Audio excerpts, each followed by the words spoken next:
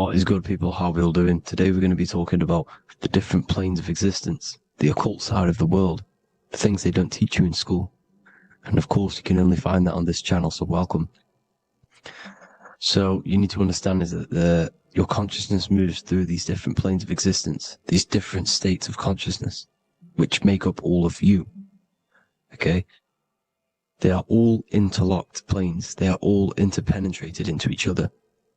They are all one. They melt into the plane above and below. You see, each plane is a product of each plane. As above, so below. Now, the higher you go, the more fluid, the more dreamy, the less dense it becomes. The lower you go, the more denser it becomes, the more solid it becomes. The lowest plane is the physical plane, which you are obviously aware of. You are inside of the physical plane now. But while you are in this inside of this physical plane, you are indeed inside of all these other bodies which you have not awakened yet. You have to awaken these different bodies. You have these bodies. Okay? It's like a ripple effect. And the center is the most dense, the most solid. This is Earth, heart, the heart of the ripple.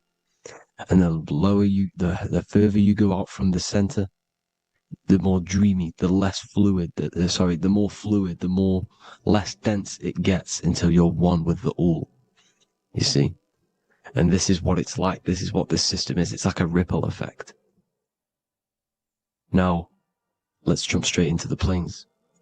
First, you have the physical plane, made out of 4 elements. Five elements. The ether is the mother of the elements. It's the womb of the elements. It's the 5th element. And it gives birth to the 4 other elements. 4 is stability. Tables have 4 legs, and this is why the ether gives birth to 4, because it's the foundation of the physical world. Fire, earth, water, air. They are not pure.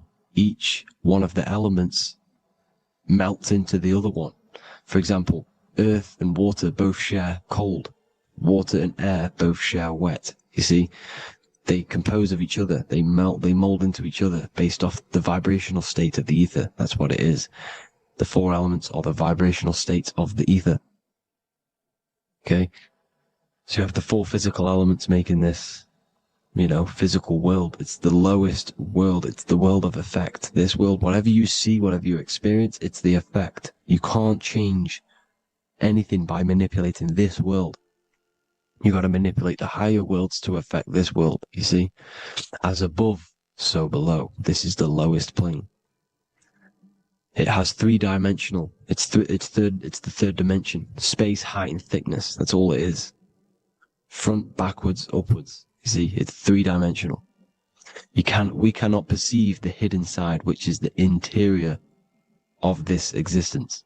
We cannot perceive the interior from our exterior view. We are looking into this world. Okay? This is the exterior view. We can't see what's inside of that. That's the 4th dimension, which is the next one. It's the most gross and dense plane. 4 states of matter, the most slowest vibrational molecules exist in this plane. Above this plane, you have the ether. Okay? The word ether and either are the same thing, because either connects 2 scenarios in languages. I either support Manchester United or Liverpool. Either is connecting them 2 scenarios. The ether is doing the exact same, as you can see here on the planes of existence. It connects the astral world, which is very important, to the physical world. It's connecting these 2 worlds. So it's the ether. It's the ether.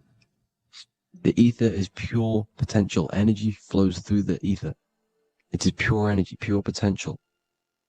Okay? The physical body is an exact copy of the etheric counterpart body. So every physical object has an etheric energy double. It's like a blueprint of that object. Every single object has an energy double, and that's the etheric double. Okay? The etheric body determines the shape of our physical body through its lines of force. All through life, it rebuilds and restores the physical body. Physical problems show up first in the etheric body, because as above, so below. You manipulate the higher planes, it will manipulate this plane. And this is why sorcery works. contact with astral plane entities. We'll get into that a bit later. So the reason why we can't see this plane, this energy world, which is all around us, which we are inside of right now as we speak, is that the molecules that compose it are further apart than those of the physical plane, making it invisible to the two eyes. That we can't perceive it. Our eyes cannot physically suck in that sort of information, and our brain cannot decode it. This is why, they brainwash us with all these programs to keep us asleep, to keep these other bodies we have asleep, so we don't find out about these other bodies, and is to make you believe that everything's just a material. Only the material world exists.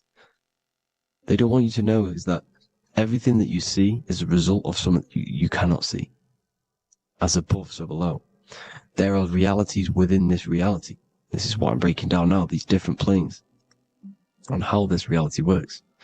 So your etheric double is your energy body. You can see here the physical, etheric, astral. Astral is your spirit. The ether is a part of the physical plane. It's like just above the physical plane, but it's still part. But then the astral plane is completely separate. It's another plane, but they're all interlocked. Don't think they're apart. They're all interlocked. They're all one. They all melt into each other. The chakras that we have are inside of our etheric body. They are our sense of organs which tune us to the fourth dimension. These 7 chakras connect us to the astral world, the fourth dimension. Okay? They are points for the flow of energy from the universe / 7 planets, because the 7 chakras are your 7 planets, and the 7 planets are connected to the astral world. They are feeding these 7 centers in our body. They connect us to the universe, to our etheric counterpart, and then to us, supplying the physical body. Because the energy comes from above. As above, so below. These 7 centers, these 7 etheric chakras, are being supplied with energy from the universe, the 7 planets, the solar system. Then it supplies the physical body. You see?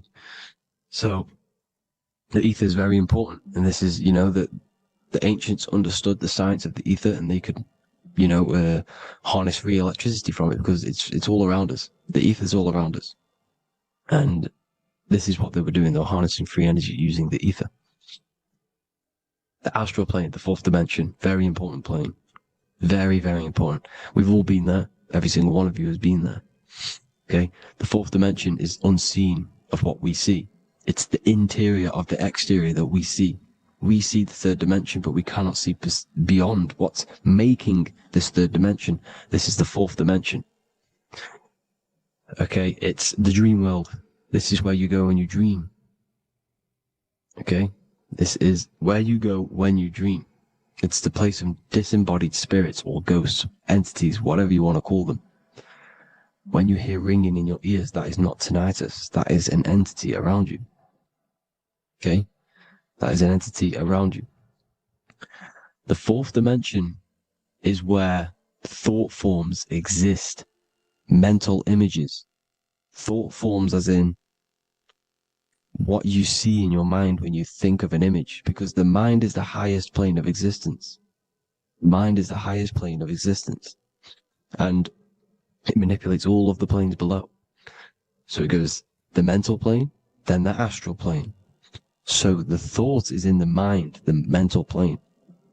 That just the thought alone, no image, but then the form depiction, the thought form exists. It manifests in the astral plane as a sort of image, an entity, a living conscious being. So this is why thoughts are things. You see, thought forms exist within the fourth dimension. So when you imagine something, when you are, for example, right now, look into your hand and imagine there's an apple in your hand. If you can see that, you are seeing into this fourth dimension.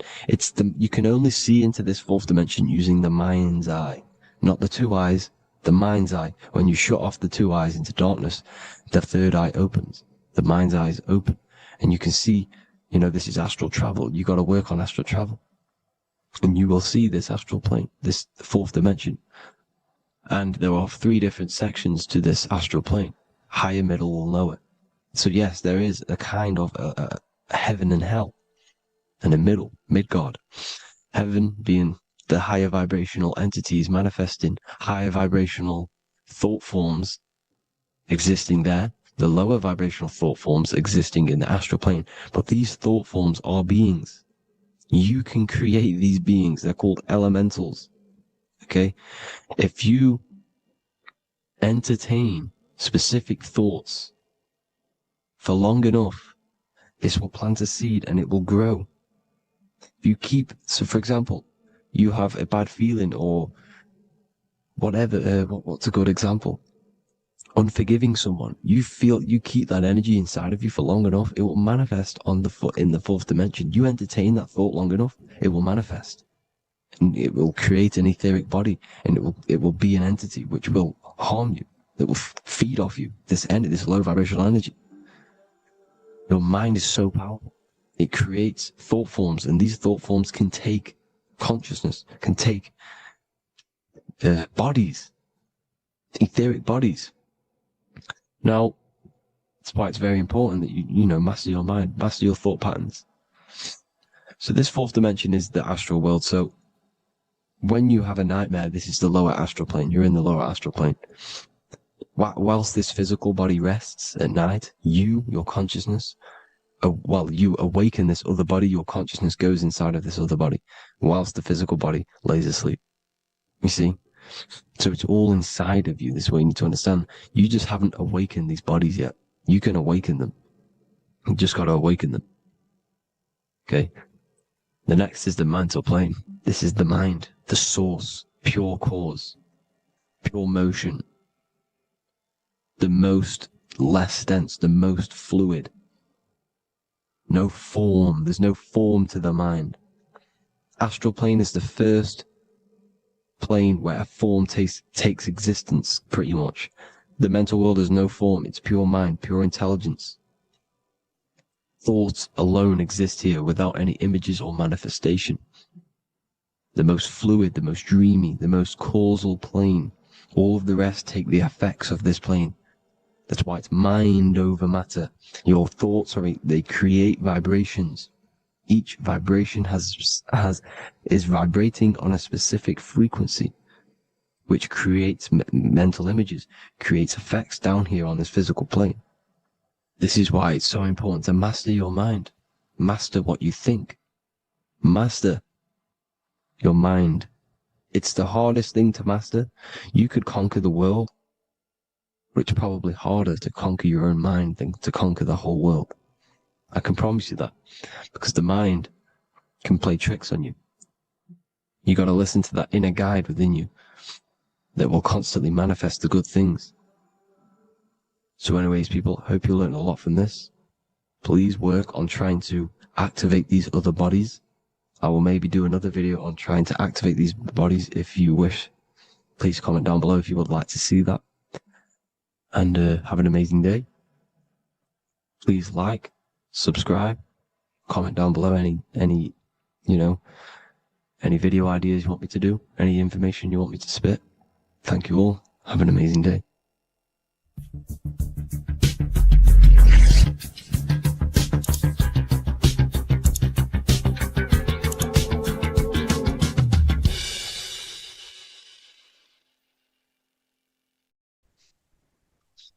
Matthew 21:1, Jesus went into the temple of God.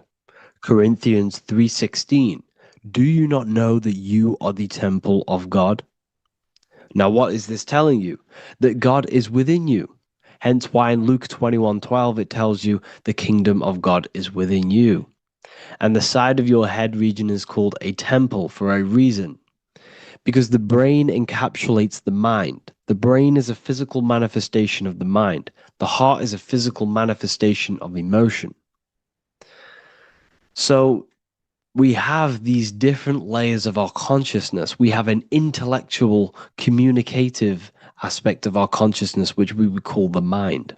We have an emotional aspect of our consciousness, which is the heart. And to communicate with the divine, it's all to do with the mind. Hence why the ancients always symbolize the mind. the mind being God. This is why Michelangelo always placed God inside of the brain on top of Sistine Chapel in the middle of the Vatican. He understood that God is in the brain. God is within you, not outside of you.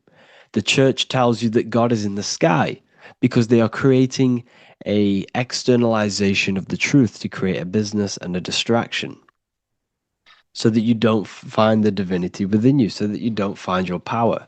Now you have Adam, the physical man, the physical body, the ego, the lower self. And he is resting. He's not trying to reach to God, but God is reaching because the higher consciousness within you is always trying to communicate with you. It's always trying to wake you up to your divinity. But the lower mind, the lower self, Adam, the physical self, is always in ignorance of truth, always in ignorance, and stays in a materialistic way of thinking, which is the lower animal self. And this is what we call a sleep or an NPC. This is the lower mind of man. But all you have to do is to move your finger to touch God. You have to look within yourself, within the brain, meditate, and you can find God. This is why in the Bible we see many references to the human body and anatomy to truly connect with God. Kings 6:8, the door to the middle chamber was in the right side of the house, which is the right hemisphere of the brain. The middle chamber is the pineal gland, where the seat of your consciousness is, but the seat of your higher consciousness is, the mind. And they went up the winding stairs, which is your spinal column, into the middle chamber, and out of the middle chamber into the third. So they went up the winding stairs. This represents raising your consciousness up the winding stairs. Your spinal column acts as a stairway of consciousness. Depending on what sort of consciousness you are operating in, depends on what part of the spinal column you are using. Because the spinal column ascends and descends consciousness. What do I mean? If you are in a reproductive way of thinking and you're always thinking about sex, you're jerking off all the time and you're always eating, all of your brain's power and your mind's power is being descended into the lower aspects of the spinal column, which represents hell, the physical state of man, Adam, the ignorant state. We're basically living off low-level pleasures like an animal. And the stairway to heaven is your spinal column. They went up the winding stairs into the middle chamber, which is your mind, your pineal gland, and out of the middle into the third stage of consciousness, physical, etheric, astral. When you meditate and you start to raise your consciousness during meditation, you enter the astral plane when you turn off thought. But this is the middle chamber inside of the brain. Here we see another painting inside of Sistine's Chapel of God inside of the brain. This is the brainstem. This is the brain. This is the frontal lobe. This is the back lobe. This is the back lobe. This is the cerebellum. Here's the reptilian brainstem. Here's the claustrum. This is what we are seeing here. Anatomy. Here is another one in Sistine's Chapel in the middle of the Vatican. This is depicting the brainstem. God's neck looks exactly like the brainstem. Here we see a real brain compared to God's neck, because the neck is just below the brainstem. And this is what they are symbolizing, because they knew that God is within you. God is a part of the human body. God is inside of the body, because the body is a vessel for consciousness, for universal consciousness. Inside of you, inside of me, is the same spark of consciousness. And this same consciousness is spread out into every living essence, because everything comes from the one source, the one God, the one consciousness. Matthew 6:22, 23. The light of the body is the eye. If therefore thine eye be single, thy whole body shall be full of light. practicing the single eye. What is this? This is meditation. This is entering within yourself. So the Bible's telling you to practice the single eye. But if thine eye be evil, thy whole body shall be full of darkness. What does this mean? If your consciousness is in an evil way of thinking, if your mind is filled with an evil, negative mind space, then your body shall be filled with darkness, with evil, with negativity. Because negative thoughts destruct the body. Positive thoughts heal and regenerate the body. So he tells you to be, the light of the body is the eye, your consciousness, the inner eye of consciousness, the eye that lets you see. And what do I mean? You look with your two physical eyes, but you see with the inner eye. What you see is perception. You look with the two eyes, and what you see is perception. You are seeing, you are understanding, and that's what consciousness, the mind, gives you. Consciousness, or the mind, is the force that allows you to be a human being, that allows you to understand things and interact with things and make decisions. It's an infinite intelligence. See, the mind is not the brain. This is a big confusion with people. Hence why the eye on top of the pyramid is separate from the bottom half of the pyramid, because the consciousness is separate from the body, the eye, the all-seeing eye. It represents the observer, the eye that sees into this body, into this world, into this. You are the perceiver. You are the invisible spirit within the body. Theologians 4:17. After that, we are still alive, and our left will be caught up together with them in the clouds to meet the Lord in the air. You don't meet the Lord in the physical air. Okay? This symbolism of the ancient Christian artwork is showing you this is symbolic. These things never happened. There's no man in the sky. Moses didn't go on a mountain to meet with God. The air represents the mind. This is why you say you're an airhead when someone's very stupid. Earth is your body. Water is your emotions. Fire is your spirit. Air is your mind, the invisible mind. So Anton Mengs, an ancient Christian art worker, is showing you anatomy of God in the clouds. But this is anatomy of the human body, raising yourself to the mind and turning the mind inwards on itself during meditation. And that's how you meet the Lord in the air. You meet the Lord in an elevated state of consciousness. The air represents an elevated state of consciousness because the air is up. You have to raise your consciousness to meet the Lord in the air. This is why Moses went on a mountain to meet with God. The mountain represents elevation of consciousness, raising the mind up the spinal column, taking all of the mind's attention away from the reproduction and the physical aspects of self and raising it to the brain and turning off the brain and going inward into the air. It's talking about raising consciousness.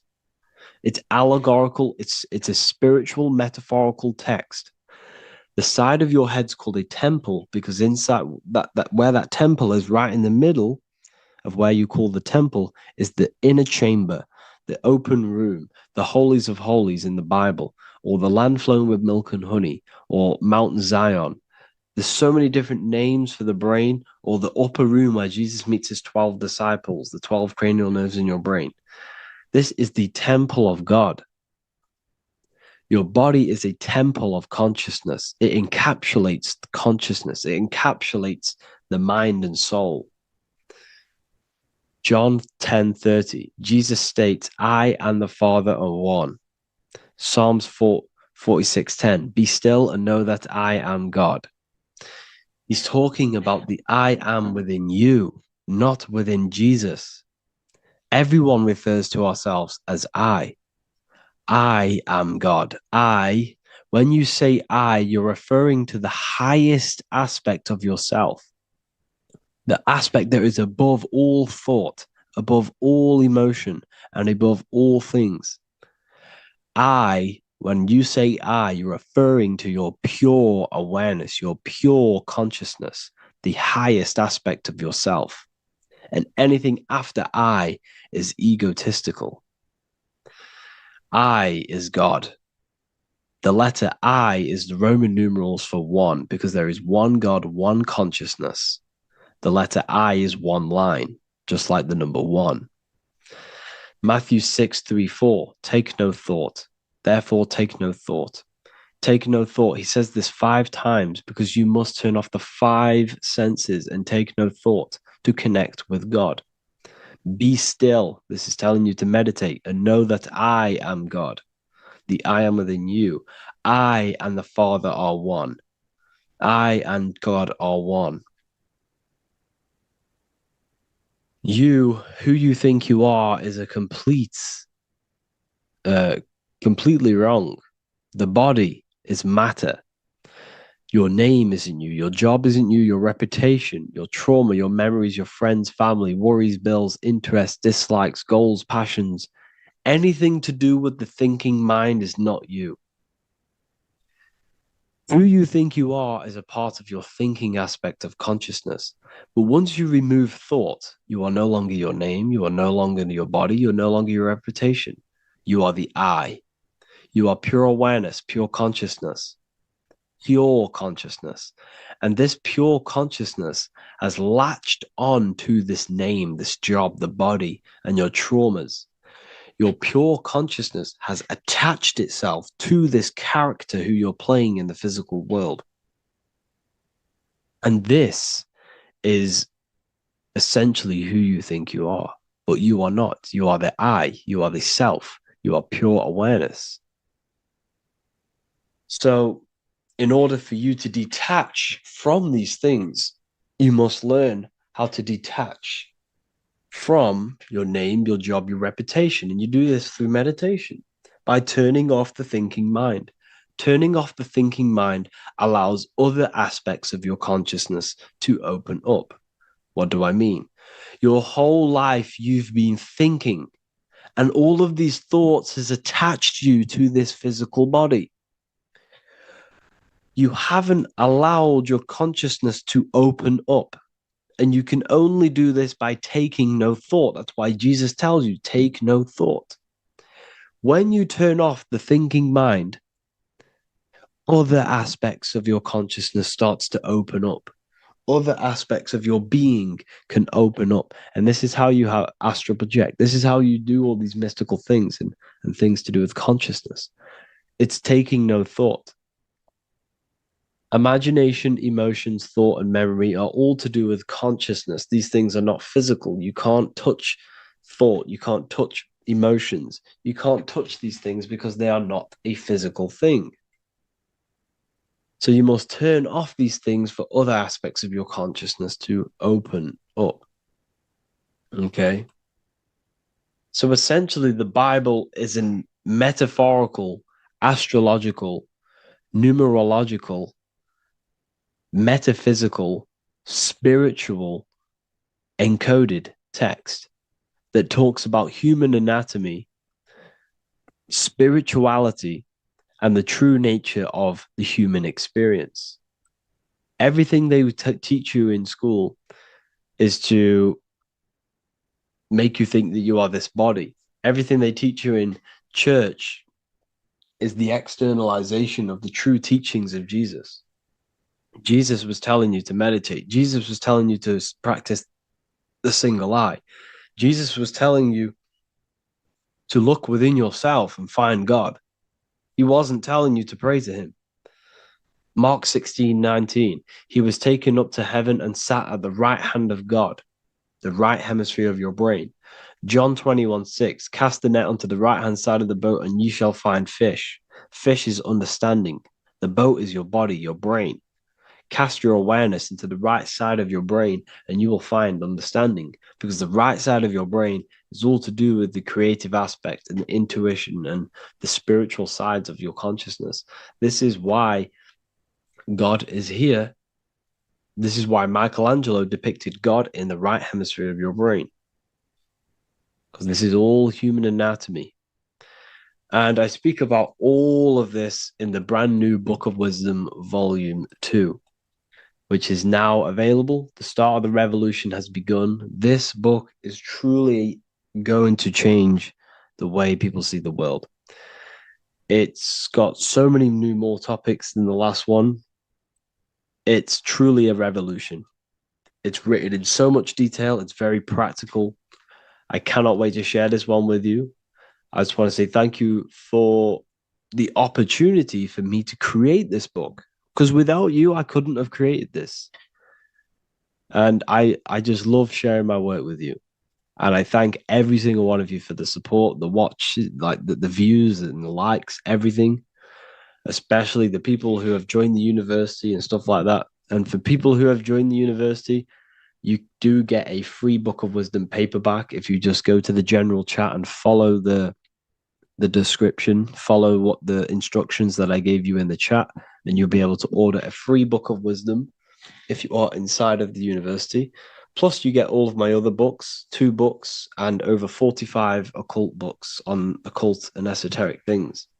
You get lectures, live calls, a community, a manifestation mastery course, and a whole library and reoccurring updates every month, every week.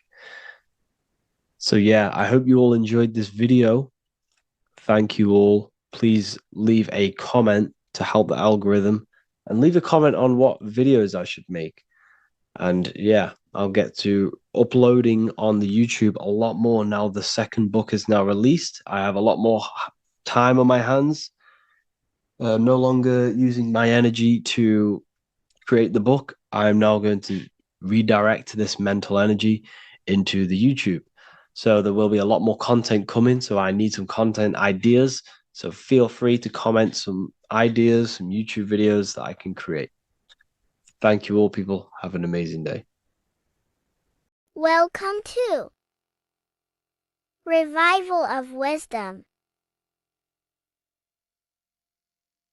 Today we're going to be breaking down Saturn worship and how the occult are linked in with Saturn. Okay, so first of all, let's start with the celebrities. All these celebrities are doing 666. Okay, covering the one eye, which also symbolizes the all-seeing eye, which is another occult symbol. But we're focusing on the 666, the 6 with the 3 fingers. Also, we have CERN with the 666 within their logo.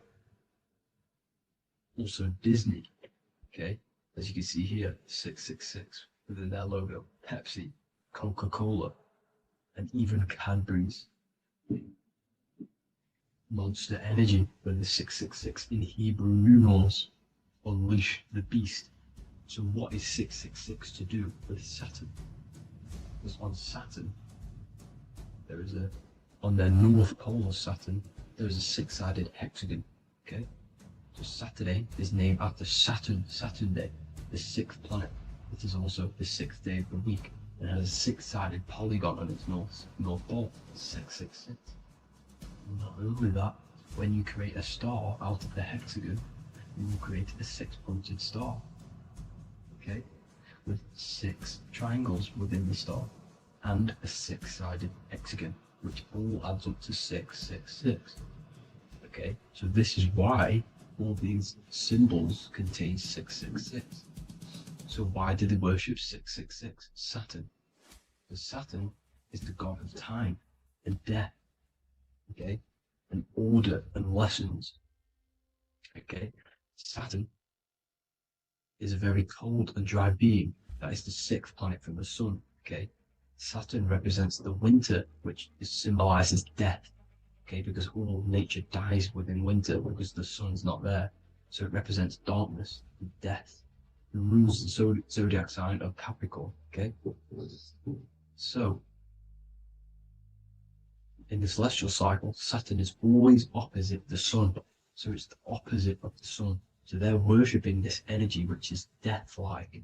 Okay, this god which is death and does not bring life. Okay, also is the god of time. Okay, also in the Roman and in Greek it's called Chronos. Okay, which is just a translation for time.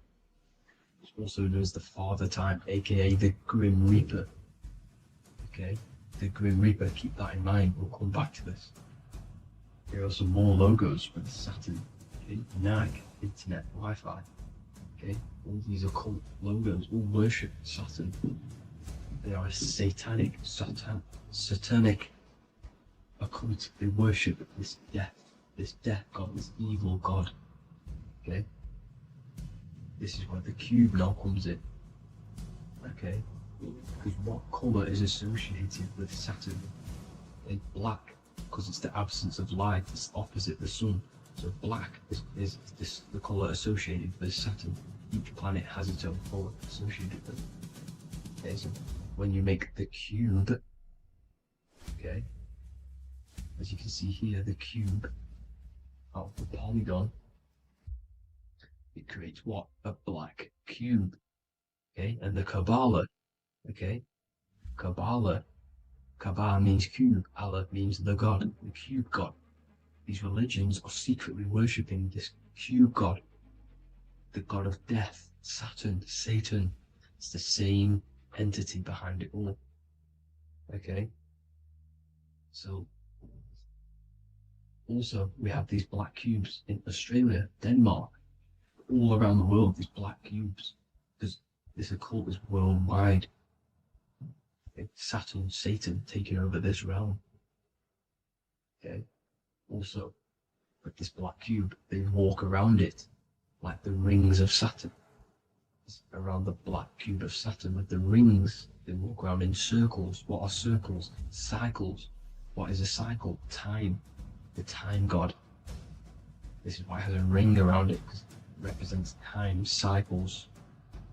Okay, and this is another depiction, Saturn, always depicted with this Reaper staff. Okay, keep in mind this staff, just like we associated with aka the Grim Reaper. The Grim Reaper also wears a black robe, representing Saturn with the same staff. Can you see it? This is where it comes in. Okay, it's the same thing, look, the same staff with the black robe, black representing Saturn, the god of death. Okay, the Grim Reaper, Satan. Okay, also when you graduate from university, what do? You wear a cube on your head, a black cube with a black robe. This is Saturn worship. See, this is how Saturn, Satan, has tricked the world into worshipping him, not God, the sun, which represents God. So what is a corona? Because a corona is a crown, a circle, okay? A set of concentric circles of light seen around a luminous body. So Saturn, so this is why they used to worship Saturn by wearing crowns in ancient days, and we still do to this day. The king or queen has a crown, a corona. Also, corona, the drink, corona adds up to 666, just like Saturn is 666. But like you see in the corona, you see the staff. You see this staff, just like the staff of Saturn, the Saturn god, like the Grim Reaper, with the black robe and the staff, just like the Saturn god. What is the Grim Reaper? It's a killer, it represents death, just like Saturn, the god of death and time. So all these occults and secret societies all worship the 666 god, which is Saturn, Satan. All of our energy is being put into Saturn. Okay, and Saturn, Satan, is harnessing all of this energy. So gradually, this is what the mark of the beast is. Like it says in the Bible, the mark of the beast, or the name of the beast. Here is wisdom, let it know that you have to understand and count the number of the beast, for it is 6. It is the number 6 of a man, and is 600 Three score and six, 666. So this is what the mark of the beast is.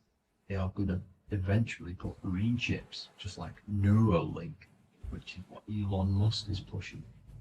Okay, so this chip is the mark of the beast, and it's going to be implanted to our hands or brains.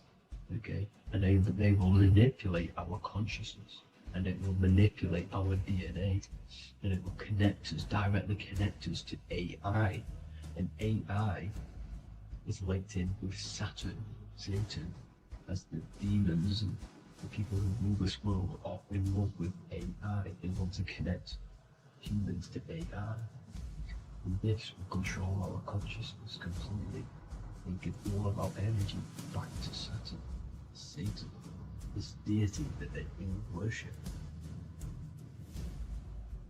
Just like when you get married, you wear a wedding ring, the rings of Saturn, over the finger, which represents the sun.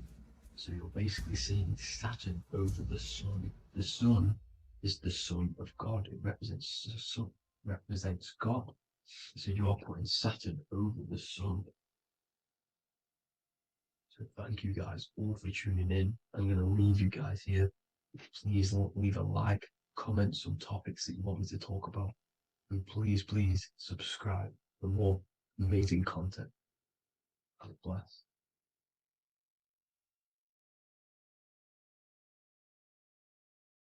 In this video, we're going to be talking about the evolution of consciousness. You are born human, however, you possess consciousness, which is the awareness behind your being, the awareness behind your thoughts, the experiencer behind your five senses, the experiencer, the observer behind your thought, emotions, and senses. You are an eye, an invisible consciousness looking through a lens, which is your body. Your body produces this physical world that you experience. Your brain produces this world. Your brain and body is a technological computer. However, you are an infinite, ever-expanding consciousness behind this physical body. And there is an evolution of consciousness, a cosmic journey of expansion. And this is why we see so much pyramid symbolism in the occult and esoteric world, and especially within Freemasonry. Because the pyramid represents climbing, an evolution, a raising state of consciousness, a journey. Steps symbolize a journey upwards. This is the raising and the evolution of consciousness, our inner world. The transmutation of our inner selves, of our souls and consciousness and our minds. So when we see this pyramid, we're seeing a evolution, a way up to source consciousness. And the eye in the pyramid represents your source consciousness. It represents illumination. It represents divine guidance through this evolution of consciousness. This is why we see the ladder. Consciousness is ever expanding on an infinite journey of evolution. Each individual is a part of this cosmic process, contributing towards the ongoing expansion of both mind and awareness. As we evolve, we collectively explore deeper levels of existence, expanding the boundaries of thought and consciousness. The mind has the ability to expand infinitely into new realms of thought, into new dimensions of mind. The mind cannot be filled up. It is not a physical substance. The body can be filled up because it is a physical thing, but you cannot fill the mind.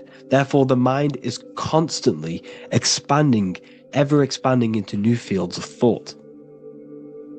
So what we see in Freemasonry, the ladder, is again a journey, an elevation of consciousness.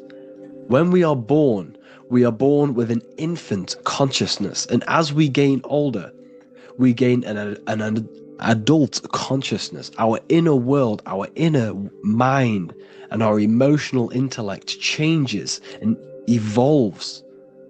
We are significantly different from when we were very young as an infant. It's because our consciousness evolutes, it changes. It alters like water. So just like this evolution of your own consciousness as growing up, there is consciousness of beings existing in cycles beyond our own. And their consciousness is unimaginably different from ours. They operate on a higher level of understanding and knowing, experiencing reality in ways that transcend our current comprehension. Our minds right now cannot comprehend the highest states of consciousness. There are entities, there are beings beyond our own, existing in higher dimensions of consciousness that we cannot comprehend because they have expanded. They are on a further way up the ladder of consciousness. However, we are all on the same journey. None of us can take the same journey. There is one ultimate goal, reaching source consciousness. However, this is always ever expanding. However, we are all on a different journey. There is one truth, one source, one goal. However, there are billions in different ways of reaching it, and we are all on these different paths to source consciousness, to this ladder, this evolution of universal evolution. Okay? Their awareness is attuned to new dimensions of existence, reflecting a more advanced stage in the cosmic journey of consciousness evolution. So when you take DMT, you are shot into these higher realms of consciousness where you meet these beings who look similar to these images. They are not speaking to you physically.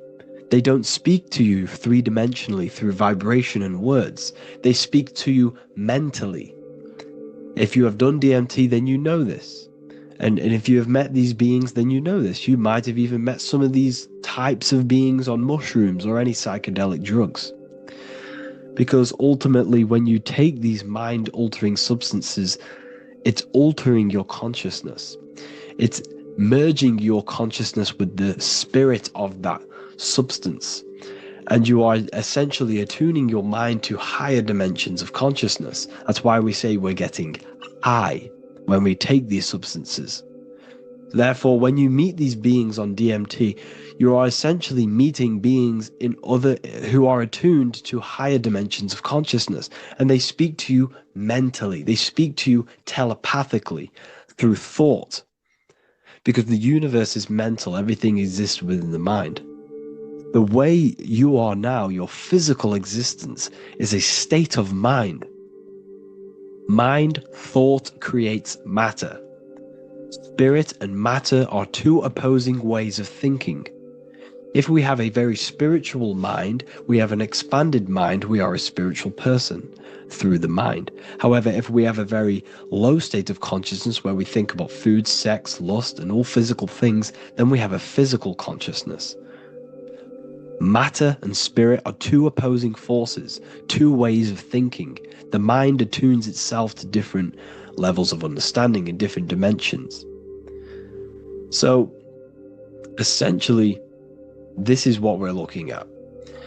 The body is a vessel for the fluidic, formless consciousness, a temple that houses the essence of our awareness.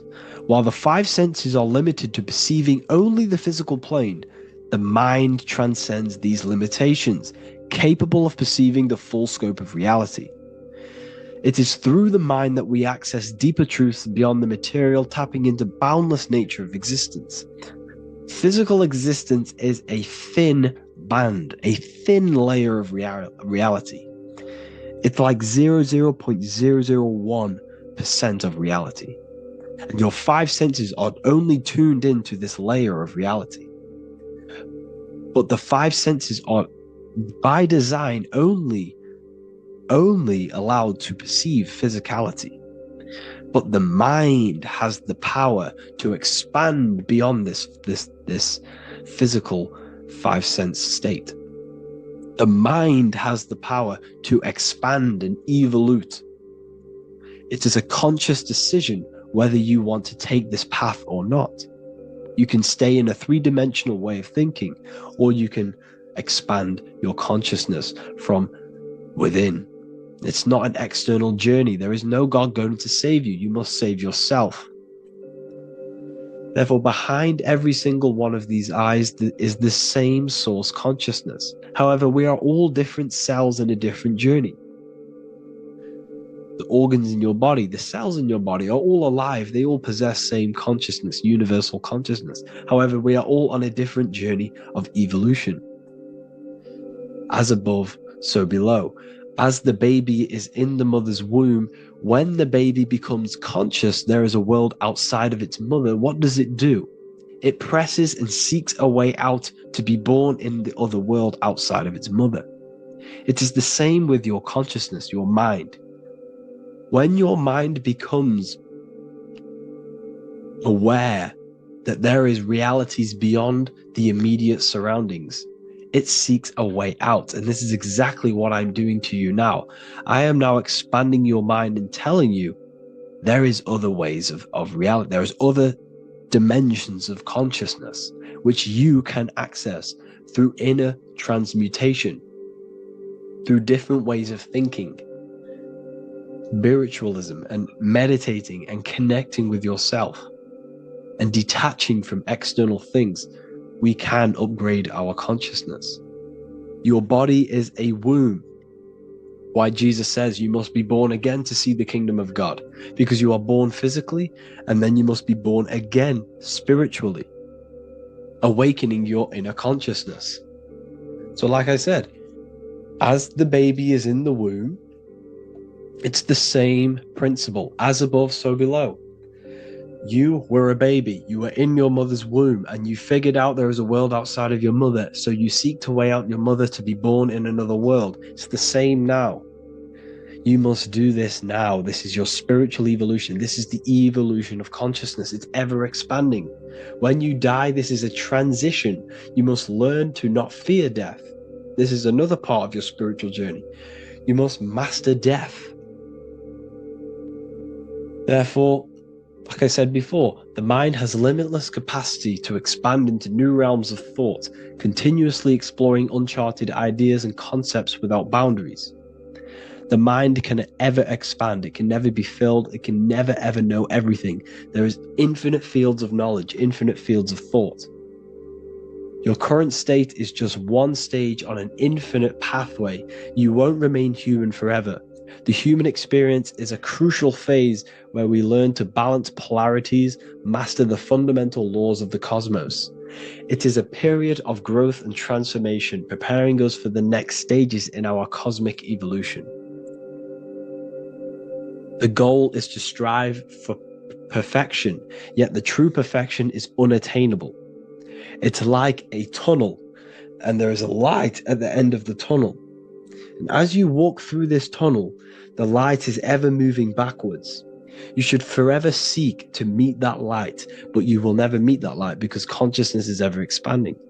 You should strive for perfection, yet knowing that perfection is forever unattainable.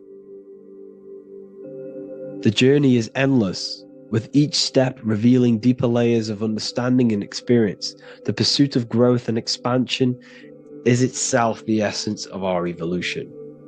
You can find all of this knowledge in the amazing book that I have read for years. I have read this book, The Emerald Tablets of Thoth, the Atlantean, by M. Dorial, translated by M. Dorial. I'm telling you now, this book, now that I've told you this, you have some context on the book. The whole book is about evolution of consciousness. He's talking about higher dimensions beings. He's talking about how you can transcend this physical plane. It is truly the most amazing book you will probably read. One of the best spiritual texts you'll see. It's hard to understand, so you must read it over and over again. And the more your mind progresses, like for me, I read this every couple months. And the more I learn about consciousness, the more I expand my own consciousness. And every time I read this book, I pick out something new that just completely blows my mind. Because you can only understand this book to your level of consciousness, to your level of understanding. So now that I've told you all this information, go and read this book and it will absolutely blow your mind. And so will the Book of Wisdom Volume 2, which is now available. I released it the other day. I'm just going to read a page out now. This page is called Spirit and Matter. The Earth is not merely a dense, lifeless rock drifting through space. It possesses spirit, a living essence that animates its form.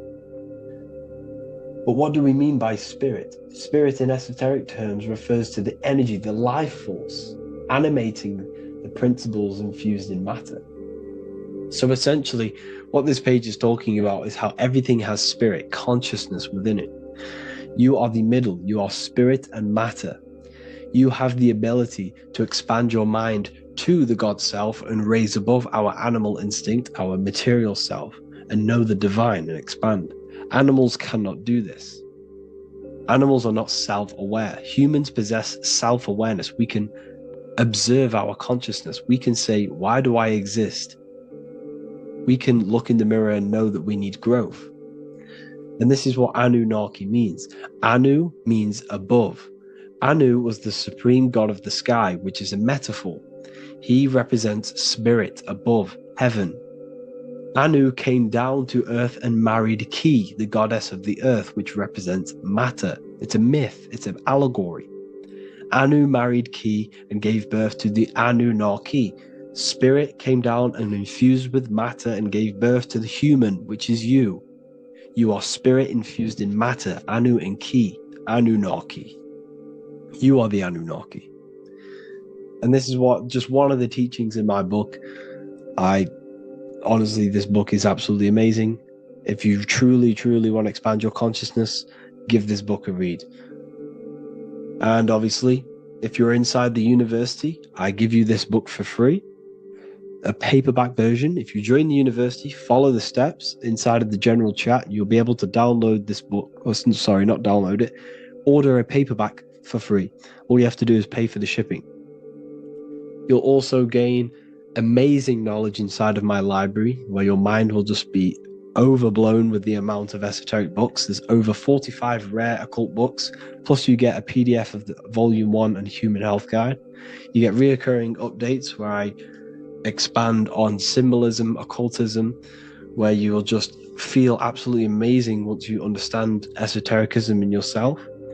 You'll also learn how to create the dream reality that you want with the Manifestation Mastery course, where I teach you how your consciousness creates reality.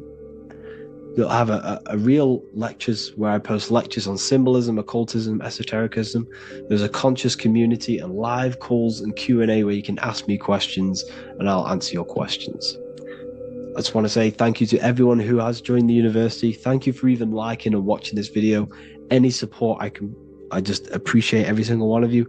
Please, if you can, leave a comment and a like on this video and let me know any videos you want me to make in the future. And I will start uploading a lot more to the YouTube. So yeah, thank you all for tuning in today. Have an amazing day. Welcome to Revival of Wisdom. Welcome people. We're back with another video. And this video is about Freemasonry and the connection to the Illuminati. Please, as always, to make sure to hit that like and the subscribe button and turn on the notifications to never miss a video. On May the 1st, 1776, the founder of the Illuminati, Adam Weishaupt, founded this secret organization, and this date can be found in Roman numerals underneath the all-seeing eye pyramid on the $1 bill. This $1 bill also says Anu Coptus Novus Ordo Secularum. This is Latin for announcing the birth of the New World Order. This New World Order will be headed by Lucifer, the all-seeing eye, and followed by the 13 layers of bricks for the 13 elite bloodlines. So your Orsini's, Rockefellers, Rothschilds, Soroses, and the other 9 elite families. So when Adam Weishaupt created the Illuminati, he made it consisting of high-level degree Masons, French and Latin philosophers, and many more powerful people to all become one society. So this is why you see Masons using the same symbol of the all-seeing eye inside the pyramid. But not all Freemasons are part of this Illuminati secret society. As the 33rd degree Freemason Manly P. Hall said in his book The Secret Teachings of All Ages, Freemasonry is a fraternity within a fraternity, an outer organization concealing an inner brotherhood of the elect. So what he's saying here is that Freemasons have to go up the degrees of Freemasonry, and once they hit the top, they either get elected or not into these secret societies like the Illuminati, Skull and Bones, and Knights Templar. So when you see celebrities doing this one-eye symbolism, either covering one eye, doing the triangle, or doing 666 over one eye, this is showing and reflecting the symbolism of Freemasonry. They have taken the oath to never speak on anything they learn about Freemasonry. Duncan's Ritual of Freemasonry book states the oath they have to take. Quote, I ... of my own free will and accord, that I will hail, ever conceal, or never reveal any of the secrets, arts, points of Master Mason's degree to any person whomsoever. All this most solemnly, sincerely promise and swear. Now, this is what happens when they break the oath, stated in this book, quote, myself severed in two, my bowels taken from thence, and burnt to ashes. So this states that Freemasonry comes first, before any law of the land. It has the right to kill you if you break your oath. This is the hand gesture they have to do every time they enter the ritual room inside the Masonic lodge. This is the cutthroat symbol, showing you and reminding you of the oath and what will happen if you break it. Now in this book, Richardson's Monitor of Freemasonry, it states, if you break your oath, binding myself under no less penalty than to have my throat cut across, my tongue torn out by the roots, and my body buried in the rough sands of the sea. If they do not decide to kill you, this book states this by pointing him out to the world as an unworthy vagabond, by opposing his interest, by dearranging his business. In other words, they have the power to frame you and destroy your reputation to the world, and destroy your business if you break this oath. So yes, they do kill to keep this truth hidden, because this truth of this reality is what keeps them in power. They have the ability to manipulate people, because people do not know what manipulates them. This is why they call themselves the government. They govern the ment, which is the mentality, because the mind is the root cause of reality. They control what you perceive to control what you manifest. By knowing the truth, you are set free, and you no longer need no controller above you. So this is why they are willing to kill and do whatever it takes to keep the truth concealed within these high-level degrees of Masonry and these secret societies. However, going back to Manly P. Hall's book, it states, part of the symbols are displayed here to the initiate, but he is intentionally misled by false interpretations. So this is saying even Freemasons are intentionally misled and told lies to conceal the truth, to make sure the truth is hidden in the high degrees of Masonry. So that's it for this video, guys. Thank you all for tapping in. Please leave a like and a subscribe. God bless.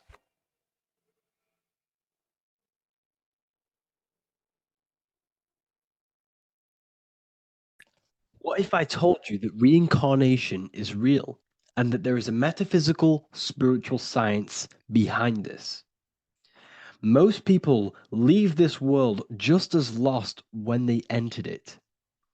That they carry their fears, attachments, and addictions with them, only to be born again, trapped in the same cycle, repeating the patterns of lifetime after lifetime. This lecture is not just about preparing for death. It's about mastering yourself before death, so you don't take them burdens with you. Because the truth is, whatever addictions, fears, and unresolved emotions you cling to in this life, you carry with you into the next. Unless you break free now. You must master yourself before death. Death is not the end, it is the great passage. But how we transition depends on our mastery of the self. This was symbolized by the Ouroboros, the snake biting its tail. Every ending is a new beginning. It's an infinite cycle of consciousness. Now, your human body is basically an antenna tapped in to a stream of consciousness. Just like a radio is tapped into a specific frequency to play that radio. Your body is basically an antenna, a crystal picking up the consciousness of God. You are on an ever-ending journey, a journey of learning and expansion of the mind into new fields of thought. This was symbolized as the Ouroboros. When you die, it is a new beginning. It's a transitioning, not an ending. Everything is eternal in this universe, as consciousness is formless and constantly transforms into new forms of life. Let's break down the word death. Death contains the word ether. Now, the ether can be found in the word heart or earth. Ether. Everything in this plane comes from the etheric plane. The etheric plane is the barrier between the physical plane and the spiritual plane, the astral plane. The astral plane is the screen that you have in your mind that allows you to imagine a red apple, for example. This is the imaginative plane where thought forms start to take form. Everything begins as a thought, then the thought form becomes an imagination, then energy, then physical. Everything in the physical plane is a shadow of thought, all objects manifested as thought. You came from the astral. You came from the stars. This is why we say reach for the stars. Or this is why you say you are a star. Cis star, miss star, fraud star, stir is star. And when you become famous, you become a superstar and you gain a star on the Hollywood floor. You are a star. The ether. The ether is the infinite energy source which all things come out of and return back to. This is the cycle of life and death, summer and winter, day and night, sleep and awake. The ether is the infinite energy source which all things come from and will return back to. Okay, sorry about that little error. The ether is the boundless source of energy from which all things emerge, to which all things return to. We can see this in the cycle of the sun. The sun does this wave of creation.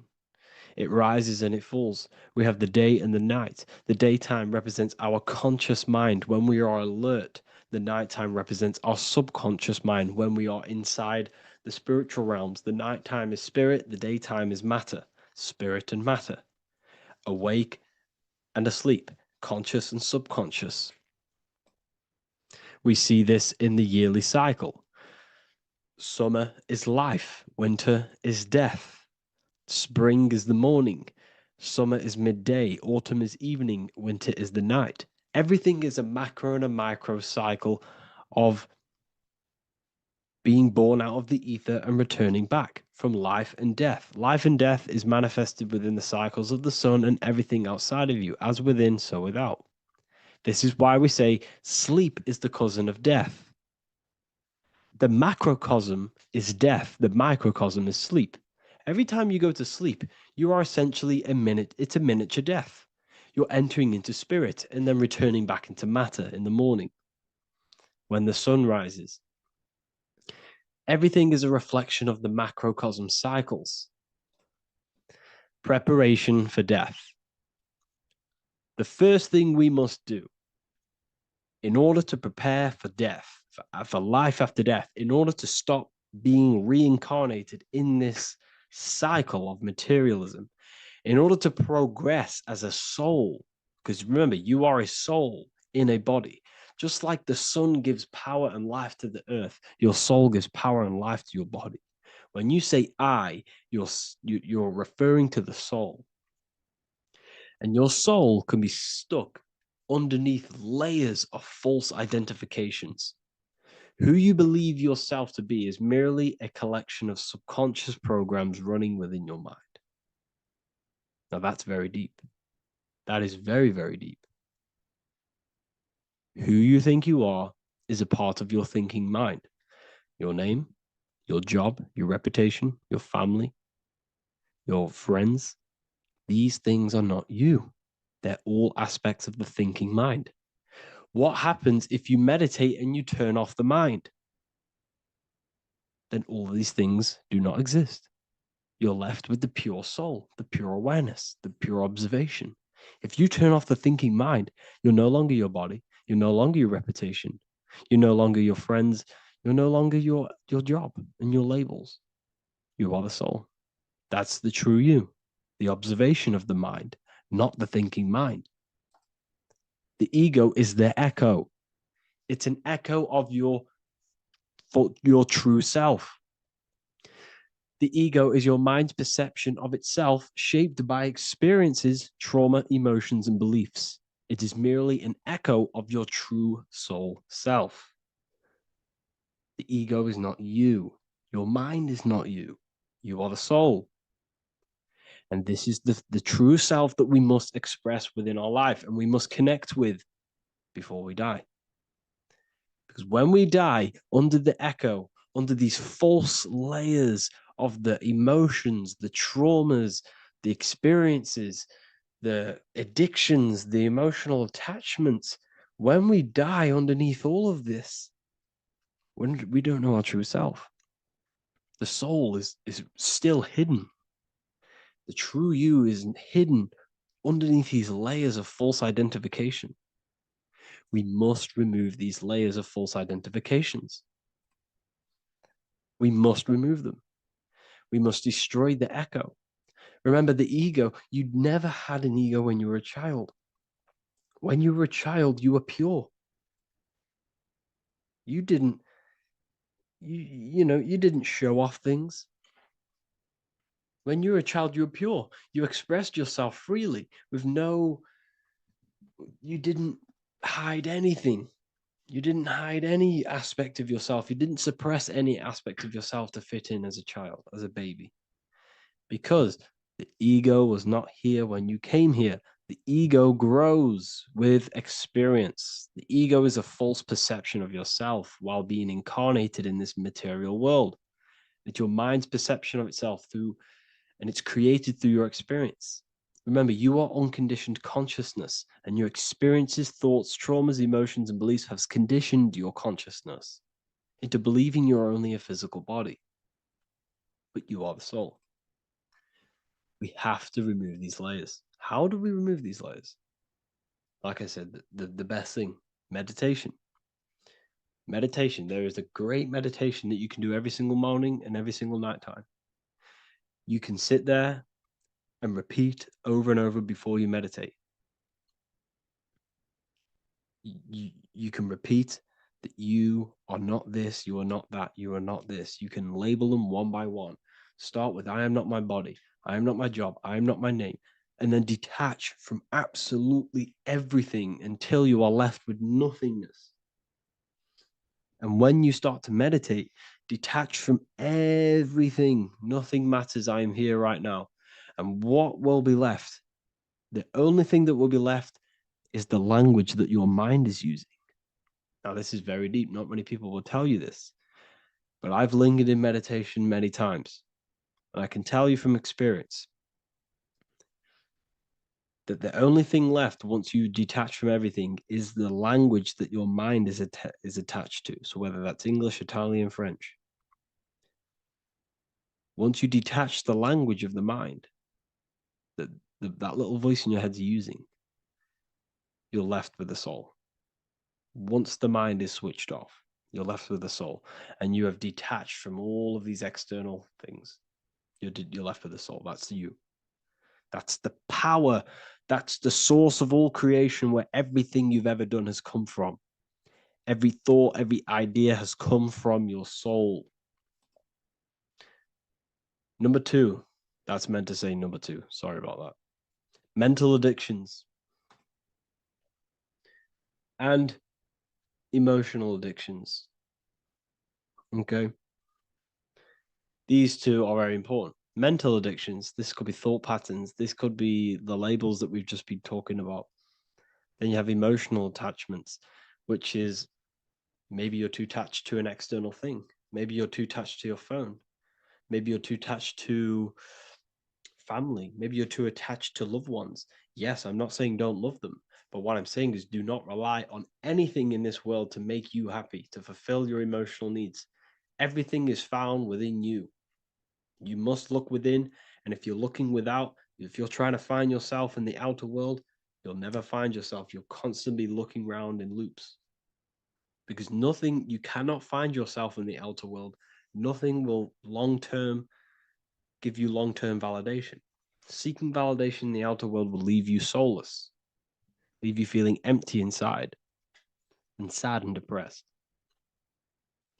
You have to find yourself within. You have to detach from everything you are relying on to give you emotional stableness. You have to detach from all. Yes, love your children. Yes, love these people, but do not rely on them. Because everything in this world is temporary. Do not conform to this world. The Bible tells you this.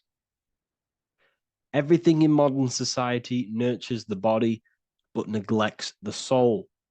They keep you addicted to as many things as possible. Smoking, you have to detach.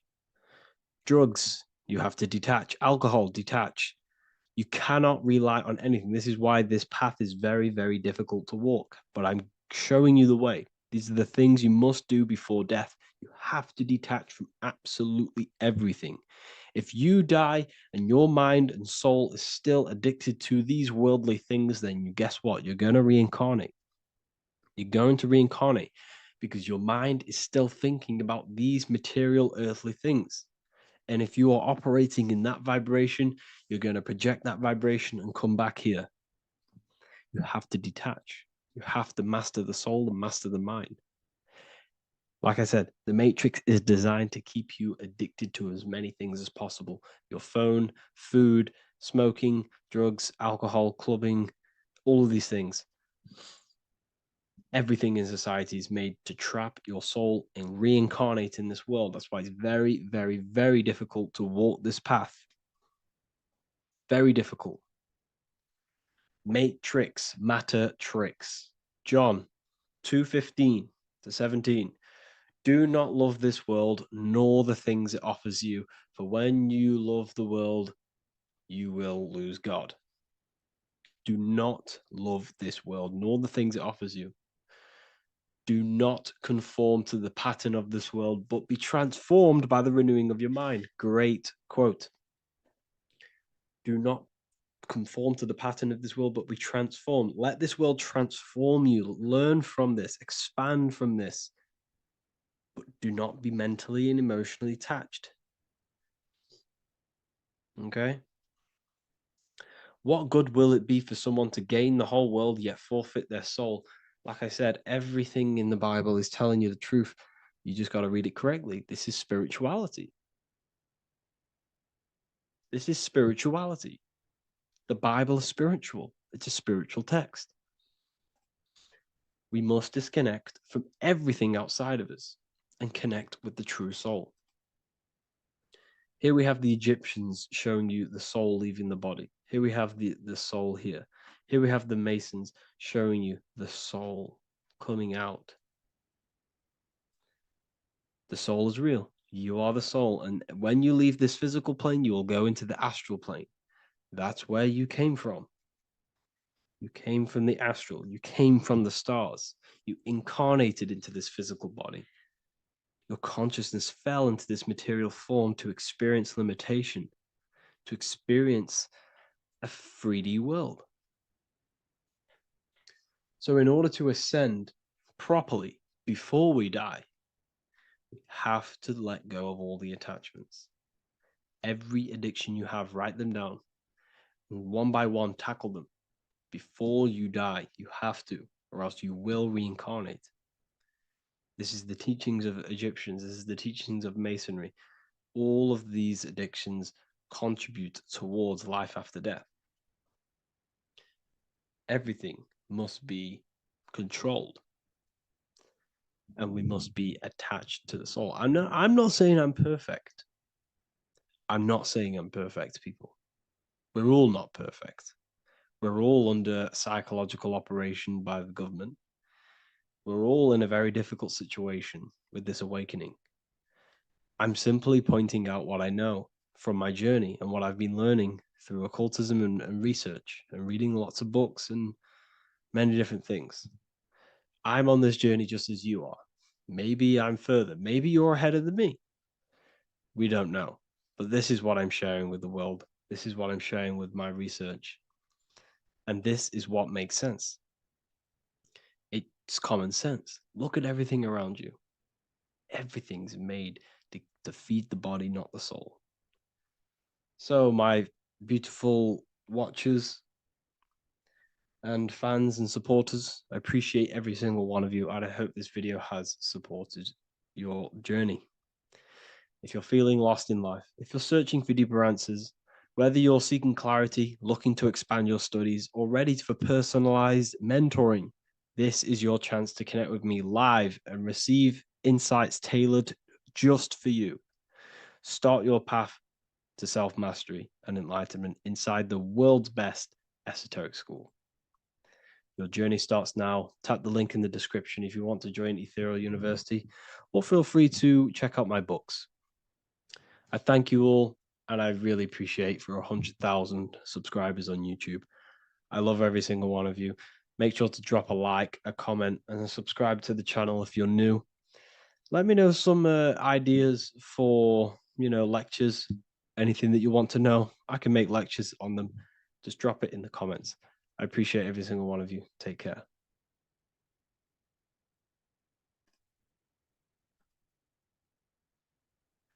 Neo is plugged in on the back of the neck, which is the reptilian brain stem. The reptilian brain is all to do with survival mode, survival state. It's always scanning the environment for safety, whether that's physically, emotionally, or mentally. It does not think. It is instant. For example, do I smack the guy or run off? If something happens to you, like a car's coming really quick to you, you do not think about this. The reptilian brain is the animal instinct that will instantly move your body on the instant reactions. Hence why it's the closest brain to the rest of the body. It has instant access to the electrical nervous system to control the body at instant reactions. Now, Neo is plugged in on the back of the neck, which is the reptilian brain. Therefore, the matrix is the body itself. It is the lowest state of consciousness. This is what it represents. The word matrix means womb. It translates to womb because your body is a womb. Your body is a vessel for universal consciousness, for God consciousness. And the body is also a womb where you can be born again outside of this body by raising your consciousness, by awakening the neocortex. This is why Neo is called Neo, because it represents the neocortex. This is the higher aspect of our brain. This is all to do with new things, higher reasoning, higher thinking, new learning. You see, the brain is a receiver for universal consciousness. Now, what do I mean? It is a radio receiver. Think of it like this. You have a radio tower which emits frequencies, and each little frequency, 00.1, 00.2, 00.3, each 00 point is a different person.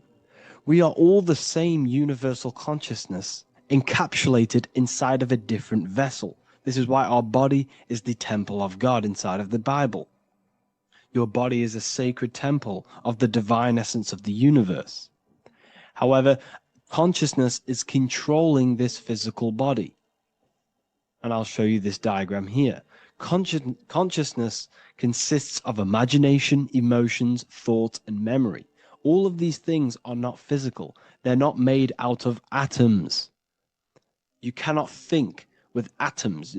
If I split open your brain while you are thinking of a cheesecake, I would not see a cheesecake. It's because these things exist metaphysically within consciousness. They are not physical. The body is physical. It's part of matter. It's part of time. You see the Leonardo da Vinci, the circle and the square. The square represents limitation, beginning and end, because when you draw a square, there is a beginning and end. It represents the body, the mortal self, the ego, the echo.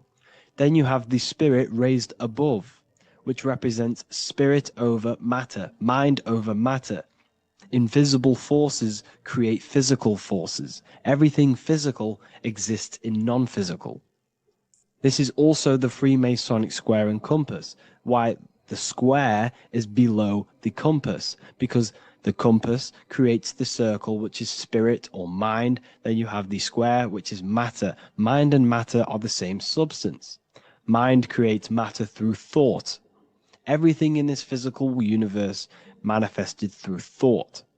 Everything began as thought. So you are spirit and matter. You have a material body and a spiritual body. And you are right in the middle. This is why humans are very, very important.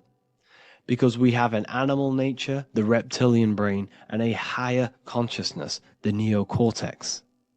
And we must awaken out of the matrix, which means womb, which is the body. And neo is waken up from the lower self, the reptilian brain, and moves into the neocortex. Because the brain is a radio receiver for consciousness. Now, what do I mean? I went over this before. Your consciousness is controlling the brain. The brain is a computer. And when our consciousness, our imagination, our emotion, our thoughts, and our memories are all contributing towards just survival things, food, safety, fear, all of these things, and our consciousness is locked into a survival state, we are using the reptilian brain. We're no longer thinking. You don't think with the brain, but the consciousness is thinking, which activates the different parts of the brain. When we think for higher reasoning, we use the neocortex. It stimulates the neocortex. When we think about survival, we're using the reptilian brain. So therefore, when Neo wakes up, he wakes up to the higher aspects of consciousness, which is only utilized by the neocortex, by learning new things, and expansion of the mind and expansions of consciousness. Okay? So the whole matrix is to keep you designed, well, the whole matrix is designed to keep you in a survival state, in the three-dimensional awareness. They want you constantly scanning for safety, scanning for food, scanning for emotional safety in relationships and other people. You see, they do not want you to think. They want you stuck in that reptile, that animal state, that beastly state that most people are in. Most people, all they do is eat, listen to music, consume, have sex, lust, desire. This is all the reptilian brain. So when we say the world's being ran by reptilians, it's symbolic. There is no physical reptilian humanoid beings controlling, manipulating human consciousness. We are all the same consciousness. However, there is a corrupted state of consciousness running this world. And this consciousness worships the physical plane. And they control the physical plane. So by doing that, they keep you stuck in a reptilian way of thinking, the animal state, to keep you stuck in the lowest state of consciousness. Now this is the god Osiris, which represents the reptilian brain. None of the Egyptian gods ever existed. They are all symbolic for the brain and anatomy of the human body. Osiris represents the reptilian brain. As you can see, this anatomy compare to the brain stem and Osiris statue found in Egypt. And we also see an ancient artwork of Osiris with green skin and two reptile crocodile alligators next to him, which also symbolizes the reptilian survival state of human consciousness and the activation of the reptilian brain. This is what it symbolizes. Now, this is what the Matrix is all talking about. It's talking about the awakening, the expansion of consciousness. The word divine is dive in because you connect with the divine by diving inward. There is no man in the sky going to save you. You must connect with the self. Know thyself. Truth comes from within. All of these things I'm telling you comes from within you. I'm just pointing it out. All of this is self-realization. A lot of people say, well, what are my sources? My sources is knowing thyself, observing thyself, using the neocortex of critically thinking, sitting down and thinking about yourself and having deep realization of yourself. You can realize that your thoughts are not of this physical world. It's quite simple. The brain does not think. The brain does not imagine. The brain does not hold memory. All of these things exist in consciousness, the one consciousness, but we are all fractal, infinite parts of. This is the eye on the triangle, consciousness being given down to the rest. This is separate. Consciousness is separate from the rest of the pyramid. The pyramid is your body. Neo is the one consciousness. This is the Egyptians symbolizing the one consciousness giving Ankh, which is life, to all the different life forms. However, you can see that the central sphere is giving a big Ankh to the humans, because humans, like I said, possess the advanced consciousness, an advanced brain that allows us to turn above our reptilian animal self. For example, we can go against our reptilian lower animal nature and turn to our godly nature. Animals cannot do that. They are stuck in instinct. They are stuck in a reptilian animal way of thinking and operating. Everything they create is to survive. We can turn against our lower nature and create for amazing things like buildings, architecture, technology. We can use our creative consciousness for anything we wish, not just survival needs. And it's the same with your spiritual journey. You can raise your consciousness beyond this animal state that they try to keep you in through fear, consumption, food, and the reptilian brain. We must awaken, start to think critically, and awaken to our divinity, because the mind, the consciousness within you has infinite potential to expand. There are infinite fields of knowledge that you can explore. The mind can never be filled. It can never ever be full of knowledge. It always expands, and that's why you are alive. That's why you are part of this universe. That's why the science always says the universe is always expanding, because the universe exists in your mind, and the mind is always expanding into new fields of thought, new fields of knowledge and information. And that is your whole sole purpose, of expansion of mind and expansion of consciousness, and the exploration of the mind of God. We are living in the mind of God. You are a thought in the mind of God.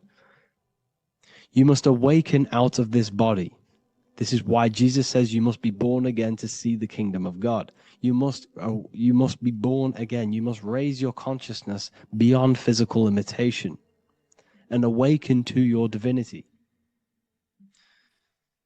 And this is pretty much it for this video. I hope you all understand this, that this is all symbolic for consciousness.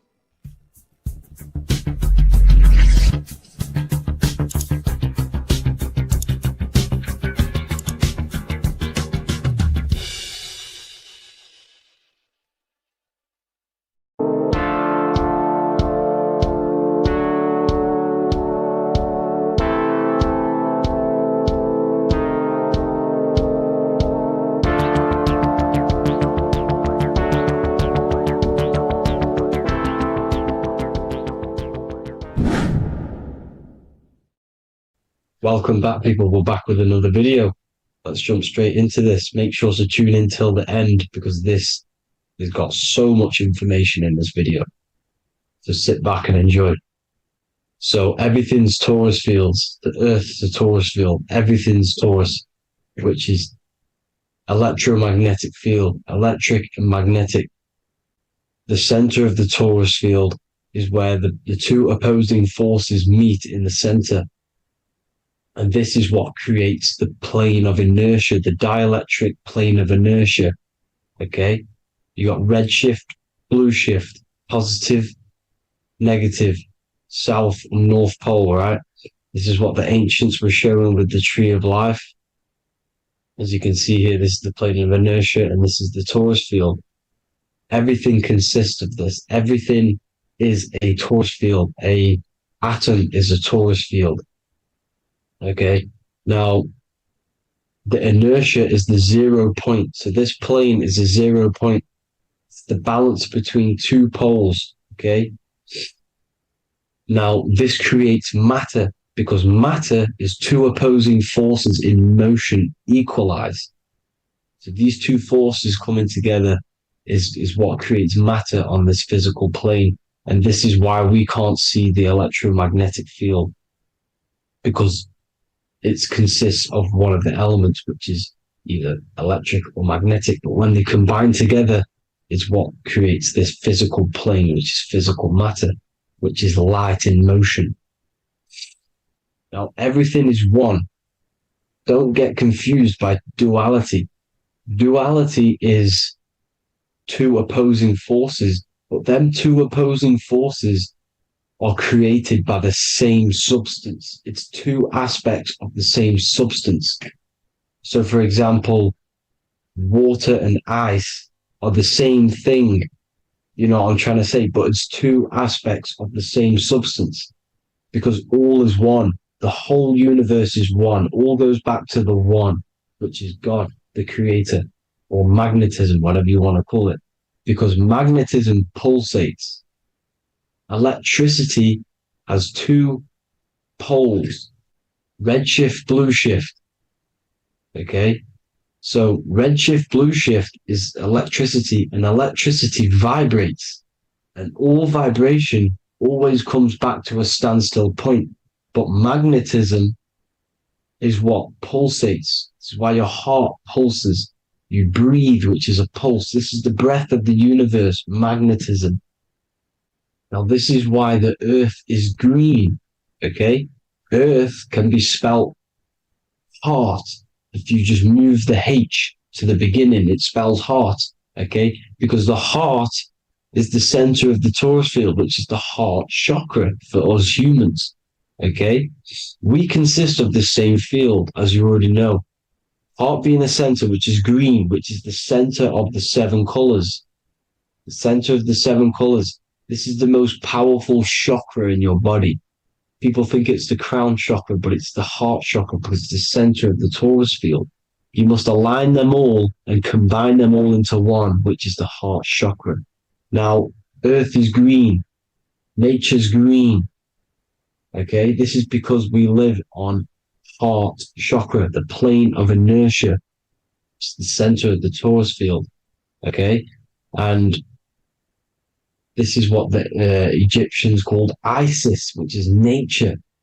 Nature is balanced, and nature is female, Mother Nature, because it looks after us with the fruit it grows with abundance, and the water.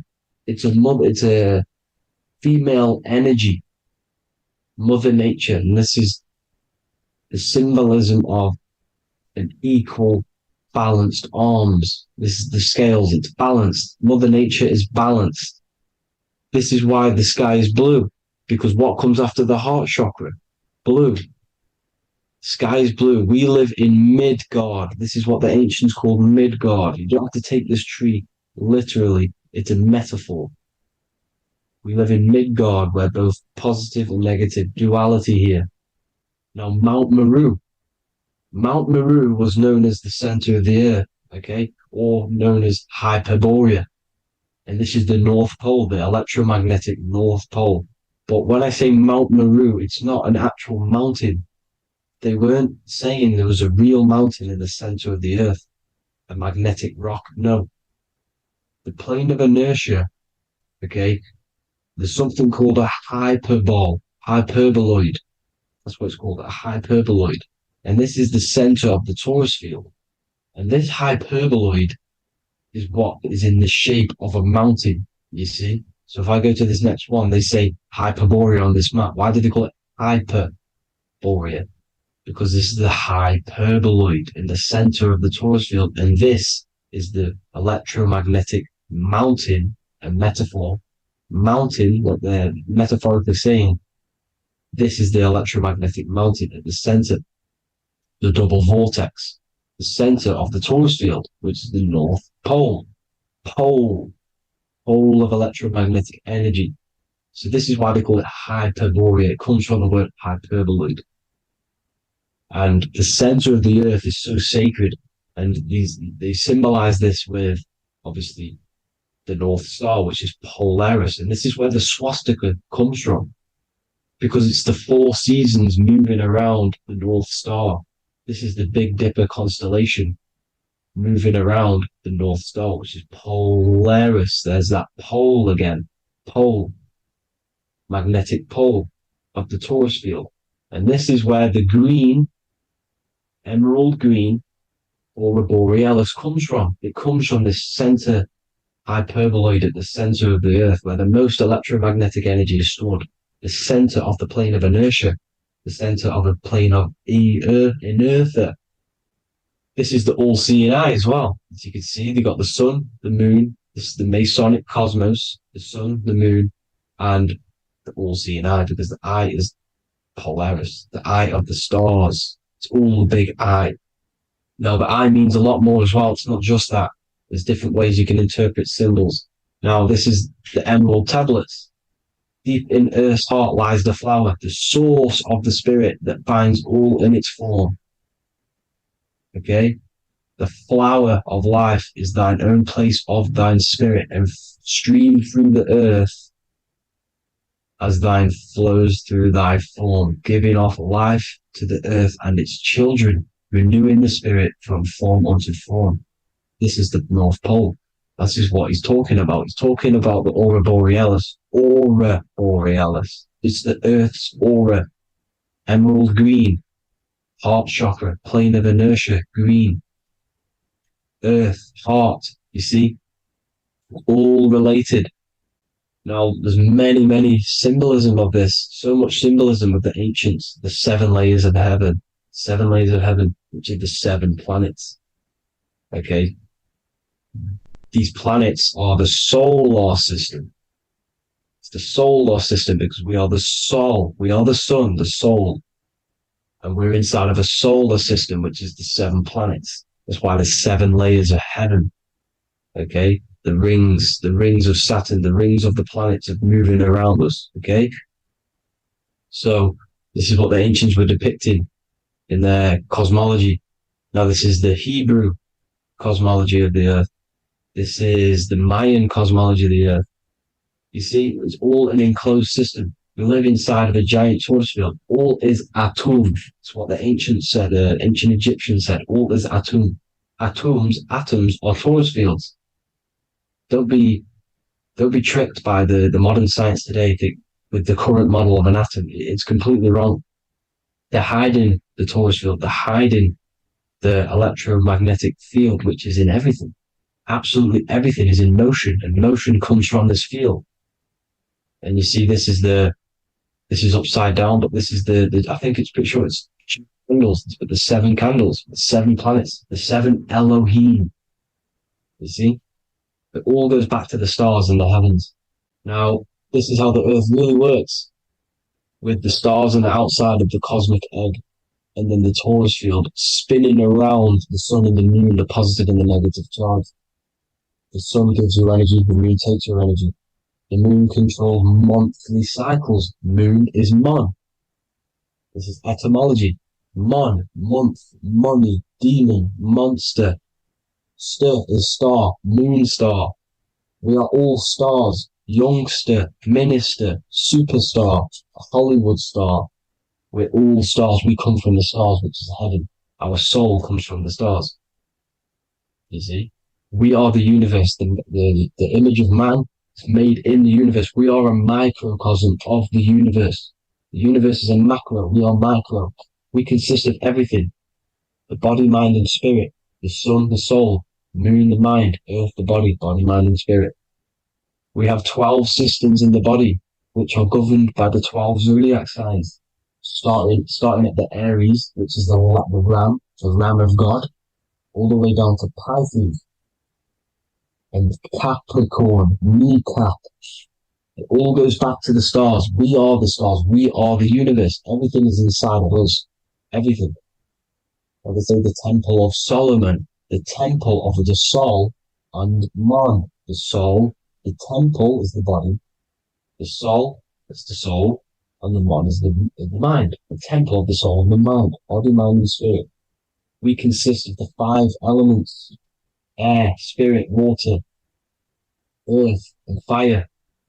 We consist of everything. We are the universe. We're made in God's image, which is the universe.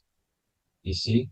Now, everything goes back to the stars. The ancients worship the stars because the stars govern everything. They govern the systems in the body. They govern your life. This is why your zodiac is so important, your sign. Each zodiac has a specific element associated with it as well. Aries, which is the first sign, the Ram of God, the Lamb of God, which is a fire sign. Fire, first. Fire, first. F-I-R, this is etymology. The cerebrum, ram, which is in the brain. Aries, the ram, controls the head, the face, and the nose upwards. So it controls the cerebrum. The Torah, which is, I'm pretty sure it's a Hebrew Bible, which is the Taurus. Tornado comes from the Taurus field. You see? Everything's inside of you. It all goes back to the Taurus field, and the Taurus field is everything. Now, like I said, 12 zodiac signs, 12 systems, 12 cranial nerves in the brain, the 12 disciples of the Bible. All symbolic.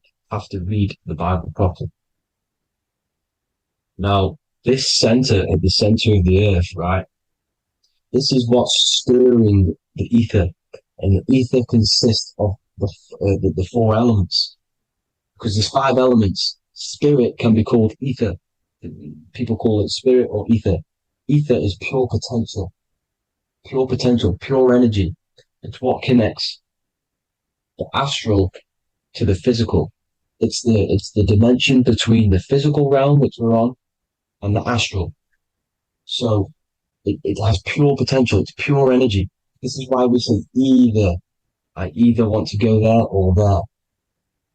It's connecting 2 scenarios. That's what the ether is. It's connecting the 2 worlds, the astral and the physical. The center is like the cosmic womb. There's a black hole in the center. This is the center of the Taurus field. This is the womb of creation. This is the womb of creation. And inside of this black womb is the 5 elements, and everything's being stirred around. Everything's in motion. Light is motion. Everything's motion. Now, like I said earlier, light crystallizes into physical matter. They are the same substance. Spirit and matter are the same substance, but different variations, different aspects of the same substance. Low vibrational spirit turns into matter. High vibrational matter turns into spirit. Or light, whatever you want to call it. Matter is light crystallized. This is where we get the 7 metals from. The planets. The planets are light. Specific frequencies and vibrations of light.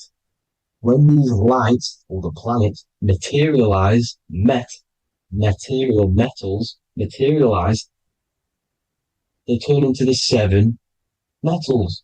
Saturn turns into lead. That's why lead is red. Saturn is red. The sun turns into gold. That's why the gold is yellow and the sun is yellow. You see, Saturn is the time god. What happens in autumn? The leaves turn red and they die. This is why Saturn, Satan, time god, the reaper, everything is crystallized till it's death and then reborn again. You see? Rust. When things rust, it turns to red. Because it's Saturn. Saturn crystallizes everything. He's the reaper who comes around in winter. You see? He's Satan.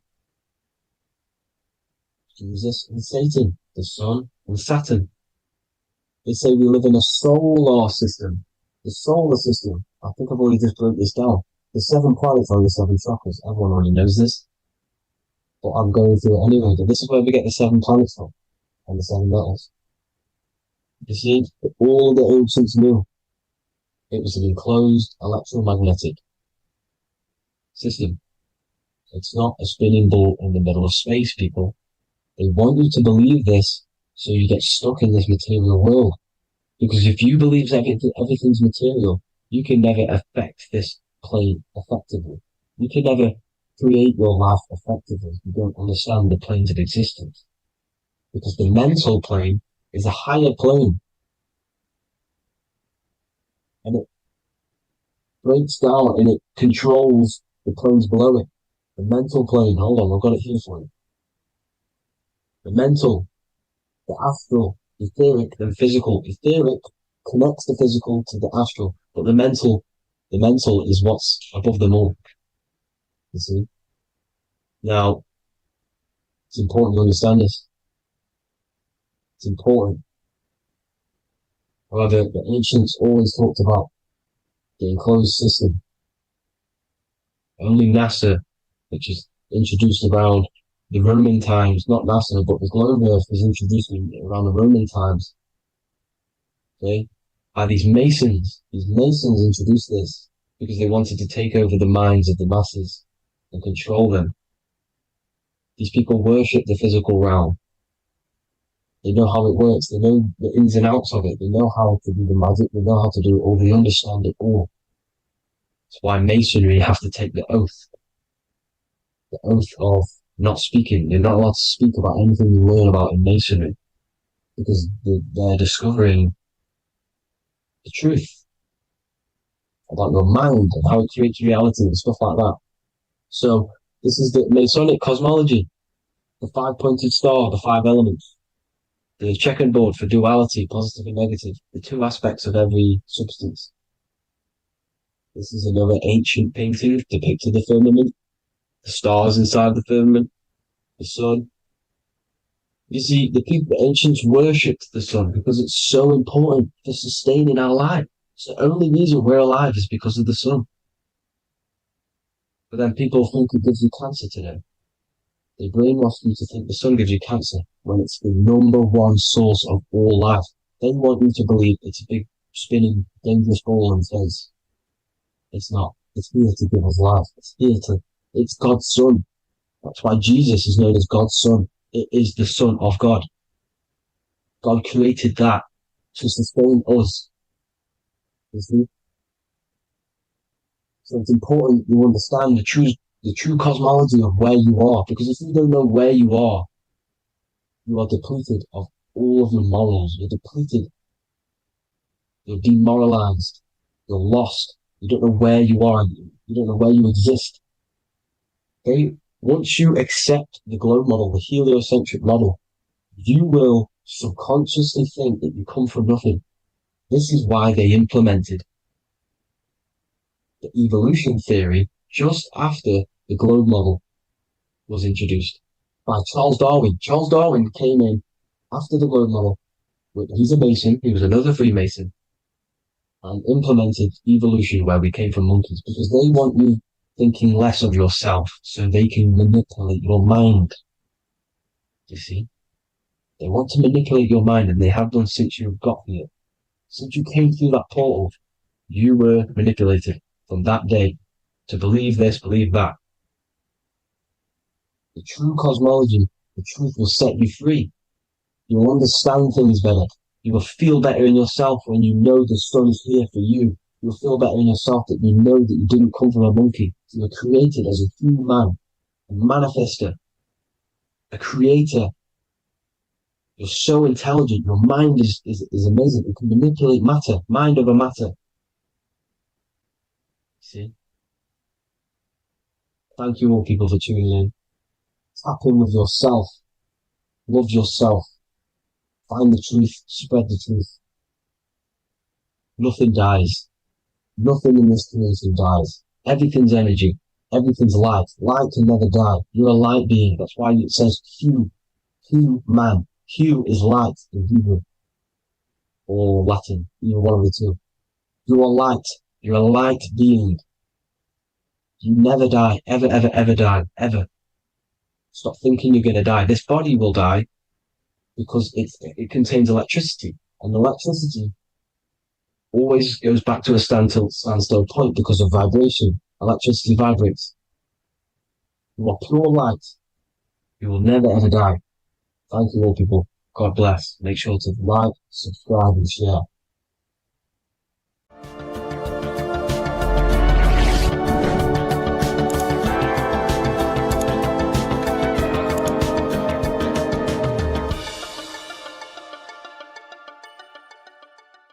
Religions were made to hide the truth about yourself, God, and the universe. You see, religion teaches there is a God separate from you. He created the universe separate from himself. They did this to truly disconnect you from consciousness, from God, and from yourself. Now let me explain. It's going to be very difficult to understand this from a left hemisphere dominated perception. The left hemisphere sees everything individual. The right hemisphere sees the whole. For example, if you're walking through a woods, the left hemisphere sees individual trees, leaves, twigs, and branches. The right hemisphere sees the interconnectedness of the whole woods. We've been trained our whole life to be trapped in the left hemisphere, to think logically, scientifically, with evidence. This way of thinking traps you in illusion, division, and separateness from everything. Plus, in science, they teach you the universe exists outside of you. You exist in a universe, and the universe exists whether you exist or not. This is completely false. You are the universe experiencing itself. There is only one person in the universe. There is only one awareness in the universe, and that is God. That is your consciousness. Not your name, your job, your reputation, your thoughts, your beliefs. That is not God.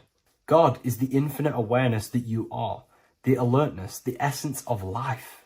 You are an individual. You have a dual nature, an inner world, consciousness, and an outer world, this physical body. The inner world is the immortal, consciousness, awareness. This physical reality is for the immortal within us to experience and enjoy. And the immortal consciousness, the immortal self, the individualized expression of the only thing that is truly real, which is God, consciousness, is seeking a way to understand itself through infinite vantage points. The same consciousness inside of you, inside of the dog, the squirrel, the plants, the stars, the same awareness is in absolutely everything. Only the right hemisphere can see this connection. The universe is one mind separated into the infinite bodies and life forms. This is why scientists tell you that the universe is forever expanding. It's truth in plain sight, because the universe is the mind. And the mind is always seeking more vantage points to understand itself. And the mind is always expanding into new realms of thought. The mind cannot be filled up. It does not exist in space. However, human awareness, human consciousness is very sacred. And the reason why I say that is because humans possess a two-way consciousness, unlike a dog, an animal, or a squirrel, for example. The dog looks in the mirror. It is not aware of itself. It doesn't look in the mirror and see that it needs to improve something. However, humans, we can look in the mirror and say, who am I? Where do I come from? And I need to change this aspect of me. I'm lacking in this area.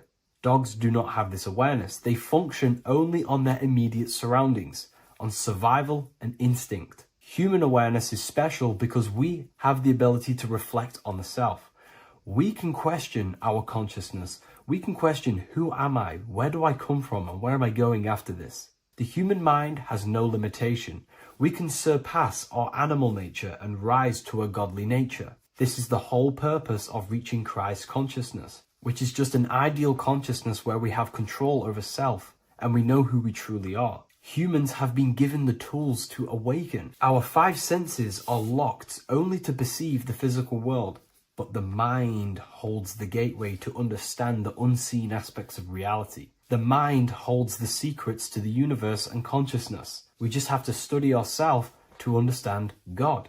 We are all individualized aspects of consciousness. There is only one pure consciousness in the universe, but we're fractaled into infinite life forms, experiencing this consciousness in a different form, molding this consciousness into individual egos and individualized consciousness. Me and you are made of the same fabric.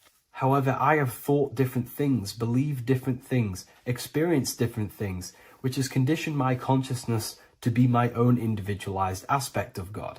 And that's what makes me, me, and you, you. God is the creative power within us to turn thoughts into physical reality, to create things. We are a creator. Each one of us is a miniature earth, creating and building in this physical 3D reality. Our consciousness holds power over the 3D reality. We can mold it and create anything we wish. However, we have been conditioned to live like an animal, living in our animal nature, eating, surviving, lusting, and these low-level desires keep us trapped from figuring out our creative power. This is why the ancients always depicted God inside of the brain. Even in ancient Christian artwork, William Blake, Anton Raphael, all depict God inside of the brain. Why is this? Because God is our creative power. The spinal column acts as a type of ladder of consciousness. If you just think about sex and act on sex, eating, consuming, and living in a survival animalistic state, then your consciousness is functioning on the lower end of the spinal column, where your reproductive organs are and your gut organs are to consume food. In order to activate the God within us and to us to truly know God, we have to be aligned with the God consciousness. We have to unlock the God within us so we can truly actually experience God and understand it. However, God exists beyond our personal consciousness, beyond our human identity. In secret societies, satanic rituals and satanic societies, they are seeking a way to escape the human identity through ritual work, meditation, and trance-like states. A trance-like state is like the state that you enter just before you fall asleep, where there is no thought present in your mind, because you are not the mind, you are the observer, you experience the thoughts. And when we escape the human identity through rituals, meditation, or trance-like states, we can actually experience beyond the veil of this material world. However, satanic rituals do this in a negative way. Satanic rituals include ways to make the human mind tap out by pushing the human minds to the limit through pain, suffering, and even torture, to allow the mind to pass out so you can temporarily pass on the veil of the physical world and escape the limitations of the human identity and the human thinking mind. Now, you do not have to do it this way. You can experience the divine and beyond your human identity through many different ways, such as deep, deep meditation, rising above your thoughts, and setting 3 alarms, one for 6 a.m., one for 6:30, and one for 7:30. And when you wake up at these times, what you need to do each time you wake up is allow your mind to stay awake but your body to fall asleep. And you will enter this trance-like state. And you can gain ideas, experience lucid dreams, and maybe even astral project. All of these rituals in secret societies and satanic societies is all about escaping the human identity and experiencing the divine planes beyond the physical. To wrap all of this up, this is all about consciousness. Consciousness is the infinite awareness of the universe, just fractaled into separate bodies. And this consciousness is seeking a way to understand itself in infinite angles and vantage points. And religion was made to cut off your connection to the divine planes beyond this world and beyond your self-identity. Therefore, if you want to know God, you have to study the attributes and qualities of God, such as geometry, numbers, consciousness, the mind, the subconscious, human anatomy. All of these things are aspects of God. We have to study ourselves and study nature so we can see God. God is the infinite awareness of the universe. If you love this video, please leave a like and share it with a friend. I'll leave a link in the description for the Book of Wisdom, Volume 2. Today's topic is the binary code behind the universe. You will learn the fundamentals of the binary code, deeper understanding of reality, which will give you more of a connection to the universe, evidence supporting the existence of this code, and how to use the binary code to shape your reality. This is an important one. We have 0 and 1. This is the binary code of the universe. It underlies everything. It is the source of all creation. The universe is binary in nature, meaning it exists as both something and nothing, on and off, male and female, light and dark. Everything has its polar opposite. At its core, all that exists is 0, representing nothingness, infinite potential, and 1, representing something, order. 0 represents the feminine, vast, formless, and infinite potential. It is the space from which all things emerge, the womb of creation, the receptive and expansive force. 1 represents the masculine, structure, form, and order. It is the active principle, the initiator, the force that defines and shapes reality. Together, they create the fundamental duality that underlines existence, the balance between chaos and order, the void and creation, yin and yang. We see this in the masculine and feminine bodies.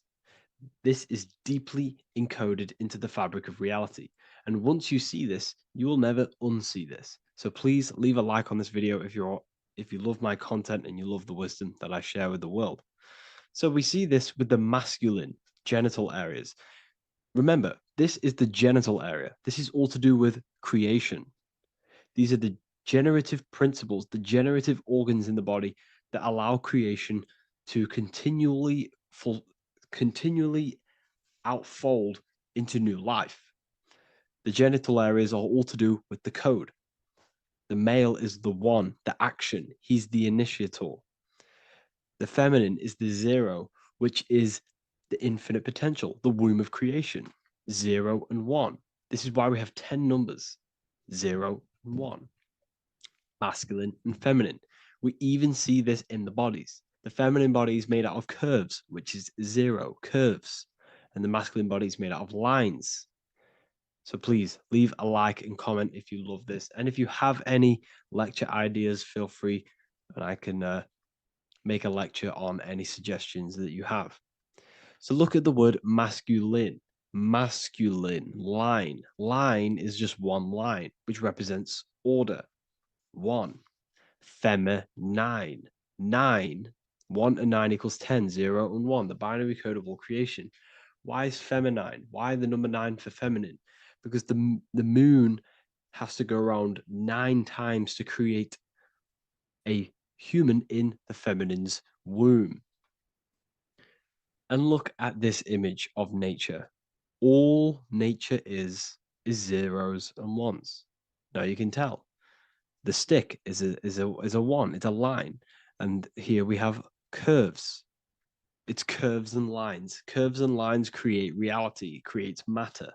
Everything is 0 and 1. We even see this with the sky. The sky represents zeros. They represent curves. The heavens, the heavenly bodies, the sun. These are circles. The moon, circles. The planets, circles. Down here is matter, representing the square. We have the Freemasonic square and compass, representing lines and circles, masculine and feminine. We see this with Leonardo da Vinci, with the circle representing the spirit, the void, the womb of creation, and matter, which is the body. This is the soul in matter, infinite potential in matter. This represents spirit over matter. This represents the architect of reality, zeros and ones, spirit and matter. This is all the same thing. Understanding this binary nature of the universe, where 0 feminine represents the infinite potential and 1 masculine symbolizes order and structure, can benefit you in several ways. Manifestation and creation is the first way it can benefit you.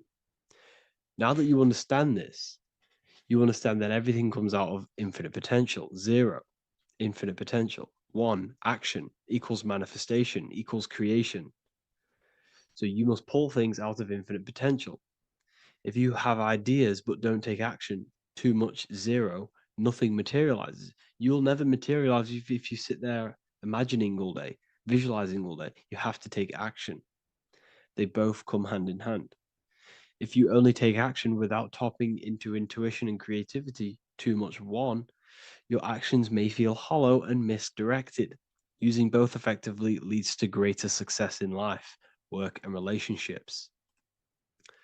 This is the 33rd degree motto, or this is on the 33rd degree of Freemasonry Scottish Rite logo, and it's called Order ab Chaos, order out of chaos. Chaos is the zero, infinite potential. Chaos is the dimension of the imagination. This is where this all ties in now. Imagination is the dimension of infinite potential, pure potential, formless creativity, and the realm of infinite possibilities. It is the void, the unmanifested energy that contains all that could ever be. That is the imagination. The imagination is the dimension that you are connected to, and you can pull any idea out of and materialize it into a reality. Matter, on the other hand, is order brought out of the imagination, chaos. It is when raw potential is structured, defined, and crystallized into form. This is the fundamental principle of order out of chaos, the process of turning the unseen into the seen, the abstract into the concrete, the dream into reality. That's why we say dreams into reality. Dreams are in the imagination, infinite potential, and the human mind is connected to higher dimensions of consciousness, which we can pull ideas, things out of, and materialize it into our lives. Whether that's good or bad, that's completely up to you. But we have access to higher dimensions beyond the physical plane. And this is the secret that the human mind is connected to, and that you are not just a physical body. Okay? The universe itself was born from chaos. Before form, there was only energy and potential. Our minds function the same way. The mind is a microcosm of the universe. Our thoughts exist in an infinite field of possibility, but they only become real when we take action and give them form.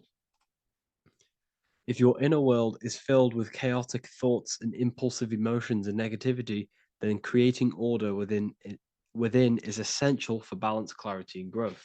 What do I mean? Order out of chaos, 0 and 1. All creation comes out of infinite potential.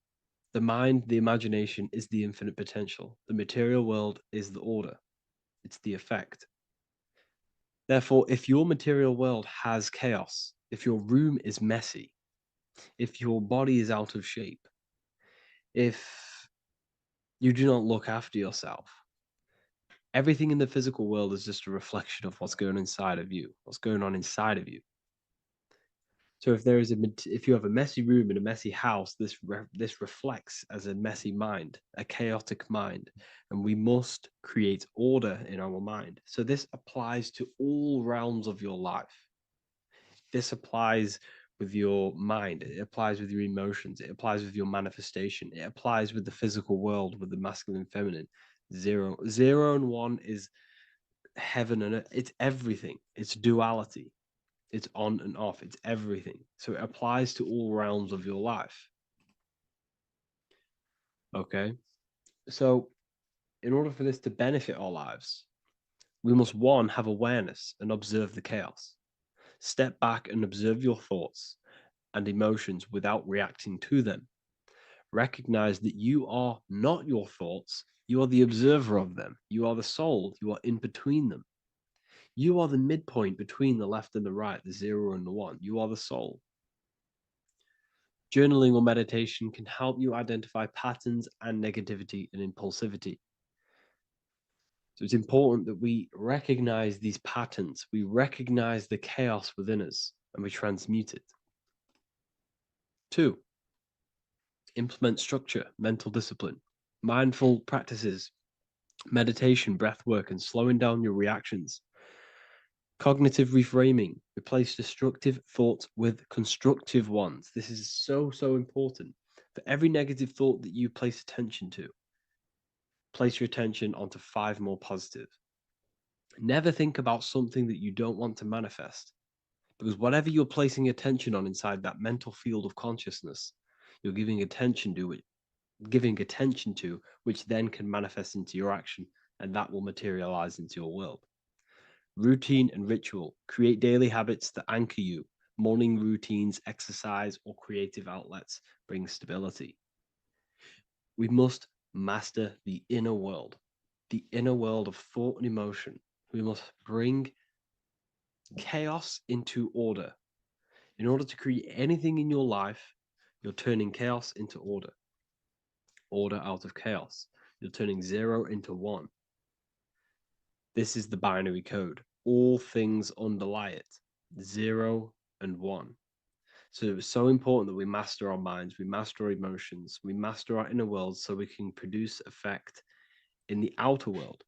We cannot create consciously and effectively if we have chaotic thoughts and impulsive emotions. So I hope this has made more clarity to you so you can implement this into your life. I know I haven't given you much strategic things to implement into your life, but now that you have a better understanding of how this world is pulled out of infinite potential, you can use that. Everything in your life is pulled out of your imagination. Every text you send, everything you think of, oh, I'm going to do this later, that is your imagination thinking about the future. So you just have to do this on a mass scale to create something big in your reality. So I hope this gives you a better understanding of how the universe works and has benefited your life. If you have any comments or any suggestions or how this video made you feel, let me know in the comment section. I would really appreciate it.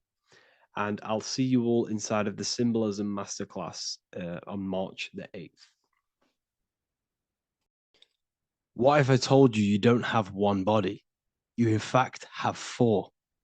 There's a secret hidden right in front of you, and most of you overlook it. And by learning these teachings today, this will change your perspective on life, on yourself, and completely change the conception of yourself. This is the key to your highest potential. If you stay with me today, you will find secrets about yourself that will change your life. But I warn you, once you step this path of esoteric knowledge, there's no going back. Once you see, you can't unsee. So stay with me, and we will discuss the 4 bodies of your soul and how you can master yourself to reach your highest potential. The first thing we must understand is that there is a sun. And just like the sun gives life to the earth, there is this life force within the sun that gives life to all matter. We must understand that that matter itself is dead. It has no life potential. It has no ability to create or destruct anything. All of the life comes from above, from the sun, from the life-giving power of this infinite energy source we call the sun. No matter what model you believe, the sun still gives power to this physical realm, giving life to all of the crops, giving life to animals, giving life and growth to all things that the rays come in contact with. This is a macrocosm process. We must understand the teachings of as above, so below. This means that the macrocosm repeats itself in a microcosm form. Now, what do I mean? Humans are made in the image and likeness of God. You are a miniature version of God, a spark of the divine consciousness made in human form, in physical form. Just like the sun gives life to all physical matter and growth to all crops on the earth, your soul is a miniature sun. And your soul is giving life to the body. Your body is a miniature earth, which also goes through the cycles of the 4 seasons of the sun. We feel different in each one of these seasons. It's because our body does not only go through these cycles externally, but these cycles happen within ourselves, within consciousness. Your soul is the sun. The sun you see in the sky is an externalization of your soul. Your soul is the life force. You are the soul, not the body. And like the sun gives power to the earth, the soul gives power to your body. So first, let's look at the etymology of the word sun. The word sun comes from it's a Latin word solis or sol, which means the sun. Sol then became soul, sun, soul. And in fact, S-O-N and S-U-N in the old etymology dictionary mean the exact same thing. They are interchangeable. So when we look at the symbol of the sun, we look at a circle and a cross, which represent the 4 aspects of the sun, the 4 seasons of the sun: summer, winter, spring, and autumn. These are the 4 states of the sun. Like we said, this is why we get this symbol. You have the 4 states of the sun, which represent the 4 bodies of the soul. Now, this is where we get deep. Like I said, the sun you see in the sky is a macrocosm of your soul, an externalization of your soul. Just like your sun has 4 seasons, the 4 seasons within us are the 4 bodies. Our soul is incarnated and split into 4 sections. We have a mind, we have a physical body, emotions, and spirit. These are all interchangeable and they are all linked. In ancient alchemy, we have the exact same symbolism of the 4 stages of alchemy. But in this case, they're symbolized as the 4 elements: earth, water, air, fire. In this ancient alchemical symbol, we have the pentagram with the top one representing the soul, ether. Our soul then has the 4 bodies with the human here. We have the man, the eagle, the bull, and the lion. We see this on the tarot card, the Wheel of Fortune. The man, the eagle, the bull, the lion. We see this in Matthew, Mark, Luke, and John. The lion, the bull, the man, and the eagle. We see this with depictions of Jesus. Jesus, the man, the bull, the lion, and the eagle.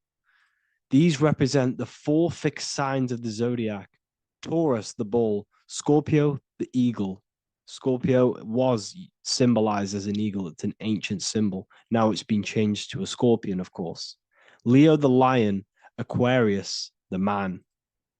These represent the 4 fixed signs, which are 4 different elements. Taurus is an earth sign. Scorpio, a water sign. Leo, a fire sign. Aquarius, an air sign. Taurus is the earth. As above, so below. The earth is the physical body. Leo is fire. Fire is the spirit. Scorpio is water, which is the emotions. Aquarius is the mind, which is an air symbol. Air is the mind. That's why we call people airheads. Okay? So what we're actually looking at here are the 4 aspects of our soul. We have the sun in the middle and the 4 bodies of the soul. This is what Jesus is symbolizing. Jesus represents you. God made flesh with the 4 aspects of the soul. The 4 gospels are all depicting Jesus in 4 different ways according to the different body of consciousness. The Wheel of Fortune are representing the 4 bodies of the soul. This represents the 4 bodies. Now, how are they 4 bodies? They are 4 dimensions of consciousness. The mind is not made of the same substance of the emotion. The emotion is not made of the same substance of the physical body. The spirit is not made of the same substance as the physical body also. They exist in 4 dimensions of consciousness. They are 4 bodies of our soul. And the most important teaching here is what I'm actually getting to, is the powerful one. This is what gives you power. Most of us live in chaos. Our mind is thinking of doing something. Our emotions are feeling something else. Our body is lusting and wanting to do something else. And our spirit's energy is completely off. Most people live in unbalance. None of these four bodies are working together. This is why we produce chaos in our lives. When these bodies are in balance, are not working together. So in alchemy, they symbolize the four elements, which are the four bodies of consciousness. These are the furnaces with the fire. They represent transmutation of each body. We have to sync these bodies. We have to sync the mind with our emotions, and our emotions with our actions, the physical body, and with our spirit. These four key bodies need to be in line in order for us to create consciously in our life. Because each one of us is a creator, a miniature version of God, creating our own earth, creating our own material reality. And in order for us to create consciously and with effect and power, we must have these bodies unified so that we can create consciously and not create chaos. So this is very, very important. And this is a secret teaching found in all ancient societies. But this is what the hidden symbolism of astrology actually is. The sun is our soul, and the 12 zodiacs are 12 aspects of our soul. And we have the four aspects of the four main bodies. This is what we're looking at. We're not looking at the sky. We're actually looking at aspects of ourselves, aspects of our soul that we must master and transmute in order to become our highest potential. So I hope this makes sense. And it may take a while for you to fully understand this, but the key knowledge in order for you to understand any of these teachings that I've gone through today is the major, major teaching of as above, so below. What is above is below. What is within is without. Your inner reality projects the outer reality. What is inside of you is outside of you in some form or way. Whatever trees, whatever roots that go down will always shoot up. When you throw a bouncing ball, you shoot it down, it will go up. As above, so below. As within, so without.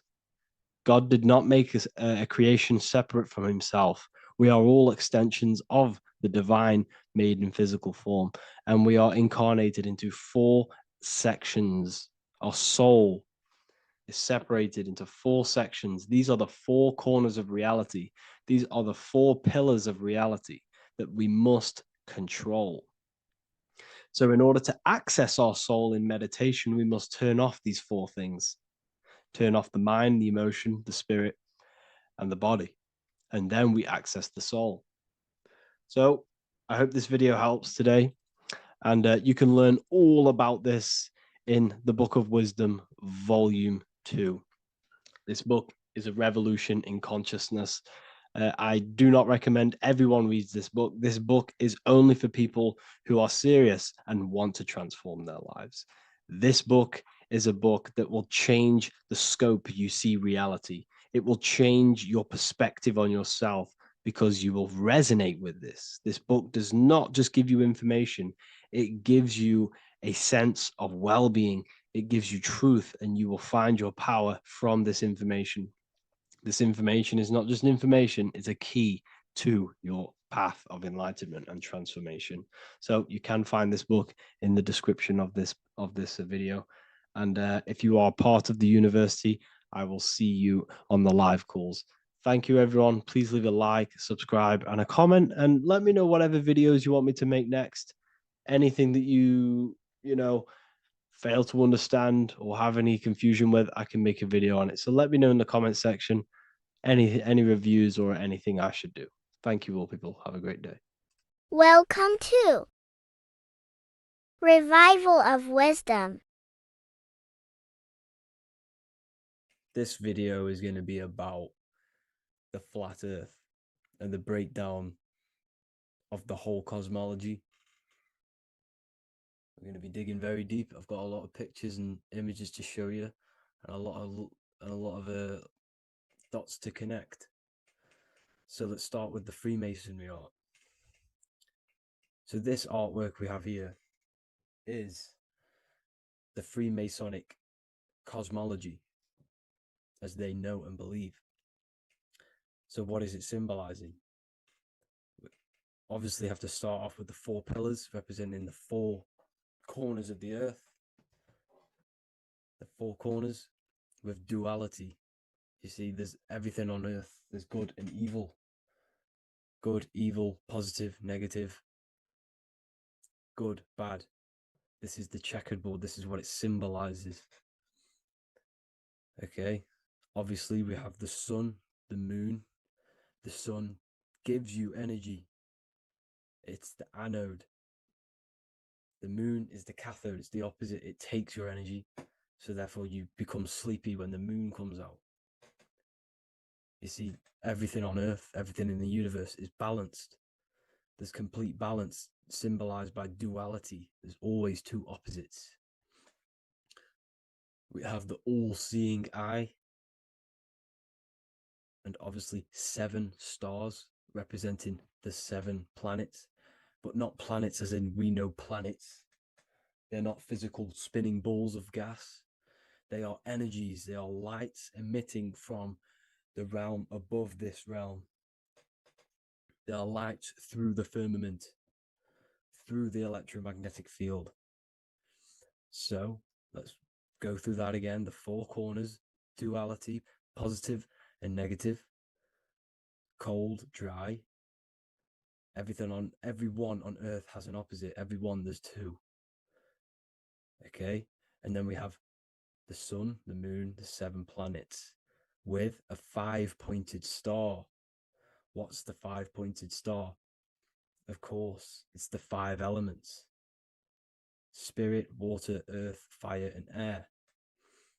Okay.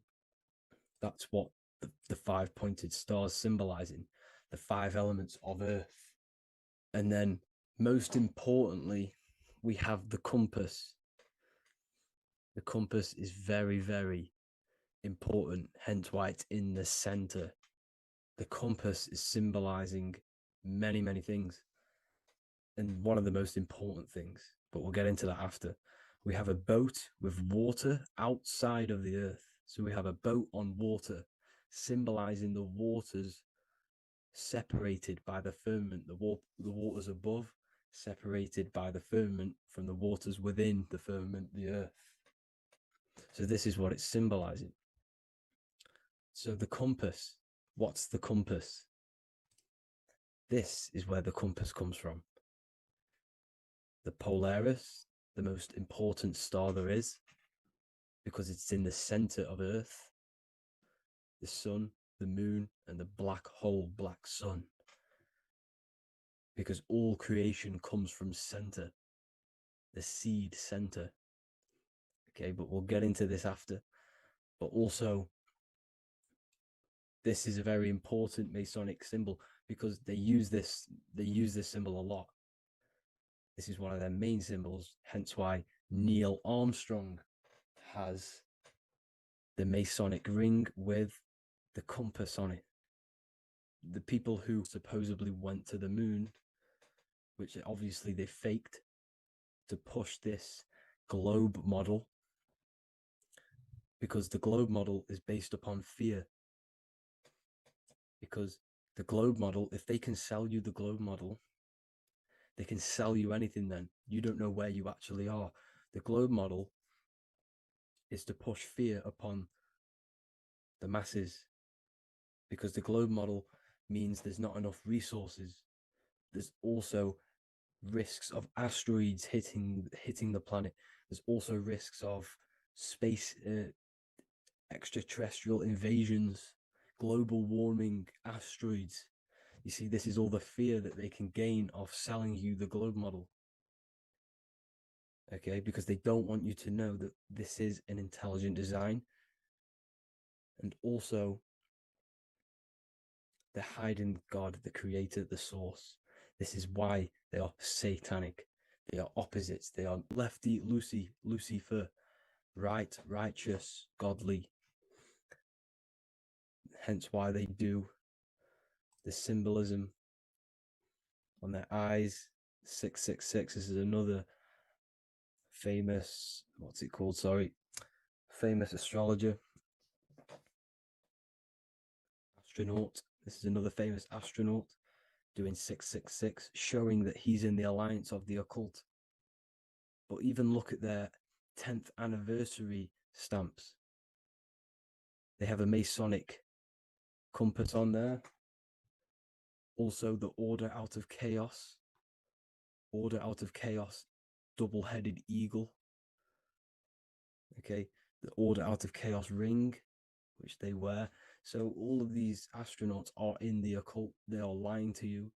They are in with this order, this Masonic New World Order, whatever you want to call it.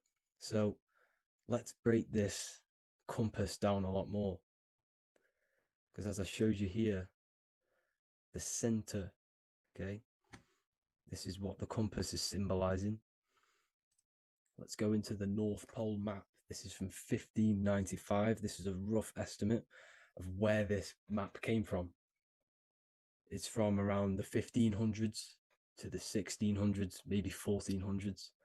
There's not an actual set date on this map because obviously our history has been tampered with. But let's break down this map and the symbolism that they use towards this map, because this map is the map of the North Pole. Okay, so in the center, we have the black rock symbolizing the tower, the pole, North Pole. And what's on top of the North Pole? Obviously, it's Polaris. North Pole and Polaris. Okay, with the 4 islands around the center. Okay, 4 islands around the center. And this is what blew my mind, right? They say that Santa sounds similar. And if you look at this pole that's pointing to the North Pole, you see this line here. So this is obviously from the 1600s. What color is Santa? He's red and white. Just like this map pointing to the center is red and white, and Santa comes from the North Pole. So it's not a coincidence that they used red and white. They're mocking this map because obviously they took over after the 1500s, 1600s. They took over around the 1800s. So they're mocking this map with Santa coming from the North Pole with this red and white line to the North Pole. Notice the 4 islands. Okay. Like windows, their symbol, they obviously in the occult, they're part of the New World Order, is symbolizing these 4 islands with the blue behind it for the water. Okay, so this is another occult logo. They're symbolizing this center because the center is so important. Okay, we'll get into that. Also, we have the Mayan cosmology. This is the Mayan cosmology. This is what they created. This is their artwork, with also 4 major lands around the center. You see this 4 with green in between them all. 4 major lands with the underworld.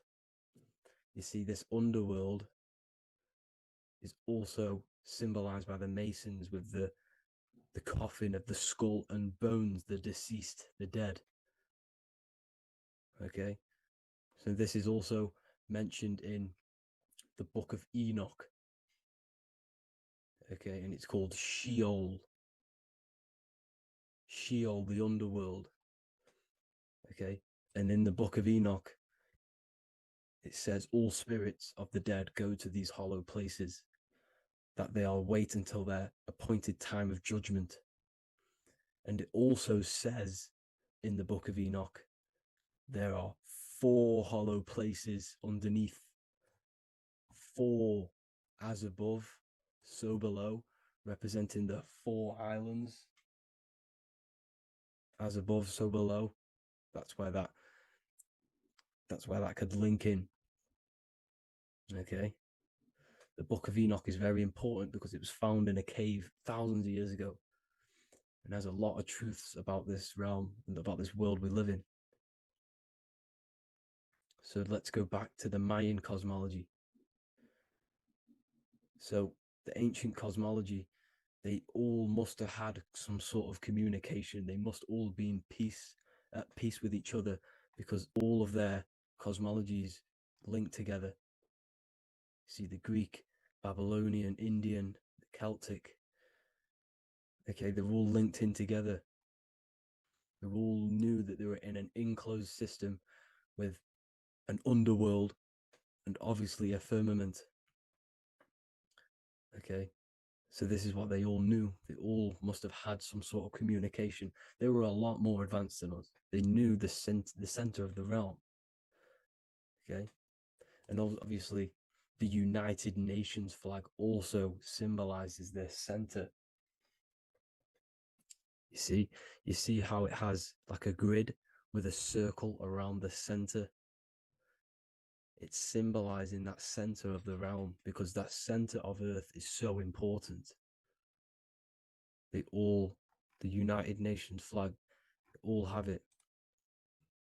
See, some different ones will have that circle around the center,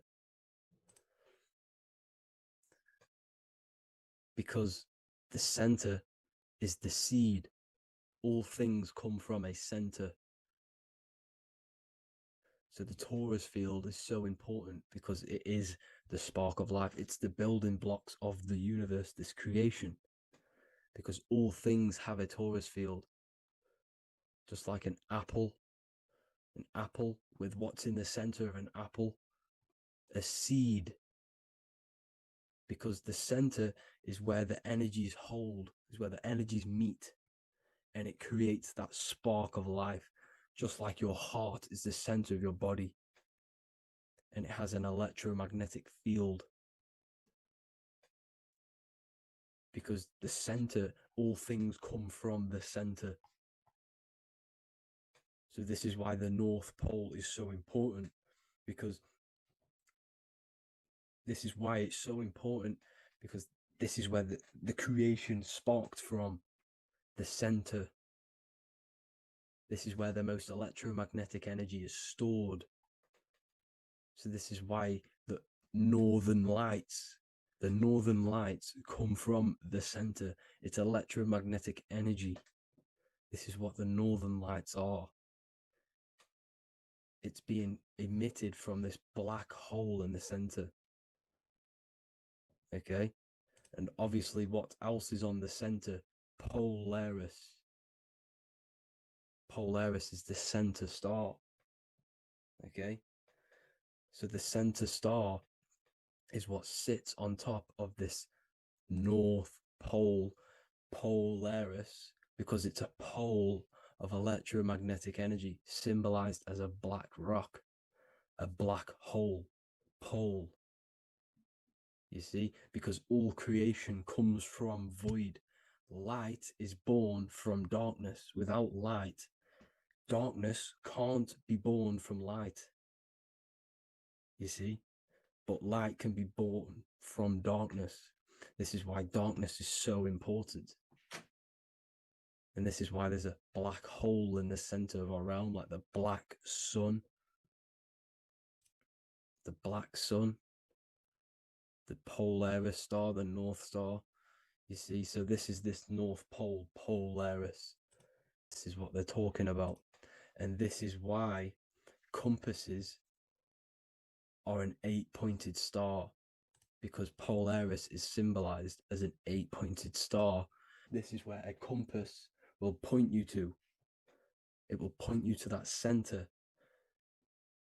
So notice how a compass has this black hole in the middle, you see, and it will point you to this meeting point, the north, because in the center is the center of the Taurus field of the Earth. This is where the most electromagnetic energy is. You see, everything gets sucked into the black hole. Okay, this whole reality is being projected from that center point, just like your eyes suck in light. It's a black hole.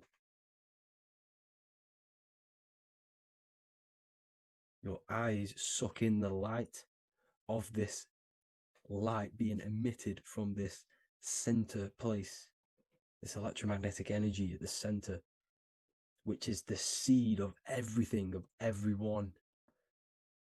You see, just like an apple has the seed in the center in darkness, because in the center of the apple, it's dark.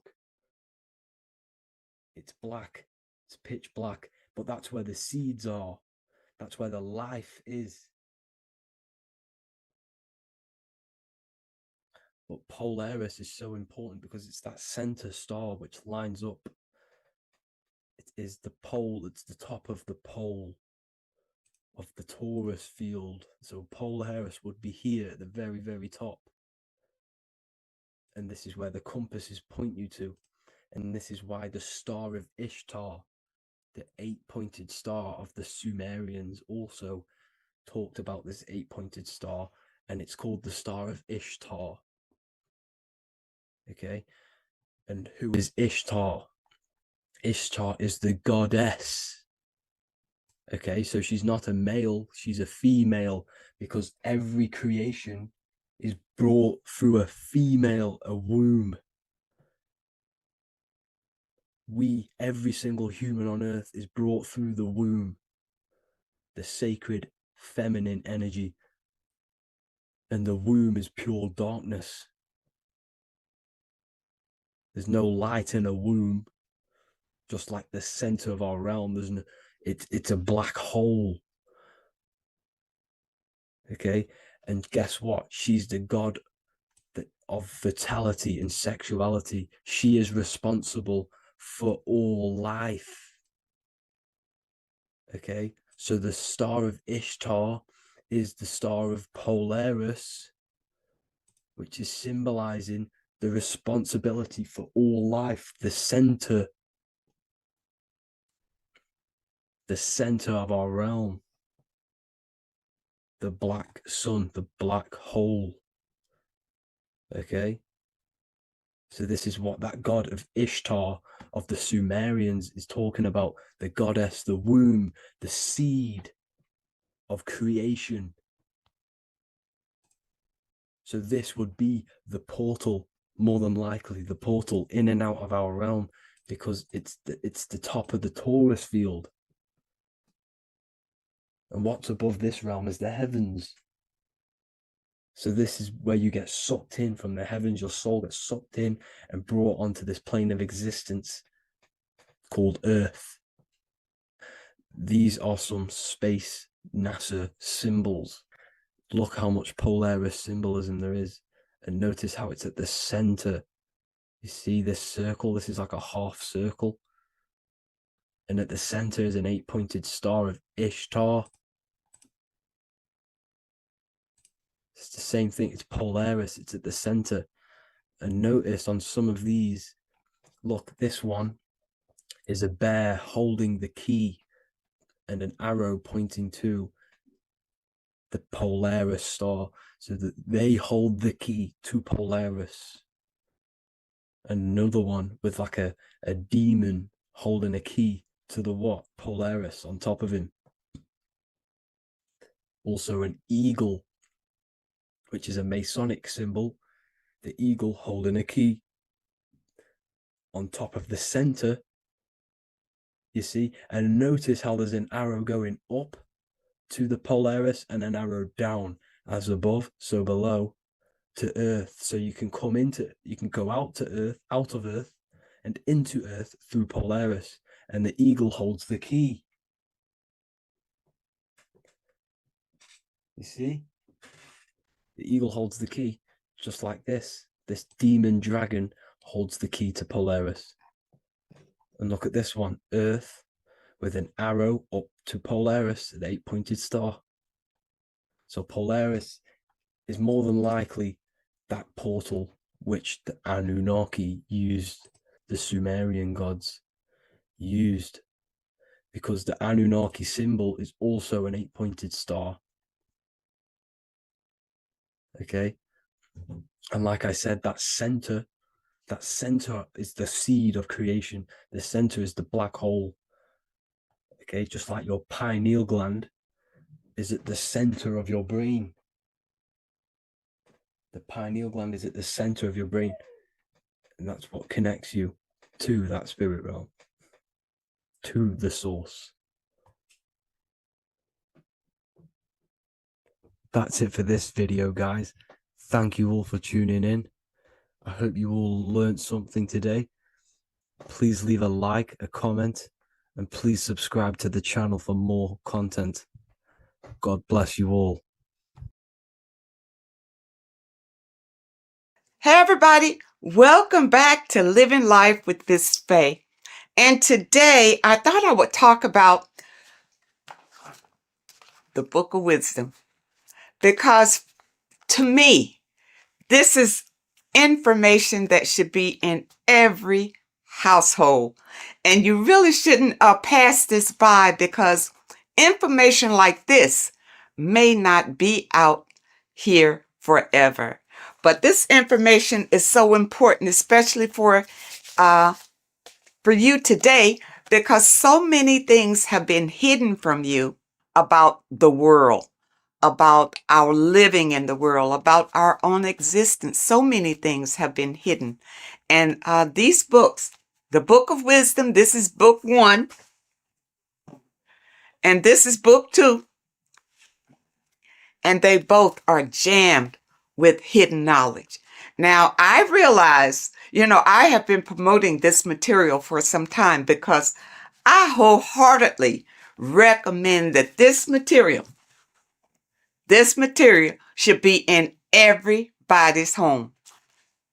Your children should be exposed to this material, because when they go to school, they're taught one thing. They're taught to be, not to be free thinkers. They're taught to be followers in school. And this information goes into why that happens, and why the system keeps you in the dark. All right. And also your religion has a lot to do with it. Now, even in your religion, a lot of things have been misconstrued, and some of it is just downright lies that have been told to you. But in this material, it tells you exactly what's going on. It really does. And it tells you the meanings behind a lot of the artwork that we've seen, and the beautiful figures and the way that the chapels are painted. There's a meaning behind all of that we are not privy to. But this information reveals it. These people have really dug deep into finding the truth. And I am a truth seeker. So I am all about finding out the truth. Now, in book 1, it's an overall summary, and it really opens your eyes about a lot of things. Look at this. Know thyself. Do you really know who you are? Do you really know who you came from? Do you really know how powerful you are? The powers that be don't want you to know that you have power. They want you to live your life in fear, number 1, because when you're fearful of everything, then it's easier to control you, easier to manipulate you. And people look at it. When you go to school, what are you taught in school? You're taught to follow instruction. You're taught a skill to work for someone else. You're not taught to work for yourself. You're not taught to think for yourself. You're taught to obey orders. People, you're bigger than that. You're more intelligent than that. And this Book of Wisdom will help to open your eyes. You're not stuck in a life that you have no control over. In book 1, it talks about man is God made flesh, and it tells you why that is. We're all a part of the God source. That's how we were made, being a part of it. And a lot of us don't know that. We just think we're just out here flapping in the wind, and that's not true. It talks about the influence that the moon has over our lives. In a full moon, you realize that there's a lot of activity that goes on during the full moon because it energizes people. It energizes, and a lot of times there's a lot of crime that goes on because people are energized. They don't know what to do with that energy, but they're being affected by the moon. And it tells about Saturn and what Saturn has to do with your religion and what Saturn has to do with our existence. Okay?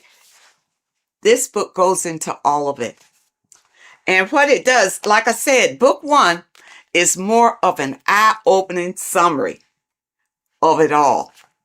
And it says here, this discerning wisdom doesn't merely offer easily assimilated insights. It serves as a guide, illuminating the intricate threads weaving between our essence and the cosmic expanse. It provides an abundance of information to facilitate the evolution of your mind, your body, and your soul. This is genuine awakening. The author is Harry B. Joseph, and I know a lot of you, if you're on social media a lot or whatever, you've probably seen where he'll tell you some inserts from these books.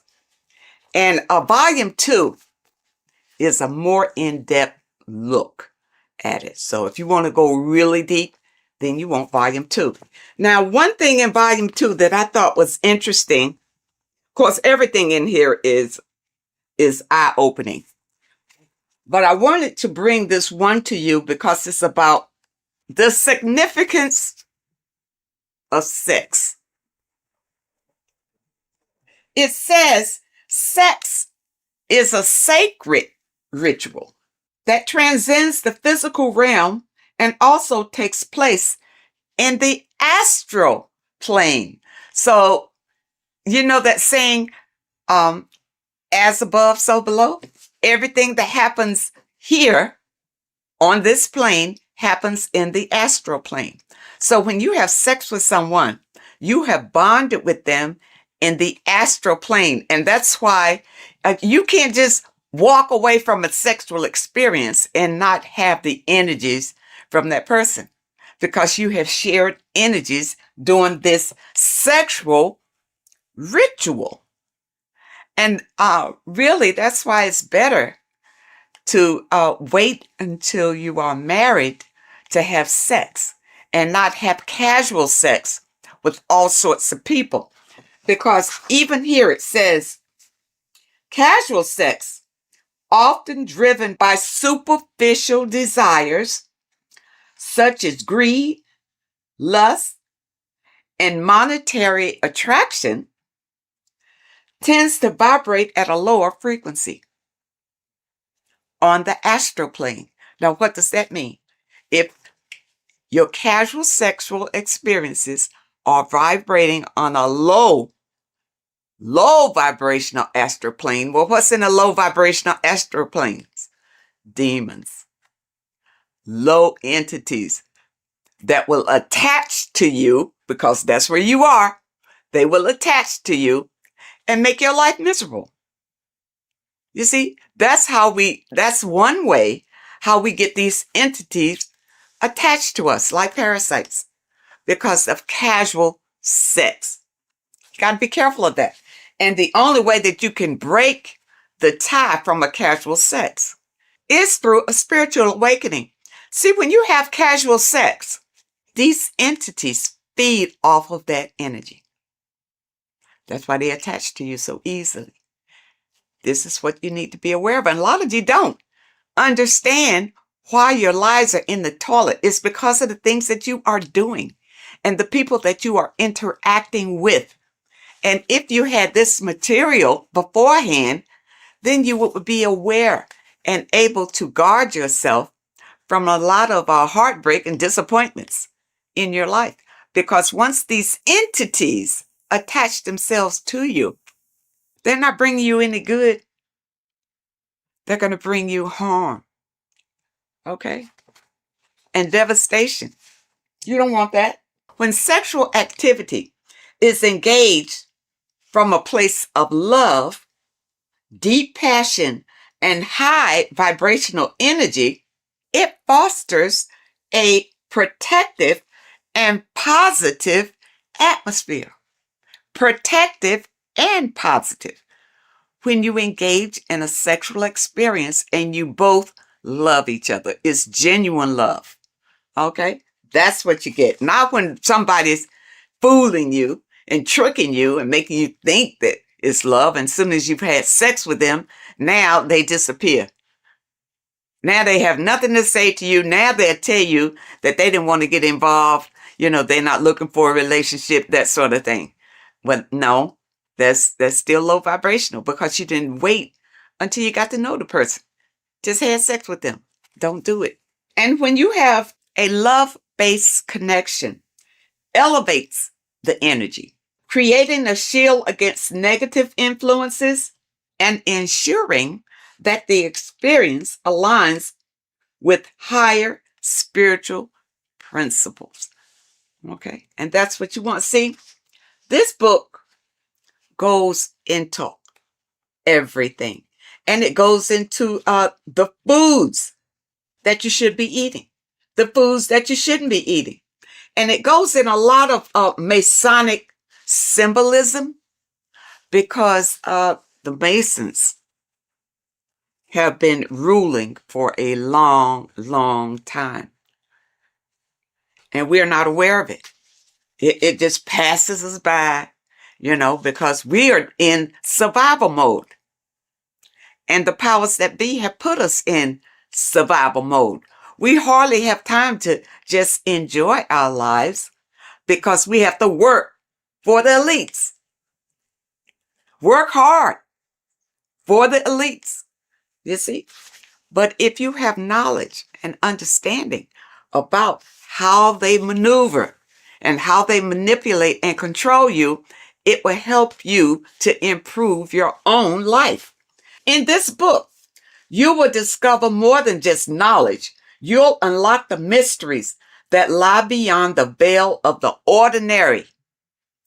Dive deeper into the cosmic currents that flow through the universe, guiding your mind, body, and spirit toward a higher plane of existence.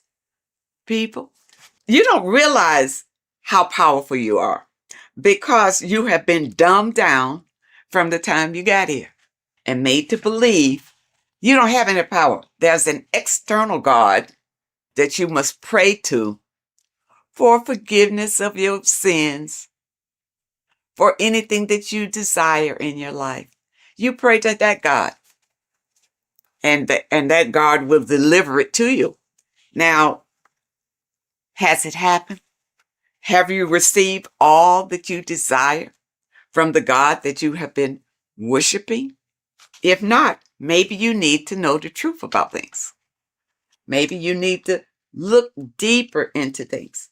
Now, it also talks about symbolism, and symbolism is everywhere. But many times we don't understand what the symbolism is. And we see people doing these mantras, you know, and we think, you know, it's evil what they're doing. What they're doing is calling in power from the entities that are around them, because they understand that we are all energy.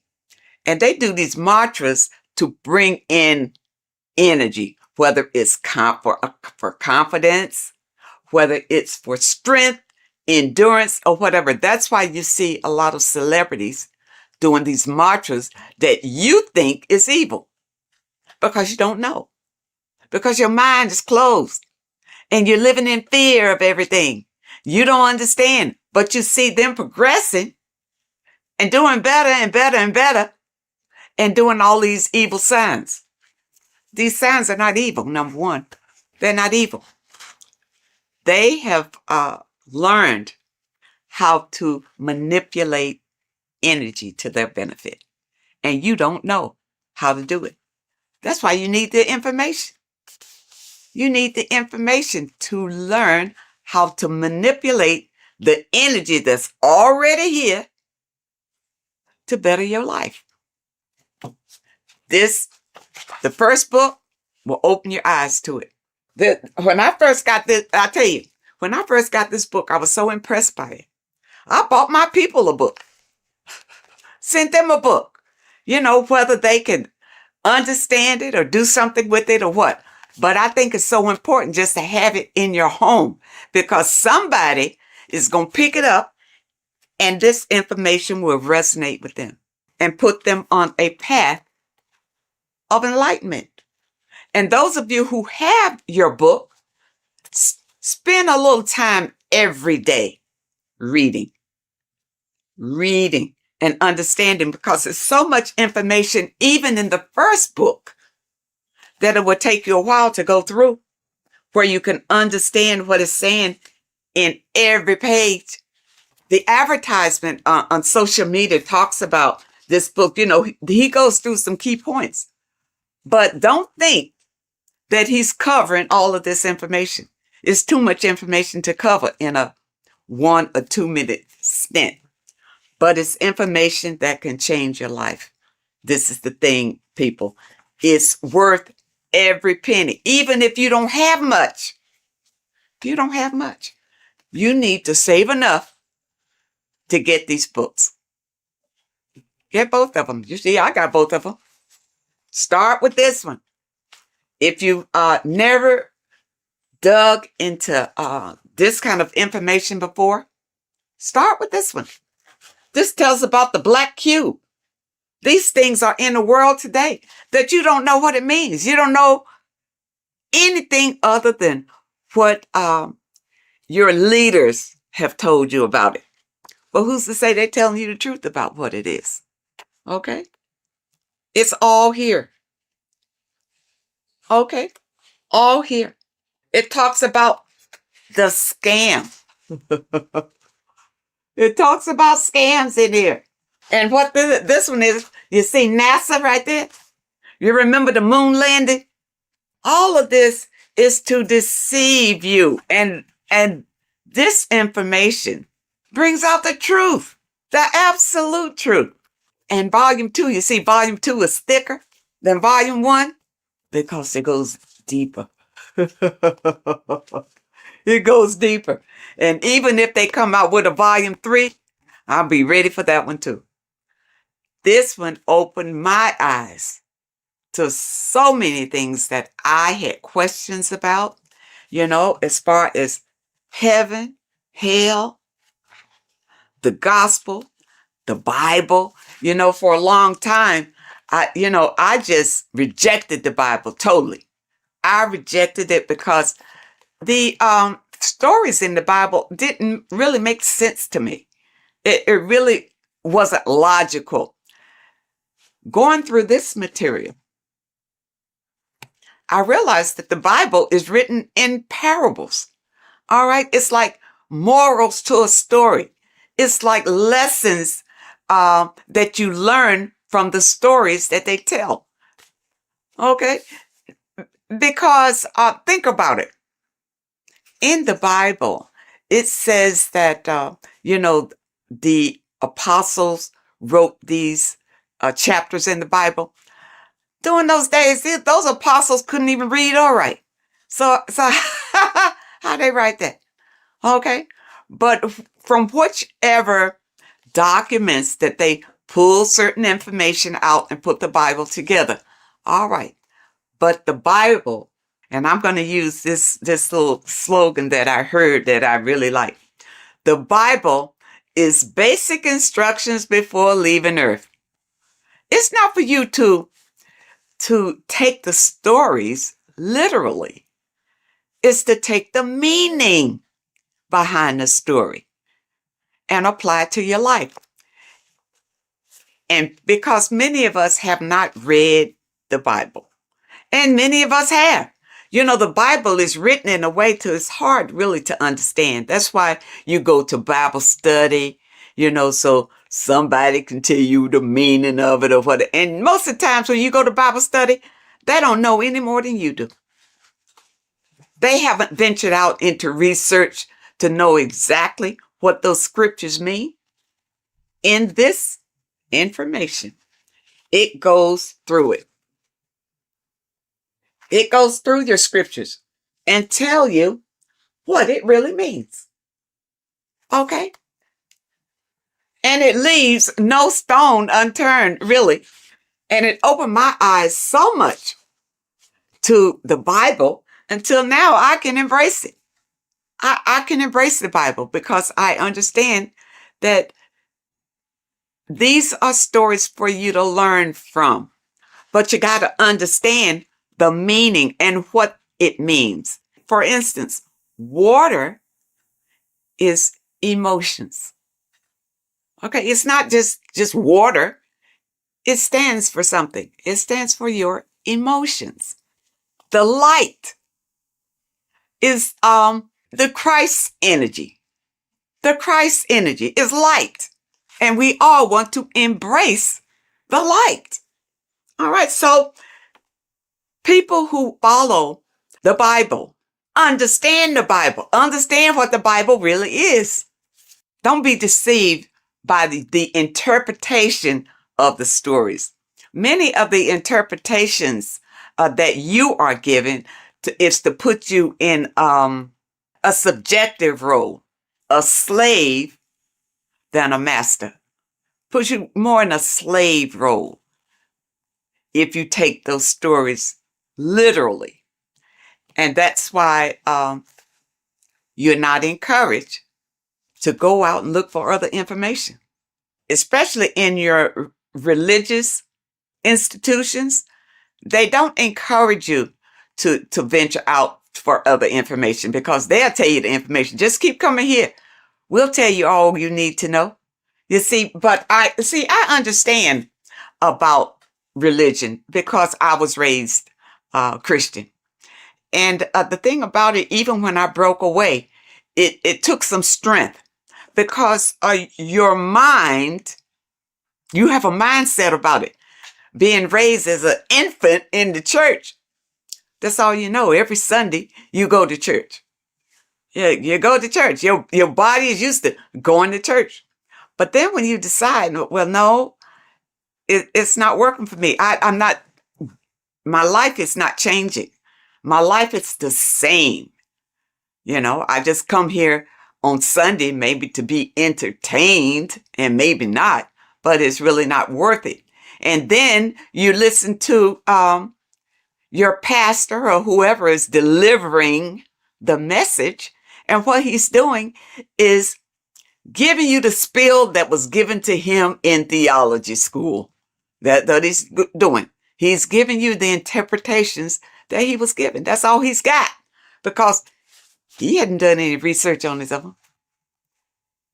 He didn't know any different. You see?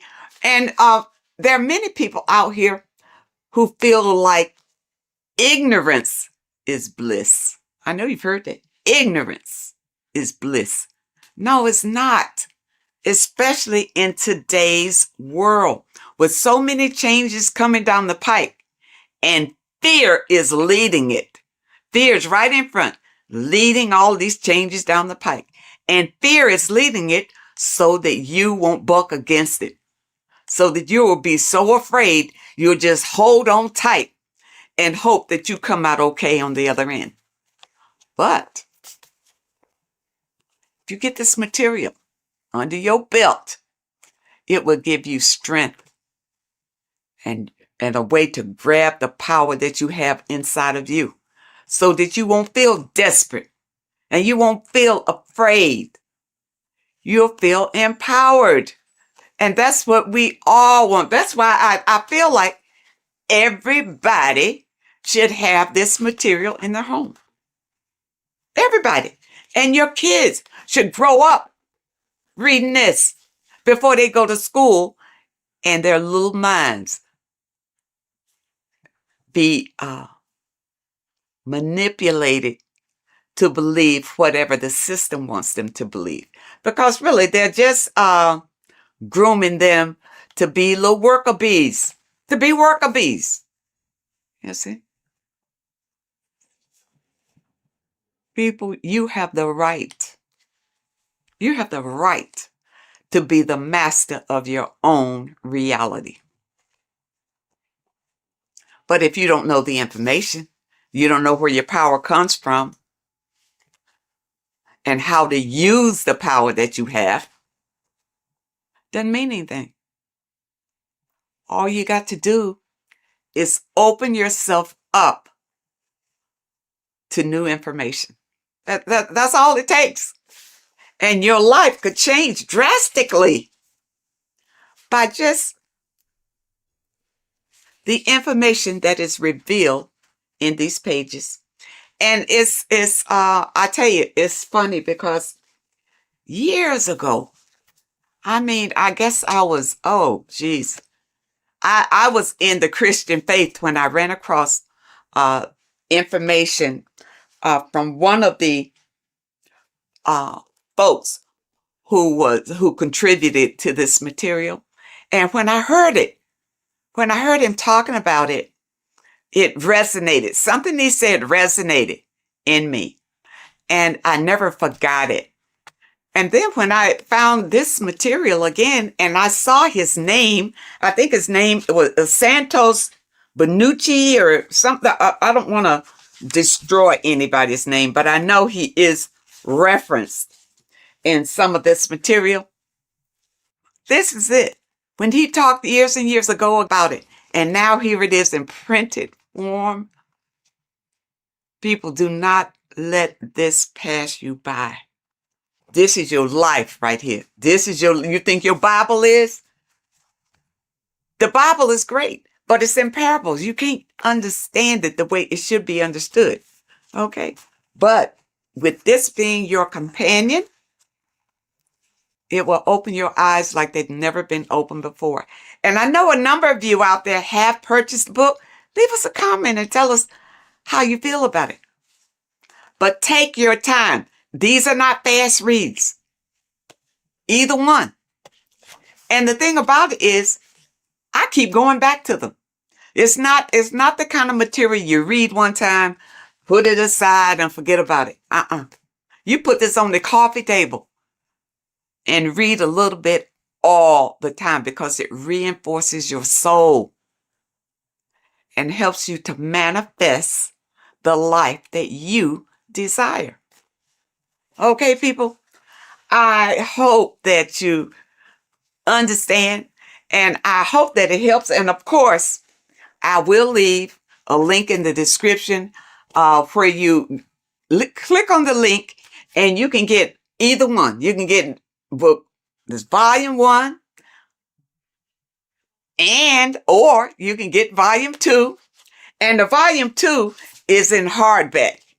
You know, when I first got it, it was in the soft cover, but I love hardback. So I have this in the hardback too, because the hardback I absolutely love. And because the books that I purchase, I want to pass them on to my people when I'm gone.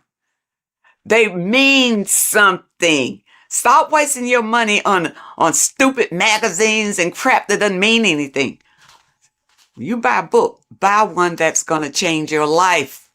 Oh, and also, when you click the website, you'll notice that there are courses on there that you can sign up for those of you who want to go really deep. And also, there's a PDF on food.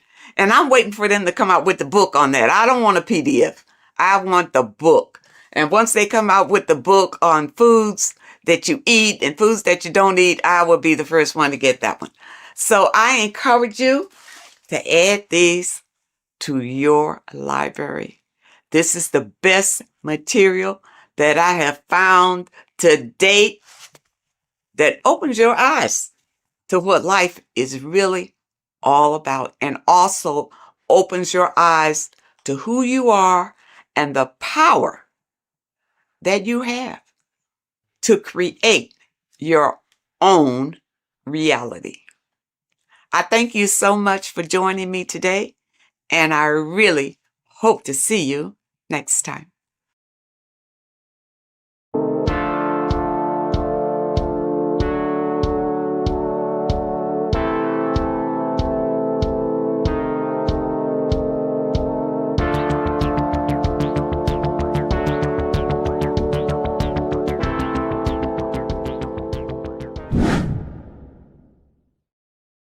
good, people? We're back with another video. And this is going to be talking about the connection between the micro and the macro. You know, you are the universe. Everything is inside of you. So the first thing you need to understand is that the law of mentalism, we are a thought in the creator's mind. Everything's being thought into existence. We have a spark of this mind, this same mind of the creator. And everything is a state of mind. Particles or atoms, whatever you want to call them, are a mental thing. They're a product of the mind. Everything's thought into existence. Thoughts influence everything. Thoughts are energetic effects which send out waves into the quantum field around you.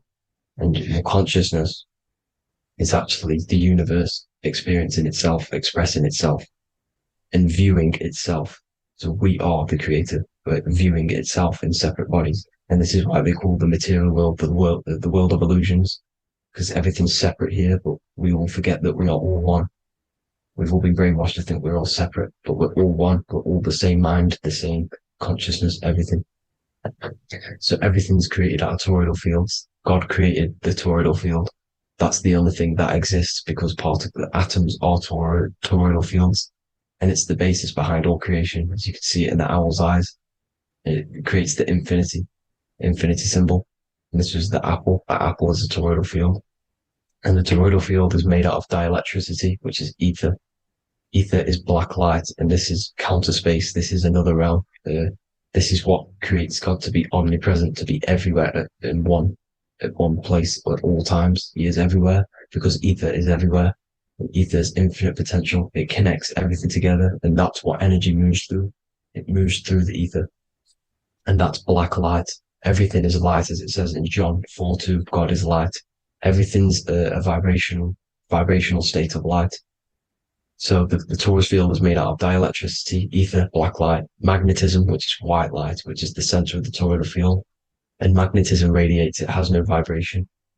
And then when white light splits, it turns into electricity, which is physical material, and that has a vibration.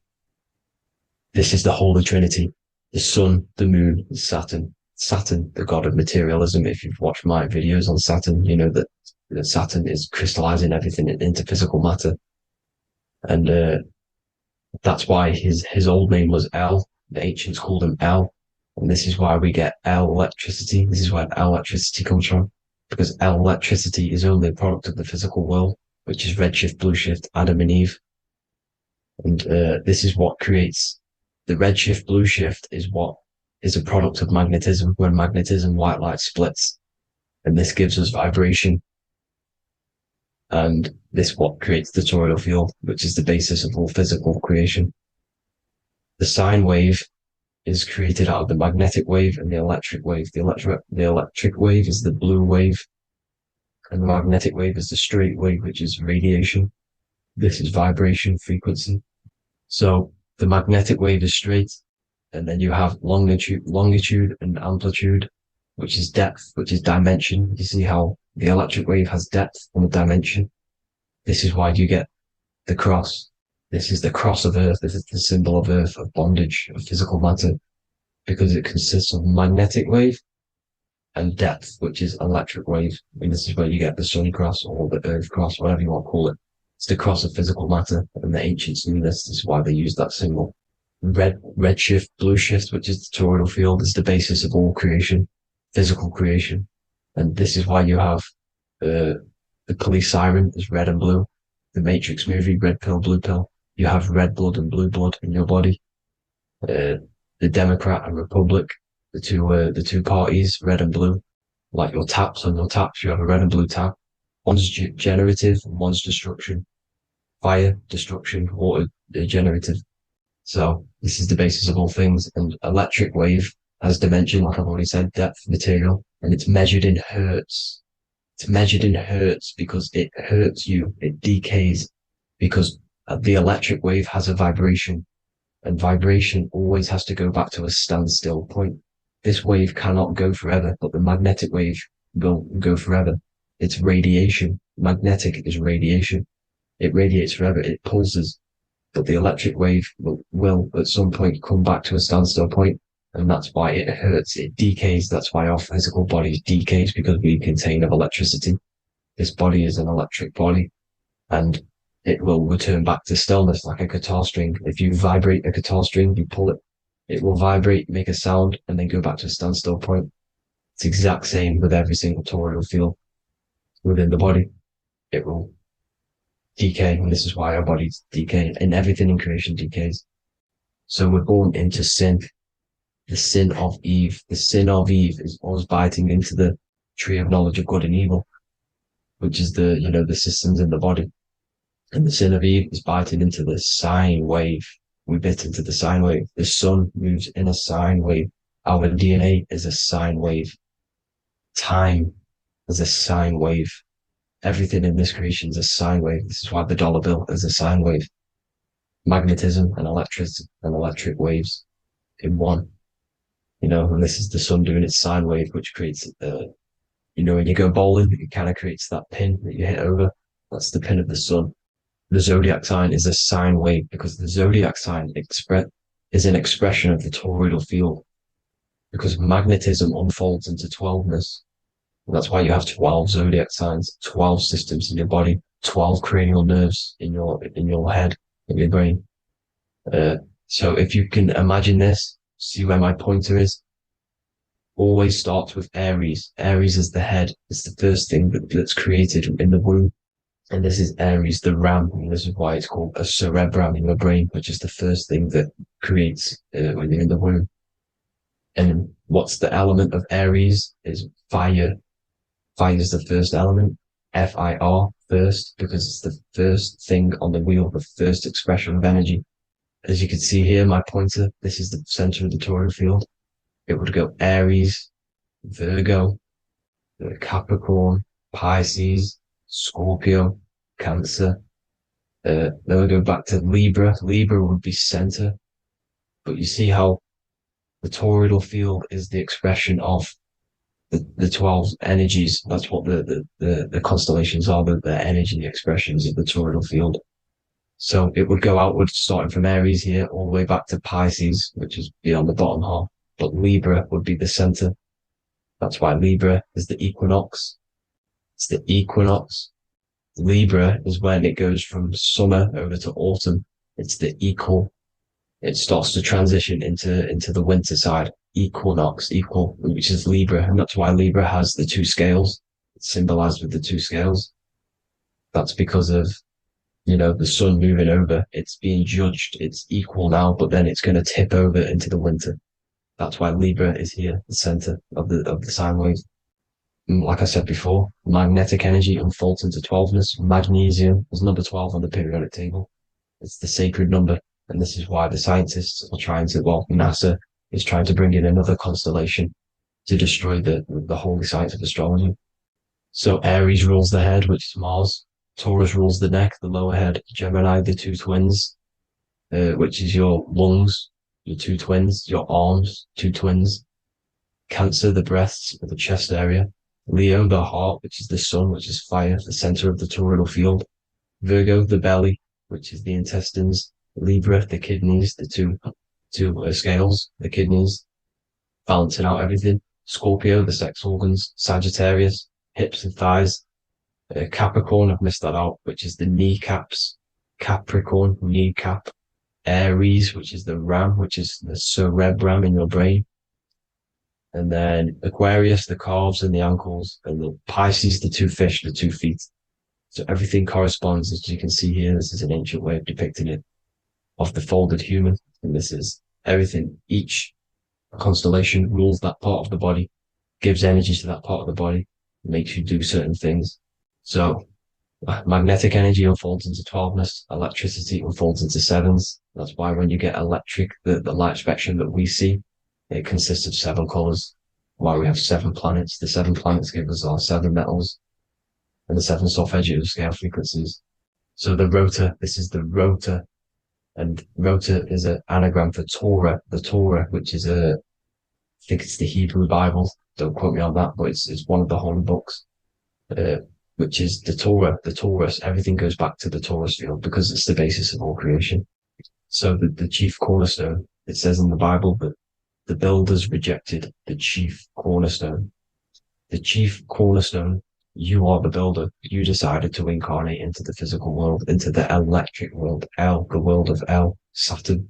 When you are created in the womb, it takes you 9 months for you to be created. So, for example, if you went into the womb here, it'd take you 9 months. So let's say you're born in Scorpio. So you'd go back 9 months, 1, 2, 3, 4, 5, 6, 7, 8, 9. You consist of all of these 9 energies because it takes 9 months or however long you took to be born. Some people are born earlier. You'd have to find out how many months you were in the womb for. But you consist of these 9 energies, and each constellation has a cell salt associated with it. And these cell salts are vital for your health, and your cells and the optimal health of your body. So the chief cornerstone that you rejected is these 3 cell salts, these 3 constellations. So you're mineral deficient in these 3 constellations. For example, fluoride, magnesium, phosphate, and potassium sulfate. So that's the chief cornerstone. And a cornerstone, people always get it rejected with the cornerstone. The cornerstone is not, it doesn't say the cornerstone in the Bible, it says the chief cornerstone. The cornerstone is a cornerstone of a building, but a chief cornerstone is the top of the pyramid. This is where we get the pyramid of the wheel. So you're mineral deficient in whatever 3 zodiac signs you're not. You were not in the womb for. This is the chief cornerstone you rejected. So the human body is the micro. It is the universe in a physical form. It consists of everything in the universe. Just like your consciousness is the universe watching itself, experiencing itself. Your body is the whole universe. 12 systems in the body, 12 zodiac signs, 7 chakras are the 7 planets. The holy trinity of you is your temple of Solomon, the soul and the mind, the sun and the moon. You know, everything is in you. You consist of everything, all the energies, everything. Heaven and hell. Heaven and hell is a mind state. It's a state of the mind. Head, H-E-A, which is heaven, and the heel, the bottom of your foot, is hell. And the bottom of your foot is the soul. So they're basically saying, well, wordplay, they're saying that your soul is in hell because, you know, with the elites being in control. So they call the bottom of your foot the soul, trying to say that you're in hell. The Christ is in you. And this Christ is Greek for Christos. And Christos is Greek for the oil. And this oil is produced in the cerebrum, the Aries, the ram, the cerebrum, pineal. It goes down the pineal, the pineal and the pituitary are underneath the cerebrum. Goes down the pingala and the ida. The pingala being the positive charge connected to the pineal gland, pin, and the ida connected to the pituitary. And this is the 2 serpents going down the spinal column. And this is why Jesus goes from Nazareth to Bethlehem, and then Joseph and Mary are waiting for Jesus in Nazareth. Joseph and Mary are the pineal and the pituitary gland waiting for Jesus to come back up the River Jordan, your spinal column. So this is the oil. This is the story of Santa as well. Santa comes from the North Pole. Why? Because the North Pole of the Earth is the center of the toroidal field, and the North Pole of you is your spinal column, which is the North Pole of the toroidal field. The North Pole, he comes from the North Pole. This is the North Pole. This is the South Pole of the toroidal field. Comes from the North Pole, which is your mind. And he goes down the chimney and then back up the chimney. This is the chimney. And he drops off the present, which is the Christos, the oil.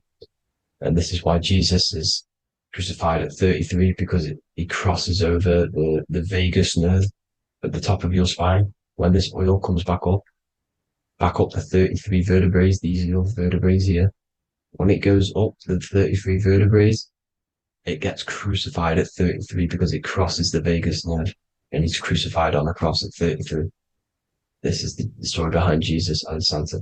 The Ark of the Covenant in the Bible is the 2 hemispheres which cover the vital parts of your mind, the brain side, which is the cerebrum, the pineal, the pituitaries, etc.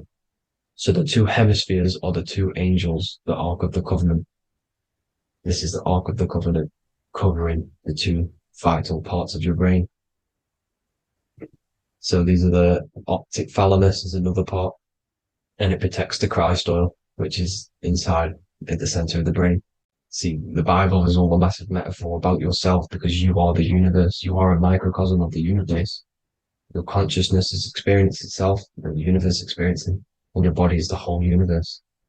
Your head's heaven. So Moses crosses the Red Sea. These are the two hemispheres of your brain. This is the corpus callosum, the Red Sea. So he's pretty much saying that he's uniting the two hemispheres of your brain, because most people in this generation are stuck in the left brain, which is just logic, reasoning, science and maths, writing. And this is what school teaches you to do. It keeps you stuck in your left brain. And you want to cross over to you want to cross the Red Sea, which is the corpus callosum, to the right brain, which is awareness, creativity, imagination, intuition, insight, using the higher mind, creativity, imagination. If you don't have intuition, then you can't read energy, you can't pick up on bad things. This is what Moses is symbolizing by crossing the Red Sea. And it's also the upper room where Jesus met the 12 disciples. 12 disciples are the 12 cranial nerves in your brain. It doesn't just represent the 12 zodiac signs. The 12 disciples symbolizes many different things. It's like I said, energy the universe consists of 12ness.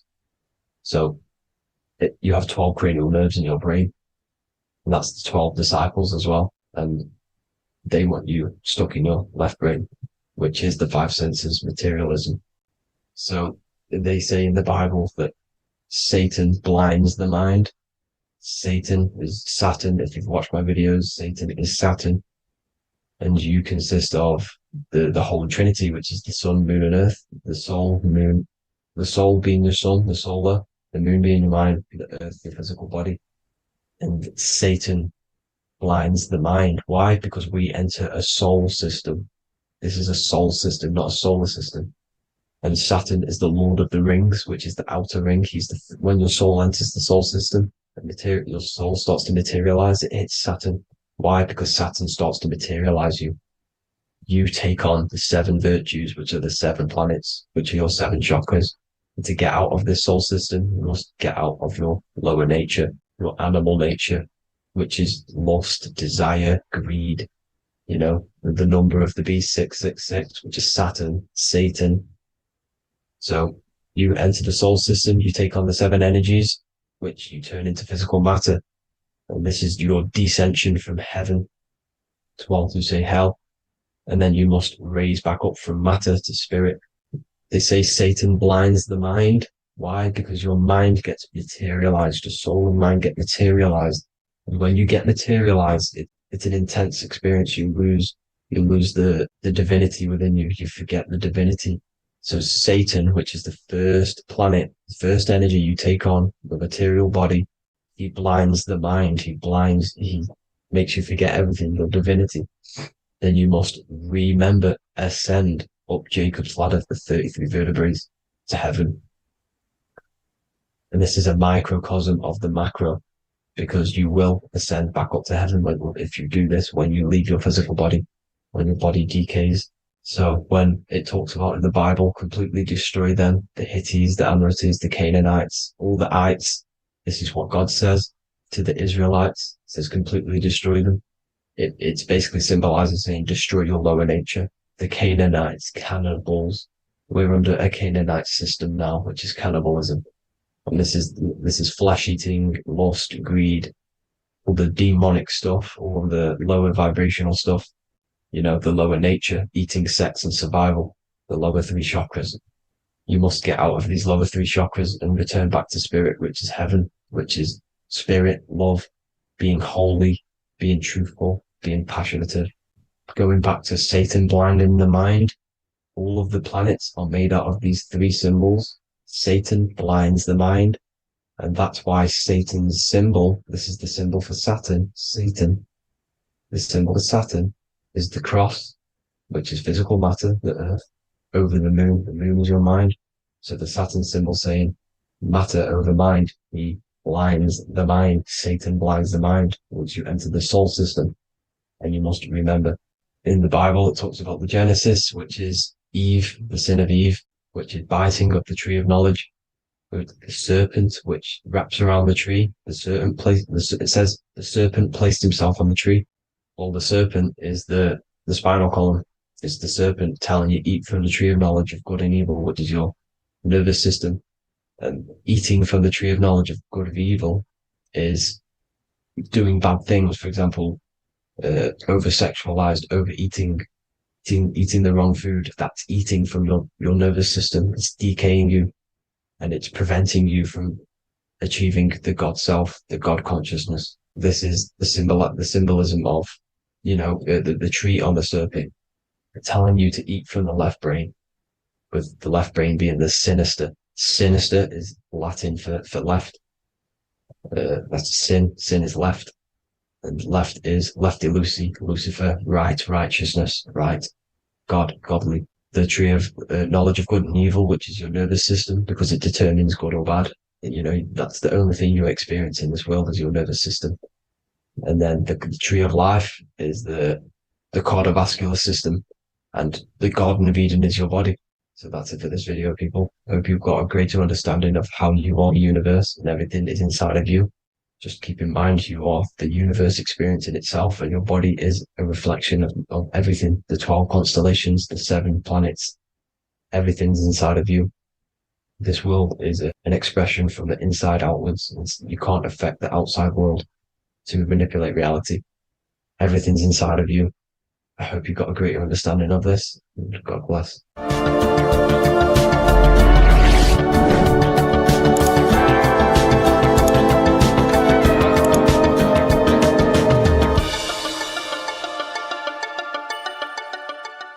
Welcome to Revival of Wisdom. Welcome people, we're back with another video. Please make sure to hit that like button, subscribe, and turn on notifications to never miss a video. The Earth is a giant torus field consisting of a positive and a negative pole. The Sun being the cathode with a positive charge, and the Moon being the anode with a negative charge. This is why the Sun rules over the day, giving you lots of energy, and the Moon taking your energy from you, making you go to sleep. Now, the plane that we live on is called the plane of inertia, and at the center of this plane of inertia is the North Pole. This is where the two electromagnetical energies meet. Now, this is where the most electromagnetic energy is stored. This is why all compasses will point north, because it's the most magnetic place in this reality. So the Sun and the Moon is spinning around this center point, which is stirring the ether of this reality and making everything move in circles, meaning this is a cycle. Everything's recycling itself. It's an organic simulation. The ancients also knew about this sacred land at the center of this reality, known as the North Pole. As you can see on this map from the 1500s of the North Pole, you can see 4 islands around this center black rock. Ancient civilizations like the Mayans, the Buddhists, and ancient Chinese also depict these 4 islands. The endless symbology of these sacred lands at the center has been going on for thousands of years. These sort of secrets are now kept by the elites, but as always they have to show the truth in plain sight, and this is what they are doing with the Windows symbol and also the Wizard of Oz. Now in the Wizard of Oz, as you can see, there's something called Munchkin Land. Munchkins are these unusually short people. Then on the ancient 1500s map it says Pygmy, and then the Pygmy people in mythology are also these unusually short people. Just like Santa and his elves, they come from the North Pole, and elves are these unusually short people. These stories that we are told about Santa and Munchkins are putting truth in plain sight about this sacred land. This sacred land at the center of the earth is where the aurora borealis comes from and is being emitted from this black hole in the center, also known as the black sun. The aurora borealis is the earth's aura, hence why it has the word aura inside of it. It is the life-giving essence to all life within this realm. As this dualistic reality we live in consists of both physical and spiritual, the black sun is like our sun for the spirit. It's our spiritual umbilical cord, connecting us to the spirit realm. And the rising sun is the opposite. It's our sun for our physical 666 carbon suits, known as our human body, our physical aspect. As it states in the 40,000-year-old emerald tablets, deep in Earth's heart lies the flower, the source of the spirit. The flower of life is as thine own place of spirit, and streams through the earth as thine flows through thy form, giving off life to the earth and its children. So the North Pole is the core of this spiritual reality, and the closer you get to it, the more spiritual and lucid it becomes. So the elites have covered this up in order for us to forget the true nature of this reality. And they did this cover-up by introducing the globe model. Nicholas Copernicus was around in the 1400s, and he introduced the globe model. As you can see, he is a Freemason. He depicts himself with a globe and a Masonic compass in all of his paintings and portraits. Galileo was also a Freemason, as you could see in all of his portraits with a globe and a Masonic compass. He was also a massive part of introducing the globe model after Nicholas Copernicus. So yes, the globe model was a spiritual and political move to gain more control over the masses. After the globe model was then introduced, they introduced the theory of evolution by another Freemason, Charles Darwin. See how these two theories go hand in hand? They both degrade humanity, and they make you confused of where we actually came from. By hiding the true form of this divine creation and hiding the true power of each and every one of us, they maintain control over the masses. Now this is order out of chaos, known to be the 33rd degree slogan of Freemasonry. Now this is the Masonic cosmology, and as you can see, you have the checkered board for the duality, the 5-pointed star for the 5 elements, the 4 corners for the 4 pillars, the all-seeing eye, which is Polaris, the sun, the moon, and the 7 stars. So even Freemasons are taught the flat earth cosmology and the true form of this reality. Now the true nature of the sun, the moon, and the earth is shown and reflected through the Masonic compass. The Masonic compass is the sun, the moon, Polaris at the top, and the black sun at the bottom. It makes sense why all the scientists who introduced the globe model all used the compass and the globe together, because it's truth in plain sight. As I explained in my other video, all Freemasons have to take the oath, so it goes to show, why are we all learning these theories from Freemasons who can't talk about certain topics that they learn about? Why should we believe their theories when they're holding back the real truth about this reality? Now going on to NASA. NASA means to deceive in Hebrew, and they are also funded by the government. They are not a private company. The old owner of NASA, Werner von Braun, on his grave has the Bible verse Psalms 91. The heavens declare the glory of God, and the firmament showeth his handiwork.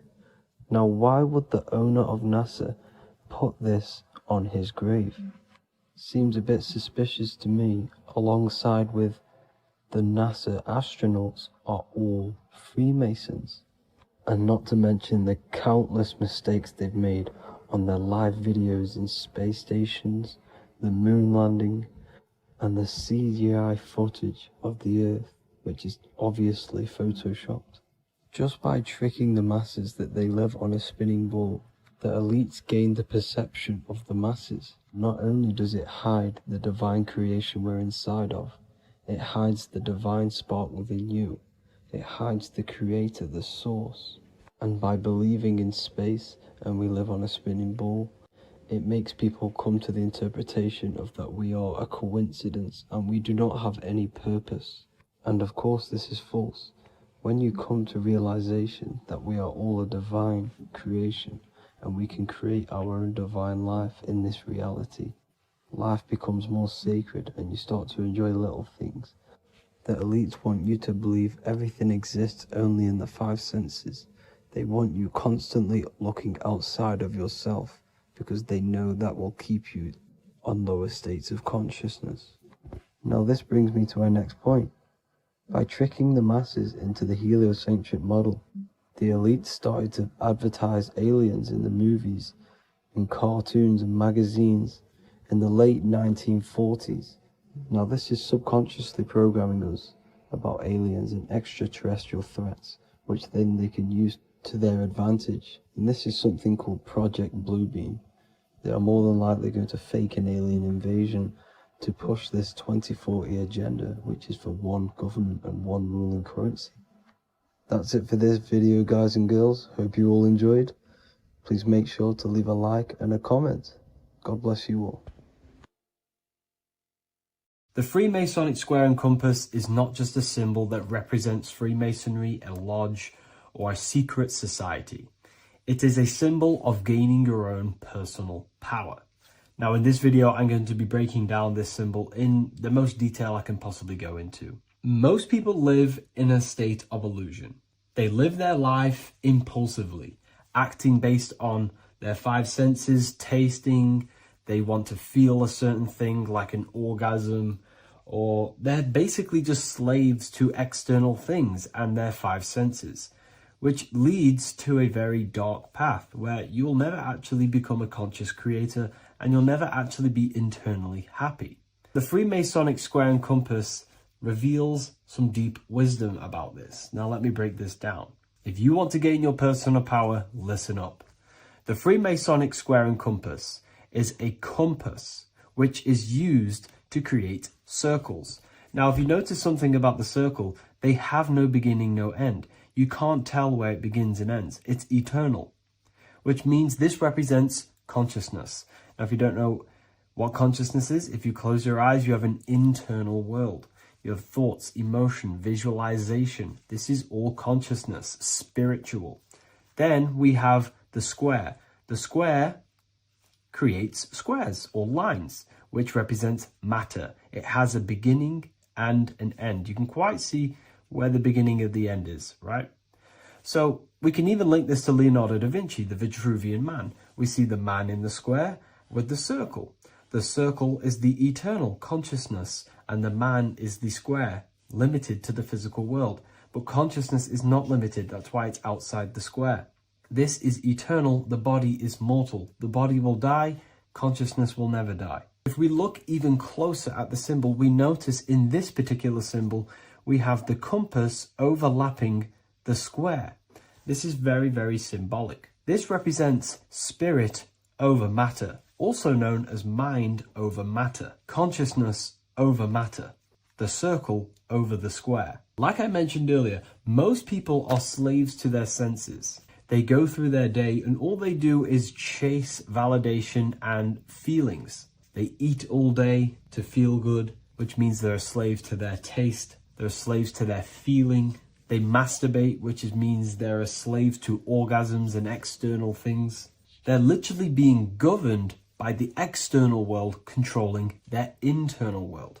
They're literally living life on autopilot. And don't get me wrong, I was guilty of this too. We're all guilty of this when we join this world because we're not taught this sacred knowledge. Until you actually stop and recognize this, you'll be living life on autopilot. Literally not even living. You'll be running off subconscious programs, seeking external validation and being ruled by these five senses. The square underneath the compass represents consciousness on top of matter, which means the internal world is controlling the external world. It is the mind controlling matter and not matter manipulating the mind. In the occult and esoteric world, it's very important that you are conscious of every action that you are taking in your day-to-day life. Never act subconsciously. Always be conscious What are you thinking? What are you acting? What are you giving your attention?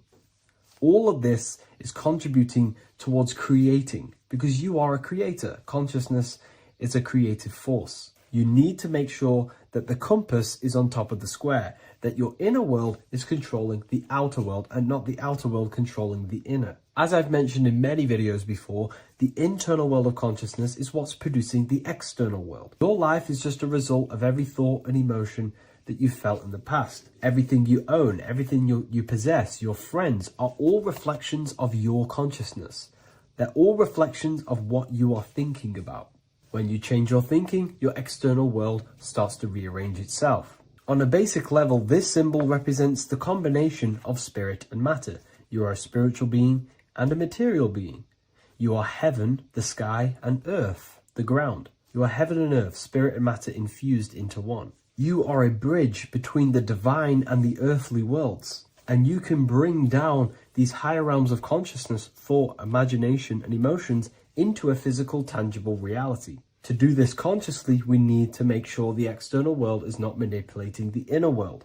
Because if your internal world is being controlled by external circumstances, for example, you have a circumstance happen in your reality, an emotion triggers inside of you, and that emotion is a command to create more of that. And the thoughts that you think are creating more of that negativity. So it's a constant cycle of negative manifestation if you let the external world control your internal world of consciousness. So we need to make sure the compass is on top of the square, that the internal world are commands and not reactions to create your external reality. And not only just to create, but to actually enjoy life. If we let the external world bother our internal world, this means that we have some sort of mental or emotional attachment to the external world. We need to detach from the external world. Why do I say that?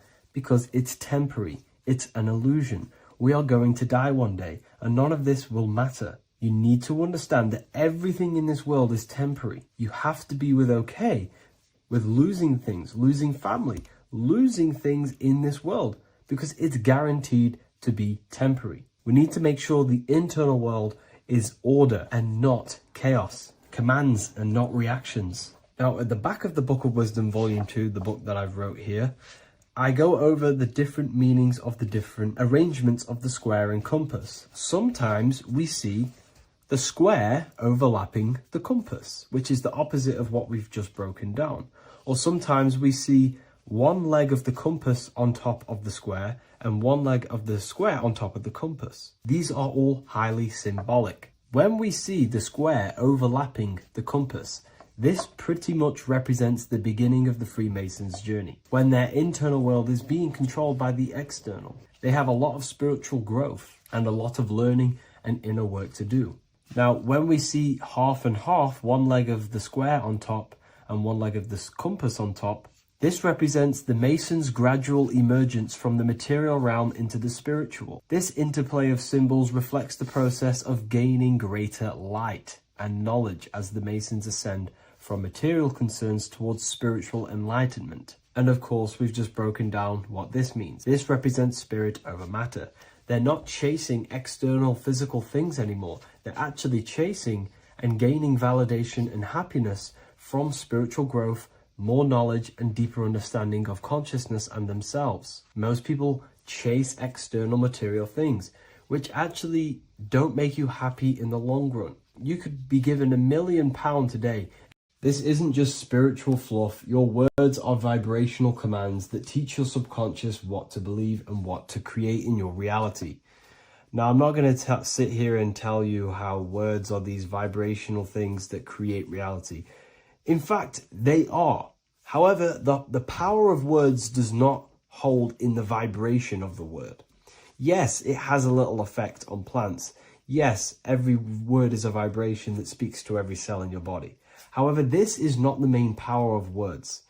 The main power of words is restructuring your consciousness and invoking energy inside of your own consciousness. I'm going to go over these two in detail for you. Your life is an externalization of your consciousness. Your belief system, your internal world, are building blocks to create your external world. What you believe in is how you see reality. It is the filter that you see to see reality. If you want to change reality, you have to change your consciousness first. There's no point trying to create a change, a manipulation in the external world, because it won't last very long.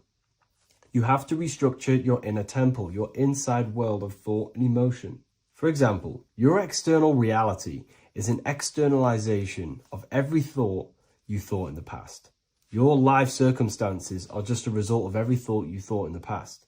You become what you think about. So if we can control what we think about, we will control who we become. Words are a powerful way to restructure your subconscious mind, which will then restructure what you think about. For example, if I said the word chicken all day long, I'm going to be thinking about chicken all day long. The words we repeat enter our subconscious mind, and our subconscious mind molds our conscious mind of what we are consciously giving attention to and thinking about.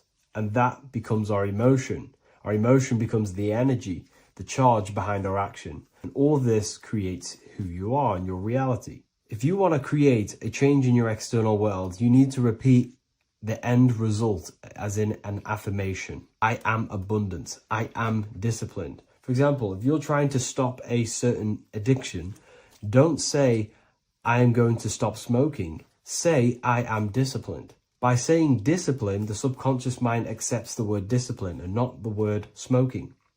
If you repeat smoking, I am not smoking, your subconscious mind will just pick up smoking and then do more smoking. So if you are trying to create discipline in your life and trying to stop something, say, I am disciplined. The reason for this is powerful because you're conditioning your consciousness. You're conditioning your subconscious mind and filling it with the word discipline.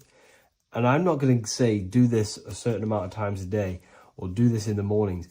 I want you to do this as much as possible. I did this as much as possible. Whenever I had free time, whenever I had a free minute, I would say these words either physically or mentally, just to condition your consciousness. Words are the most powerful way to restructure your belief system and restructure your inner world, which will then mirror in your outer world. Words are also a powerful way to invoke energy. This is why when you see these magic occult rituals, you see people chanting and doing these things. It's because if you slowly chant a word, you can actually invoke the emotion. There are three aspects of creation: thought, emotion, action. Emotion is energy in motion. By repeating a word over and over again, you can actually begin to invoke that energy, that emotion inside your heart. And you can start to feel the reality as if you are already living it. And this is just another powerful way to condition your consciousness to become a certain thing before you have it. This is what magic is. Magic is all to do with reprogramming the subconscious mind, aligning the subconscious with a certain belief or reality, which will then produce an effect in our thoughts, our emotions, and our actions, which will then create that reality. So if you want to create something in your life, literally just repeat, I am something. I am is referring to your consciousness. I am is the highest aspect of you. It is the true self. Whatever you condition your consciousness will be mirrored in your external reality. I am abundant will condition your consciousness to feel and believe you are abundant, which will then seep into your thinking. And then you will start to act more on this because you are thinking about it, which will then change your external reality. Words are vibration, and vibration is powerful. However, if you truly want to change your reality, you have to change your inner world of consciousness. And words are the best way to invoke feelings to become the reality you want. And words are the best way to condition your consciousness to a certain belief or a thought. And by doing this, you're actually creating a root cause. The cause is your consciousness, your mind, and you have to restructure the mind to create that reality. Words are a great way to restructure your consciousness and create reality. If you are struggling with the internal chaos, if you are struggling with emotional chaos, if you are struggling mastering your mind, or if you are isolated from your high intelligence, because intelligent people are not welcomed in our population today. I have created an amazing space, Ethereal University. Check it out. I'll leave all the links below. And I'll see you inside, where you can learn everything you could possibly imagine about occultism, esotericism. I'll see you inside.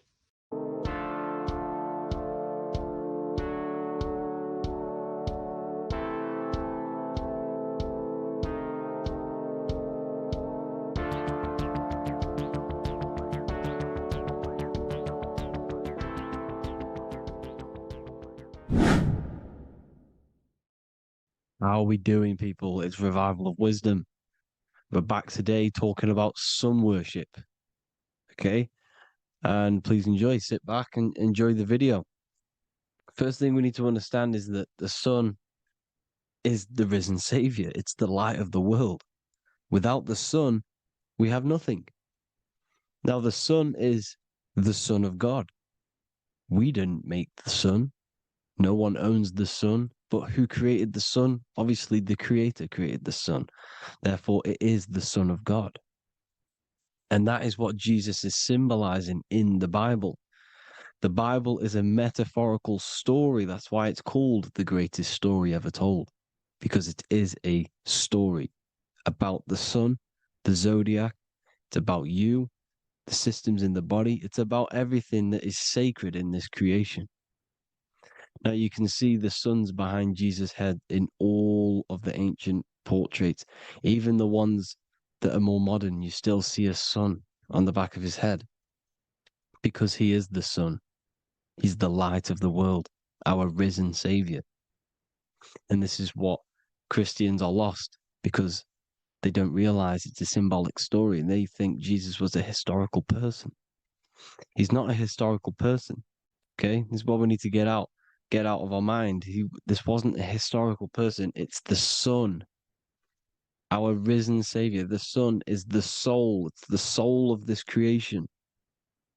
Because what is a soul? A soul is pure life force, pure energy. Whatever a soul inhabits, it gives life to. Like our soul feeds our body. The sun feeds the earth because the sun is a soul, and that's why the ancients called it Sol. Because it's the soul and it's in you and it's the light of the world. It's the light of everything. It gives life to all things. Here's Jesus and his 12 disciples. The 12 disciples symbolize the 12 zodiac signs. Aries, it rules the head region because the 12 zodiac constellations rule specific regions of your body. Aries, the ram, you have a cerebrum in your head. This is Aries on the head of the table. His Gemini rules the arms and the lungs. The two twins, Gemini. He's holding up two hands for the two hands and arms. The twins. Cancer has a knife in his hand. It's not so clear, but he has a knife in his hand. Cancer is the crab. Crabs have claws. And he's pointing at Virgo's Adam's apple, saying there's no Adam's apple there. It's a woman. Who's the sixth sign? The sixth sign is Virgo, the Virgin, the only woman in the painting. Now notice how there are 3 people in 4 groups for the 4 seasons and for the 3 months and 3 zodiac signs in each season: spring, summer, fall, winter. Matthew, Mark, Luke, and John with the suns on the back of their heads because it's the 4 states of the sun. The 4 states of the sun. Now, 6th sign, Virgo, the Virgin, the only woman in the painting with no Adam's apple. Then we have the sun, Jesus, red and blue, red shift, blue shift, electromagnetism. The ancients knew this. He's got one hand open, one hand down, because the sun gives and retrieves. The sun rises and it falls. It gives, then pulls away. That's what the sun does, and that's what he's doing. His arms are out, symbolizing the rays of the sun, casting down onto the earth, giving and then receiving. Libra, his 2 hands are equal. He's holding his arms out equally because Libra is the 2 balanced scales. Libra is when the sun is balanced between the summer and the winter. It's being judged. The sun isn't balanced. That's what Libra is, the 2 scales. Capricorn is the goat. Goats have 2 horns, and you can see the 2 horns on his head here. See? So this is astrology. This is what Leonardo da Vinci is depicting here. It's astrology. He knew the story of the Bible is all astrology. It's all based on astrology.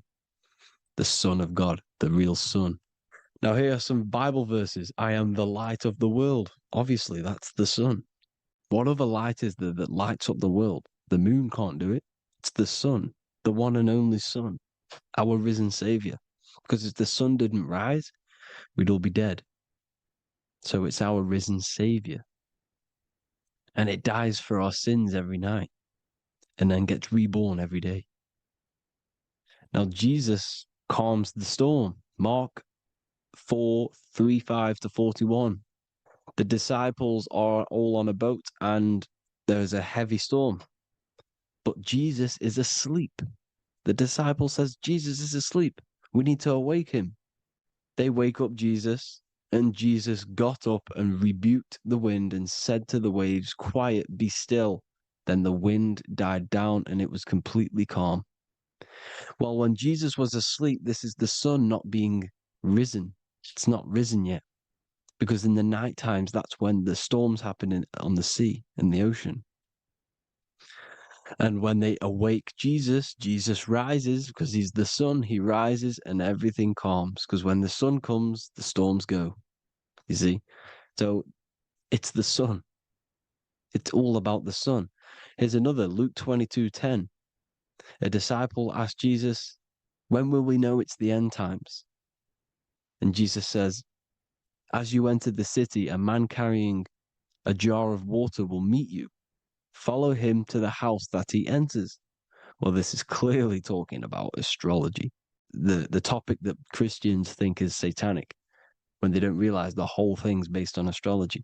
Because the end times is the end of Pisces, which is the two fish, which is the age we've just gone out of. And you can see all these ancient churches here with two fishes, because they knew it was the age of Pisces. There's an ancient photo, ancient artwork with the two fish, Pisces. And the end times, as it talks about in the Bible, when Christians think the world's going to end or something. But no, it's just the end of Pisces. As you enter the city, a man carrying a jar will meet you. Follow him to the house. The house is the zodiac sign that he enters. And the zodiac sign is Aquarius, because that's what it is, a man carrying the water. We know this is astrology because a woman, that is a woman's job in the ancient times. In the ancient times, the woman used to get the water. You would never see a man collecting water back then. That was the woman's job, whilst the man builds the houses, for example. You see, so we know it's talking about astrology because astrology is the man holding the bucket of water. It's the end of Pisces. Now we are in Aquarius. And of course, Luke 24:36, the risen Savior, the sun. Now, the sun is also born on the 25th of December, a virgin, just like Horus, Mithra, Buddha, Krishna, Hermes, and thousands of other gods, all born on the 25th of December. Well, it's because the sun moves 1 degree northward on the 25th of December. And on the 22nd to the 24th, it stays in the same degree because it's moving south.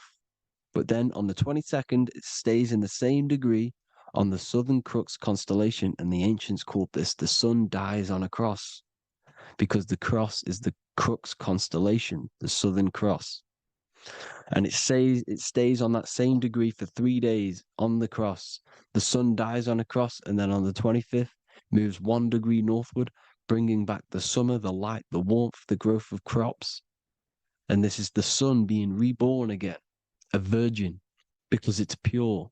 And here's Mithra, another sun god before Jesus was around, before Christianity.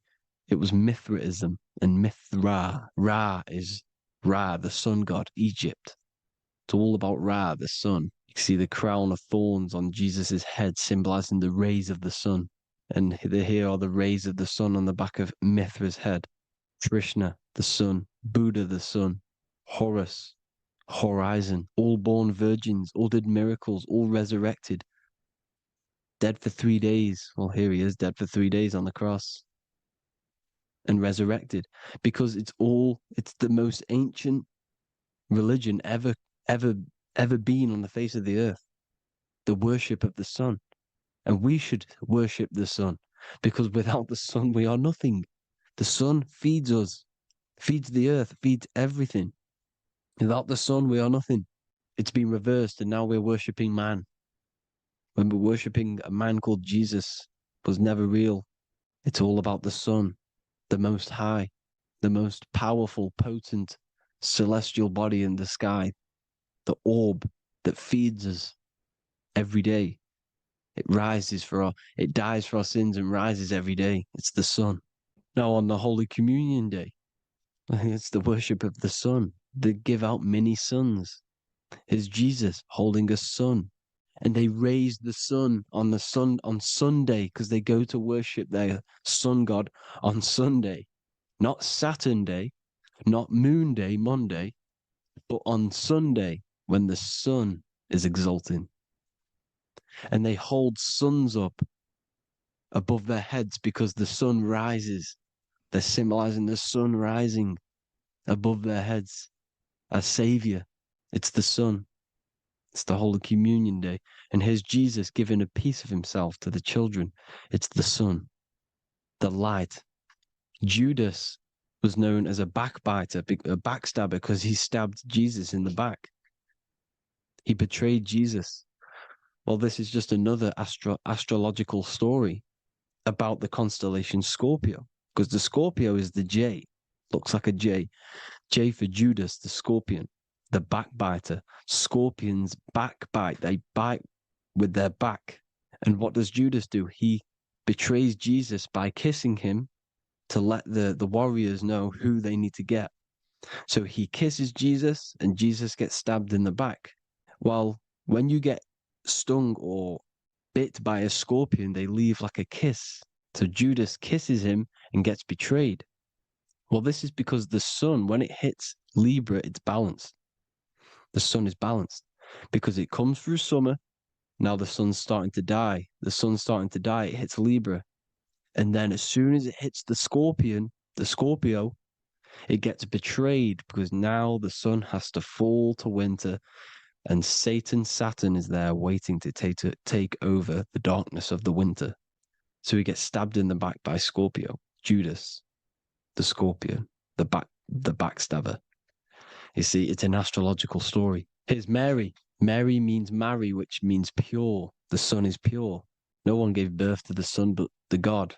And it's born every day. It's born every day on every year. It's born pure. There was no controversy. There was no, activity for the sun to be born. It's pure. Now, the 7 metals come from the 7 planets. The sun gives you gold, and this is why the sun is golden. It looks gold. And this is why the banks are backed by gold, because gold is the most valuable metal, because it's the sun, the most valuable celestial orb in the sky, in the heavens.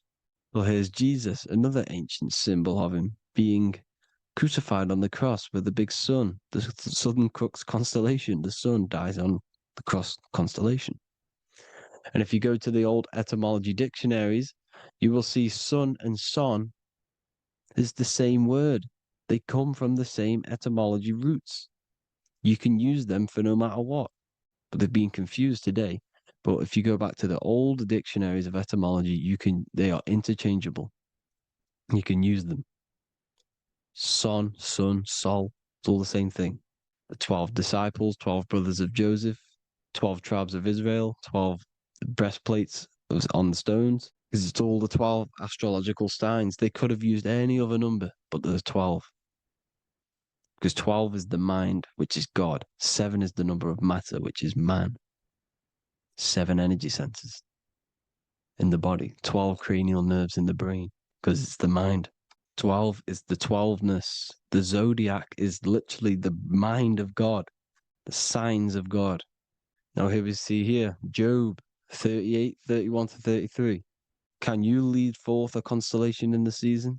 He's asking you, can you read the sky? Can you read the heavens? Canst thou bring forth the Mazzaroth in its season? Mazzaroth means 12 signs, the zodiac. Why did they translated every single Hebrew word in the Bible into English, but they decided to leave out Mazzaroth? Why? It's because if that said zodiac, Christians would have a different view on the Bible, but they leave that out.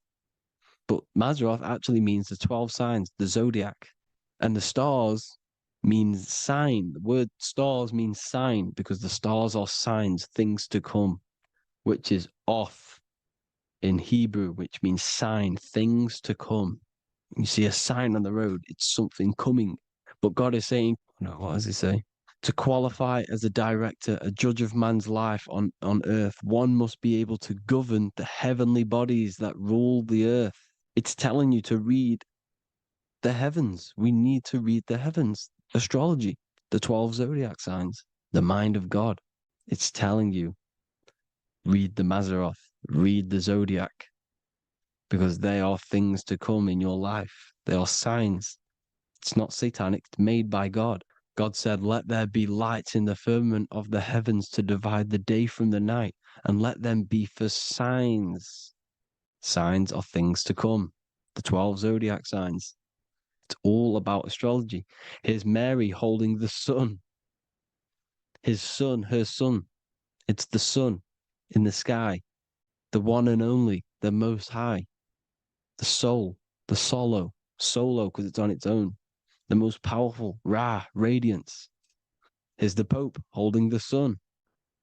All three popes holding the sun, because they're sun worshippers and they know the true meaning and origins behind Christianity. Sun worship. Here's the Vatican is a sundial. Yes, this is literally a clock. Your clock, your watch is a sundial. It's got 12 sections on it for the 12 zodiac signs.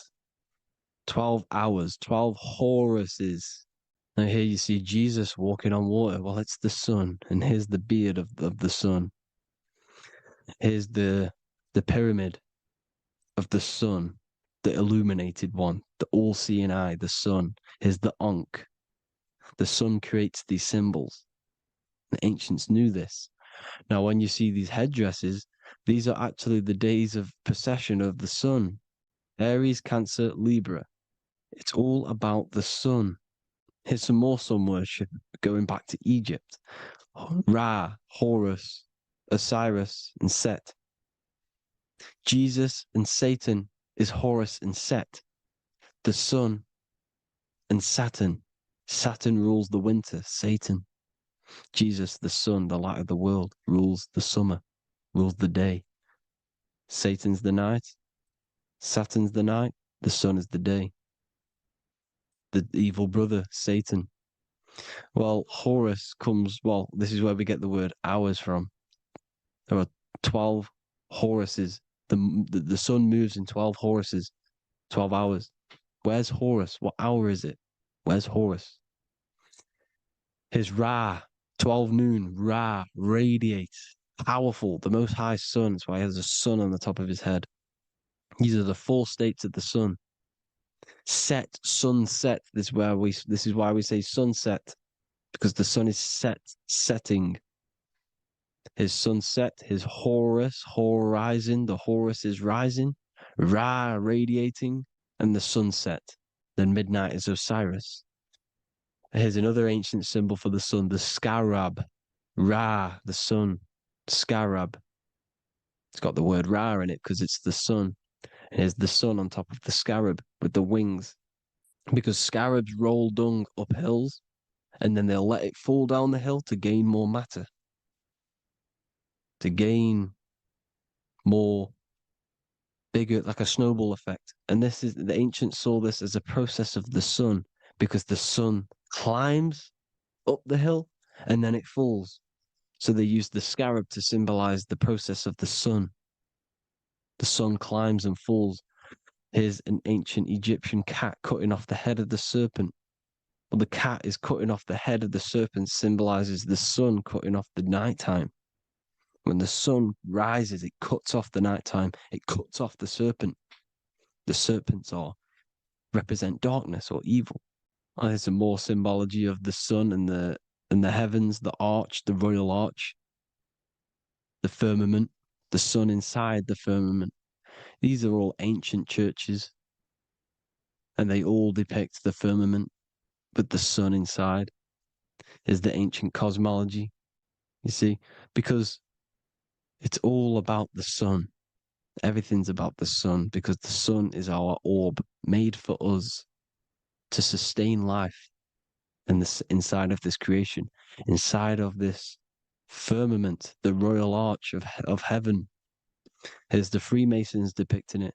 Here's the Masonic royal arch. But you can even see the zodiac signs. Here's Cancer, the checkered board. It's the royal arch of the firmament. Obviously, they don't want to tell you that. You live in space, apparently. Some more sun worship. Here's the beard of the sun on the water. They all have this long beard. And why do they say amen? Amen at the end of every prayer. Amen is a sun god, a creator god. It's all about the sun. So thank you all, people. Hope you all enjoyed. Hope you all gained some knowledge and insight. Please give me a follow, drop a comment, drop a like. Have a good day. Love you all.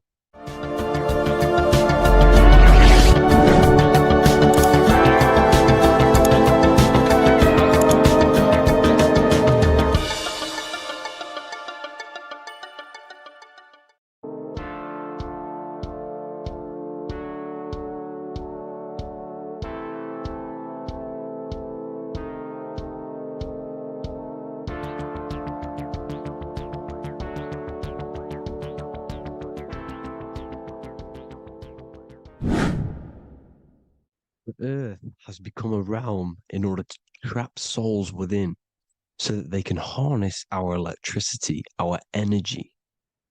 Even the Bible is talking about how this realm is controlled by the wicked one in John 5:19. We know that we are the children of God and that the whole world is under the control of the evil one. Ephesians 6:12.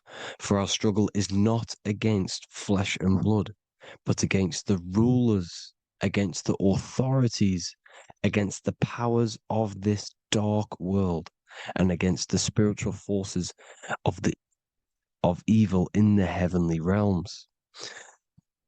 So the Bible is telling us that this is not the only world.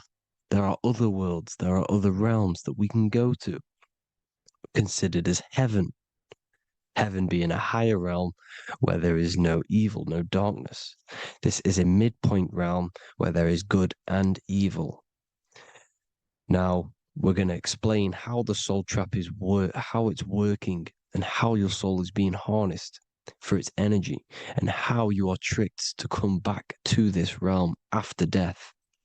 What you need to understand is first is that you are the invisible intelligence behind the physical body. You are the mind and soul. The soul is the true you, the good you. It is pure love, pure bliss, eternal, never dies. The mind can be corrupted, though. The mind is the intelligence of the soul. It is invisible. It has no true form. The intelligence inhabits the brain. The brain is the computer to control the electrical machine called the nervous system, which is choice, program, and action. You are the invisible intelligence behind the body, and this will prove it even more. You do not even see into the external world.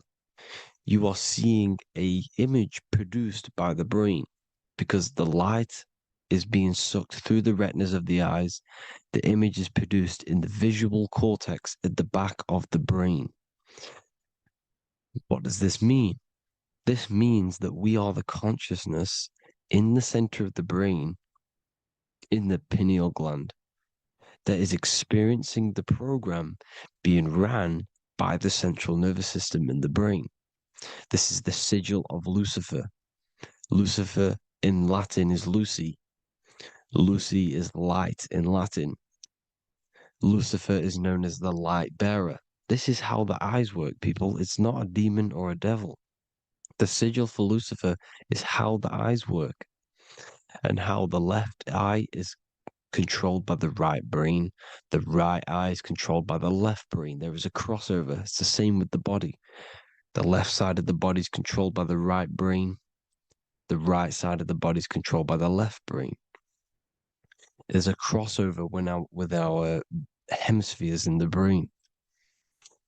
Now, This empty chamber in the center of the brain is where this universal cosmic intelligence is held, known as the most holy place in the Bible, the throne of God. Okay? This is above the 33 vertebrae on the spine. As you can see here, you are the being in the center of this point. All of the nerves are being sent back to this one particular point, which is the seat of our invisible intelligence. You can see it's an empty chamber. Our consciousness, our intelligence is not a physical thing.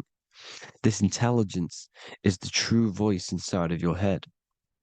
This is why your head is heaven, your heart is earth, your heel is hell. Your head is heaven because this is the seat, the throne of God. God is in heaven because the consciousness, this divine intelligence that's controlling the body, is sat in the center of the brain. The brain is taking commands of this invisible intelligence.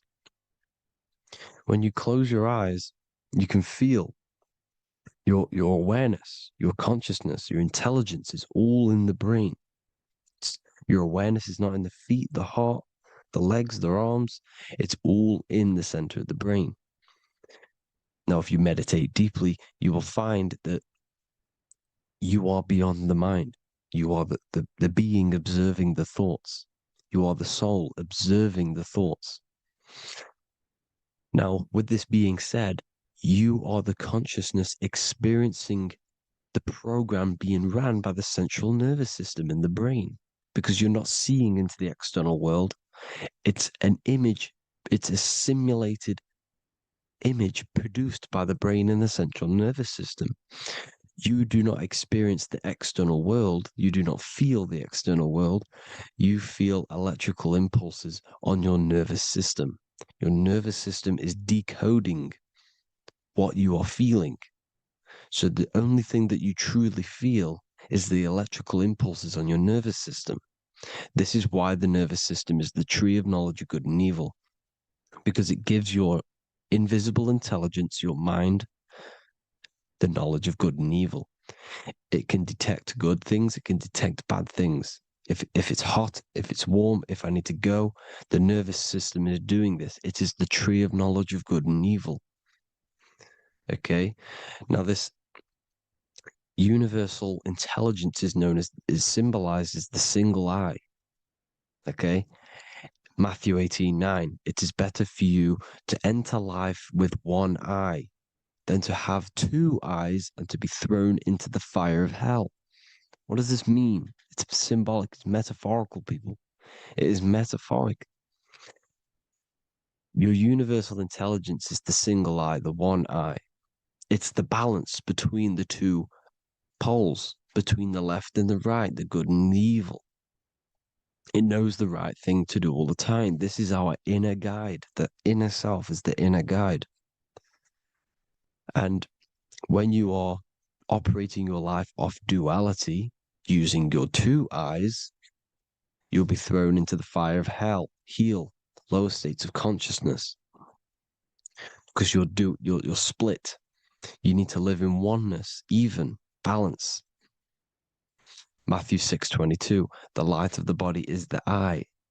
The light of the whole body is the eye. You are a light being. Human. Hue means an attribute of a color. Man is the word manifested. We are light manifested into physical form. Depending on your vibration is depending on what color that you are vibrating on, which is a hue, a human.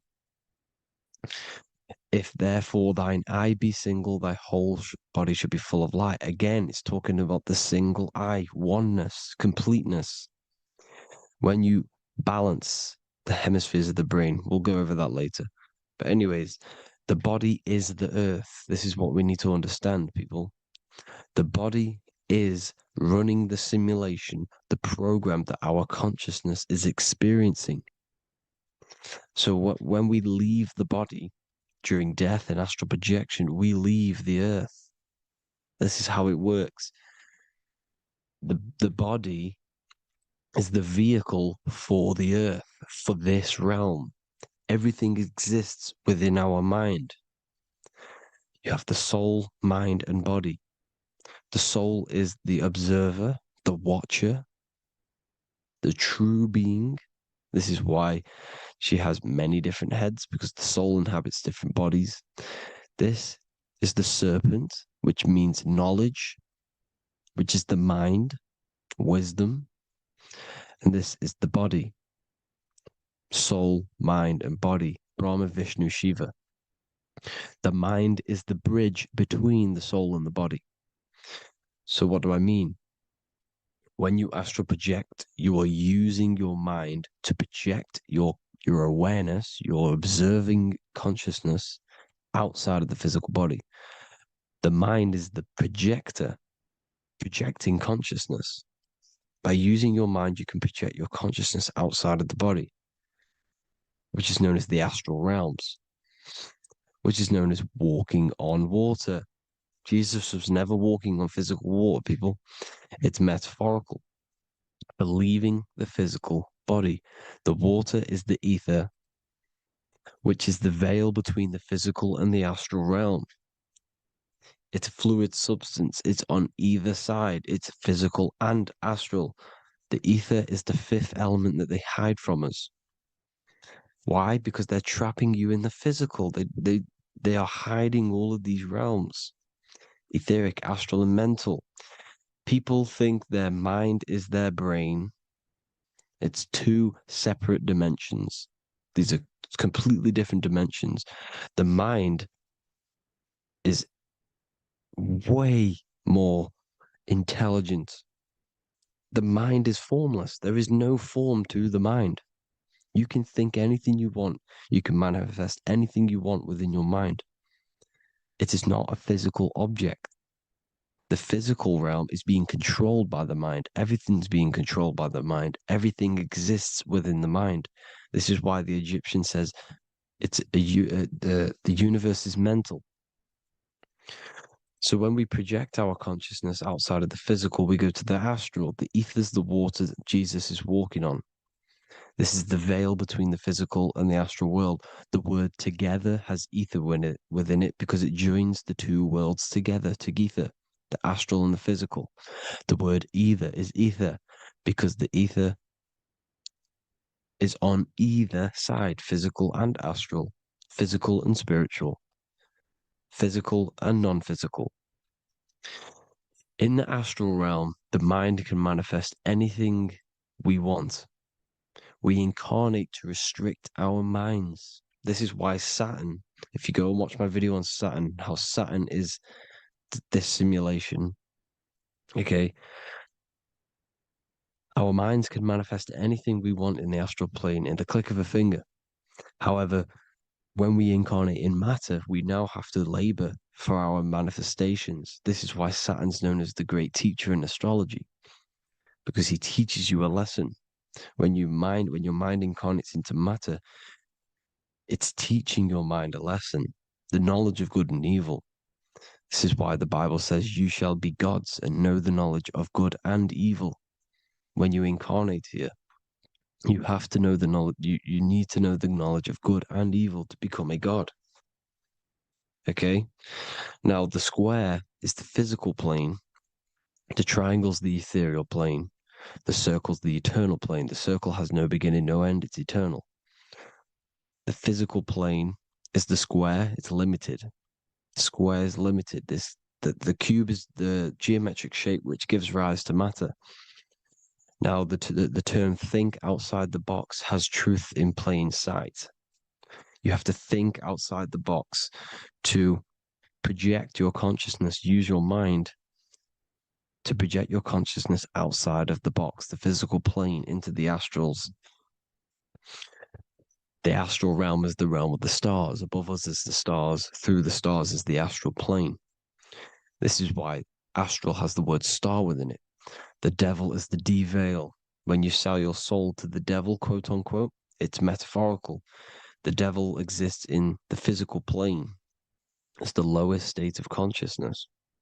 You deveil yourself into the physical when you are the devil. The deveil. The ethereal plane. Now, we all know what the famous symbol of the all-seeing eye, right? The all-seeing eye with the eye in the triangle. Look at the Masonic artwork showing you the triangle above in the sky. This is symbolizing the ethereal planes. The eye in the triangle symbolizes your invisible intelligence, your mind, which has the ability to see on either side. Because the triangle's the ethereal plane. The eye is your consciousness, your intelligence. And this intelligence has the ability to see in the physical plane and to see in the ethereal planes, in the astral planes. This is why it's above the earth. It's above the ground. Because it can see here, it can see in the heavenly realms. Now, the stars are, well, this is known as heaven, the realms of the astral planes. This is some quotes from the Emerald Tablets of Thoth. Out of the darkness ye must rise upwards, one with the light and one with the stars. Man is in process of changing to forms that are not of this world. Grows he in time to the formless, a plane on the cycle above. So there's other worlds. The Bible's telling you there's other worlds, there's other realms. Know ye must become formless before ye are one with the light, the astral light above, which shining through the stars.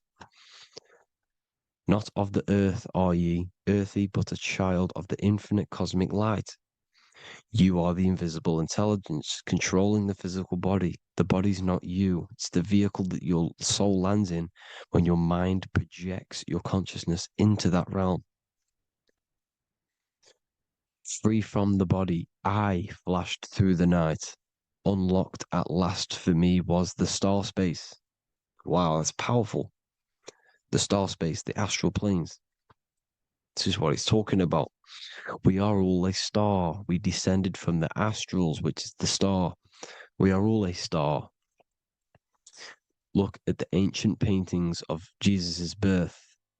It's the star beaming his consciousness down into the physical plane.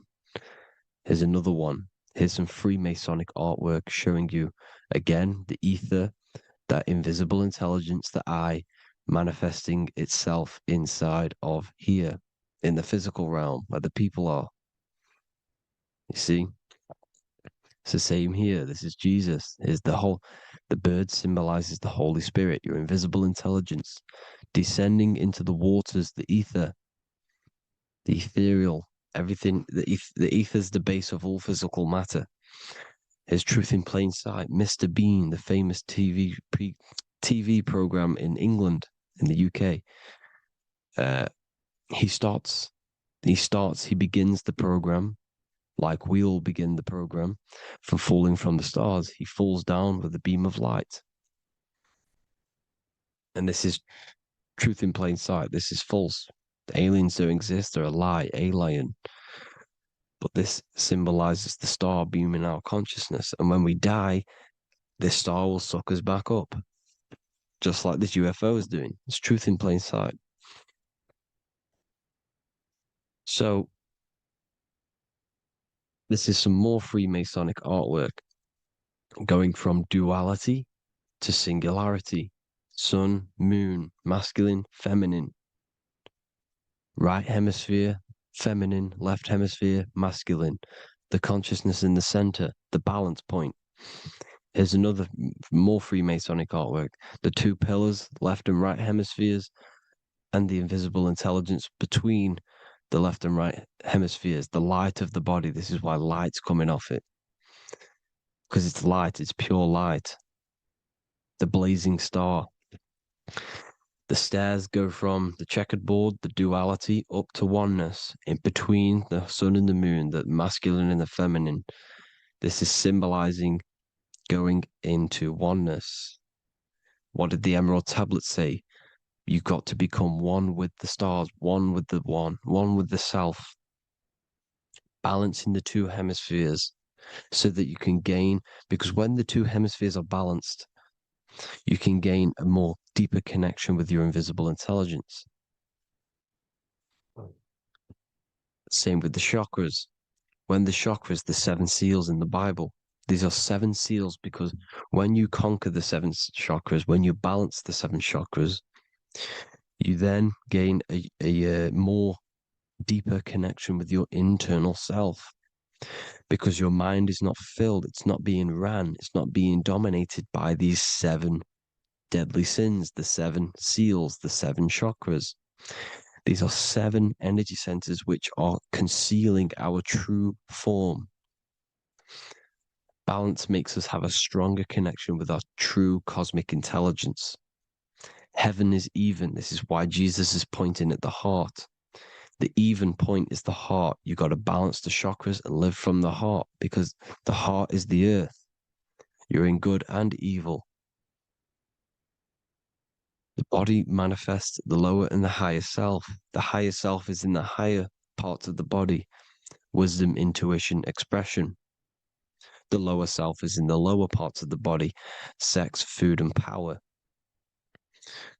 This is how they are trapping your soul, people. Like I said, the mind is the bridge between the soul and the body. So by tricking the mind, not giving it the right knowledge, and keeping the mind stuck in the lower three centers, thinking about power, food, and sex, this is low vibrating energy. It's going to keep your mind addicted to the physical realms. Okay, this is why you need to go even, balance, heaven. Okay, I will explain the soul trap in a second, how it fully works. But I'm telling you all the science behind it so you can understand. When you are doomed, you are domed. This is the dome, the firmament, the mind. Ment is mind, firm is firm. A firmament is doomed under the firmament. You must have a loose mind, an open mind to expand your consciousness beyond the stars, beyond the ethereal barrier. You have to vibrate higher than this world.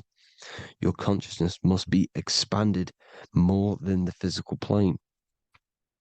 You need to learn how to astral project. You need to learn how to leave the body, how to operate outside of the body, so that you, when you do leave the body, you will have recognition. You'll have knowledge. You'll have practice.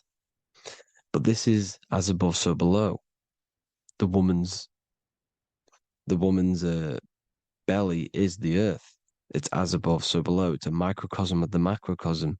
We are the children in the womb. We are the people in the earth being ready to be born into the heavenly realms. As above, so below. It's a microcosm, macrocosm. Everything is in everything on a bigger and a smaller and a larger scale. Now, when the baby figures out that there is a world beyond its mother, what happens? The baby starts to move around and tries to get out of the mother. Because once it starts to hear the external world, starts to hear people, it's going to wonder, what's outside of why am I in here? What's outside? So the baby will force its way out of the mother.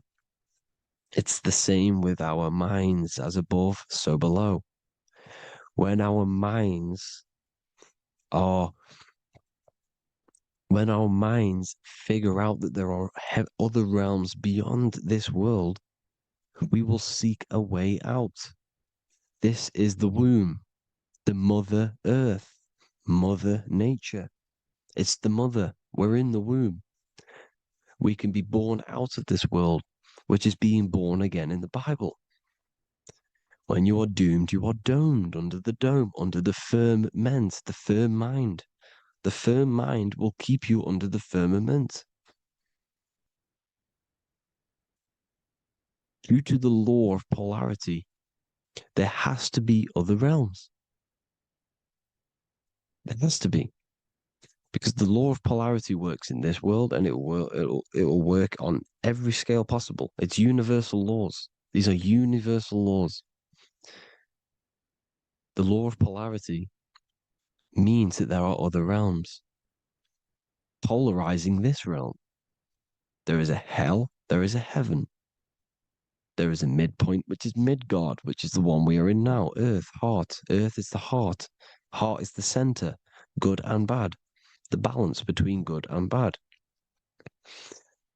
Your reality is your level of realization. Your mind realizes other worlds, you will seek a way to them worlds. It's that simple. The soul trap is to keep you stuck in this physical body, which is the earth. This body is the earth. It's running the program, like I said at the beginning. It's running the simulation that your consciousness is experiencing. You are an electromagnetic being, and you're hidden in a cage, your rib cage, and you're stuck in cells, a prison cells. Look, you're in cells. We produce electromagnetic energy. Your soul produces this energy. And by trapping your consciousness inside of this physical realm, they harness this energy within the astral realms. They're using you to manifest demons, because your mind creates demons through emotions and mental thought energy, which is a whole nother video. I can make a video on that. You're manifesting everything for them because they're trying to create a hive mind. This is why they want everyone to believe in one belief system, one government, one belief system, one religion, because they're creating a hive mind. This hive mind will manifest and be summoned within the astral planes, because the mind manifests the astral plane. The astral plane is the realm of imagination. The mental plane is the realm of just thought alone. The etheric plane is the energy. The physical plane is the matter. So all of our minds together are manifesting these demons within these subconscious realms, the astral. Now, how are they keeping you stuck to this realm? Well, when you die and you're stuck in your lower three chakras, okay, when your mind and soul detaches from the body, which is the earth, when you leave the earth, you're still going to have these mental addictions to the food, the sex, the materialism, the phone, the cigarettes, everything. This is why they get you addicted to everything possible. The TikTok, the YouTube, they get you addicted to as many things possible. Because when your mind is addicted to these things, and when this mind leaves the physical body, you're still going to have these addictions.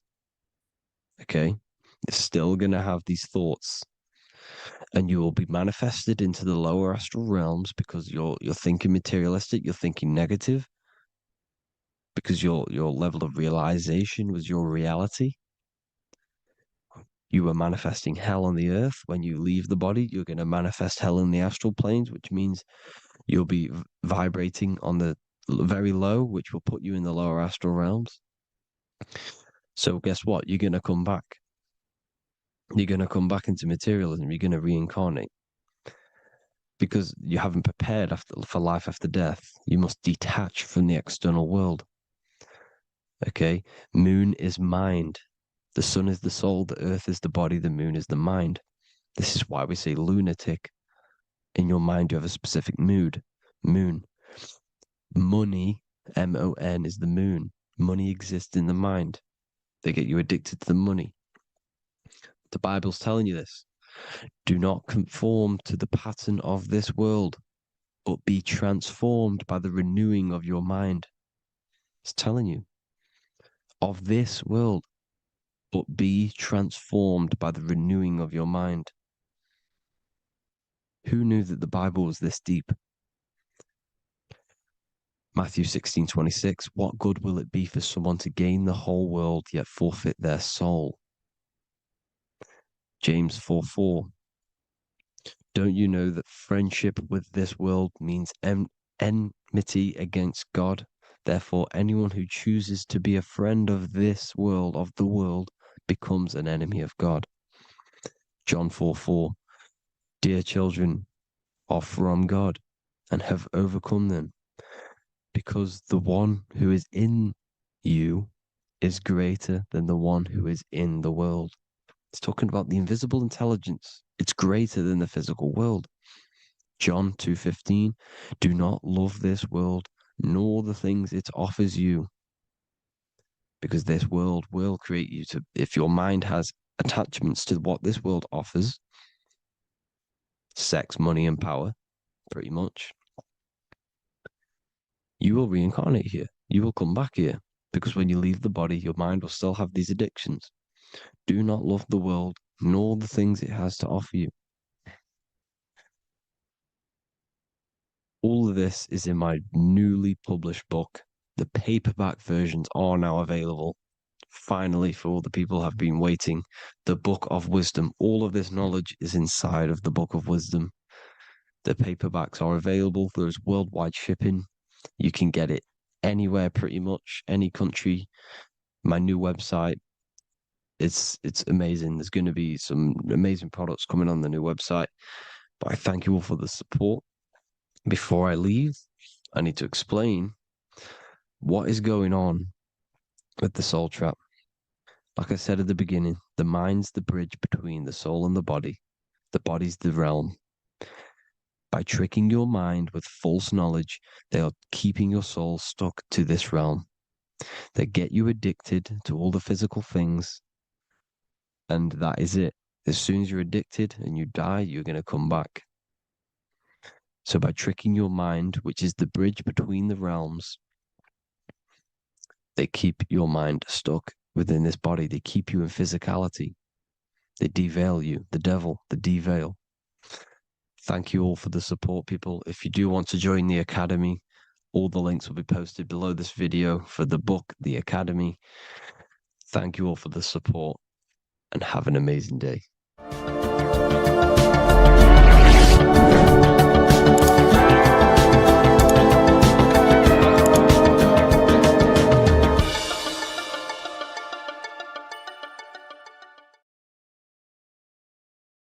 Hello, people. Today we're going to be talking about the secrets of the human heart.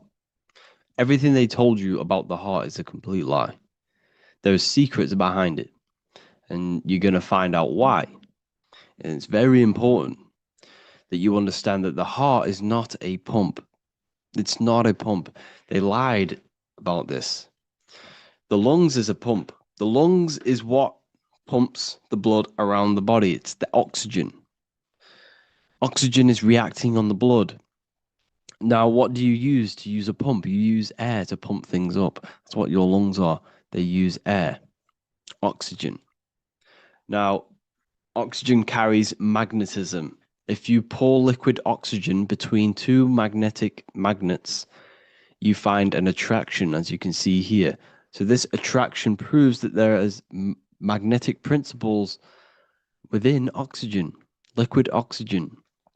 So when we breathe, we are essentially breathing in magnetism. Magnetism is the force driving this world. So your heart is a chestahedron. It's a seven-sided shape in geometry, and each side is pretty much equal. It's a chestahedron. Look at the word chestahedron, chest, where your heart is. And it looks very, very similar. So this is the sacred geometry of the heart.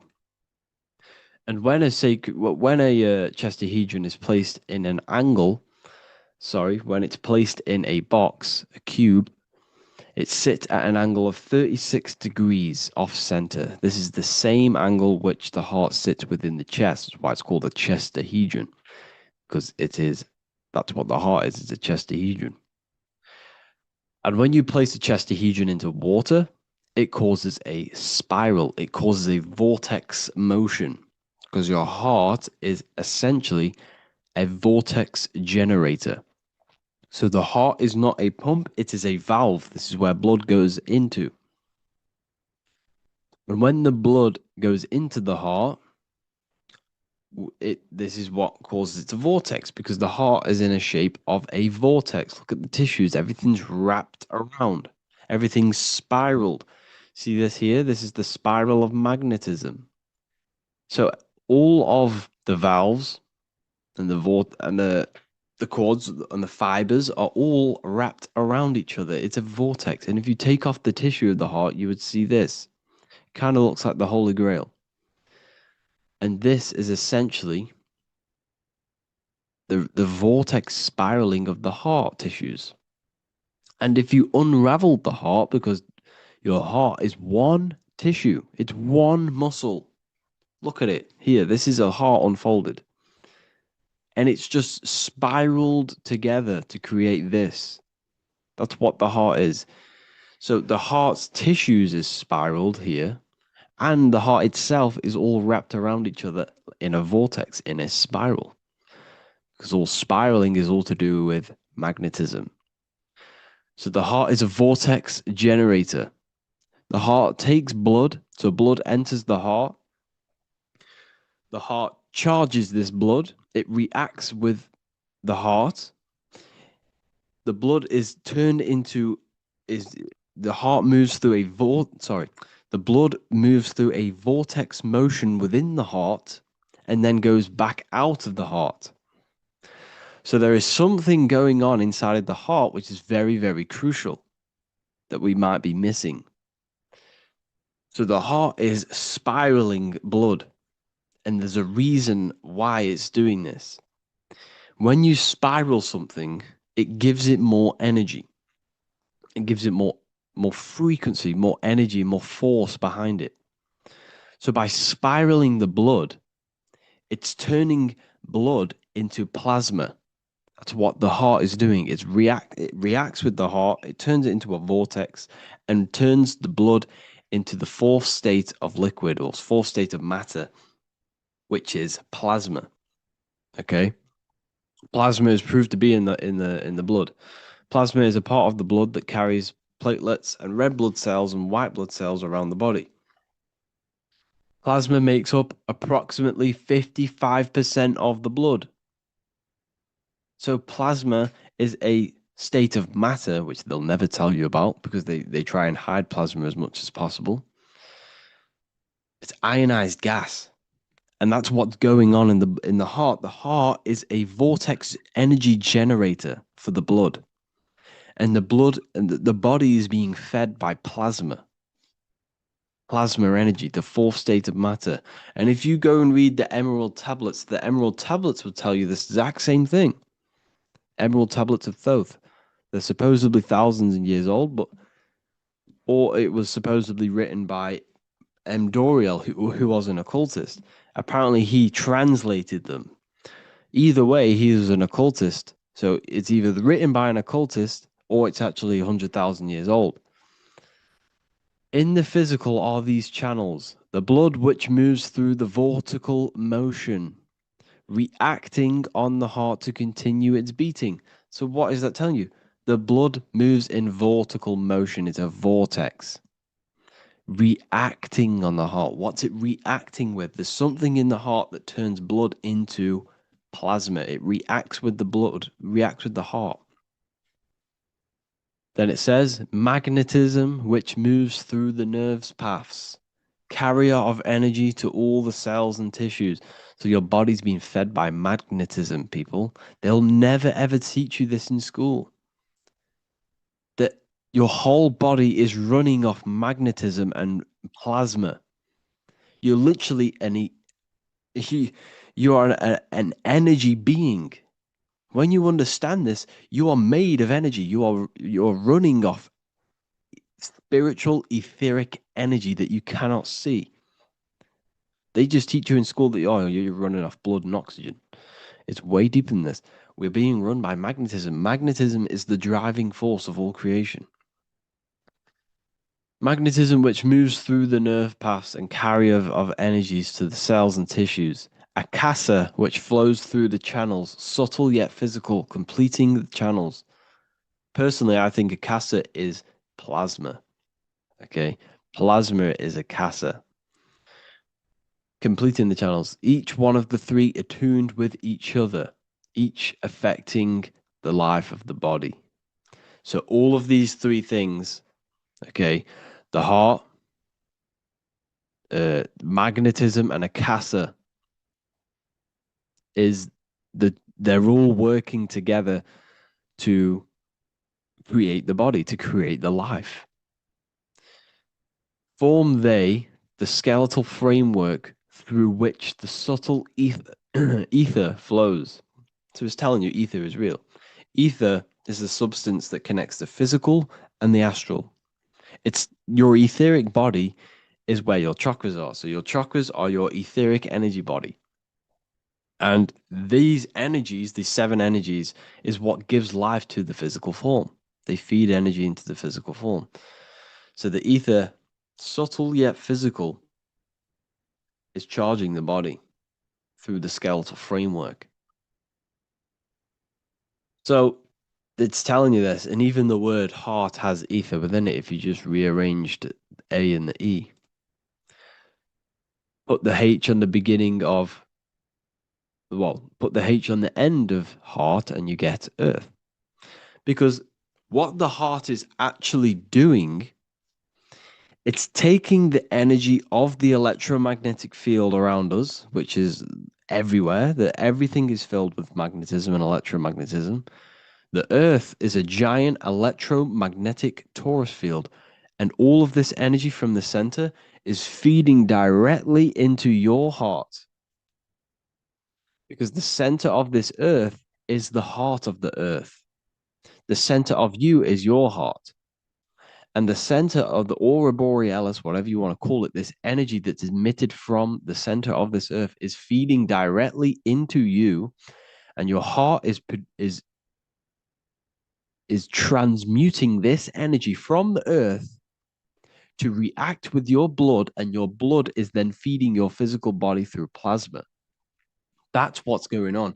You yourself and your heart is directly connected to the earth. That's why your heart rearranged is earth. You're directly connected to the cosmos. Everything they do to poison you and give you all this stuff is to keep you disconnected from the universe. You yourself are the universe. Your body is directly in correlation electromagnetically with the earth. So the heart is the balance. That's how you connect with things, through the heart. Okay. You see Jesus with the Sacred Heart, always pointing at the heart.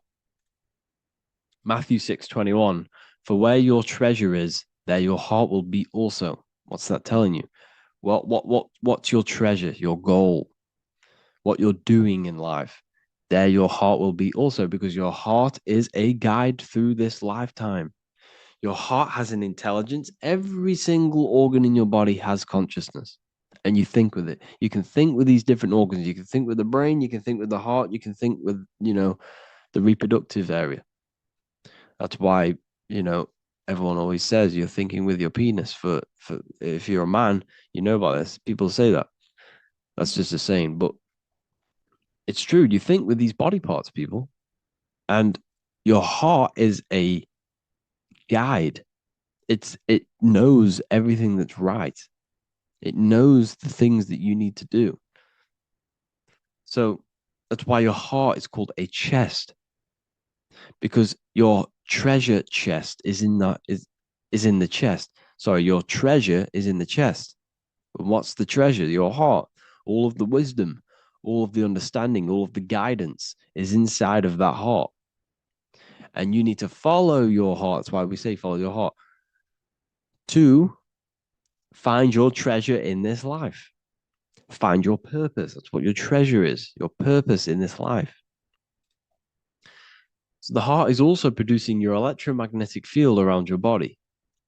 And the heart is all to do with emotion. So thought happens in the mind, which is not the brain. Then the thought in the mind produces brain activity, electrical signals, and then these electrical signals are sent to the heart, which produces an emotion. So essentially, the brain and the heart are directly connected. You need to sync them. You need to sync the brain and the heart. Why? Because you need to be thinking with emotion behind it. If you think with lack of the heart thinking also, if you think without the heart, you are only thinking for yourself and not for the empathy of others. You have to think before you take action of the emotion of others and have thought of people's feelings behind. So you must sync the heart and the brain. The actions you must take must be in line with your heart. Your heart tells you everything. Before you do something, you can feel whether it's right or wrong. You can feel it deep down within you. When you quieten your mind, you can feel it. Where if you know when you're doing something wrong, especially when you're a child, because this, as you get older and you constantly do negative things, then yes, you can block out the heart completely. But deep down within people, they know what they're doing and they know whether it's right or wrong. You feel horrible when you do something bad. You feel it inside of you. And Manly P. Hall said, every time you go against the heart, you are destroying your electromagnetic field. It kills the magnetism of your body every time you go against it. Obviously, I don't know if this is true, but I agree with this. Manly P. Hall was an enlightened individual who understands the anatomy of the body, understand all of the occult things. And essentially, every time you go against your heart, you are killing the magnetism of your body, your cells, and everything about you. Because your whole body is magnetic. You have magnetic attraction all over you. So there's a saying, well, obviously in Christianity, what happens in heaven happens on earth. Well, what happens in the brain happens in your heart. Heaven is the head, earth is the heart. Every thought you think produces an emotion in the heart. Every single thought triggers an emotion. You know, when people say they got a broken heart, because all of that emotion is in the heart. Not in the heart, but in the invisible intelligence behind the heart. You must understand there's a consciousness, an invisible spiritual consciousness behind every physical thing. So your brain is dual, your heart is single. Your brain consists of two hemispheres. So when it comes to decision making in the brain, there can be confusion between the left and right hemispheres. This is why when people are confused. But the heart is a singular organ. And if you go onto Google and type in brain cells found in the heart, there are 40,000 neuron cells in the heart, the exact same cells which are found in the brain, in the cranial brain. This means that your heart is essentially a brain for your emotions, what it is. And your emotions tell you what is right and what is wrong. So every thought you think produces an emotion, and whether that emotion is good or bad will tell you whether something is right or wrong. So the heart is the guidance through this life, and your higher self resides in the heart. You have to follow the heart. You have to do what the heart tells you all the time. So I hope you enjoyed this video, people. Please feel free to contact me if you have any video ideas or anything like this. And welcome to the university. I look forward to connecting with you all. You don't just have a physical body. You have a physical, mental, spiritual, and emotional body. Each one of these aspects are a body of its own. Body does not just refer to a physical substance. You have a mental body for thinking, an emotional body for your emotions, a spiritual body for your energy in your astral form, and a physical body to encapsulate all of these. Each four of these aspects are essential for the human experience and essential to balance.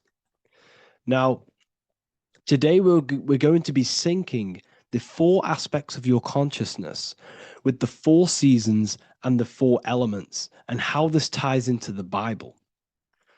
So we have four physical elements. We have 5 elements in total, spirit being the most important, but spirit is pure invisible. We have 4 physical elements. We have air, fire, earth, water. Air and earth sorry, earth and water are feminine, air and fire are masculine. Air and fire are active, water and earth are passive. The air corresponds with the mental body of consciousness. This is where your intellect, this is where your communication, this is where your thoughts, intuition all comes from.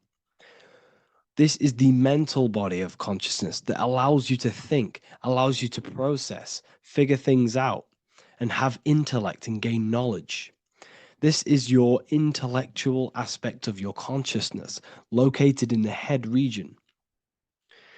We have a fire nature, a spiritual nature. This is our astral body.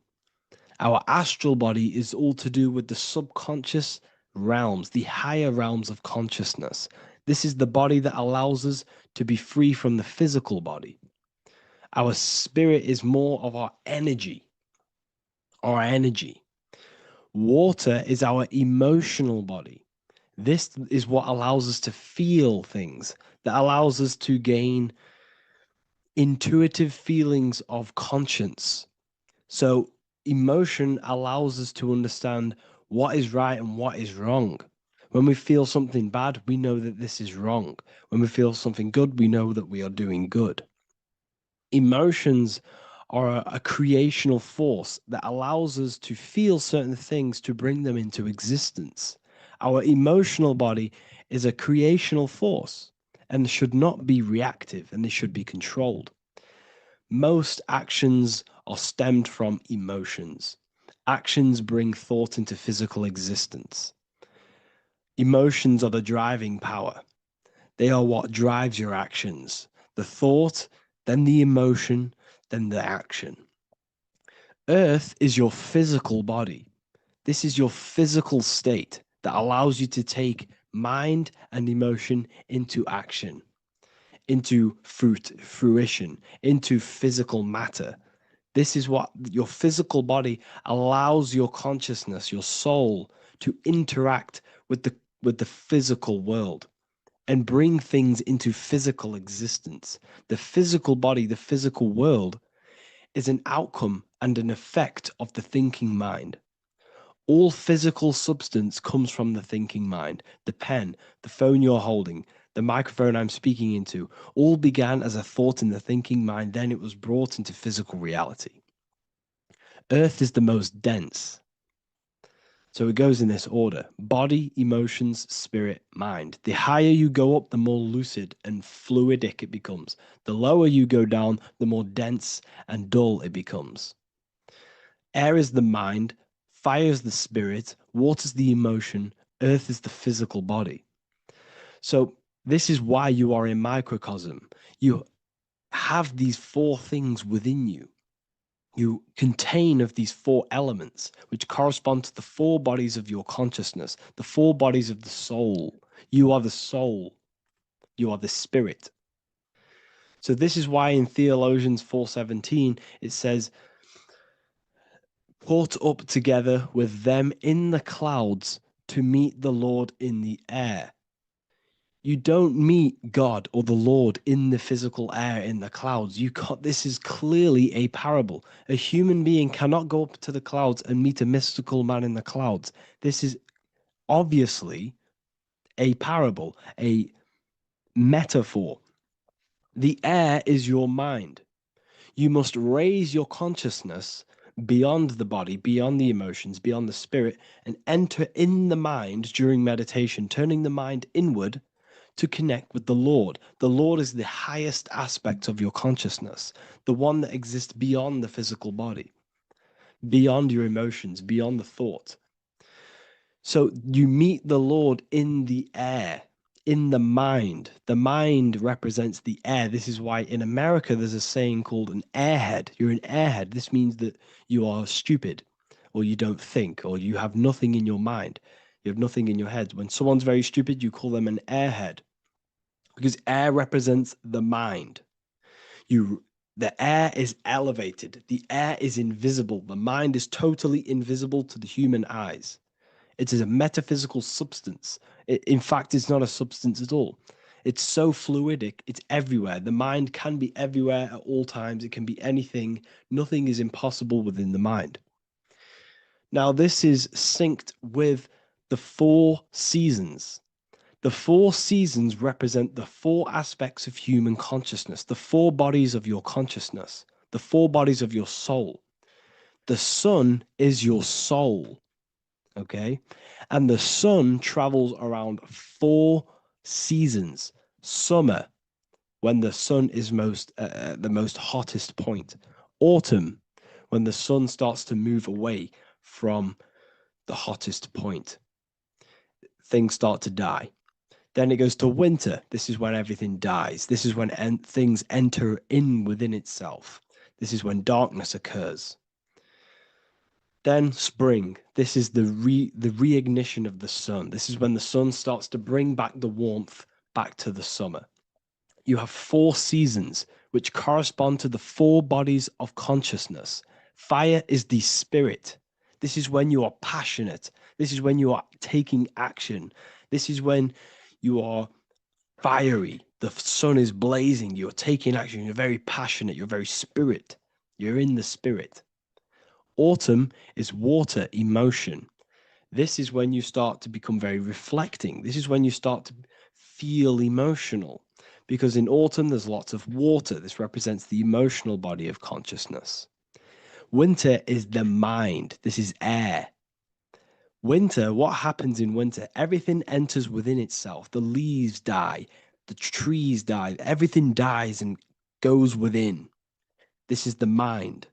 The mind is the darkness, remember. You close your eyes to enter within the mind. The winter represents meditation. In the winter, what do people do? They stay inside of their house. They research more. They read more books. They become more intellectual. They think more in the winter because we are so we're stuck inside. So we're more reflective. We're thinking more. We're more communicative. We're more intellectual. In the spring, this represents the earth, the body. This is when we start to come out of the mind and we awaken to the body. And things start to grow again. The plants start to grow. The earth is growing again and reborn again. This is the body. This is when you become more active in the spring. And then the summer, back to the summer, we then take action on these thoughts and these thoughts that we gained over the winter. Essentially, this is just a massive cycle. And this is a daily cycle also. The nighttime is the winter. The morning is the spring. The midday is the summer. And the evening time is the autumn. This is a microcosm. We have 4 bodies of consciousness. You are the sun, you are the soul, and the soul has 4 bodies: summer, autumn, winter, spring. Emotion, air, body, spirit. Sorry, emotion, mind, body, spirit. So you are the soul. You are the pure essence of consciousness. The sun is your soul in the heart. And the seasons are inside of you because you are a microcosm. Okay? You are a microcosm. The word sun is son. The Latin word for sun is sol, which is soul or solo, because the sun is solo. It's on its own. You are the soul, and the soul has the 4 different bodies of consciousness. So before we move on any further, if I've blown your mind, please, if you can, leave a like, a comment, a share, and a subscribe. Let me know what videos you want me to make in the future. Please drop a like. It definitely will help me. You are a microcosm of the macrocosm. Man is a miniature universe that goes through its own cycles. The seasons of the summer, winter, spring, and autumn do not occur merely outside of him, but within him as well. The summer is within you. You feel different in the summer. You feel different in the winter. You feel, depending on the body of consciousness, it's your soul's interacting with. So the sun in the sky is your soul inside, and the sun goes through these cycles, which is affecting your bodies of consciousness, because the cycles represent your bodies of consciousness. Now, this ties in with the Bible. This is why we have 4 Gospels. This is why Matthew, Mark, Luke, and John are always seen with the 4 different zodiac sign animals or symbols. So you always see each one of the Gospels. If you just type in on Google Matthew, Mark, Luke, and John, type in ancient pictures, paintings, or pictures of them, and you will find these 4 zodiac signs are always standing with each one. Taurus, the bull; Leo, the lion; Scorpio, the eagle. An old symbol for Scorpio was the eagle, and a man for Aquarius. Here you see very, very ancient paintings and artwork. Here we see Matthew, the man, Aquarius. Here we see John, the Scorpio. Same here. We also see it on the tarot cards, on the world card. We see the 4 fixed zodiac signs. Here we see it as well. These are called the 4 fixed zodiac signs. Now, when we look at the zodiac, we're no longer looking at the sky, because what you must understand is as above, so below. What is above you is inside of you. What is above is what is below. What is outside of you is within you. The zodiac is inside of you. The zodiac revolves around the sun. The sun is your soul. These are different energies of your soul. Like I said earlier, the 4 seasons are the 4 bodies of your consciousness. And in each body of consciousness, you have these different energetic energies that you can work with. Okay, so this is the true astrology. This is the true astrology, the internal esoteric astrology. You can't find much information on this at all. Very hard to find. So what we're looking at are the 4 bodies of consciousness. Obviously, when you look in the middle of each, when we look in the middle of each season, spring, the middle of spring is Taurus. The middle of winter is Aquarius. The middle of autumn is Scorpio. The middle of summer is Leo. These 4 signs are known as the 4 fixed signs. Okay, Scorpio is fixed. It's the middle of autumn. Scorpio is a water sign, emotion. Aquarius is the air sign, the mind. Taurus is an earth sign, the body. Leo is a fire sign, the spirit. This is why we see Matthew, Mark, Luke, and John with the 4 fixed signs of the zodiac, which represent the 4 bodies of consciousness. Leo, the spirit, fire. Luke, Taurus, earth, body. Matthew, Aquarius, air, mind. John, Scorpio, water, emotion. Each gospel is depicting Jesus and showing Jesus in each gospel. Each one of these gospels is showing and depicting Jesus according to the different body of consciousness. In John, this is when Jesus starts to turn water into wine. Water is emotion. Wine is transmuted emotion. This is when he does miracles with his emotions, water into wine. Aquarius, which is Matthew, air, the mind. Inside of the Gospel of Matthew, this depicts Jesus as an intellectual person, a person who's communicating and using his mind, his mental body a lot inside of the Gospel of Matthew. Go and read it, and you will see this. Luke, Taurus, earth, the body. Luke shows and depicts Jesus according to the body of consciousness, the physical body. He shows Jesus as a human, being a human being, helping people physically and helping people's physical needs, like giving away food and doing all sorts of good things for other people. Leo, Mark, inside of the Gospel of Mark, this shows Jesus as a spiritual teacher, a passionate person who is taking action. Each gospel is showing Jesus according to the different body of consciousness, and Jesus represents you, the sun. That's why it's called the Son of God, the light of the world. Jesus represents your soul, and your soul has these four gospels, the four bodies of consciousness, the four fixed signs, the four elements, and the four seasons. These things all correspond to your consciousness. So this is Leonardo da Vinci showing you the exact same thing. Jesus is the I am, the sun, the soul, in the middle, on his own. Luke, spring, earth, body. There are three people in each group. There are four groups, and there are three people in each group. 1, 2, 3. 1, 2, 3, 1, 2, 3, 1, 2, 3. Fall, winter, summer, spring. These are according to the four bodies of consciousness. Here we see Aries, which rules the head region. He's on the head of the table. Gemini, he's holding up the two hands because Gemini rules the two hands, the two arms. Gemini is the two twins, which is the two arms and two hands, and the two lungs. Here we see the beginning of summer, which is Cancer. You see the big knife here. Cancer, him here, this gray-haired guy, holding a knife for the crab. Cancer, they pinch. You have a knife, symbolizing the crab. Leo, the middle of summer, showing dominance. The sun is very dominant. He's got his elbow on the table, showing dominance. Virgo has no Adam's apple. Cancer here is pointing at this woman's neck, saying there's no Adam's apple. This is Virgo, the virgin, the only woman. Jesus, the sun.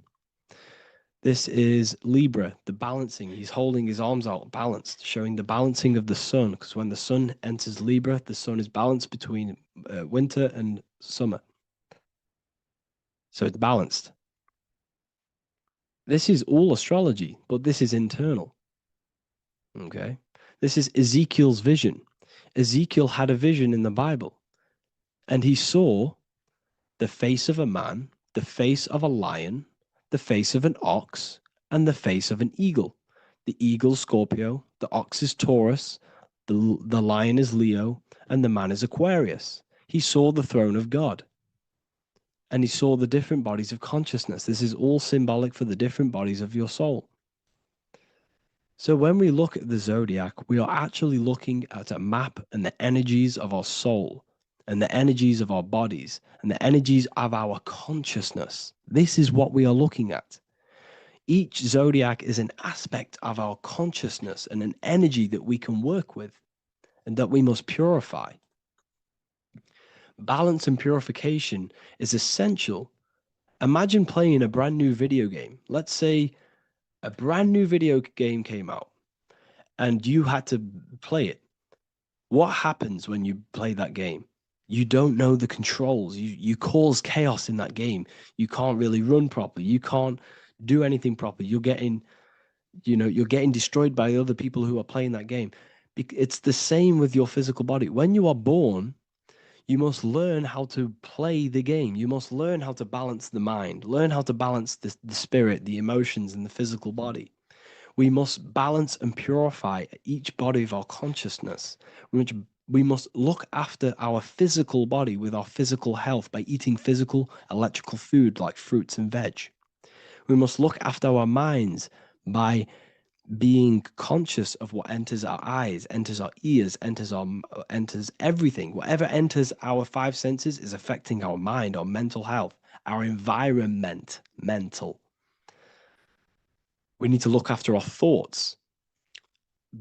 Control our thoughts by purifying our thoughts, only positive thoughts.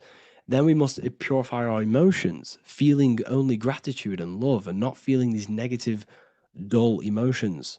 Then we must look after our spiritual body through meditation and looking after our spirit. But remember, when we look after our mind, it all begins in the mind. Each body of consciousness is interlocked with the other. If you have if you have an unhealthy body, you have an unhealthy mind, spirit, and emotions. If you have an unhealthy mind, you have an unhealthy body, spirit, and emotions. If you have an unhealthy emotions, you have an unhealthy spirit, mind, and physical body. They're all interlocked. You must balance each one of them. Look after your physical body. Look after your thoughts. Look after your emotions. Look after your spirit. But remember, the mind is the most powerful one. It's mind over matter.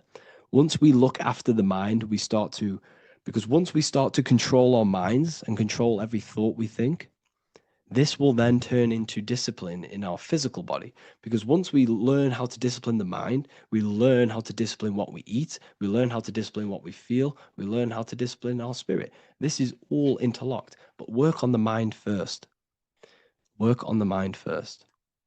All of this knowledge is inside of the brand new Book of Wisdom, Volume 2. This is a revolution of human consciousness. If you've read it, please leave a review down below. If you've read Volume 1, leave a review down below. This is the next revolution. I don't see this information anywhere. This is the next revolution of human consciousness. And of course, if you are serious about this and you truly want to gain enlightenment and join an amazing community where you can connect with me on live calls, lectures, the Manifestation Mastery course, you can gain access to my library of over 45 PDFs plus my books. And if you do join the university, you can order a volume 2 free of charge. All you have to do is to pay for shipping. If you truly take your knowledge serious and you want to take advantage of life, join the university. This is where truth seekers belong. Just want to say thank you all. Please leave a comment. Please leave a like. It's going to help me a lot spread this knowledge to the world. And yeah, share this with a friend and subscribe. Thank you all.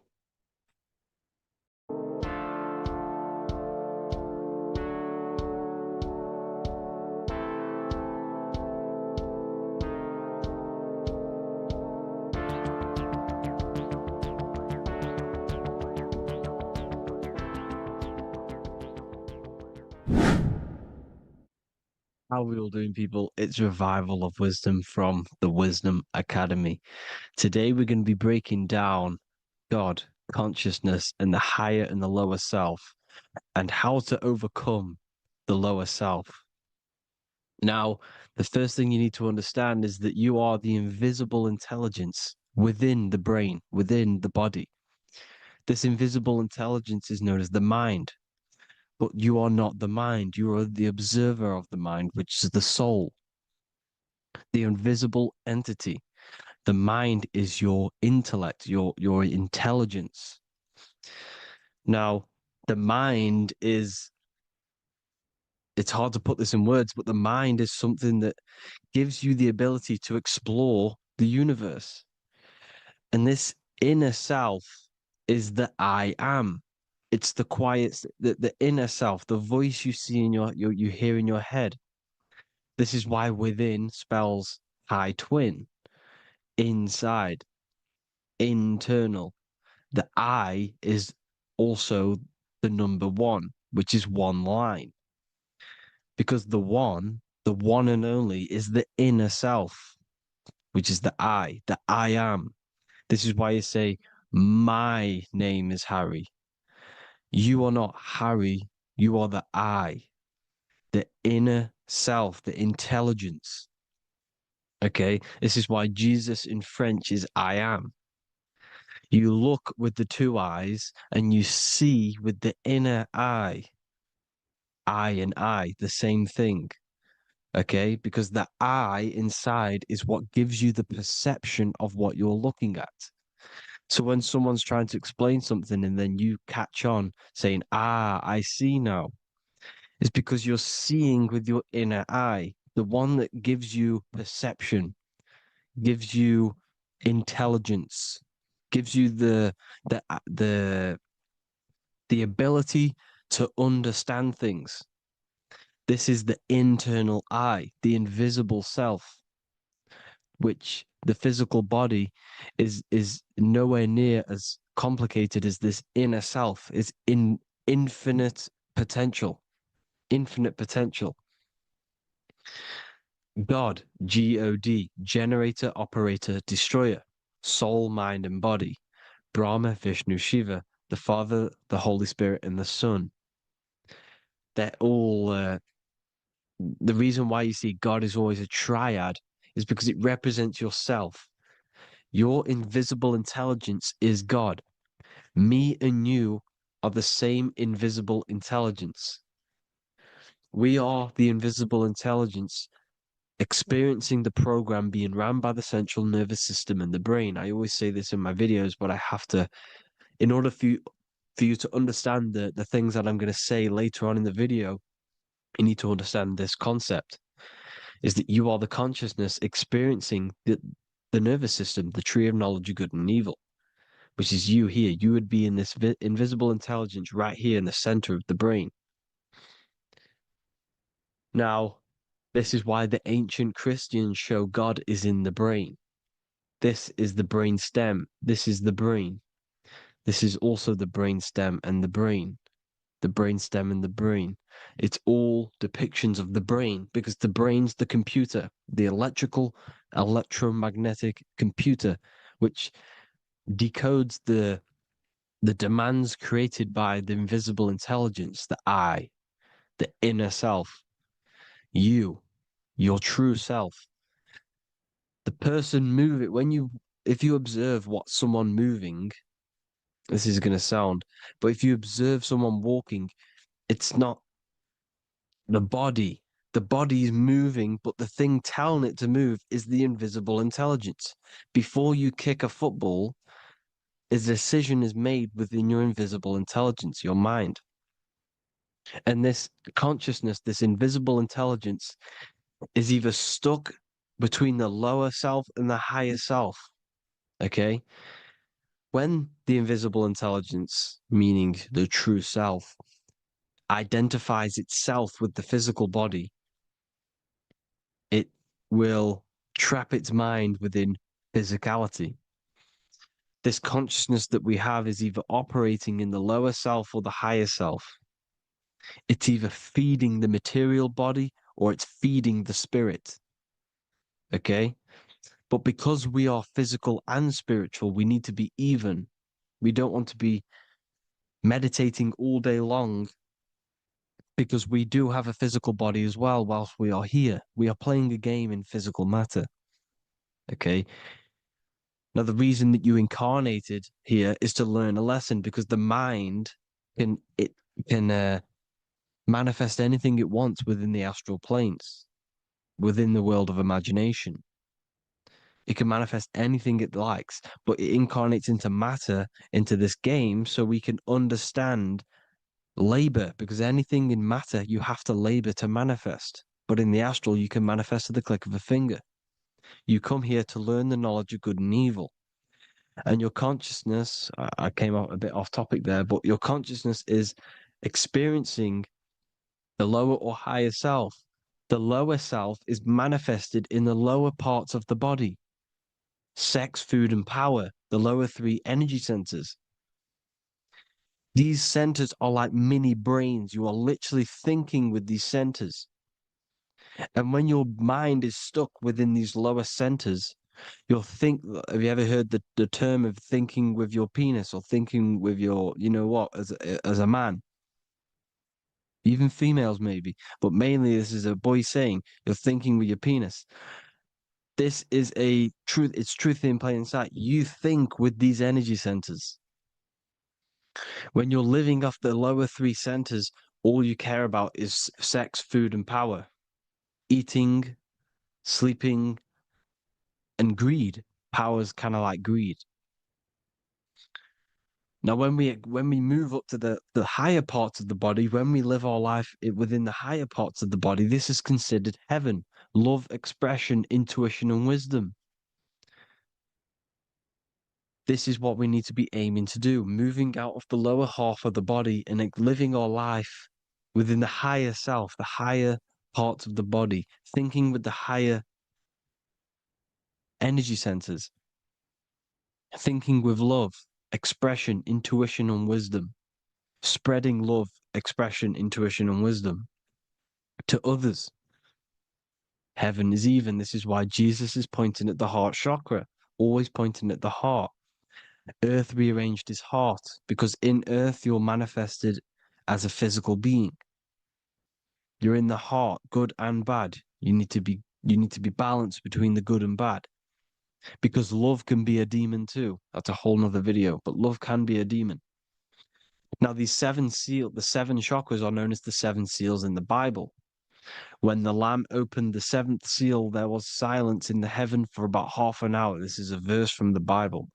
The Lamb is Aries, which is the higher brain, the cerebrum, Ram, Aries. Because when the Ram opens the seven seals, you enter the kingdom of heaven.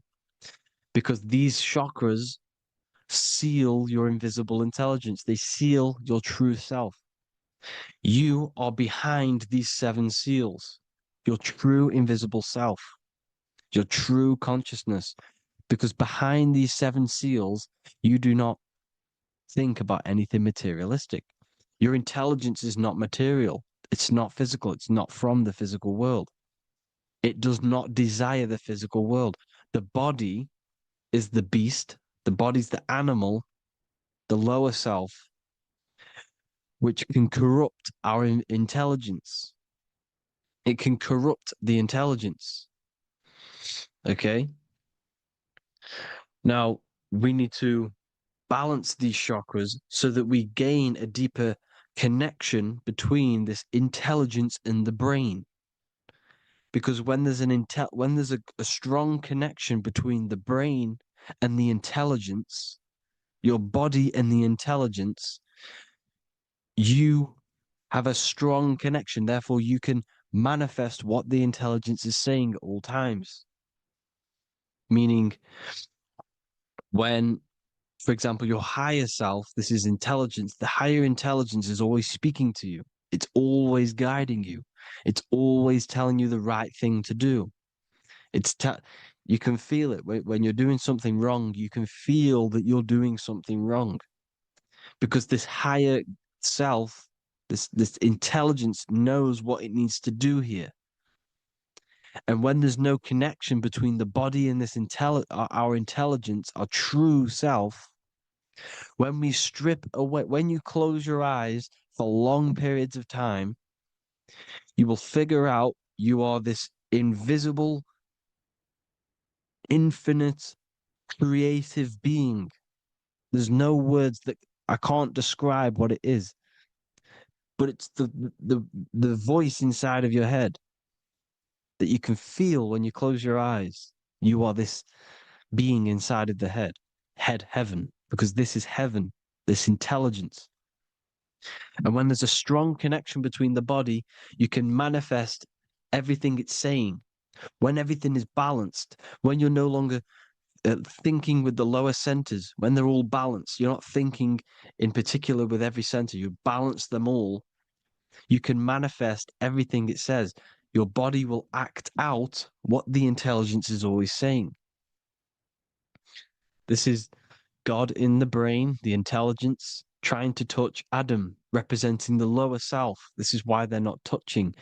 Notice how Adam is resting, but the intelligence is always reaching out, stretching, symbolizing metaphorically saying it's guiding. I'm always reaching out. The intelligence, your intelligence is always guiding you. It's always reaching out to you. But Adam is ignorant of it. The lower self is ignorant of it. And that's why he's so relaxed and God is so stretching out. Because at our highest self, that when you think of when you want to better your life, that highest true version of yourself is God. When you're manifesting this, your highest self, this is God. Your truest form, your most perfect form, that is God. Your highest version of yourself, that is God. Emotions are not what you've been taught. Emotions are not something that should be reactive, okay? You should not let the emotion be you, except that you should experience them instead of letting them become you.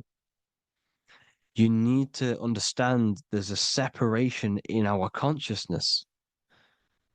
You have the soul, which is the person who is observing your thoughts. When you think a thought, who's the one observing that thought? The soul, you, the I am, the inner self, the one. that one and only. And inside of every single body, inside of me, inside of you watching this video, there is this same intelligence that is inside of me, inside of you. And it's the exact same intelligence, experiencing a different body. And this is what we mean by the universe is mental. We all experience, we are all sharing the same ball of consciousness in a different body. The animals, the fish, the cells, all expressing this one consciousness. Me and you are the same. This is why the golden rule is treat others like others should be treated, because I am you and you are me in a different body. Now, going back, you need to identify that there's different levels of consciousness: soul, mind, emotion, and body. Okay? Your emotions are on a separate layer than the body, the mind, and the soul. So when you identify there's a difference between all of these, you do not let them become you. You do not let your mind rule you, because your mind can be corrupted. Your soul is the one that is pure good, pure love, but your mind can be corrupted. Okay?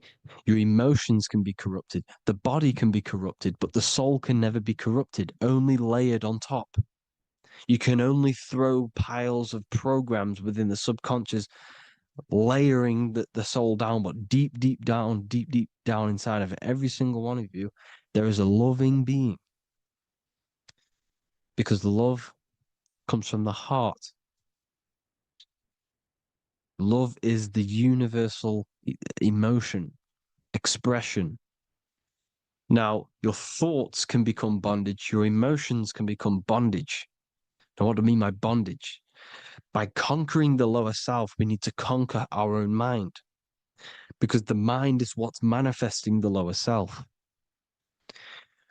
When you're thinking with the lower half of the body, when you're becoming your emotions, you need to experience the emotion, not become the emotion. Do not let the emotion become you. Do not let your thoughts become you, because your thoughts are tools that you can manifest. Your thoughts are the idea. Your emotion is the energy that you can use to manifest that thought. Your emotion is energy in motion, emotion.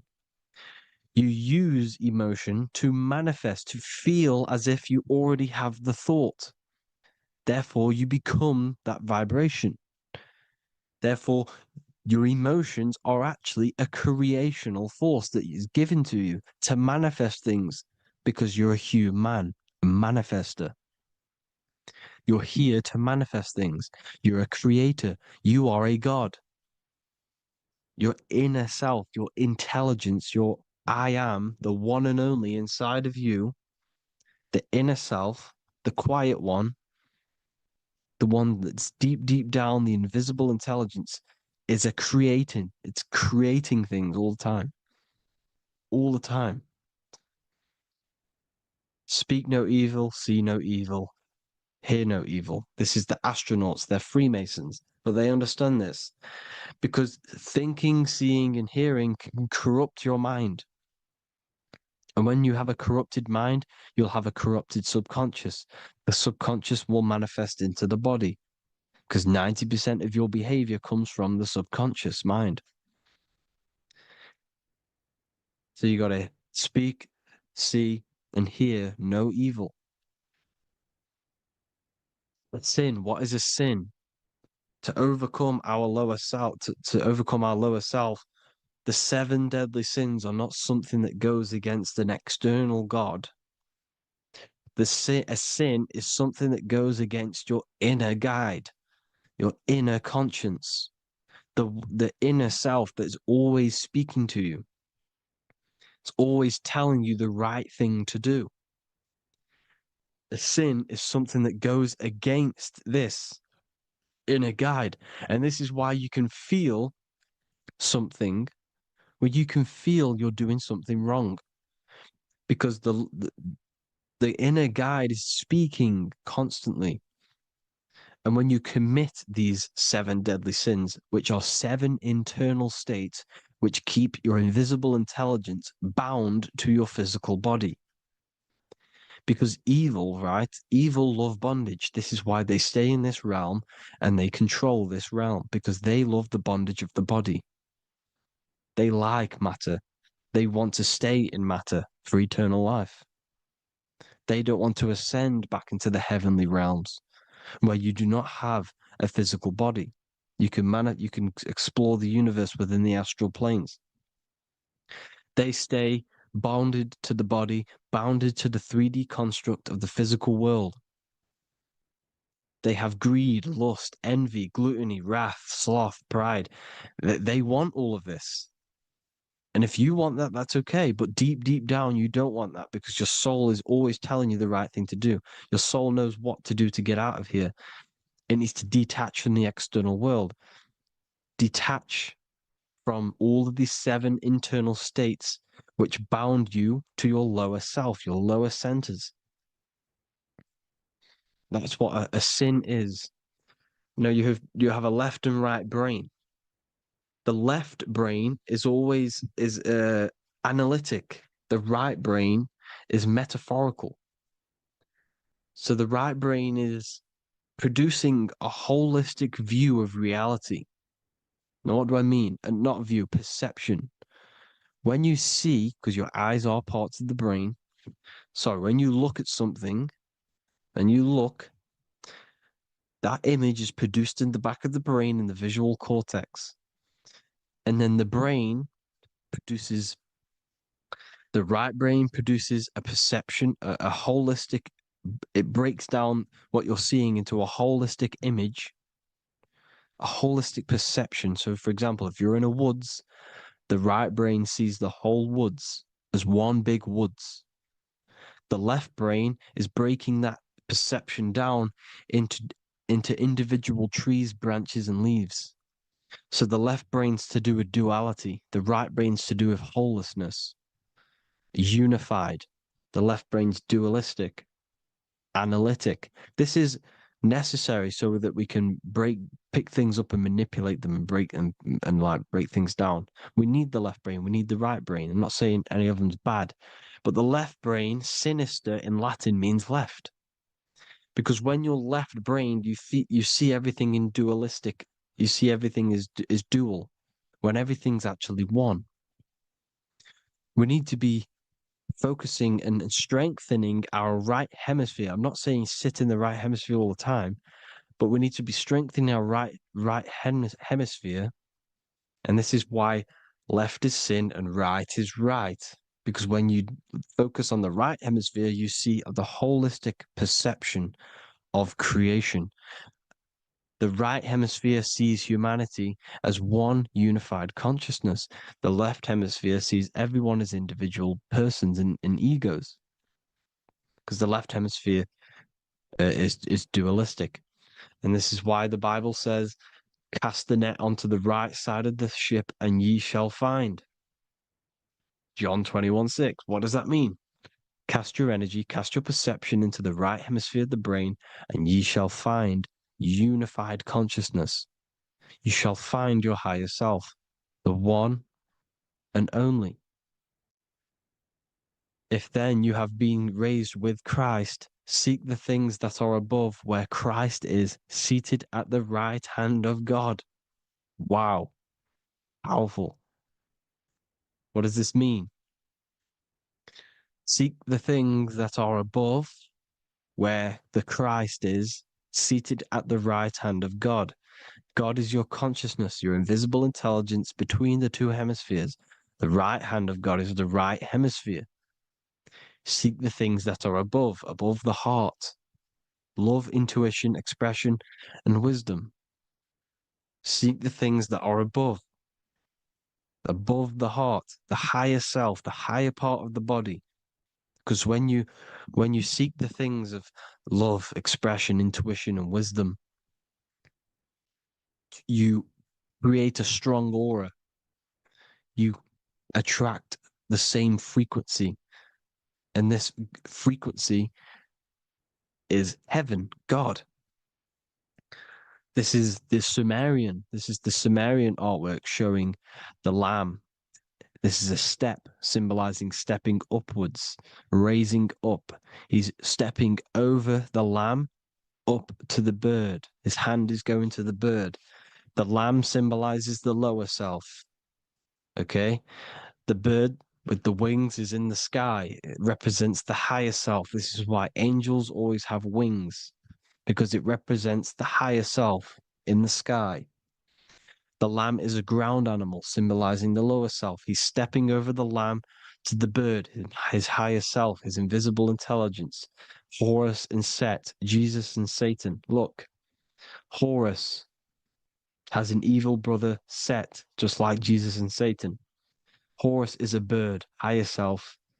Set is a ground animal, lower self, which is the devil and the angel on your shoulder. You see? The right and the left hemisphere. The two wings.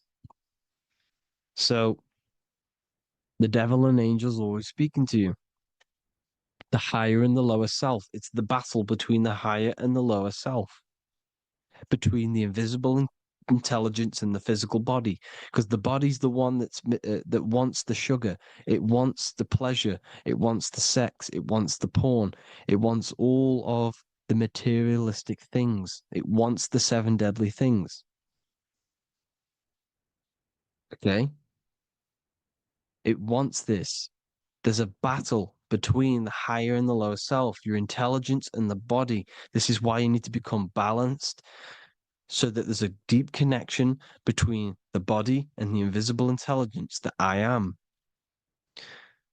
You need to master your mind with discipline, and you gain a connection between the brain, the body and the intelligence. Resurrection, transmuting sexual energy. Okay, this is important. Res is Resh, which is Hebrew. The early Hebrew Resh symbol is the head. This is the head. Resh, erection. Erection is a sexual stimulation. Resurrection is rise-erection. You got to raise your sexual energy up the base from the spine to the head. This is the Christ, the Christos. Because there's a psychophysical germ, psychophysical oil produced in the brain every month. Go and watch my other video on raising the chrism. Okay? And every month there's this fluid produced in the brain, which takes 2 trips, because one's produced by the pituitary, one's produced by the pineal, magnetic female, magnetic and electric charge. And it takes 2 trips down the spine to the solar plexus, the bread of life in the Bible, or Bethlehem in the Bible, because the River Jordan's your spine. Goes down to Bethlehem. It gets born in Bethlehem, just like Jesus. Because when this oil travels to the solar plexus, it creates the seed, the seed of life, and it feeds the body, all the central nervous system, all the cells. It regulates the blood, does all sorts of good things for the body, this oil. Now, when you save your sexual energy and you raise your resurrection, you awake the Christ, you raise it from the solar plexus or the sacrum bone up to the brain, you activate 100% of the brain, and this is the true resurrection of Christ. Instead of wasting the energy and giving away your sexual fluids, because behind the fluids is the energy. So when you release that fluid, the energy is out there. You've released the energy. Your sexual energy is the most potent emotional force a human could possibly feel. Same with any animal or anything. The sexual urge, the sexual emotion is the most powerful, potent emotion that you can feel. It takes over the whole body. When you feel sexually aroused, it takes over everything because it's so potent. And when you fight the serpent, when you fight the sexual energy, which is shown here in the Egyptians, the cat cutting off the head of the serpent, or Hercules fighting the serpent, or in the Greek mythology fighting the seven-headed dragon, the seven chakras. The serpent is your sexual energy because it symbolizes your kundalini. When you fight it and you transmute this energy, instead of releasing it, instead of acting sexually on it, you can transmute the energy, transfer it from the solar plexus up to the brain. You can also you can do this with other tasks. Instead of releasing it, instead of raising it from the solar plexus to the brain, you can use it for other things. So, for example, you want to think critically. You can use it for critical thinking. You can use it for going to do exercise. You can transmute sexual energy into anything. But you can do this, you can raise the sexual energy, and you can use this energy to push the cerebrospinal fluid from the solar plexus up through the spine, up the 33 vertebrae to the brain, and it'll activate 100% of the brain. And this is the resurrection of Christ. Jesus was never dead. Jesus was never rose from the dead. It symbolizes the Christ, Jesus Christ. Christ is Christos, which means oil in Greek. The resurrection of the Christ, the Christos, the oil. And when it activates 100% of the brain when it's raised, and it can regulate all the systems, it can regulate all the blood, it can regenerate the body. And this is the true Antichrist. They don't want us doing this process. The Antichrist is not against Jesus, it's against the fluid in our body that makes us live hundreds and hundreds of years and makes us live as gods. This is the true resurrection. And when you fight the serpent, you fight your sexual urges, your sexual emotion, the most strong emotion that you could ever feel. You can do this process. And this is the true secret of transmuting sexual energy. Because when you transmute the sexual energy, you can become a god. And this is why Hercules is fighting the serpent. Notice how the serpent is low. He's reaching down to it. It represents the lower self. Because the lower self wants the lust. It desires sex. The body desires sex. There's a fight between the higher and the lower self.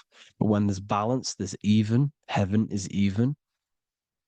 When there's evenness between these, this is the kingdom of heaven. This is when heaven is on earth. So at our highest levels of ourselves, the highest level of our intelligence, this is God. God is something that we manifest. We need to achieve Christ consciousness by battling the body. There is no battle outside of the physical body. It's an internal battle. Jesus and Satan have been externalized. Nothing exists outside of you, because I explained in the beginning how you are the consciousness experiencing the central nervous system. Therefore, there is nothing outside of you. It's all internal. Jesus and Satan have been externalized. Why? Because it's business. The church is a business. It's all a business. They've created these figures to be historical when they're not historical. The Bible's not historical. It's all externalized. It's called exoteric, when the truth is esoteric, internal teachings. So anyways, people, balance the chakras, balance the two hemispheres of the brain, balance the conscious and the subconscious. Balance is perfect, the yin and yang. You are spiritual and physical. You live in day and night. You need to be balanced. Oneness. Seek oneness. And this is the true kingdom of heaven. And when we all realize that we are all the same intelligence, the same consciousness expressed in different bodies, when we all realize this, we all realize we're all one. Doesn't matter what race you are. It doesn't matter what race you are, where you're from, your nationality, because none of you are actually from here. None of you are from the physical world. You're manipulating the physical world through the physical body. You are the I am. If you We all have a soul. Every single one of you has a soul. We all have souls. The reason why they say some people don't have souls is because they're trying to suppress your mind. They don't want you to know that you have a mind. That sounds crazy, I know. But a lot of people haven't realized that they have an infinite intelligence called a mind. And behind that mind, if you can observe your thoughts, the person who is observing the thoughts, you have a soul. Everyone has a soul.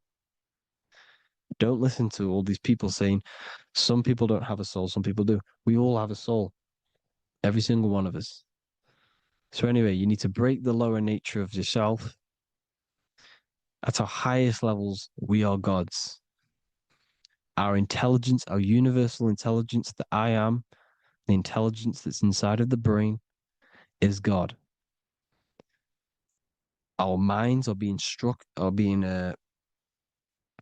corrupted within believing that you are the body, and the result of this is a society like today, because everyone thinks they're the body, and everyone's living in the lower nature of self, where everyone only cares about themselves. But when we realize we're all one big consciousness ball, we're all the same consciousness expressed in different bodies, there will be peace. So thank you all, people. If you do want to learn more, if you do want to read my book, it's called The Book of Wisdom. I'll put it in the description. It's an amazing book, people. It's going to give you the best understanding possible about creation, yourself, and the world. It's amazing. The Bible, everything. I have just launched a new cymatic library. A friend of mine has just added this to the website. He creates beats, and he creates the purest beats. So they are actually the frequency that it tells you.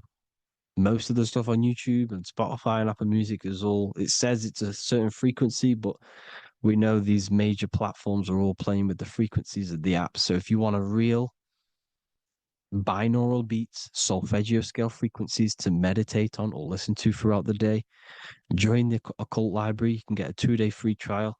I'll put the link in the description. Thank you all, people. Hope you all enjoyed this video. God bless you all.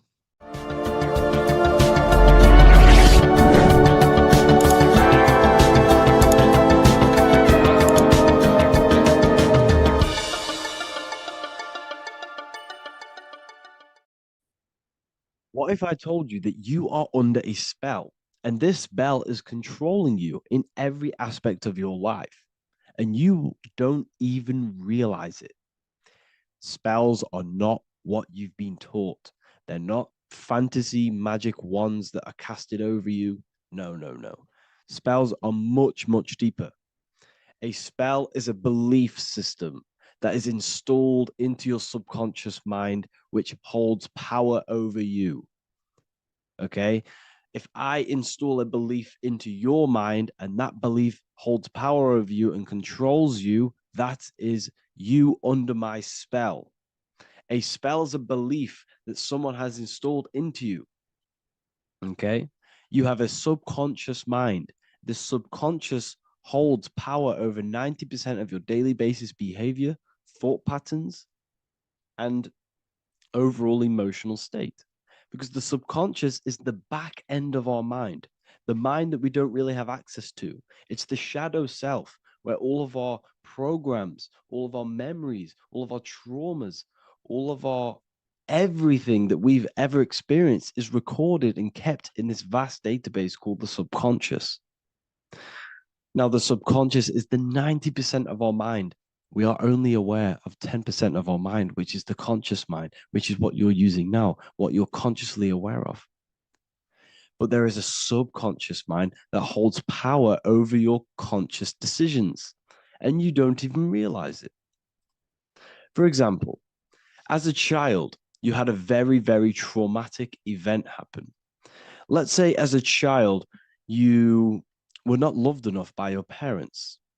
And this feeling of you not being enough for your parents and feeling alone as a child implanted this seed. And this seed was planted by your emotions, a strong emotion. And over time, as you grew older into an adult, this seed grew and grew and grew. And what this seed grew into is you being very needy, you always seeking validation from others. Okay. But you taking this conscious decision 10 years down the line actually stems from this hidden cause within your subconscious mind, within this little feeling, this seed inside your subconscious where you don't feel like you are worthy. So this results in a conscious decision of you seeking validation from others, being very needy from others. Okay. This is what the subconscious is. The subconscious holds power over us. For example, posting on social media. Why are you actually posting on social media? If you take a selfie with your new watch, new car, and you go and post that onto your social media, why are you actually doing that? On the deepest root cause, it's not because you just want to post a picture. No, it's much deeper. It comes from a subconscious belief or a subconscious emotion of you seeking external validation, whether you believe that or not. But that's what it is. If you're posting on social media, you're seeking attention, you're seeking validation from others on a deep level, on a subconscious level. You may not even realize this because it's subconscious. Now, this is what a spell is. Money is a type of spell. Remember, money doesn't actually exist. Money does not exist. Money is a physical object inside of the material plane. But the physical object has a belief in the mental plane. See, the mind is the highest plane. This is the root cause of reality, the mental plane. Okay? So our belief in our mind has given this piece of paper value and a meaning. But in reality, it's just a piece of paper with a belief behind it. But this subconscious belief behind this piece of paper is controlling your daily basis behavior, is controlling your emotional state and controlling your life without you even realizing it. Without you even realizing that it's all an illusion. Money does not exist. It's the belief that gives the piece of paper a power. And the way we break the spell is by realizing that the money doesn't actually exist. The whole world is under the spell of money, and it's controlling all of us. But the spell is the belief. Once we all wake up and realize money has no value, it doesn't actually exist, it's only a belief.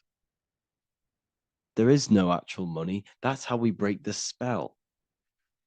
The spell is broken when we figure out that we are under the spell, under the belief, under the illusion of this piece of paper having value, and it's controlling our lives. That's why the word money has mon within it.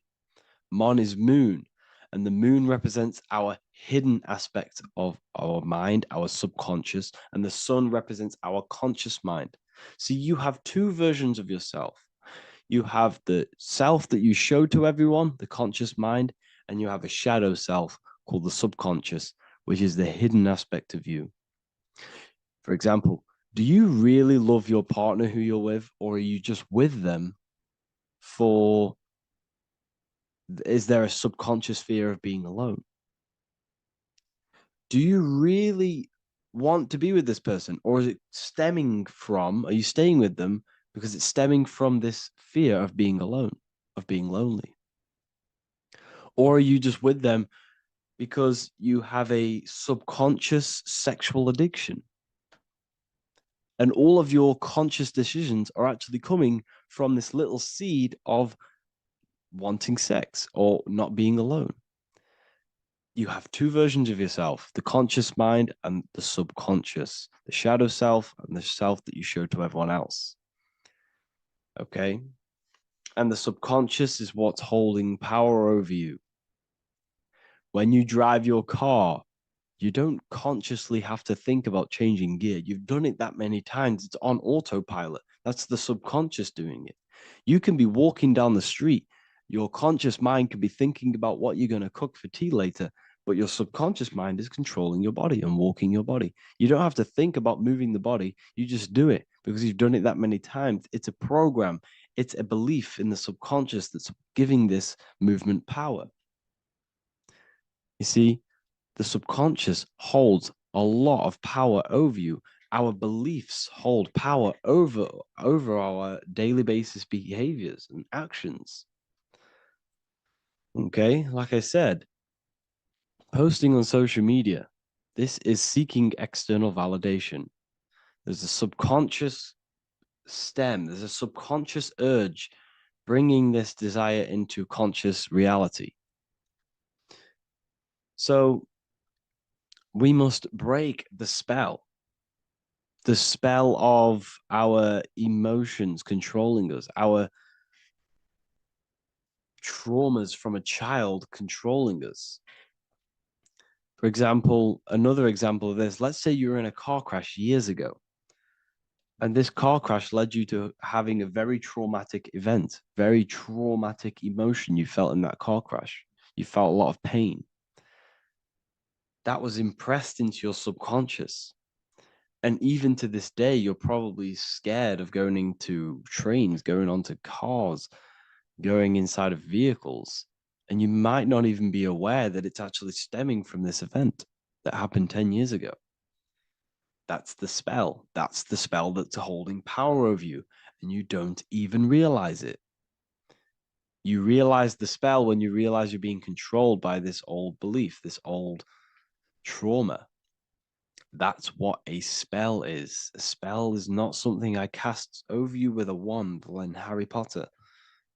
Spell's much deeper. It's the hidden aspects of our mind that hold power over us, that control us. Okay? So how do we get rid of the spell? How do we break the spell? By installing new belief systems, by installing new programs into our subconscious. The subconscious is impressed by repetition and emotion. Everything you do on repeat, for example, tying your shoelaces, you can be looking up into the sky, closing your eyes, thinking about what you're going to create for tea while doing your shoelaces. You've done it that many times, you don't have to think about it. That's the subconscious taking over. Okay? That's the repetition aspect of the subconscious. For example, you could probably run down your stairs. You know exactly how to run down the stairs. If I tried to run down your stairs, every staircase is different. I'd probably fall over. But you've done it that many times, you know exactly how to do it. It's what we call ritual. When you have an evening ritual, when you tidy the house, you do your skincare routine, you wash your teeth, that's a ritual. This is what the ancients called ritual. When we do rituals, we're trying to implant something into our subconscious to either remove an old program, an old seed that is controlling us, for a new one that's going to grow into new light, into a new reality. So you can implant messages, implant new programs into our subconscious, which will then grow into a new reality. Okay? Because if I tell you something over and over and over again every single day, for example, if I say, you do what I say every single day I repeat this statement into your ears, about a month or 2 months in, you're going to start to believe in that statement and you're going to start to be under my spell. You're going to start to do everything that I say. So this is what spells are. Spells are subconscious beliefs that hold power over you, and you don't even realize it. So we need to remove these old programs we have that are controlling us for new programs. And we do that through ritual, affirmation, and imagination. Repetition and emotion is key to impressing the subconscious. They are the two ways that spells are created, that programs are created. The subconscious only knows the now, and it only knows you. So every word you say is a spell. So when you call someone else a name, you're calling yourself a name, because your subconscious takes everything you say as truth, because it only knows you. It doesn't know anyone else. So every night we can do affirmation. We affirm the reality we want. This is what we call a ritual. We sit down or we stand up, whatever it is. You affirm the reality you are, I am statements. And then you imagine that reality. And you do this over and over again, every day, twice a day, 3 times a day, however many times. And this will cause repetition. This will install a new belief system into your subconscious, which will then start to show in your external reality. It will start to put you under a spell of the new program. For example, if I install into my subconscious that I believe that I am rich, every single night I affirmate that I am rich, I am wealthy, I am free. And then I do a ritual. I start to imagine this reality. Every single night, I do these 2 things on repetition, and I start to feel the reality and imagine the reality. Over time, I'm going to start to believe that I am rich, that I am free, and I am wealthy without having the physical reality. And what this will do is that it'll implant a message deep within your subconscious mind. It will plant the seed of this belief. And this belief over time will grow into 90% of my thoughts, 90% of my actions, 90% of my words. My words, my thinking will change due to this new belief. I may not even realize it, but I'm looking for more opportunities to make money. I'm speaking to more people because of this belief that I've installed. This belief has triggered new ways of thinking. My mind, my conscious mind, is now only operating to fulfill this belief. And my conscious mind might not even be aware of it. You won't even realize that you're manifesting this belief of being rich. And that's how it happens. You implant the belief within your subconscious. You implant the spell into your subconscious, which will then gain control over you. So we need to make sure we're removing the negative spells, the negative programs that are controlling us, for new regenerated ones, for new ones that are going to create new realities, a better life. Okay?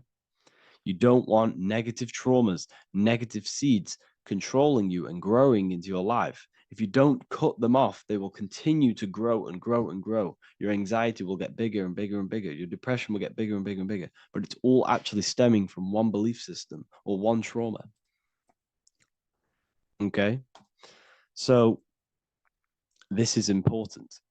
Everything in this physical plane is an effect of the higher planes. It's a shadow of the mind.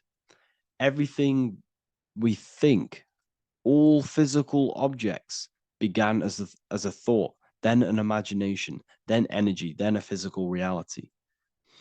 So we must change the mental plane. We must plant seeds into our mind to change down into our physical material life. It's about manipulating this higher plane so we can create change and effect in the physical external material plane. That's what magic is. This is what spellcasting is. This is all what it is. It's not fantasy. This is the manipulation of the higher planes of consciousness, which your mind has access to. You have access to these higher planes. Okay? This is exactly what I teach in my university. I teach different rituals. I teach specific rituals to get rid of certain things, certain belief systems. I teach all different rituals, all different ways for you to create your own reality and live the best reality you want. We also have all of these different courses. We have Activating the Inner Eye. This will teach you exactly how to lucid dream and activate your inner vision of imagination. We have the Sexual Alchemy course. This will give you the power of transmuting your sexual energy into creativity. We have electromagnetism studies. We have esoteric exchange, and an exclusive live call that we do every single week. And I connect with all of the students. They can ask me questions, can speak with me one-on-one inside of these live calls. We have the real numerology section. We have the health section. We have a lecture section. Look at all of these lectures we have on occultism, symbolism. All of these lectures are designed to gain you power, to give your personal power back to you, to make you realize things about you. We have a meditation section. We have a library section where you can download all of our library, all of our books, different books on occultism, symbolism, Freemasonry, astral projection. And of course, we have the Manifestation Mastery course, which teaches you exactly how to create reality so you can live that desired reality that you want. This is the last chance to lock in the price of $55 a month. This is less than $2 a day. You can really level up your life because the price is going to increase as the value of the university increases, because there's a new symbolism course coming out. And if you join now, you'll get this course for free, because obviously when this course releases, the price will go up. The symbolism course will teach you the language of esoteric and occult symbolism. I'll leave the links in the description. Make sure to leave a like, comment, subscribe to the channel if you want to see more content. Thank you all, people. Have an amazing day.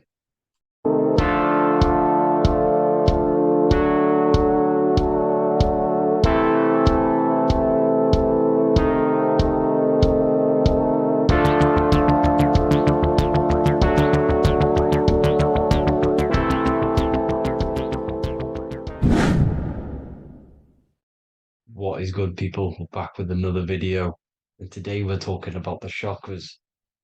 Let's jump straight into this because I know there's been a lot of requests for this video. So let's jump straight into this. So you have 7 chakras, right? 7 chakras, and these chakras are feeding off your electromagnetic field, known as your aura.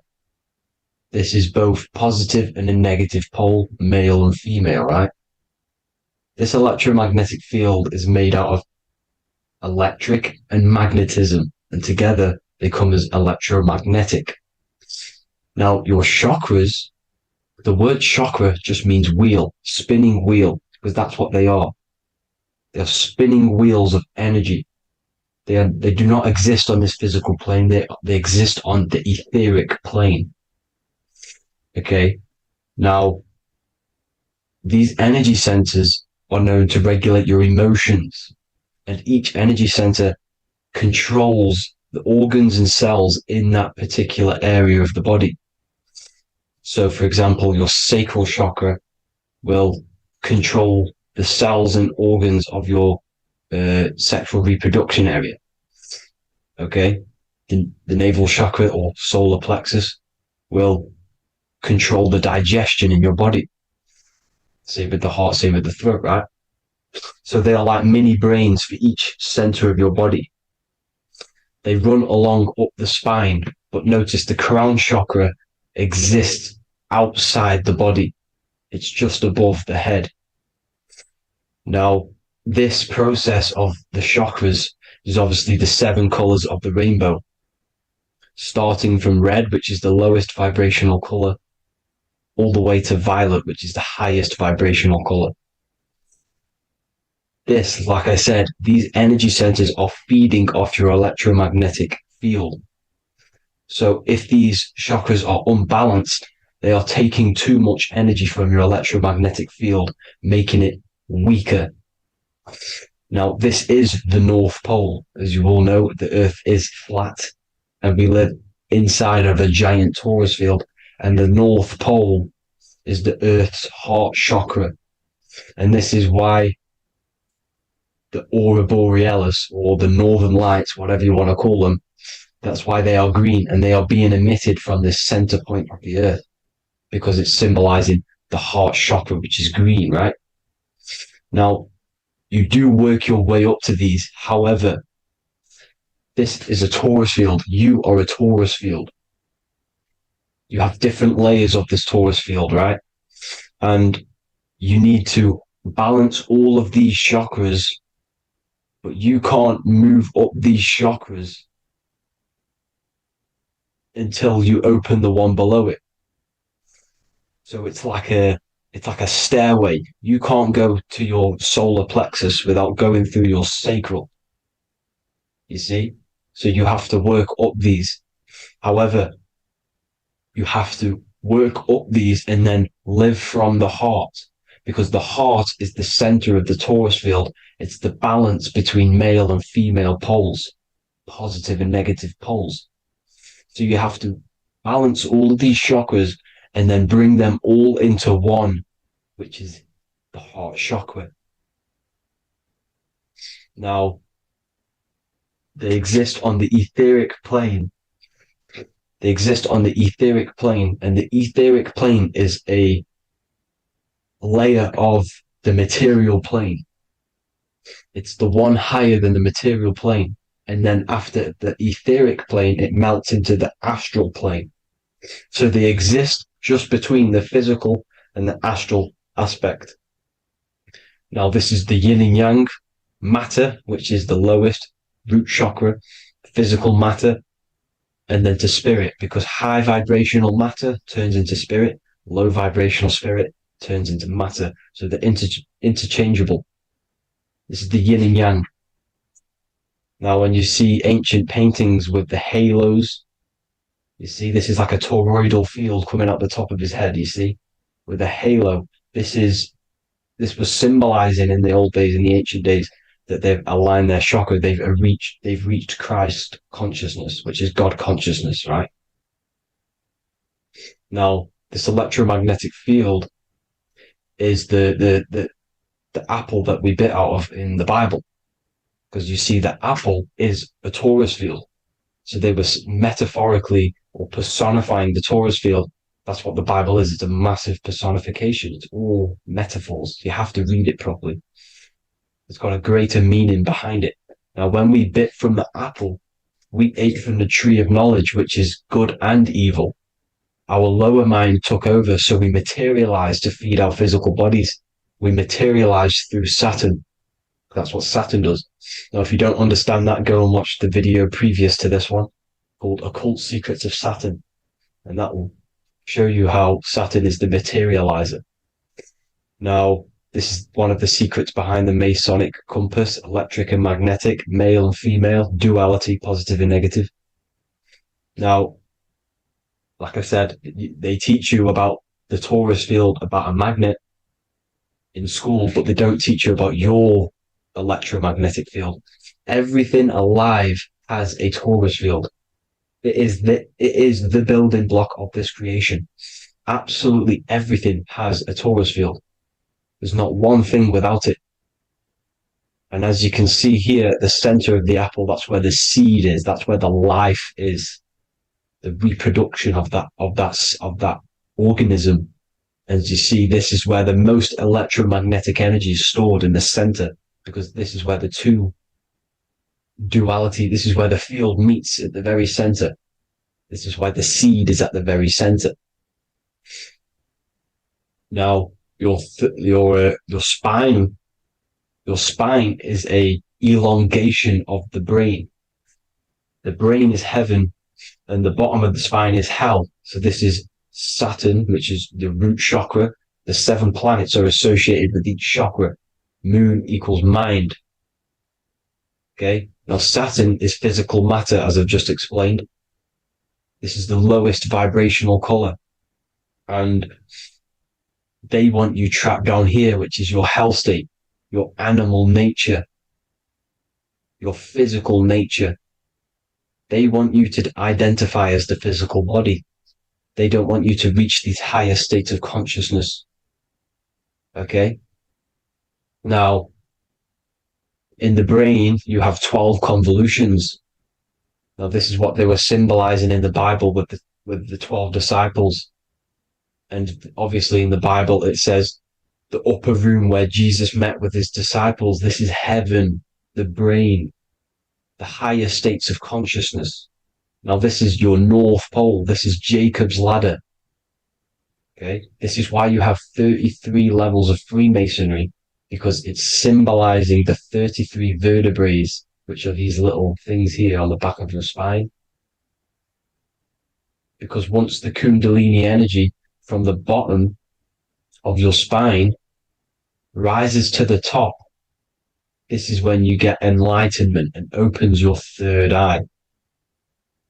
Spiritual enlightenment. As you can see here, this is Jacob's ladder. This is the Kundalini symbol, right? And they're even showing you this in the medical symbol. They're putting it in your face.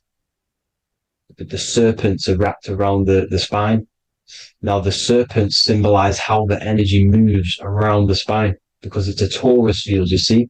At the center of the Taurus field, it wraps around the center pole. It wraps around it, and this is how the energy moves up. So they're symbolizing it with the serpents. Okay? Now, every religion has a sacred river. For the Egyptians, it's the River Nile. For Christianity, it's the Jordan River, right? This river is the canal, the energy canal at the center of your spine, all the way leading to heaven, to the Holy Land. This is the chamber which the energy rises up, right? Now, they used to say the gods descended from heaven to man. This is just heaven. This is the mind state. And they said the gods were connected by a rainbow bridge. That's the chakra system, the rainbow bridge.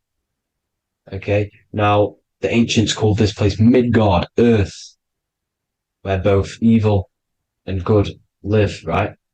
Midgard. But you can go to heaven, which is a pure mind state, because once you're in heaven, nothing negative can ever bother you. That's completeness, pure Christ consciousness.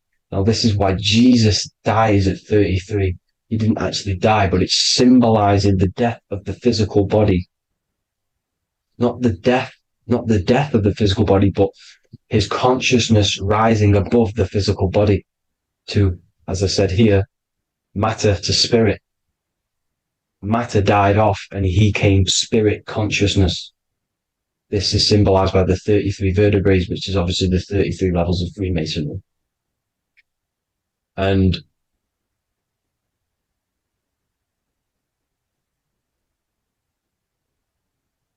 now the pineal gland, which is at the very top of this Jacob's ladder or the River Jordan, the canal, your 33 vertebrae on your spine. This is where the pineal gland sits, right? At the very top, at the center of your brain. Now, there's multiple ways this was symbolized. The Eye of Ra, which is used by the Egyptians. Now, this pineal gland is the seat of consciousness. This is where your consciousness is stored, right? And the ancient Sumerians used the pine cone, hence why it's got the word pineal gland, the seat of the soul consciousness. It produces DMT, dimethyltryptamine, which is known as the spirit molecule. And the pineal gland is wrapped in microcrystals, and we all know crystals transfer frequency and energy. Now, radios use crystals. A radio is a frequency transmitter, turning a frequency into a frequency that we can hear with our ears, right? Because all the radios are actually playing right now in your ears. However, our ears can't pick it up, so the radio transmits it into a frequency that we can hear using crystals. So this is the power of crystals, and this is what our third eye is wrapped in, crystals. Now, this third eye is not actually your third eye, it's your first eye. When you're being materialized in your mother's womb, this is the first gland that is produced, and everything's built around it, because it is the consciousness. It is your consciousness. Your consciousness never dies, ever. It's an eternal essence. It lives forever. You never actually die. Only the mortal body dies. Now that's what we call life. Life is abided by time, and time is change. And change is what we call life, because everything's constantly moving and transforming into different things, right? Now let's not get off track. The pine cone is obviously, this is in the Vatican here. The pine cone is symbolized as the pineal gland, pine. And this is the opened pine cone. The opened pine cone means or symbolizes the awakened man, the awakened third eye. But the ones here, which the Sumerian gods are holding, these are shut pine cones, symbolizing the unawakened man. But let's not get confused, people. These gods were not gods. They are human beings just like you.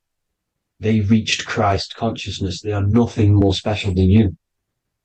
They just had the ability to reach Christ consciousness.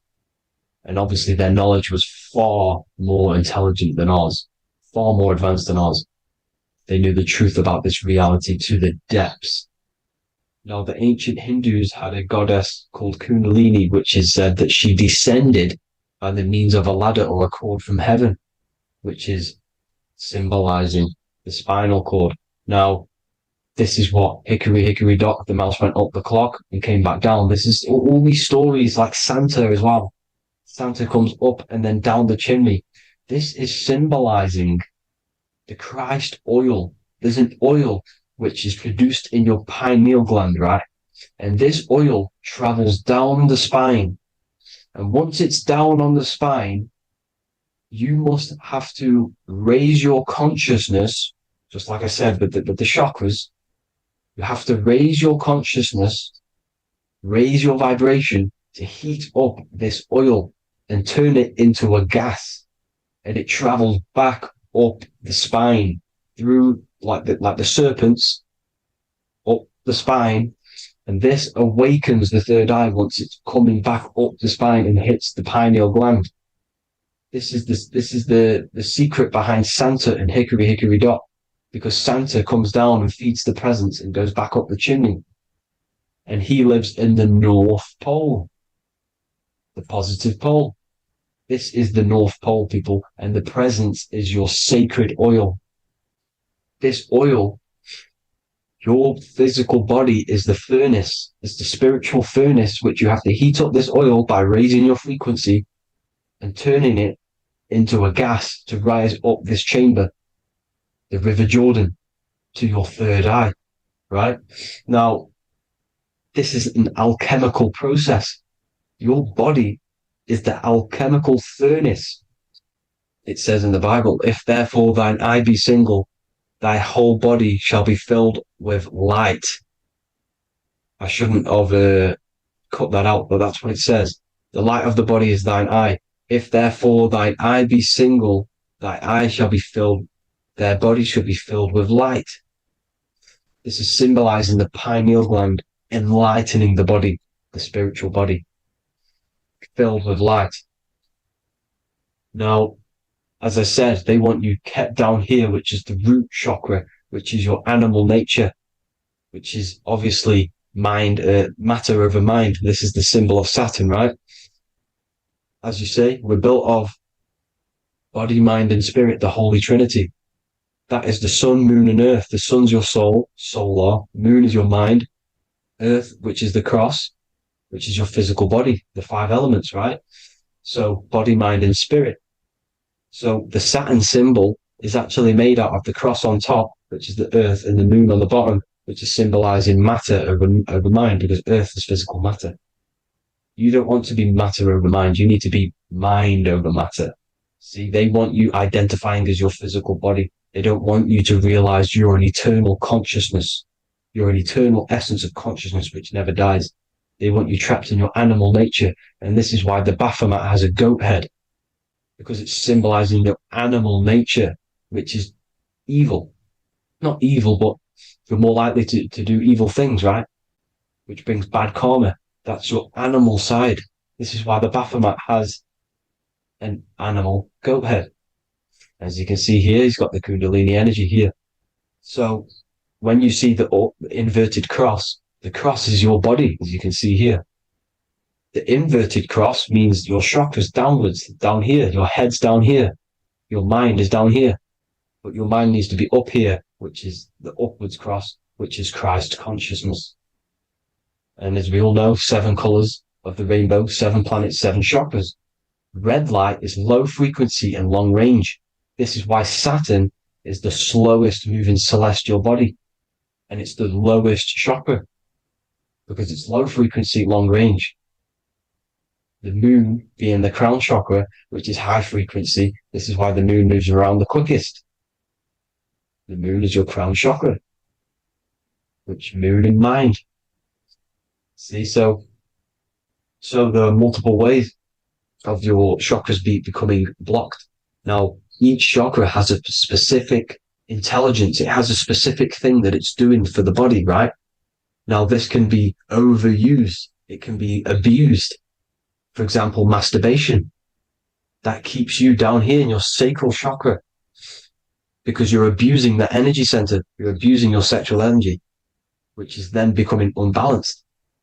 So this is how energy, this is why these centers are pulling more energy out your electromagnetic field, because these centers are wheels. The chakras just mean spinning wheel of energy.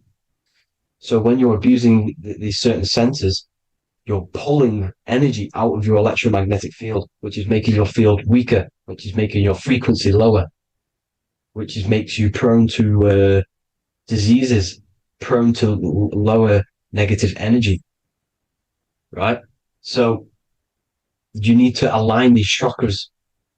You need to unbalance them. And as you can see here, you can screenshot these to see how they're blocked. I'm not going to go over each one because it'll take me forever, but have a little read yourself. This is why they're blocked. Now, the ancients used to say Aum when they meditated. Now, these are the 7 vowels. There's not 5 vowels, there's actually 7. Now, when they say Aum, they're aligning all their chakras by saying this when meditated. This is where the Aum originated from. Now, emotion is energy in motion. So if you're feeling a certain way, that's the energy you've put in motion. It's a reflection. We live in a mirror reality. Everything's mirrored. Everything's mirrored. As within, so without, as above, so below. Everything's a reflection of some sort. So whatever you're feeling, you're doing something wrong. It's telling you you're doing something wrong from the root cause, because your energies are the effect. You're feeling the effect of something you've caused. The law of cause and effect. Nothing escapes it. Now, the Jehovah's Witness believe that exactly 144,000 faithful Christians go to heaven or be resurrected, right? This is not true. This is symbolic. 144,000 go to heaven. Now, the petals on the chakras, this is the root chakra, this is the crown chakra. Now, if you add up the first 5 chakras, the petals, add up the petals on the first 5 chakras, you get 48. And then you get to the third eye, which has 2 petals. 48 times 2 equals 96. 96 plus 48, which you got from here, equals 144. The last chakra has 1,000 petals. Times 144 times 1,000, you get 144,000. This is a frequency. This frequency is the frequency of the ascension up your chakras. This frequency is a high frequency, which turns that oil into gas, which rises up the spine, activating your third eye. Right? So this is all the religions are all symbolic for this sacred secret of Christ consciousness. As it says in the Bible, the kingdom of God is within. It's not out there, people. You must look within yourself. You are God. You are a spark of his consciousness, infinite consciousness, right? So 144,000 is a frequency, and you must achieve this. Like I said, these people in the past, they're not gods, people. These were just humans. Nothing special. They just reach Christ consciousness. Now, they keep you in these lower vibrational states with the food, right? And as you can see here, all of these fast food restaurants are mainly are red and yellow, which are these lower states, these lower 2 chakras, lower vibrational colors, because they want you trapped down here in matter. And these foods are so low vibrational, they will keep you down here because your gut produces, I think it's like 80% of melatonin. Melatonin is your feel-good hormone. These foods will not make you feel good. This is very low vibrational. Meat. It's not meat, it's raw flesh. These animals are stripped from their family, put on a conveyor belt, watch their friends be tortured, and then get slaughtered in a slaughterhouse. Think of all the fear that's running through their blood, all the hormones, all the fear, and you're going to go and eat that very low vibrational energy. As you can see here, this is the light photons within fruit. You can see the light, the life force in this fruit. You must think, feel, and do positive to raise your vibration. As you can see, earth equals heart. If you rearrange it, everything in nature is green, right? The aurora borealis is green. You must align all these chakras and then live from the heart, because the heart's the center of the Taurus field. You must become the consciousness in the center. So that's it for this video, people. Thank you all. God bless.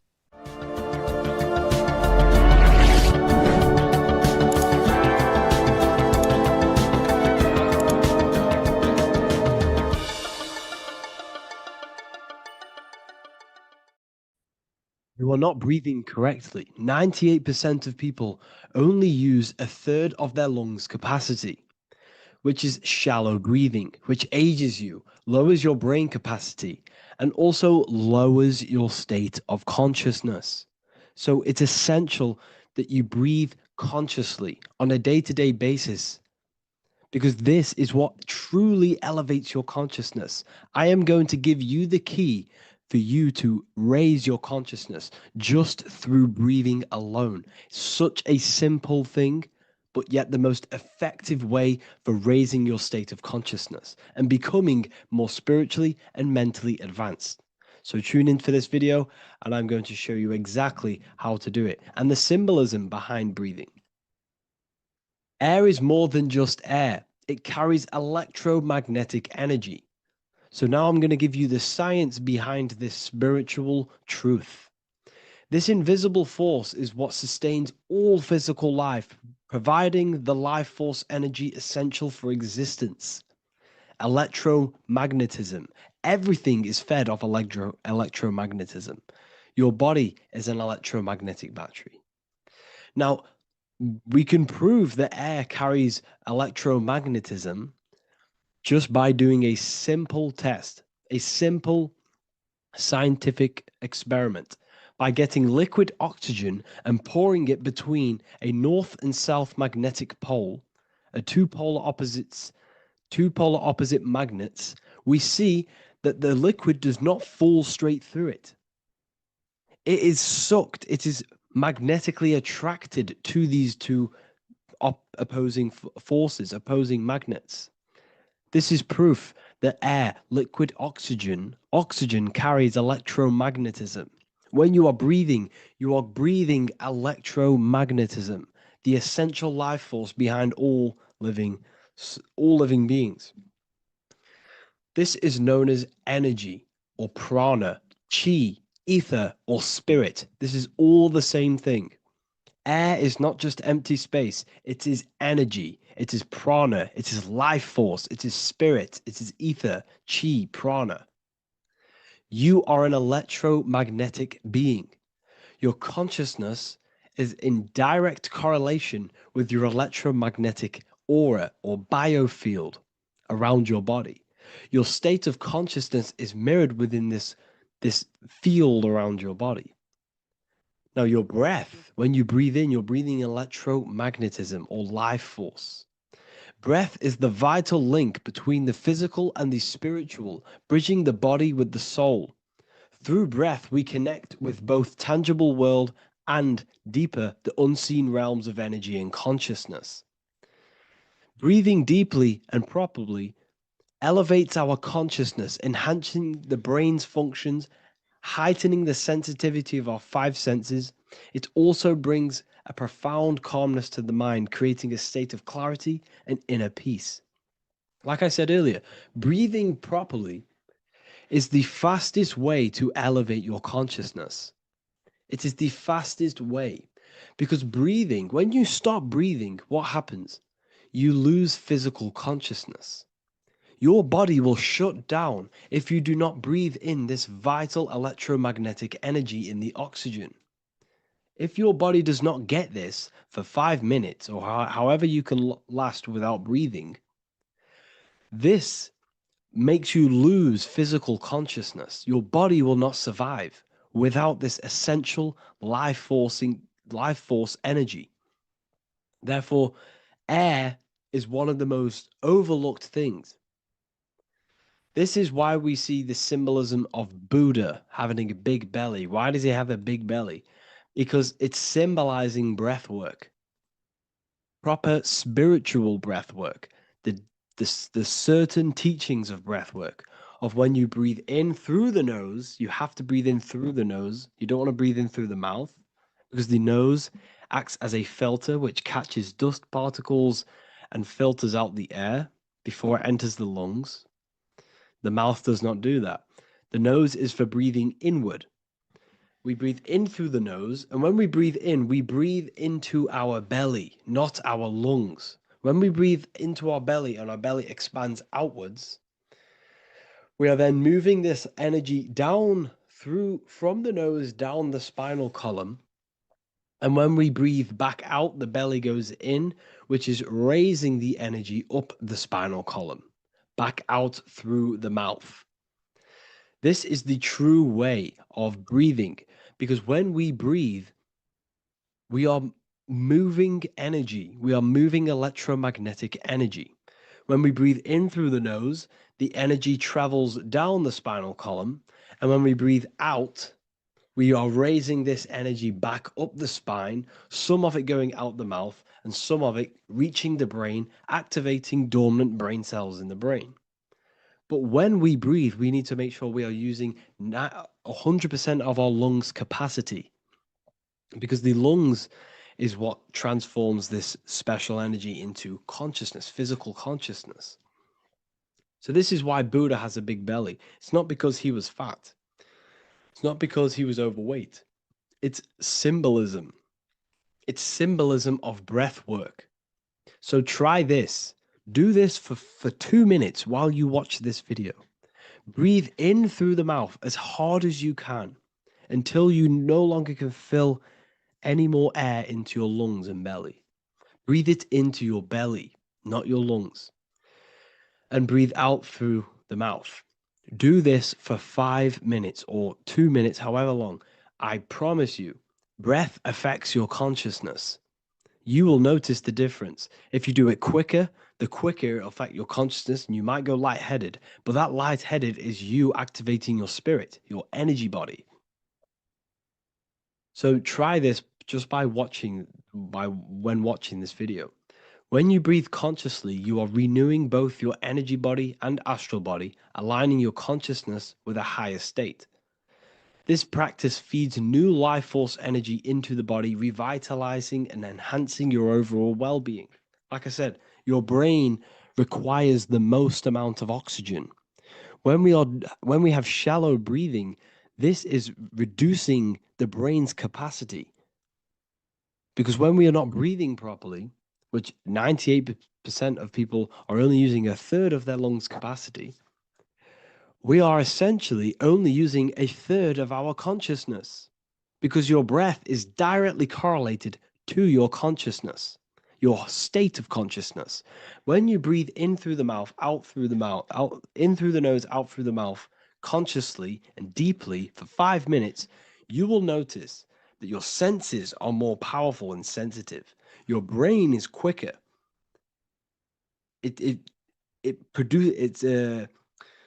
What's the word? It processes information quicker. You become quicker. You become a superhuman, and you feel more spiritual because it activates your spirit, your astral and energy body. So when we meditate, it's definitely important to breathe in through the nose and out through the mouth as deeply as possible to align with a higher state of consciousness. And this is the easiest way to separate your consciousness from the body. When you breathe in deeply for long periods of time, while meditating, while taking no thought, When no thought is present and you gain a rhythm of deep breathing, this is the gateway. This is the gateway to opening your consciousness. Because when you stop thinking, other aspects of your consciousness can open up. All of our lives we've been thinking, which is blocked off the higher states of consciousness. So breathing is very, very important. It affects our overall well-being. And this is Yahweh, the in and the out of breathing. When we breathe in, this is Yah. You can hear it. It sounds like Yah. And when we breathe out, that is Way. This is the name of God, apparently. But God is within you. You can connect with God. You can connect with source consciousness within you by breathing, by raising your state of consciousness through breathing and meditation. This is why the Bible tells you the Spirit of God has made me, and the breath of the Almighty gives me life. You are consciousness. You are God. You're an extension of God's consciousness. Job 27:3. As long as my breath is in me and the Spirit of God is in my nostrils. The Spirit of God is through breath. John 20:22. And when he said this, he breathed on them and said to them, receive the Holy Spirit. The word spirit means breath. In Greek, Hebrew, Latin, it all means breath or wind or air. The Holy Spirit is a certain way of breathing, a breathing technique that elevates your consciousness, that syncs you up to a holy consciousness, an elevated state. That is the Holy Spirit. That's why it tells you in the Bible, when he said this, he breathed onto them. He breathed onto them and said, receive the Holy Spirit. You must breathe to receive the Holy Spirit. When you breathe, you are renewing the body's energy. You're taking in new life force, which is regenerating your cells, regenerating your brain, nervous system, and also connecting with consciousness, pure consciousness. This is not something that we should be doing during meditation. Yes, it is. We should be doing it during meditation, but this is something that we need to apply all of the time. This is the fastest way you can raise your consciousness. I just want to say, all of this knowledge is inside of the Book of Wisdom, Volume 2. Make sure to give a like and a comment on this video to help the algorithm. And let me know what you think about the last book or this book if you have read them, to let the new people know what they're looking at with this book. This is truly life-changing, the Volume 2 and Volume 1 is truly life-changing. You can get them in a bundle also. Learn hidden knowledge inside of the Ethereal University. This is where truth seekers belong. I'm not here to try sell you this, but this is the place for truth seekers. And if you are serious about your spiritual journey and serious about gaining knowledge, which gives you the advantage over life, join Ethereal University. This will definitely help you. Thank you for watching this video. Please leave a like and comment. Make sure to give me any suggestions on videos you want me to make in the future. Thank you all.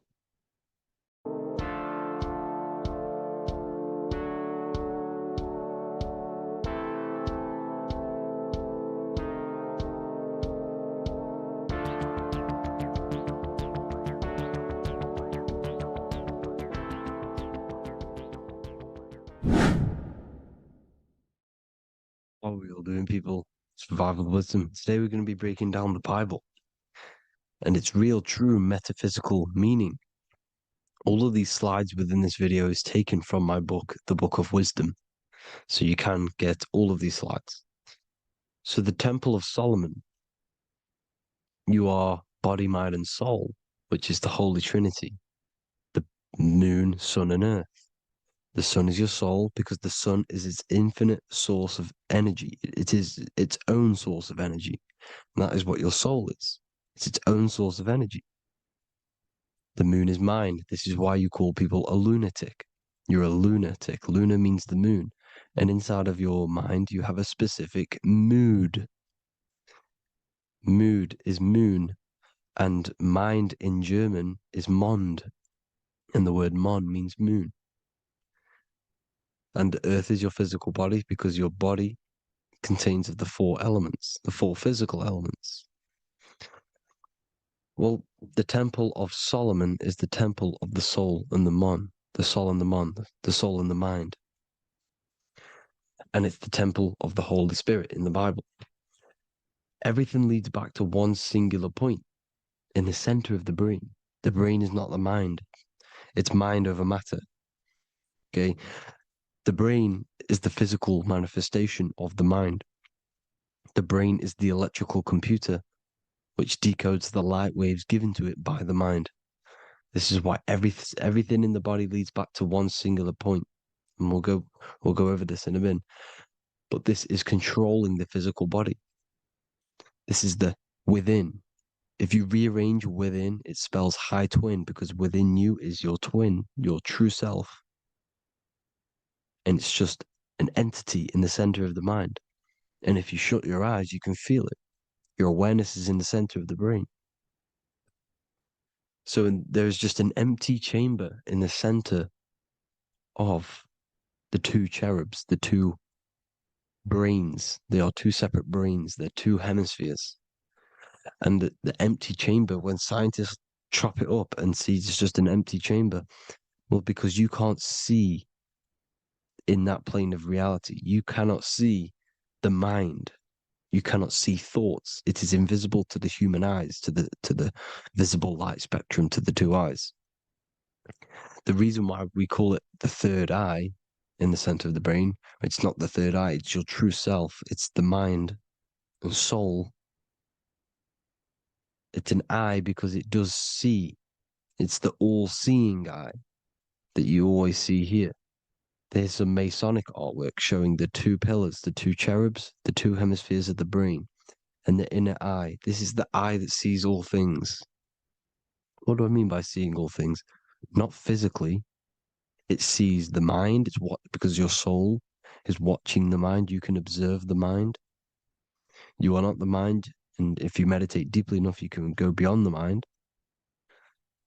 It's the all-seeing eye. It sees the mind. It sees what emotions you're feeling. It sees what you're thinking. It sees what you're seeing with the two eyes. It's the all-seeing eye. It sees all things. It's omnipresent. It's everywhere. Because the mind can be anywhere. The mind can switch itself into any place it wants. There is no limitations with the mind. So there is two hemispheres in the brain. And in the Bible, there is a quote saying the most holy place between the two cherubs. The two cherubs is the two hemispheres of the brain, and the most holy place is between them, which is what the Masonic artwork is showing. This is the all-seeing eye, the soul and the mind in the center of the brain. And you will not see this with the two eyes. So when scientists come to seeing the empty chamber in the center of the brain, they wonder because they do not understand the occult side of the world. They do not understand the layers of reality. How the two eyes, everything physical comes from the unseen. Everything seen comes from the unseen. Now, the two hemispheres of the brain play a major role in our lives. The right hemisphere is the artist. The left hemisphere is the scientist. The right hemisphere controls the left side of the body.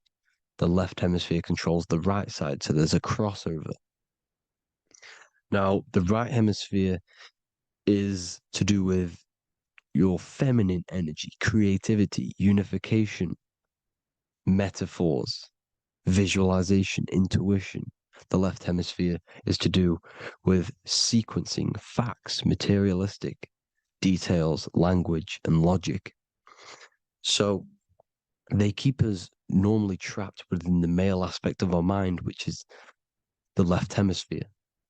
You know, if you listen to Spotify, Apple Music, and radio, they're all tuned to 440 hertz, which shuts down the right side of the brain, makes you left brain dominant.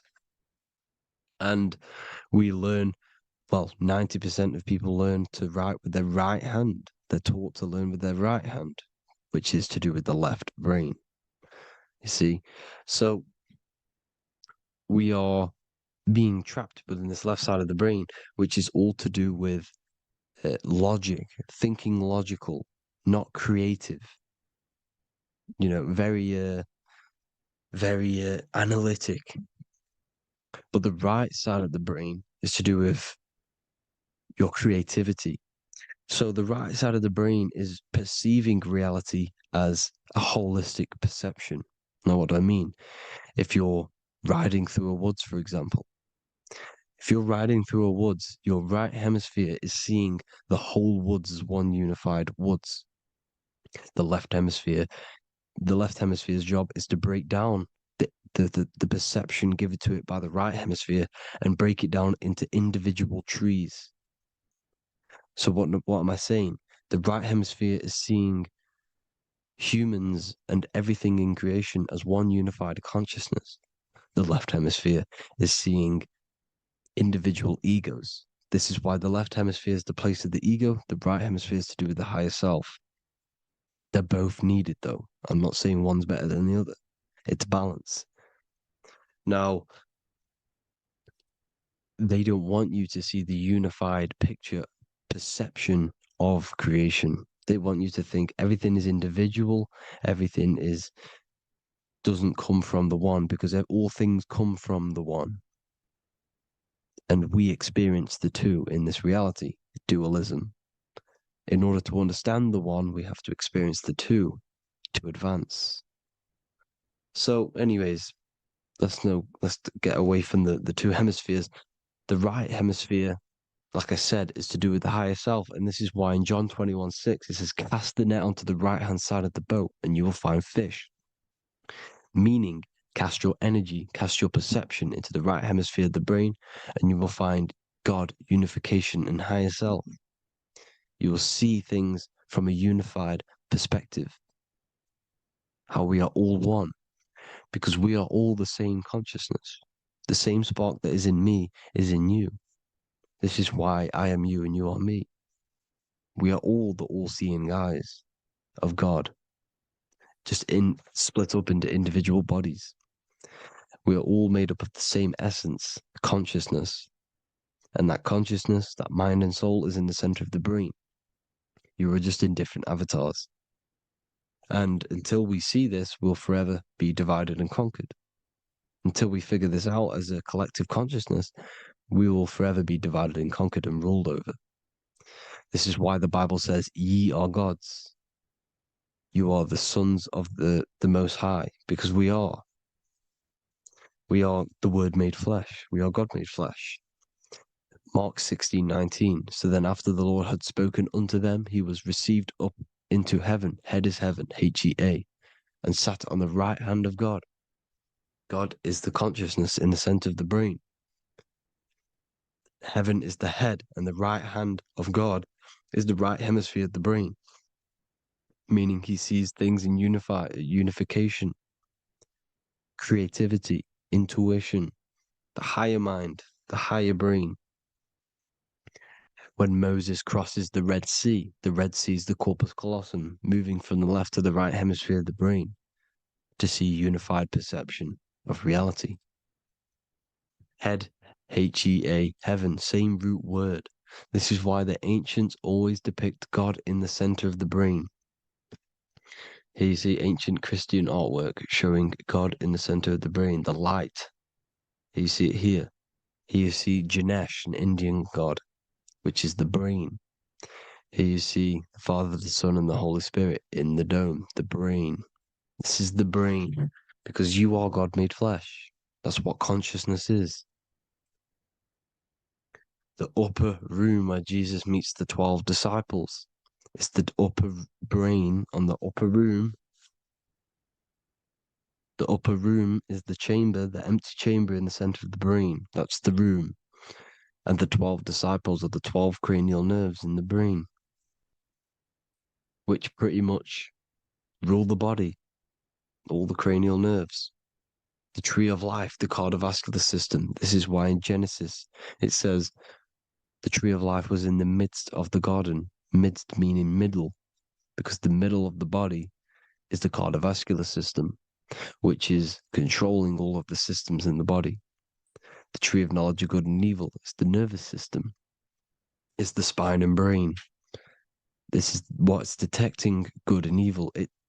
The brain is the electrical computer with the left and the right hemisphere, decoding the dualistic world, decoding the light waves given to it by the external world. It is an electromagnetic computer. It is artificial intelligence. It is very intelligent, the brain and the nervous system, the human body as a whole. But the tree of knowledge of good and evil is the nervous system, because it is the tree that detects good and evil, makes you learn good and evil in this dualistic reality. Here you see Adam and Eve around the tree of knowledge of good and evil. Adam and Eve, male and female energies, with the serpent in the tree, and the tree of knowledge of good and evil. Well, this is the spine, the brain, and the serpent is the kundalini of the spine. The serpent is the S. That's why S, serpent, S, the letter S is the serpent. Sex and serpents make an S noise. You know, the Bible cursed the serpent. So we don't figure out the true religion. The true religion is raising the kundalini and becoming God-man and reaching our higher states, our true God self. Because once the kundalini is saved and hits the pineal gland, it activates 100% of the brain, when we're only using around 20 to 10% as of right now, without the kundalini awakening. So when you use it, you're activating 100% of the brain. You're activating all the dormant brain cells. You're regenerating the body.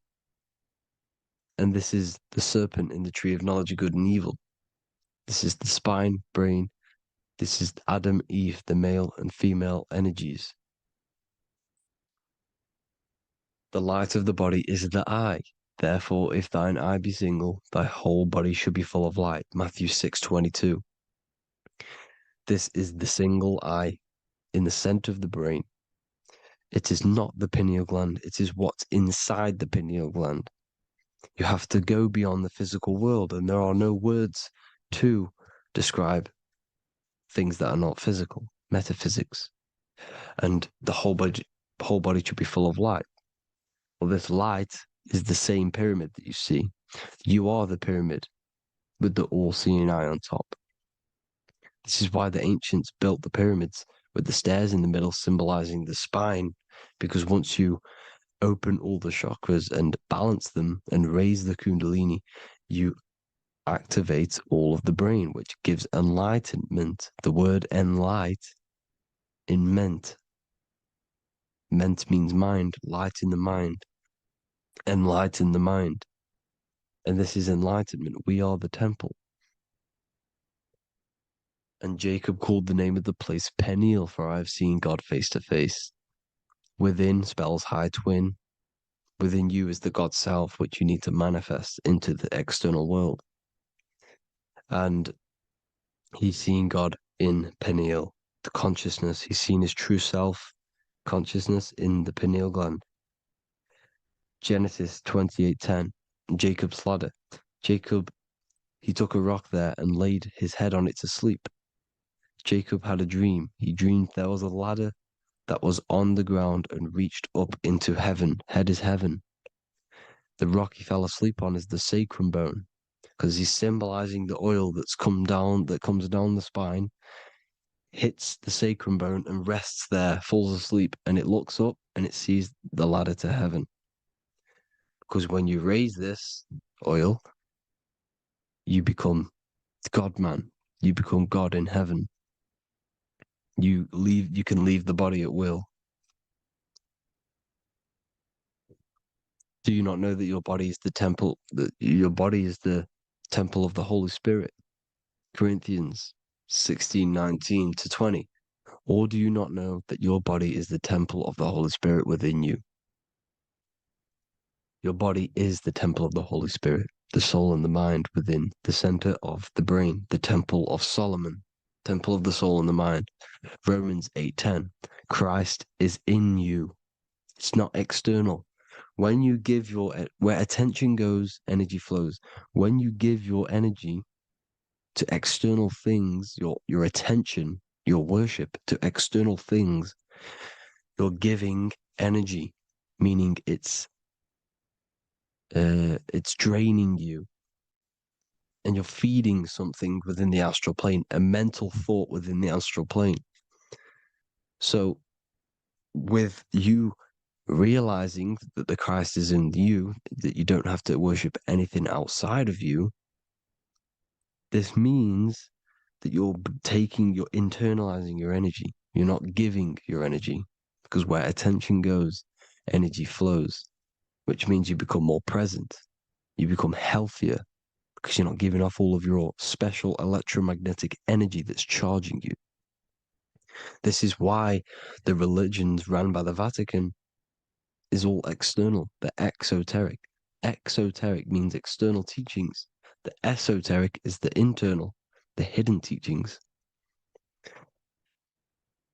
In Psalms 82,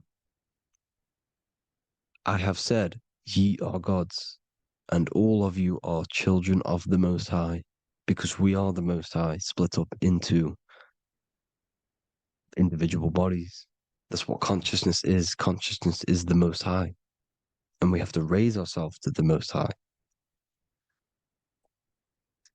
Brahma, Vishnu, Shiva, the Father, the Son, and the Holy Spirit. Why is it always a trio?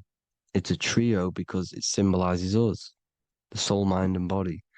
The mind is the bridge for the soul to be in the body. What is the soul? It's the life force. It's the watcher. It's the all-seeing eye.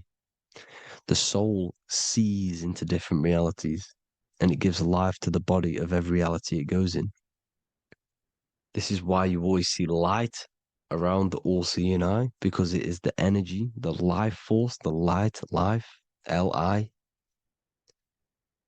Life is light. And it's the eye because it sees into the different realities. It sees into the dream world. When you're going to sleep at night and you dream, it's not a dream. It's another reality. You're a multi-dimensional creature. We live in a multiverse. There's infinite amount of yous. And there is a version of you which is the highest self in a reality somewhere. And this eye has the ability to switch realities, which is exactly what astral travel is. Astral travel is the ability to switch reality beyond the 3D construct of this world. The Father, the Son, and the Holy Spirit, Brahma, Vishnu, Shiva. Brahma, the soul, inhabits different bodies. This is why they have different heads. Vishnu, the mind, symbolizing gnosis, meaning knowledge. This is the serpent. The serpent symbolized knowledge. Shiva, the body. Father, the Son, and the Holy Spirit. The bird, the soul, because the bird symbolizes the soul. This is why you have here the Egyptians showing you the soul leaving the body. Here you see here with the twin head, the same head, and it's a bird. This is the soul self. This is the ego self. The Egyptians knew this. They knew all of this. Of course they did. Now the whole story of Jesus is all metaphorical for the process which goes on within your body. Your neck and head is the Holy Grail, which the sun and the moon creates. Sorry, the sun and the moon creates the fluid within the Holy Grail, the brain, the skull. And the moon creates the milk. Sorry, the moon makes the milk. The sun makes the honey, the land flowing with milk and honey in the Bible. The land flowing with milk and honey is the center of the brain in the Holy Grail. Here you see the Masonic artwork showing you the sun and the moon creating the fluid in the spine. Here's the serpent. Serpent symbolizing the two kundalini channels, the Ida Pingala up the spine, is the furnace raising the kundalini, raising the oil, heating it up, and rising it to the crown. You see? So here you see more Masonic art, seeing the sun and the moon creating the holy fluid in the brain, in the cup, filling the cup. This is why it's a cup, because it's the Holy Grail. This is the holy oil in the center of the brain that gets released down the spine, which is Jesus coming down from heaven. It comes down the spine, down the River Jordan in the Bible. This is when Jesus goes from Nazareth to Jerusalem. He comes down the River Jordan, and Joseph and Mary are in Nazareth waiting for Jesus' return. Joseph and Mary symbolize the pineal and pituitary gland, which produce the two oils created by the sun and the moon. And he returns. When he returns, he gets crucified at 33, because there's 33 vertebrae at the back of the spine, and it crosses the vagus nerve. The crucifixion of the oil past 33 vertebrae creates God-man, and it creates your higher self, and it activates 100% of the brain. And you turn into spirit, you turn to your spirit self. This is why Jesus dies. He didn't physically die, it metaphorically dies, and becomes his higher self. The ego self is left behind. It's the same with the whole story of Jesus. Jesus comes down from heaven, which is the oil. He dies in a cave for 3 days, which is the oil hitting the cave. Here's the cave, and resurrects after 3 days. If you resurrect the oil, comes up and gets crucified at 33 in Golgotha. Golgotha translates to a place in the skull. The three wise men from the east. Well, if you look at the Masonic artwork, they'll always show you a ladder up to the east. Okay? Here you see north, south, west. This would be east. Here you see east here. East here. The ladder up to the east. The east is the top, up. Three wise men from the east, the thalamus, pituitary, and pineal gland in the center of the brain. The most important glands in the body. Here you see the Egyptians with the spine, the sun, and the two hemispheres of the brain. What did I say at the beginning? The sun is the soul. The sun is its own source of energy. It's the life force, which gives life to anything it inhabits. The soul is the same thing. That's why sun and soul mean the same thing. So, what I'm saying is consciousness is God. And this is why when it refers to as God in the Bible, it means your higher self, pretty much. And returning back to this higher self, because God is something that you need to manifest. Consciousness is God, and your body is a reflection of the creation by God. This is why everything in the body corresponds with the stars. The stars rule the body. We are an image of the stars. This body is an image of the whole of creation. Aries rules the head. This is the cerebrum. The ram in the brain is the ram, Aries. And we have something called the cerebrum. Aries, the ram. This is the Lamb of God moving to the higher mind.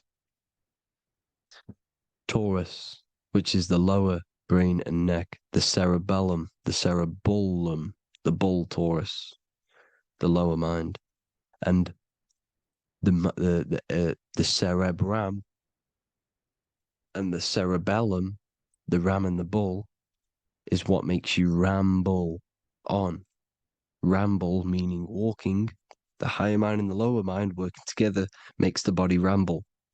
Ramble is what makes you walk along. Thank you to Santos Bonacci.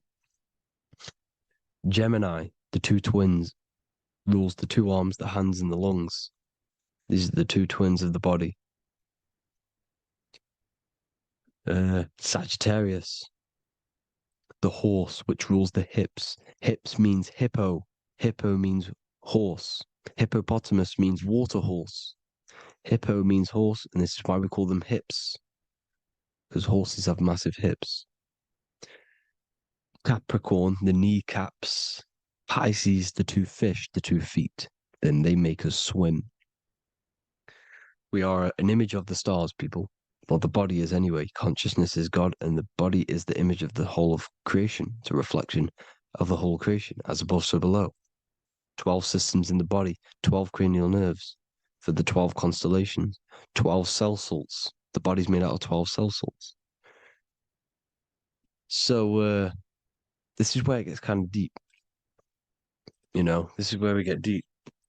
And he said Jesus was known as the fisher of man.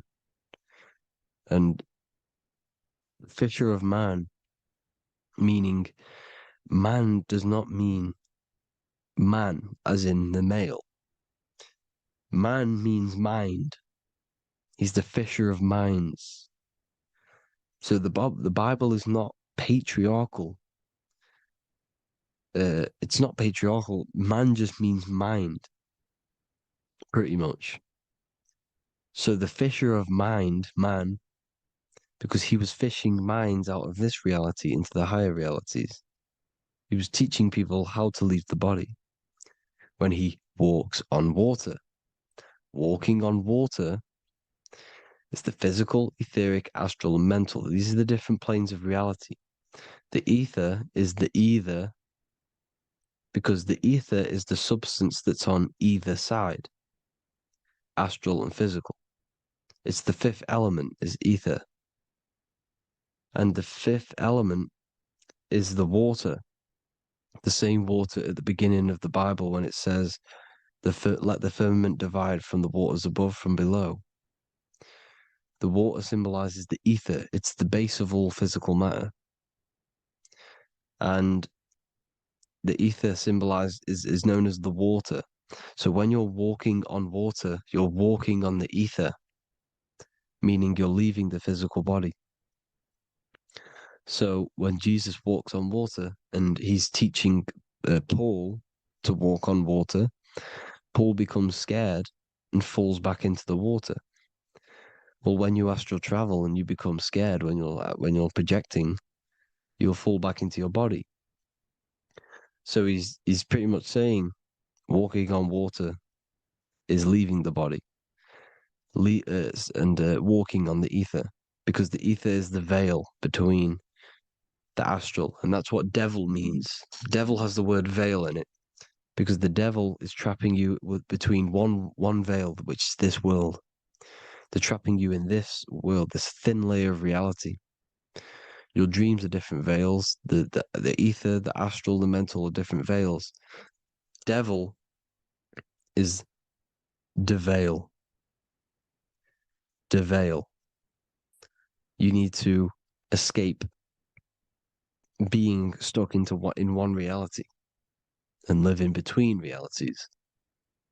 And this is when you truly become a multi-dimensional being, because your soul is just the eye. That's what you are. You're just an eye, and you see into different worlds. And it also, when Jesus means the fisher of man, the fisher of minds, I truly believe, because of my research, that there is other worlds. It's not just this one. There's higher worlds. There's an infinite amount of you, and you've been in them dreams. You call dreams. Them dreams are other realities that you are in. That's why when you're there, you don't feel like you're in a dream. You feel like it's 100% real, because it is real. So this is why the ancients always depicted the many different heads, because there's many different versions of you.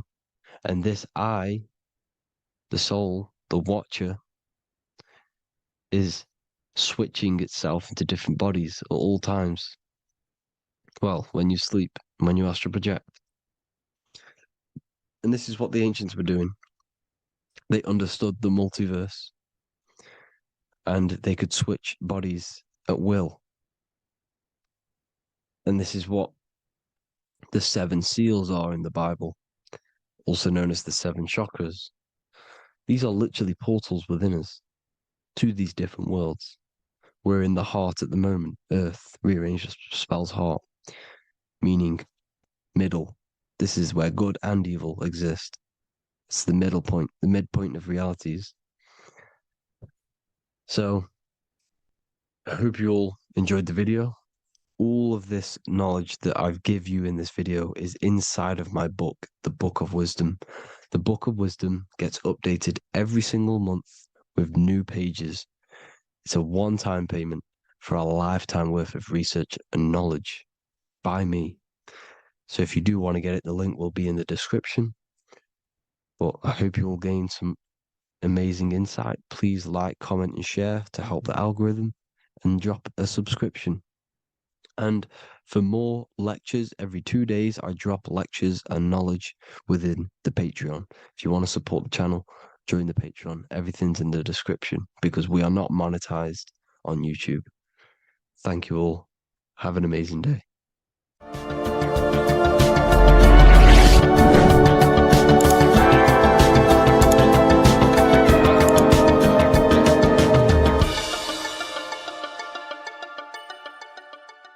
There is a secret meaning behind the number 666. 666 is 3 sixes. The number 3 in occult and esoteric numerology represents the 3 aspects of human consciousness. We see this symbolism in the all-seeing eye with the light and the triangle. The triangle is the number 3. The eye represents consciousness, observation, and the light represents the light of consciousness, because consciousness is pure light. The 3 aspects of our consciousness is thoughts, emotions, and actions. Every thought creates a feeling, and the feeling creates the action. All physical manifestation is driven from these 3 aspects of our consciousness. All physical manifestation comes from thought. Every object you see around you, this screen, the phone you're on, the laptop you're using, or the iPad, was a thought in the invisible realms of consciousness.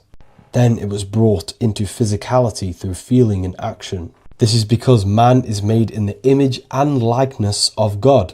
We are all mini creators. We are all extensions of God's creative consciousness. Therefore, the number 666 represents 3 sixes. 3 is thoughts, emotions, actions. The number 6 represents the cube, because cubes have 6 sides. This material world that we experience, everything has 6 sides. Everything's created by cubes. We can move forward, we can move backwards, we can move left, right, up and down. This is the cube that we are stuck in. Therefore, 666 represents our 3 aspects of our consciousness, thoughts, emotions, actions, all contributing towards our physical self, material world, material pleasures, completely cutting ourselves off from our spiritual, true, divine self, which means 666 is representing a state of consciousness. A state of consciousness where we only operate from a place of material needs and survival things. As humans, we possess a physical material body in the physical material external world, but we also possess an invisible inner world, which is what we call spirit. When we disconnect ourselves from our inner world, we become lost in this materialistic way of thinking and acting, which can lead to no life purpose, a feeling of emptiness and voidness in our hearts. Humans possess the ability to transcend our animal instinctual natures and turn to the divine mind, to the spiritual inner world. It is our inner world that is projecting our outer world. The outer world is just an effect of our inner state of consciousness. It's important as we go through this human life to not lose ourselves and look for our validations outside of ourselves. The external world is simply just a mirror, mirroring with mathematical precision what happens inside our consciousness. When we change our inner world, we produce effect in the outer world. To get back on track about this number, this represents when we are lost in our material self and we are completely cut off from our true divine self. The devil is always having goat horns, which represents a ground animal. This is the lower animal self of man. He's always red. The frequency of red is the lowest vibrational color, and it also represents the root chakra. This is all to do with survival mode and our physical needs and physical self. Red represents chaotic and intense emotions like hatred and anger. This is why the devil is always red, because it represents anger and an uncontrolled state of emotion and consciousness. You see, we've been taught in the church and all through religion indoctrinations that the devil is an external deity which influences humans. And in fact, this is nothing but a metaphorical story. The devil is a character which represents an aspect of the human mind, the lower aspect of the human mind, a facet of our own consciousness and psyche. The voice that we have in our head that tells us to do these negative things is not an external deity pushing us to do something bad. This is an aspect of our own mind. Jesus and Satan are just two characters which represent the two voices that we have in our own consciousness. In fact, the word devil was never present in the early Gospels. Instead, what was mentioned was a spirit of evil. A term spirit of evil was not meant to denote a specific deity or being, but rather any force of negativity, whether it manifests as a destructive thought, emotion, or action. The spirit of evil represents the darker sides of our mind, the part that leads us astray and brings forth negativity in our lives. The reason why they want you to believe in a devil is because they don't want you taking responsibility for your creations. They don't want you to realize that the external world is truly a mirror of your inner state of consciousness.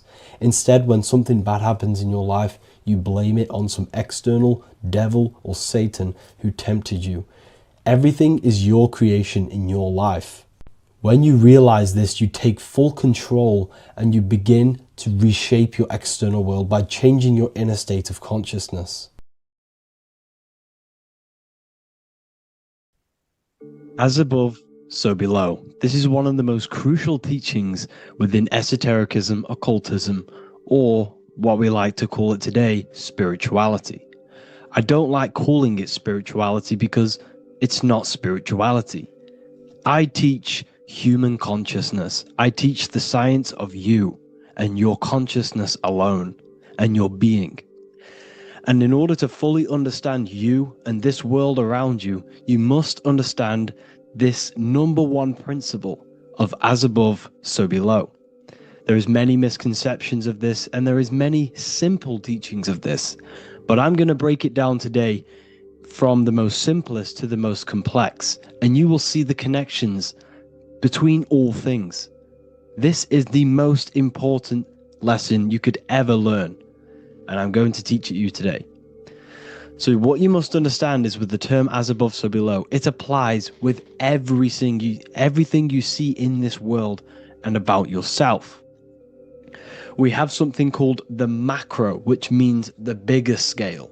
On the bigger scale, we have the whole earth. If we look down from the sky on top of rivers, this is what we see. We see this tree pattern. Then on a smaller scale, we see trees have the same pattern. Then we look even closer. We're going smaller and smaller into the leaves of the tree. We see the same pattern. Then we go even more micro into the human brain and look at the human brain cells and we see the same pattern. This is proof this is a fractal universe, and everything is in the micro is reflected in the macro. As above, so below. As within, so without.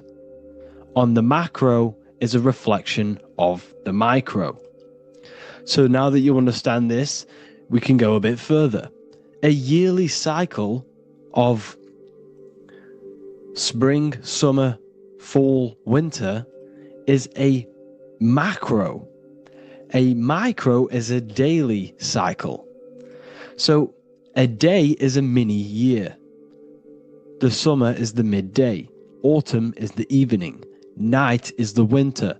And spring is the morning. This is a macro, a reflection. We have a miniature cycle of the zodiac every single day. And this cycle is also reflecting the cycle of life and death. We live, we are born, which is the spring. We live, which is the summer.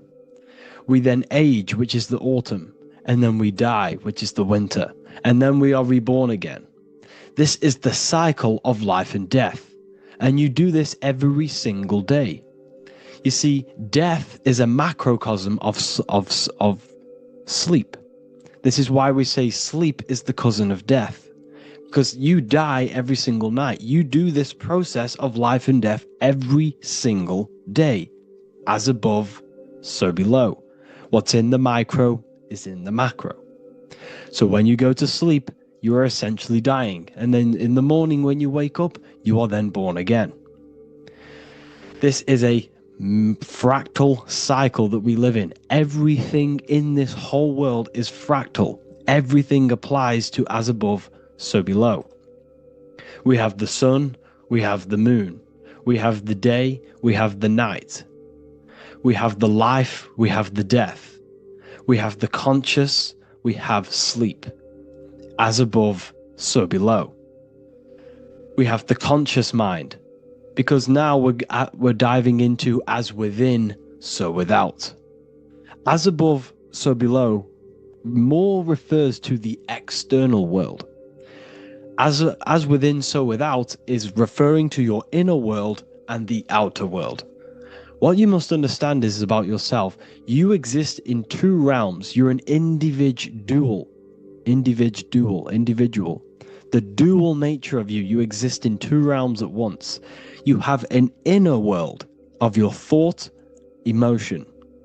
This is the inner world that no one else can see but yourself. And you have an outer world with a physical body which everyone can see. So you exist in two worlds. You have the inner voice, you have the outer physical voice, which I'm speaking to you with now. But I also have an inner voice, which no one can hear, only but me. So you exist in the light and you exist in the darkness. The sun represents your external self, your physical, conscious mind. The moon represents your shadow self, the inner self, the psyche self. The spirit self. There is an as above, so below. The sun is within you. The moon is within you. Everything is within you. Now that you understand as above, so below, what is your body? Your body is a miniature earth. Let me repeat, your body is an earth. Your body is the earth. Okay? Because like I say many times in all of my videos, you are not in the world. The world is you. You are the universe. Your brain is a computer creating this reality. What you see with your eyes is produced in the back of the brain called the visual cortex. You don't look into the world, the brain produces the world. The body produces the world. When you touch something, you're not actually touching something. This is the electrical nervous system. When you touch something, what you feel is actually electrical signals on your nervous system reporting back to your brain. Therefore, when this body dies, you leave the earth because this body is the earth. Okay? As above, so below. You have the mental plane, the astral plane, the etheric plane, and the physical plane. This is essential for understanding reality and the teaching of as above, so below. Everything in this material plane began in the thinking mind. For example, the microphone I'm speaking into, the phone you're watching this video off, or the laptop or iPad. Where did this begin? It didn't begin in the factory. The first ever place this item begun was in the mind of an individual. The invisible realms of mind is where all physical things and physical items begun. Essentially, this physical plane is the effect of the thinking mind. This world is the world of effect. It's the world of outcomes. When you see something, it is already manifest. It is already being manifested. It is an effect. And in the effect of the cause, which is the thinking mind. Therefore, the mind creates thoughts, which is the mental plane. Then after thoughts creates imagination, which is the astral plane. These two are spiritual. They are non-physical. So spirit kind of means non-physical. Then you have the physical planes, the etheric and the physical plane. As above, so below. What happens in the mind is manifest on the physical plane. Like I said, the phone that you are holding, it was a thought, and then it brought down into a physical reality. As above, so below. You change the mind, you change your reality.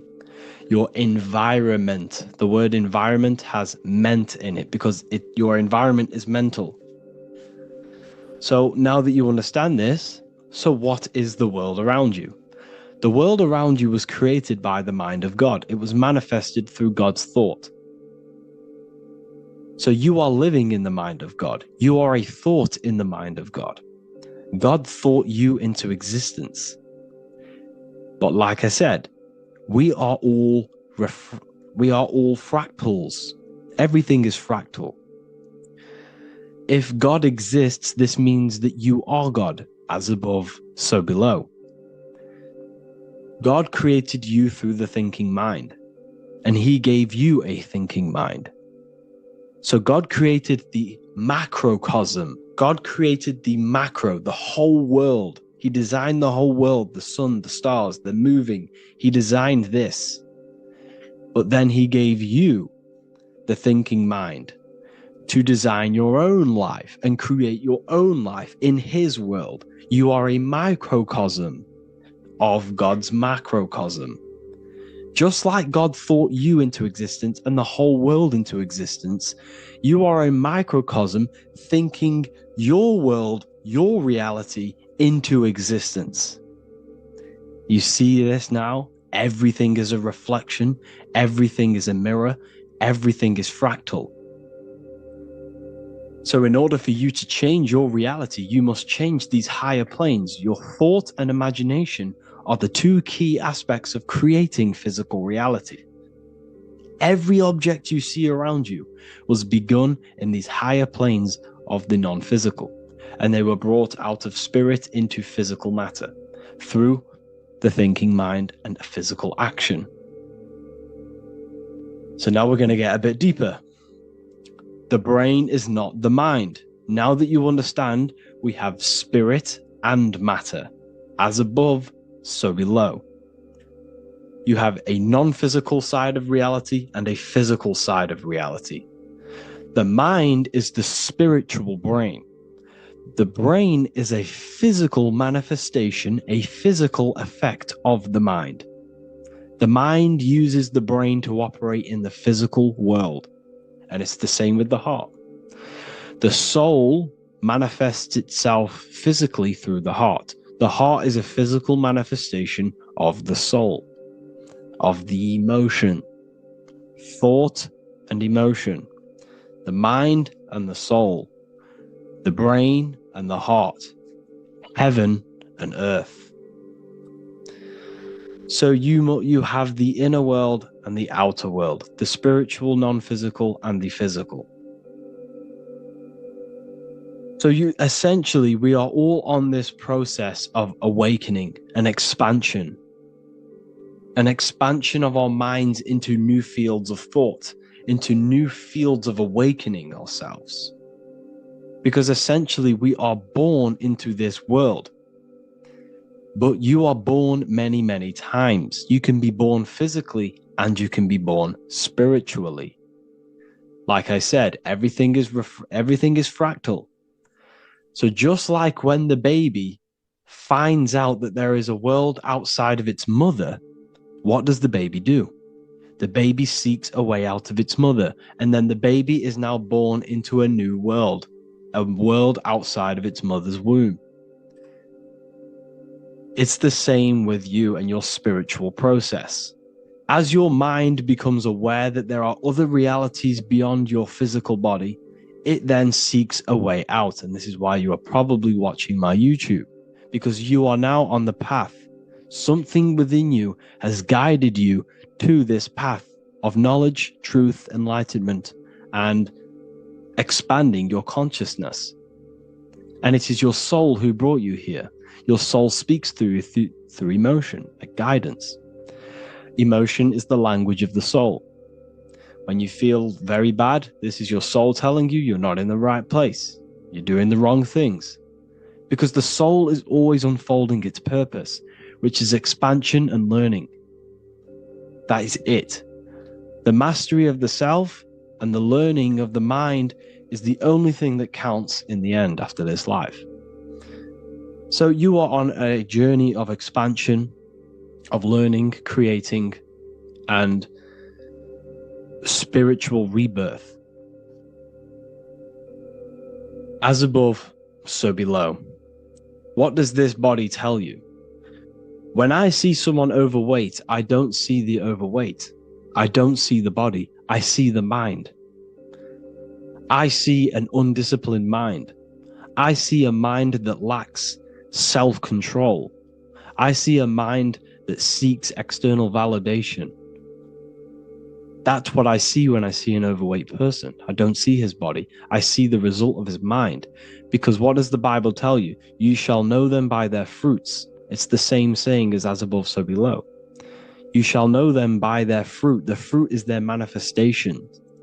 Your body is a direct correlation and manifestation of your mind. Your inner world projects your outer world. As within, so without. As above, so below. Now, what do you see when you see this man's body? I see discipline. I see strength. Mental strength, not physical strength. I see mental resilience of pain. Because all of this man's mental energy has been manifested physically within his muscle. This body is a direct manifestation of this man's mind's pain and suffering, and it shows discipline. This is why people instantly respect you if you are in shape. You walk into a room and you are in shape, people will instantly give you respect because they know that you are mentally disciplined. The body is a reflection of your inner world, and it's the same with your friends, your family, your connections with people. If you think about yourself very negatively all the time, and you don't have a good connection with yourself, you don't have a connection with your true self, this will manifest into every single relationship you have in your life. If you don't have a good relationship with your inner self, you don't have a good relationship with the people and the friends around you. Because as within, so without. If you think negative about yourself, you will only pick up the negative in other people. If I think very highly of myself and I think very happy and good things about myself, I will then see the good things in other people. Because it's as above, so below. As the inner world is, so is the outer world. It's the same with your life circumstances. Your life is a direct correlation of every thought you thought in the past. If you possess millions of pounds, millions of dollars, this is because you have thought this into physical reality. You live the life you are deserved. You live the life that you manifest through your thought. If you live a very poor life, this is a reflection of your mind. This is a reflection of what you have thought into physical existence. Because like I said, everything begins in the mind. As above, so below. And this is even present within the body. So where is the head? The head is at the very top of the body. And where does all manifestation begin? In the mind. That's where the mind is, in the head. And then the thoughts we think travel down the body into the heart, which is the emotion. Every thought we think is in the emotion. Every thought we think creates an emotion. This emotion then drives the action. Where does the action come from? The feet, because the feet move our body. We move with our feet to take action. Our hands. You see, so the body is even a micro reflection. I can't even say it. Reflection of the order of manifestation. This blew my mind when I figured this out. You see, the head, the thoughts begin here. This is the beginning of all manifestation. Then it comes down to the heart. This is the emotion. Then you take the action. The thought and emotion then sparks the action, which is taken with the hands and the feet. And where's the lowest point on the body? The feet, and that's touching the physical earth. So the head is where the thought is, the non-physical, and the lowest point on the body, which is touching the physical earth. So the head represents spirit, the feet represent matter, spirit and matter. Your room, if I walk into your room and I see a messy room, I don't see the room, I see a messy mind. The room is a reflection of the mind. If you have a messy room, this is your mind. It's an externalization of your unsorted mind, undisciplined mind. So like I said, we are all God, and we must find the God self within us.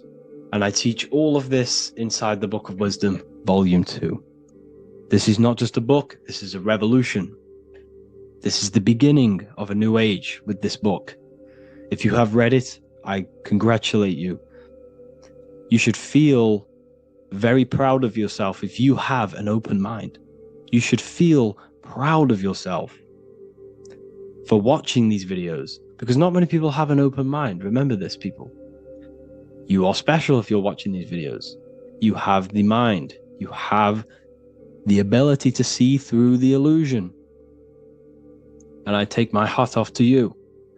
You want to take this to the next step? Read the book. Or if you want to take it to the serious levels, join the university. The university, you gain access to every piece of my material that I've ever done, all of my books, all of my lectures that are hidden from YouTube, that are hidden from everywhere else, the lectures that give you real power. And if you feel alone on this journey, we have a conscious community where you can connect with like-minded individuals, because I've been there. I've been there when you feel lonely, because you feel like no one else is thinking the way you are feeling. You can't talk to people about these things because people just think you're crazy. That's why I put together this, so we can connect, so we can unite, so you can connect with people, so you don't feel crazy about thinking about this stuff, learning about this stuff. And if you truly want to level up your life, people, and take your studies serious, this is for you. We do live calls, we do lectures. There's a whole library filled with books you can read. It's the perfect place for the truth seeker. I thank you all for joining. Please leave a like, a comment, a subscribe. Let me know any future videos you want me to make in the comments. Thank you all. Have an amazing day.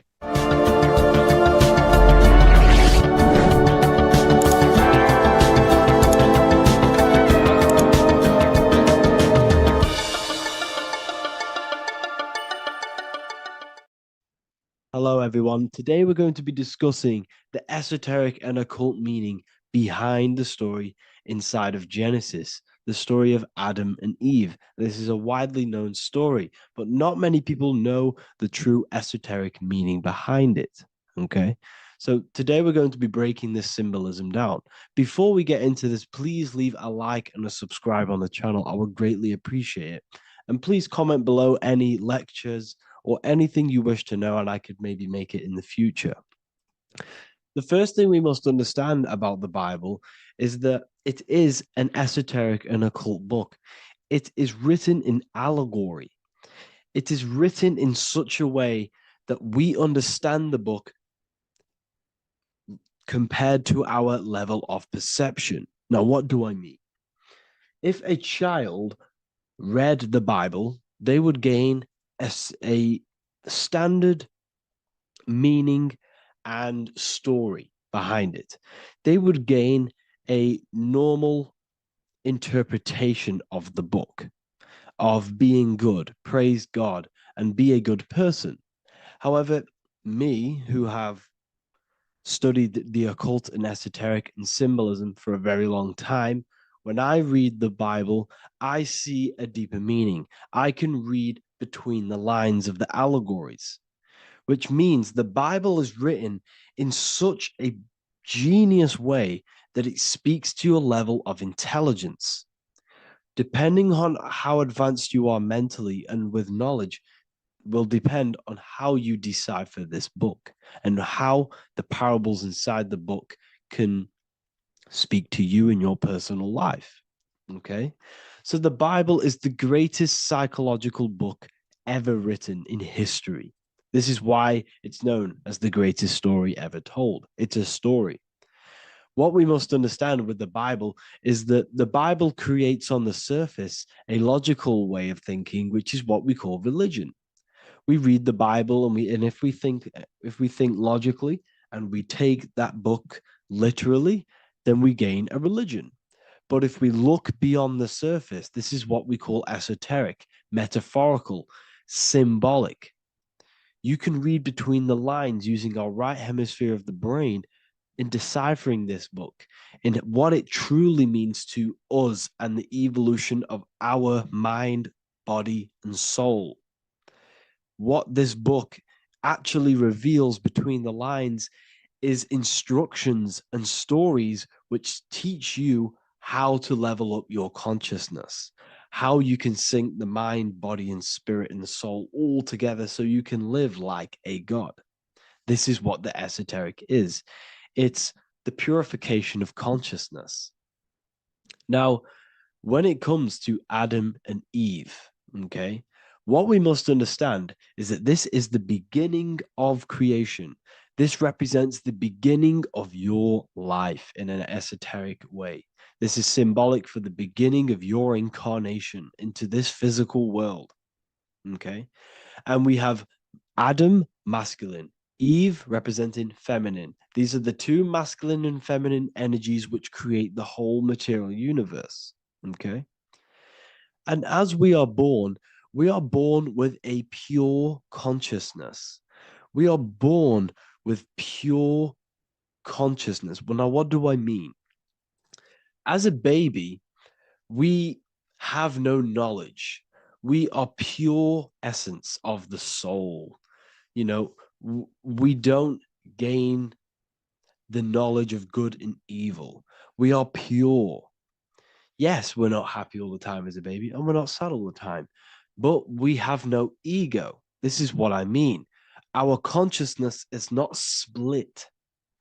As a baby, you are whole. You have a whole consciousness. You are yourself. You have no false identifications, no limiting belief systems, nothing. You are pure awareness and the pure soul and the pure mind. Now, this is what Genesis is representing. As we grow older, the more experiences we gain, the more thoughts we start to think, the more knowledge we gain of this world, the more impure our mind, our heart, our soul, our spirit becomes, the more impure our body becomes. As we grow older, we're infected with negative beliefs, negative thoughts, and society norms. This is a big one. As we grow older, we are molded by society. We shut off areas of ourself and we push them away so that we fit in with society. We all know this. We all did this in school. We pushed away parts of ourselves to act cool or to fit in, whatever it may be. Whatever type of person you were in school, we all went through this because society and culture is programmed. So as we grow older, our consciousness splits. We gain a persona, an ego, and we gain a shadow self, the subconscious, and we gain an ego. Now, the ego is what you show to people. It's that character that you show, that you put on to your culture, to your family, to your friends. This is a false identification. And we also gain a shadow self. The shadow self is gained through experience. This is the subconscious. Our ego is created through experience. And so is the subconscious and the shadow self. Okay. So as we gain age in this material body, we fall from the Garden of Eden. We gain the knowledge of good and evil. This is what the symbolism represents of us leaving the garden, us eating from the fruit. Now, the fruit represents the knowledge, it represents the insight, the experience. which splits our pure consciousness. Our soul splits, okay? We lose connection with the divine. We lose connection with our pure self through material experiences. We may lose ourselves in material experiences. We may lose ourselves in lust and material gain, wealth, and all of these lovely things that the material world offers. We lose ourselves in this, okay? And not only that, there's another symbolic thing that we're missing with being a child. There's another symbolic meaning behind this tree in this story of Adam and Eve. And this is sexual energy. Okay? As we are a baby, we have no ability to create another human life. We have no sexual urges. We have no desire for the material things as a baby. Nothing. As we grow older, our sexual energy cultivates around the age of, it's like 10, maybe earlier for some people or later for some people. This is what we call puberty, when our sexual energy activates. This is when the masculine and feminine energies are present within the body. And we are now given the ability to create human life. We're now given the ability to bring in a soul into the material world. Now, this is what we believe and know in the esoteric world. That is what sex is. You're bringing a soul from the astral into the physical. Okay? So as you grow older, you gain this ability to use the power of creation. You gain this force within you that allows you to open a portal in the astral and bring in a soul to the material. Now, this power can be misused. This power is very powerful and should not be misused. In occult and esoteric teachings, we teach and learn sexual transmutation, how we transmute sexual energy into different areas of our life so we can grow and create. Because sexual energy is creative energy. It creates a whole new human being. So if we retain it, we can transmute it into creativity. So this energy is kind of corrupting us as well. And now I'm not saying growing up is evil, all this thing is evil. This is a natural cycle that we must go through. The soul of us must go through this cycle so that we learn, so that we overcome it, so that we gain mastery of ourselves, so that we expand ourselves. I recommend you watch the Evolution of Consciousness lecture that I did on my YouTube. An amazing lecture. Talks about the evolution of consciousness and how we're on a never-ending cycle of life and death and expansion. So leaving the Garden of Eden is symbolic. You see, Eve represents emotion. She's feminine. Adam represents action. That's why he bit the apple. You see, Eve takes the apple and tempts Adam because she's the emotion. She's the sexual desire. And Adam eats it. He releases. He misuses the power of his creation. He misuses his consciousness because of material illusions and material desires. This is natural, okay? As we grow older in this life, our soul has to experience sin. We have to experience negativity. We have to experience evil, okay? And we have to misuse this power within us to learn about it so we can overcome it and gain control over it. Now, this is why the Bible says in Genesis 3:6, "For God doth know that in the day ye eat thereof, then your eyes shall be opened. Ye shall be as gods, knowing good and evil." This is very, very, very symbolic. We come into this world to experience a dualistic way of reality. We come into this world to challenge ourselves so the soul can grow, because the soul comes from pure love from God.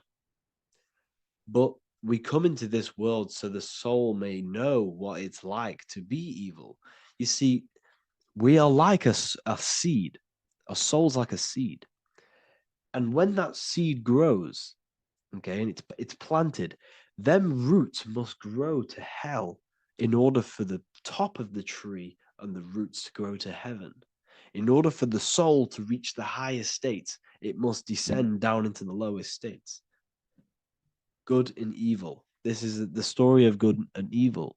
Okay, and this is the story, a psychological story of how the human mind has functioned in this life. This is what this story is representing, of how our soul and mind is functioning, how our consciousness is splitting and growing up and evoluting. Okay.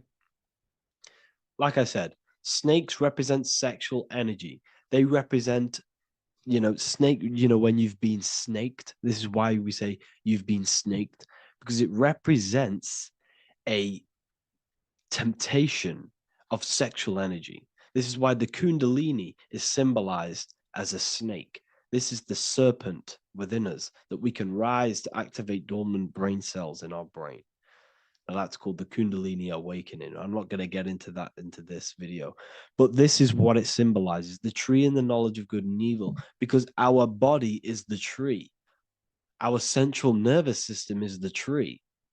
The snake is our sexual urges and this false temptation that tempts us to interact with sin, the material world, okay, and go against our higher divine self. This is what it represents. Now, it's very, very symbolic. Not everyone is going to agree with this, but this is my interpretation of Genesis based on my research of occultism, symbolism, metaphors, and me studying the Bible. This is my interpretation, and I hope it resonates with you. It might not resonate with you, but this is what makes sense to me, and this is what has made sense to many other occult researchers who are in this space as well. Okay, so please leave a like, leave a comment, leave a subscribe. I'd greatly appreciate if you could, just give me some support on this channel. We're nearly at 100,000 subscribers, which is insane. I just want to say thank you all. And yeah, I will see you inside the university. If you join, I'll look forward to mentoring you, connecting with you on the live calls. There's a new symbolism course, which is going to be available very, very soon. And yeah, if you join the university, you also get a 30% discount on all of my products, astrology readings, one-on-one calls, all of my books. Yeah, so I hope you gain some insight on this video, and I'll see you in the next video, and I'll see you inside the university. Have an amazing day. Welcome to Revival of Wisdom. What is good, people? Is Revival of Wisdom. We're back with another video. Today we're going to be talking about the importance of Saturn and the occult. Let's jump straight into this. So Saturn is the god of the earth, right? It's the time of God, change, destruction, physical matter. He creates and destroys, because the energy of Saturn is the key to crystallization. It wraps things in physical matter, right? He creates everything, all life forms, and he takes things back, because the day that you're born, that's the day that your expiry date is coming. The time is ticking until Saturn takes your life. This is why he's known as the Reaper. Okay? As he's personified as eating his child here in this ancient Roman painting. As you can see, he's eating the child. We are all children of Saturn, right? He creates physical matter, our physical bodies, right? He's the god of time because he's the slowest moving celestial body. He's the Lord of the Rings, as you can see here. He's the last one on the ring. He's the slowest one moving, okay? So he is the Lord of time, destruction and creation, okay? This is why his name is Saturn, Satan. He's the devil. Okay, but I'm not saying Saturn's evil, guys. It's a part of life. Everything lives and dies, right? He's the key to crystallization. Now, as we have the clock here, our god Saturn, or Chronos in Greek, just means time. He's also the god of time, as I've already said. 60 seconds in a minute, 60 minutes in an hour, 24 hours in a day. Add 2 plus 4 equals 6. 60 seconds, 60 minutes, 2 plus 4 equals 6. That's 666. Okay? And as you see on the clock, 6 take away 12 equals 6. 7 take away 1 equals 6. 9 take away 3 equals 6. 6 is the number of Saturn. It's associated with Saturn, right? He's the god of time, of justice. Everything goes back to the Reaper in the end. Everything lives and dies. Now, the artwork of him, he's always got the Reaper staff. You see, it's personifying death. Now, when you see this, the Romans were not saying Saturn was a real person, a real god in human form. No, this is personification. This is what the ancients always did. They personified, just like the Bible. It's all personification. So the personifying Saturn eating its children because it eats, it's the Reaper. No one can escape the Reaper. No one can escape death. Now, Saturn is 666, which is in the Bible, the number of the beast, right? The number of the beast, Satan, 666, right? So on the North Pole of Saturn, you have a hexagon which makes a cube, right? Now this hexagon, when you join up all the corners, creates the 6-pointed star known as the Star of David, right? In the Jewish religion. Now, as you can see, the 6-pointed star has 6 points, 6 mini triangles, and a 6-sided hexagon. That makes 666.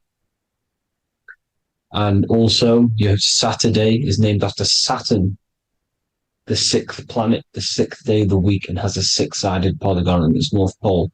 That's also 666. Now, this Star of David, this symbol goes back thousands of years, and it originates from Saturn. It's not the Star of David, right? It originates from Saturn. It symbolizes the physical and spiritual aspect combined into one, which makes us humans, right? Also symbolizes the male and female combined into one.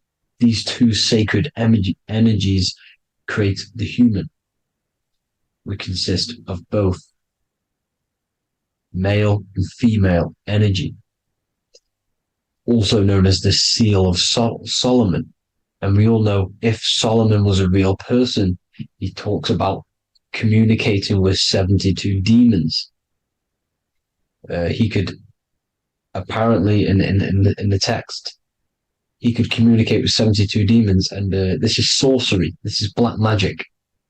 Now, this symbol is associated with hexing people. When you place a hex on someone, that is a form of witchcraft, which a hex is just a curse. When you're cursing someone, this is black magic. Now, the black magician would stand in the middle of the symbol and cast his spells onto other people. Now, this symbol is obviously on the $1 bill, twice on the $1 bill. And it's very, very ancient symbol. And it originates from Saturn. And let's keep going. So the cube. So I've just said how you see the cube on the North Pole of Saturn, right? The cube is limited. It's a 3D shape.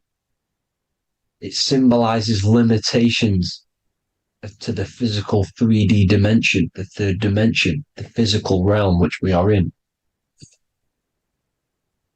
Now, as you can see, the color associated with Saturn is black, right? Black is infinite potential. Black is the creation of all things before there was light. Light is born out of blackness, darkness, okay? Now, black is physical matter. And as you can see, the black cube, black symbolizing physical matter, the cube being limited, as the physical realm that we are in is limited. It's not like the fourth dimension where everything can exist in a thought. The third dimension is limited, right? And this is what Saturn is. It limits you to the 3D 666, your body. Limits you to your physical body. Now, these black cubes are placed everywhere. As you can see, Australia, Denmark, Manhattan. There's one in New York. As you can see, the Apple have a cube. The Nintendo GameCube. Trump Tower is a black cube. This is worshipping the energy of Saturn, the god Saturn. Okay, it's not a god, it's a celestial energy. However, it rules over Earth because it pretty much created the physical realm. Now, as you see, when you go to a funeral, you wear black, a black suit symbolizing Saturn, which is the color associated, black. And as you see in Mecca, they walk around the black cube in rings. As you can see here, they're stood around in rings, like the Saturn. The rings of Saturn, the Mercedes symbol. You probably wouldn't notice that, but yes, it's Saturn. And when you graduate from university, you wear a black cube on your head. This is all symbolizing Saturn. Okay. Now, as you can see, the Jews here have a black cube on their third eye whilst they pray. Notice how he's shutting his eyes into blackness, darkness. And he's wrapped around a black strap around his arm. This is symbolizing the wrapping of physical matter, of how physical matter wraps things into existence. And as we all know, the Star of David is a Jewish symbol. So he has the black cube and the Star of David, right? So all of these religions are secretly worshipping Saturn. Okay, this is all Saturn worship, Kronos, the god of time and destruction, the physical reality. Now, as you can see, it's symbolized everywhere in all major corporations. Pepsi, internet, that's obvious. NASA, of course, NASA. NASA means to deceive in Hebrew. Universal, Walkers, that one's so obvious. Nike, Toyota. So many different ways they symbolize it. You either see the rings of Saturn or the black cube, as I just showed you here, the Nintendo and the Mercedes, right? It's absolutely everywhere. Now, they also use 666 to symbolize it, as I've just broken it down to you. 666, the World Economic Forum. We all know how they're trying to enslave us into this new world agenda. Google Chrome, CERN, Disney, Coca-Cola, Cadbury's, all of these have 666. Now, every UPS barcode has 666. And even www. Is Hebrew for 666, as you can see here. Monster. It's the same Hebrew letter that means 666. Drake, 6 God. That's his God, Saturn. Why? Because they love physical realm. They love the physical dimension, the third dimension. Because they can rule here through riches. They can build an empire here. It's not like the fourth dimension. They don't want to ascend. They want to stay down here in the physical realm. Okay? Now, this is why they're cloning. They can move their consciousness into other clones to live forever. This technology exists. This is why they love the third dimension. As you can see, all of these sellouts here, Drake, Leonardo DiCaprio, you know, all of these people doing 666 because this is their God. This is their God. They love the physical realm. They sold their souls for wealth and fame in this physical realm. So why would they leave? You see? Now, this isn't all just evil, okay? So you have 7 chakras, right? You have 7 days of the week, 7 solfeggio scale notes. These are frequencies, the solfeggio scale. Now, it's called the Saturn moon matrix because the moon symbolizes your mind, because you're created out of the Holy Trinity, which is body, mind, and spirit, right? That's the triangle, the equal triangle, body, mind, and spirit. Now, the 3 main celestial bodies are Earth, Moon, and Sun. The Earth being your physical body, the Moon being your mind, and the Sun is your soul, hence why it's called solar. It's a solar soul. Now, these symbols are alchemical symbols. So when you're doing alchemy, you use these symbols to obviously symbolize what we're talking about. Now, as you can see, these are all the symbols of the planets. Now, Saturn is created out of the moon on top, the moon on the bottom and the earth on top, as you can see here. You see? And this creates the number 5. Now, with the moon being your mind and the earth being your physical body, this is mind over matter, because the earth is your body's matter. This is a matter over mind. You don't want to be matter over mind. This is low states of consciousness. You won't be mind over matter. You see, to manipulate matter, to create your own reality. Now, obviously, we all know Saturn is associated with the lowest chakra, which is the root chakra. This is to deal with your animal instincts. When you're down here, you identify as the physical body. You don't know anything spiritual. You're you have a pure physical mind. You don't believe in anything spiritual. This is survival mode, consumption. They want you trapped down here, which is matter over mind. They don't want you to create your own reality, which is mind over matter. You see? Now, that's what Jupiter is. Saturn is the moon on the bottom and the earth on top. But Jupiter is the moon on top with the earth on the bottom. That's mind over matter, you see? So, these chakras are an ascension process from matter, physical matter to spiritual. This is the ascension. This is the stairway to heaven. This is Jacob's ladder. You see? Now, the number 5, which is obviously associated with Saturn as well, which create the symbol for Saturn, created the number 5. You have 5 senses, 5 elements, 5 physical elements. As we all know, Saturn crystallizes everything into physical matter out of the 4 elements. 5 fingers and toes, 5 points of man. Okay, the number 5 is the number of justice. Saturn holds things back. He restrains things from you, makes you learn the lesson.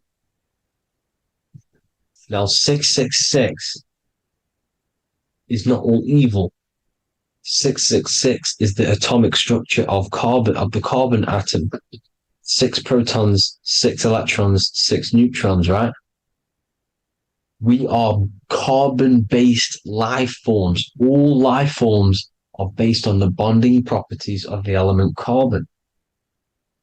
Because Saturn crystallizes everything into physical matter. Now, the Masons symbolize this with the checkered boards. They have the black square, which is obviously matter, as I just said, the black cube. And spirit is the white square, because white is eternal light. White and light, you see? Black is physical matter.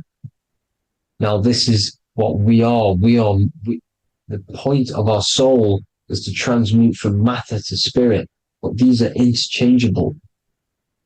This is the constant cycle between spirit and matter, spirit and matter. High vibrational matter turns into spirit. Low vibrational spirit turns into physical matter. You see? Now, we are carbon-based life forms. This is what 666 is, the number of the beast. When I say we, the physical body is the beast. It's the animal. It's the carbon suit to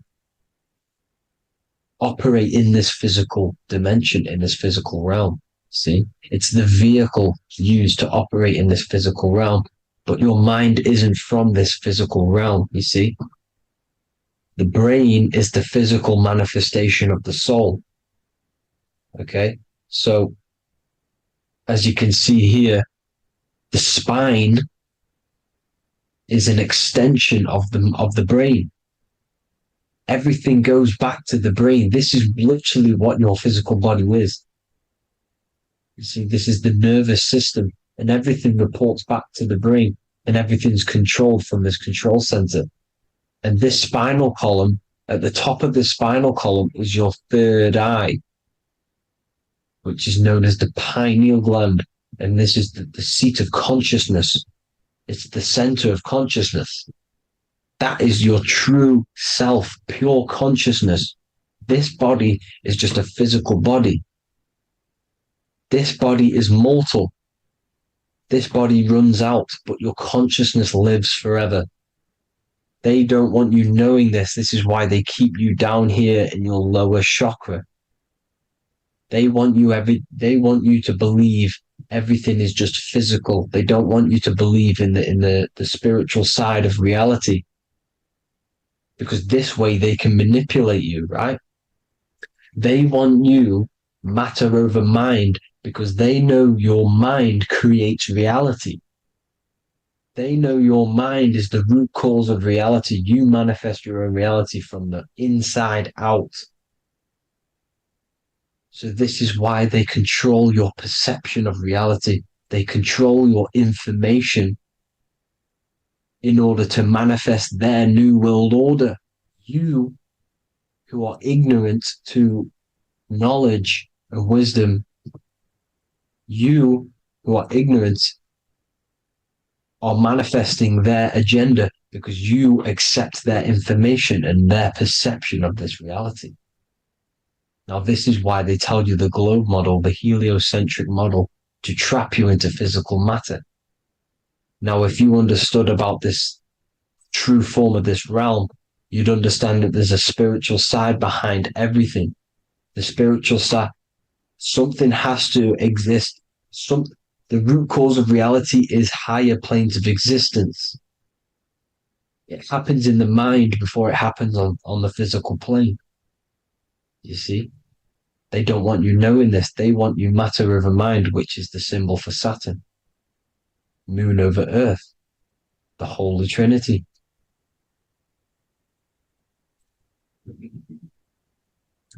Now, as you can see, the cube also makes IXXI.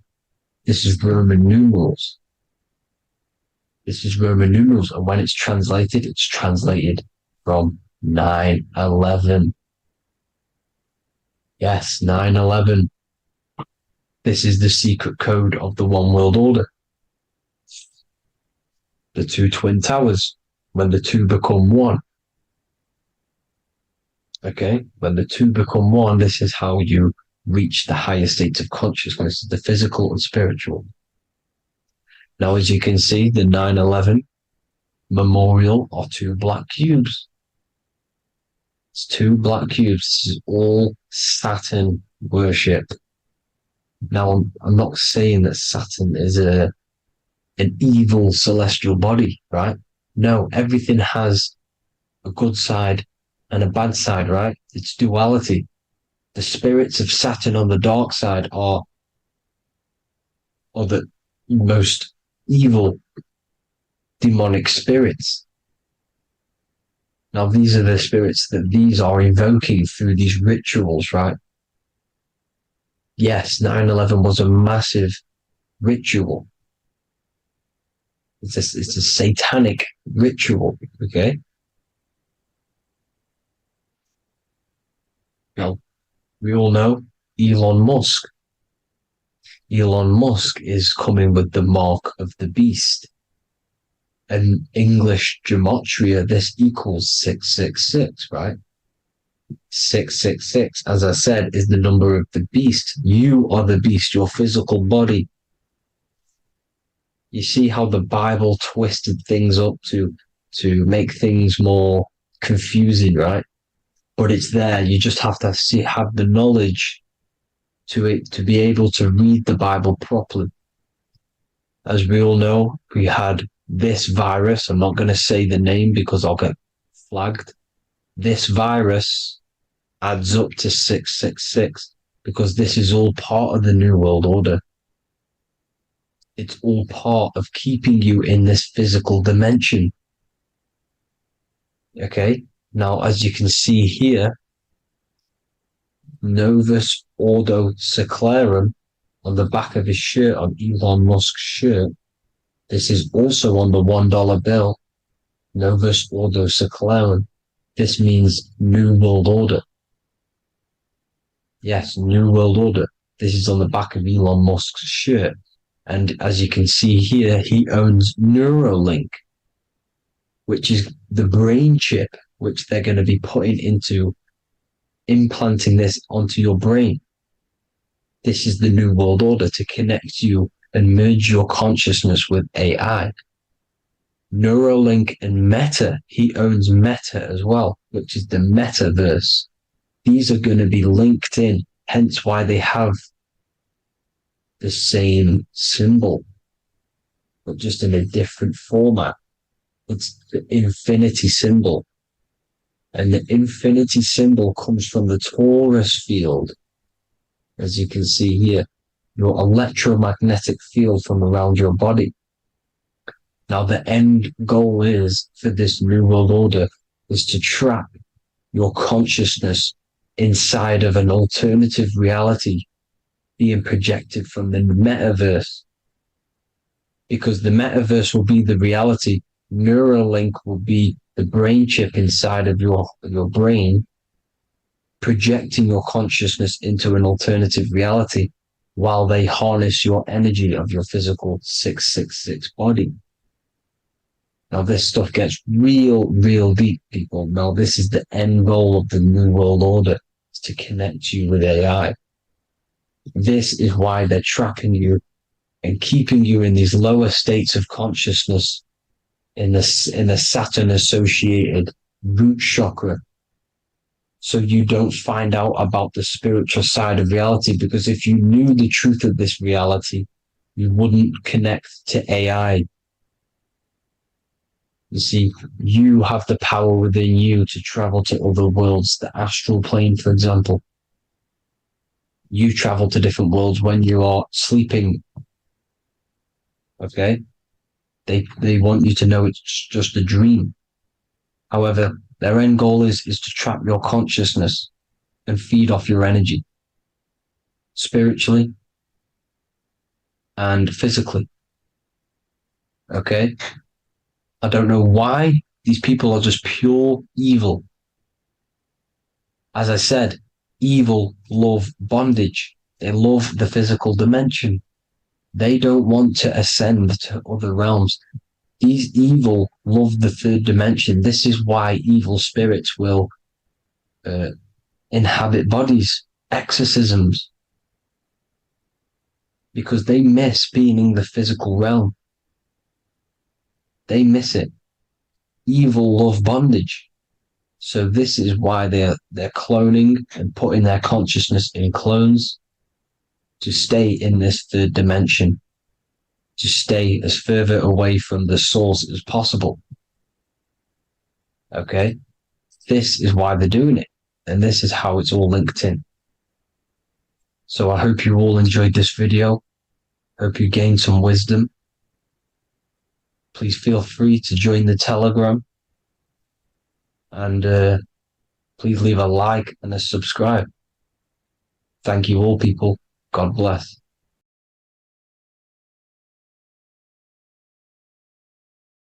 You're living in 4 planes of existence right now, but most people are only aware of one.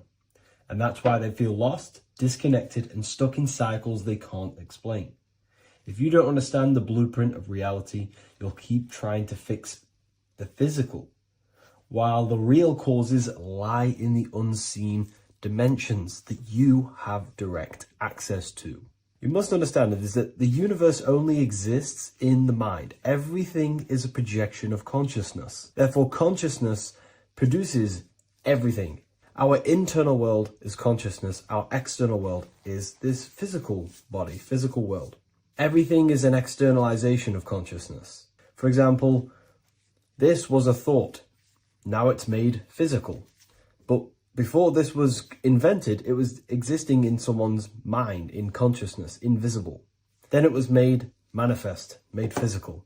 So everything in this physical plane is the effect. The cause is consciousness, mind, the mental plane. So now I'm going to explain these different dimensions of consciousness. You don't just exist in this physical plane. The physical plane, in fact, is the lowest plane there is. It's the illusionary plane. So first of all, we have the Buddhic plane. This is the nothingness. So think of it like this. Absolute nothingness. If you turn off thoughts, there is nothingness. This is the void. And out of the void springs infinite potential, which is the mental plane. Now, your mind has no limitation. It can think anything, be anywhere, anytime, any place.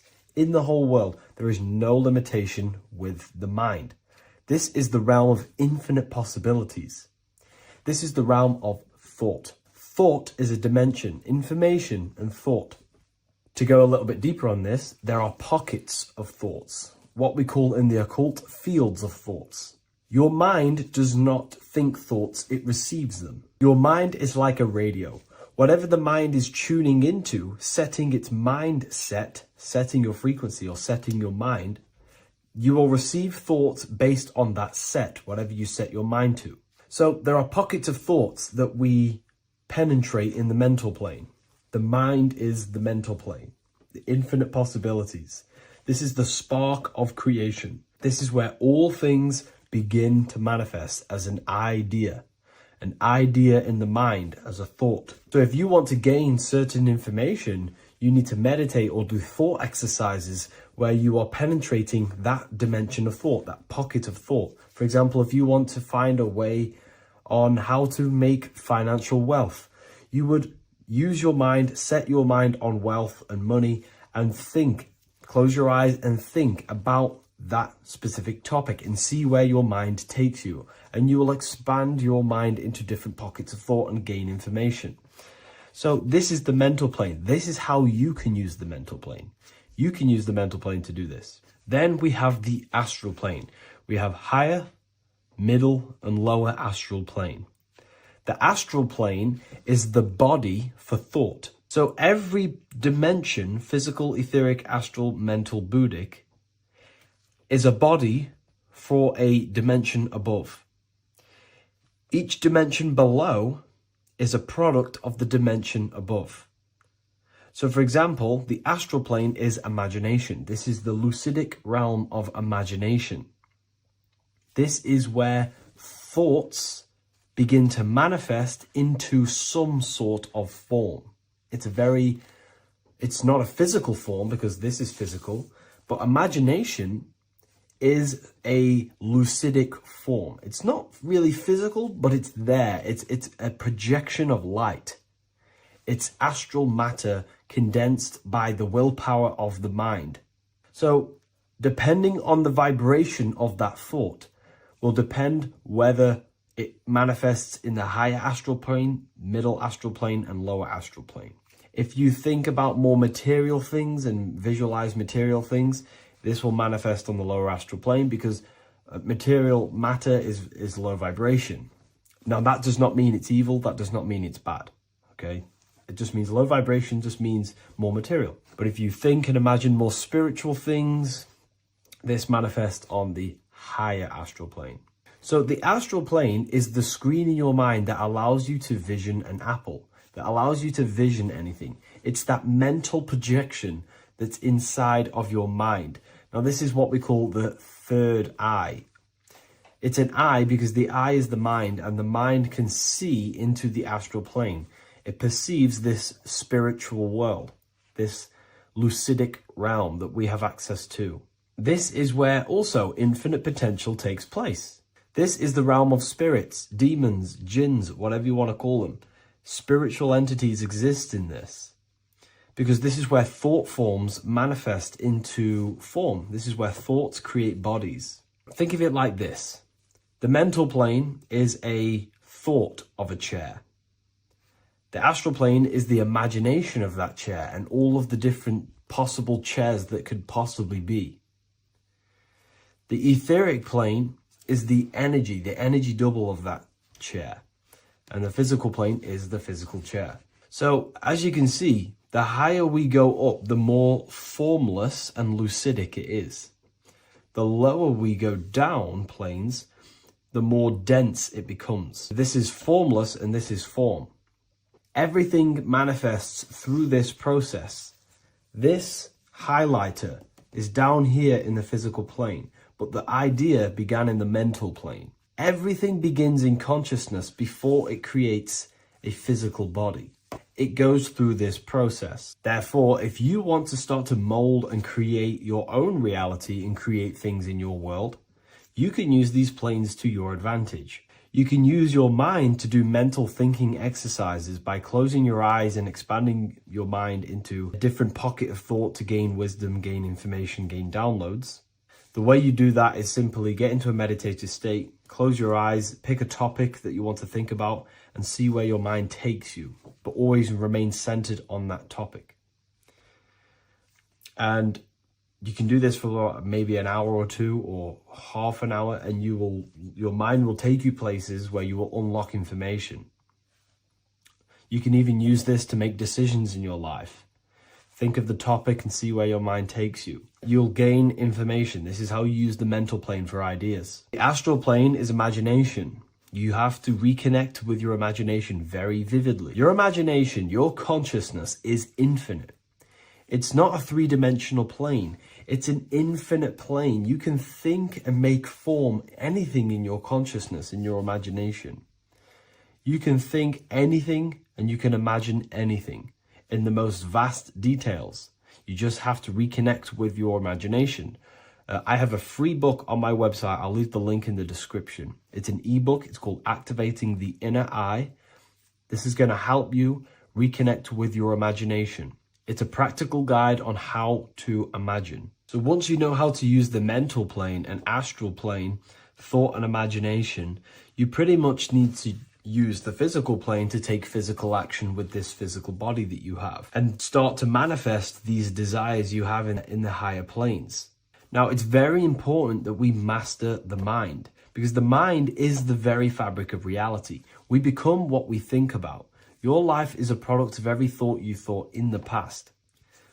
It is the mind that directs the flow of consciousness. And wherever this consciousness is flowing is what you will create in your life. Consciousness is the most potent force in the universe, and the mind is pretty much the universe in a microcosm form. It is infinite potential, and your mind will continue to expand into new realms of thought forever and ever and ever. You are eternal. You are not this physical body down here. You are consciousness, literally dreaming that you are in this physical body. So everything begins with the mind. We need to be conscious of the thoughts that enter our mental field of consciousness. There is a level of self-awareness that you can reach where you can become conscious of pretty much every single thought that enters your mental field. Now, we have over 7,000 thoughts a day. You can gain such mastery over your mind where you can become conscious of every thought you think. And that is when you gain superior power. Because when the mind is fully under control of self, you can direct the mind's potent force into a specific goal. Most people's minds are dualistic. They want something, but their mind is thinking something else. They have limiting belief systems. They have the little voice that comes in and says, you can't do this, you're a failure.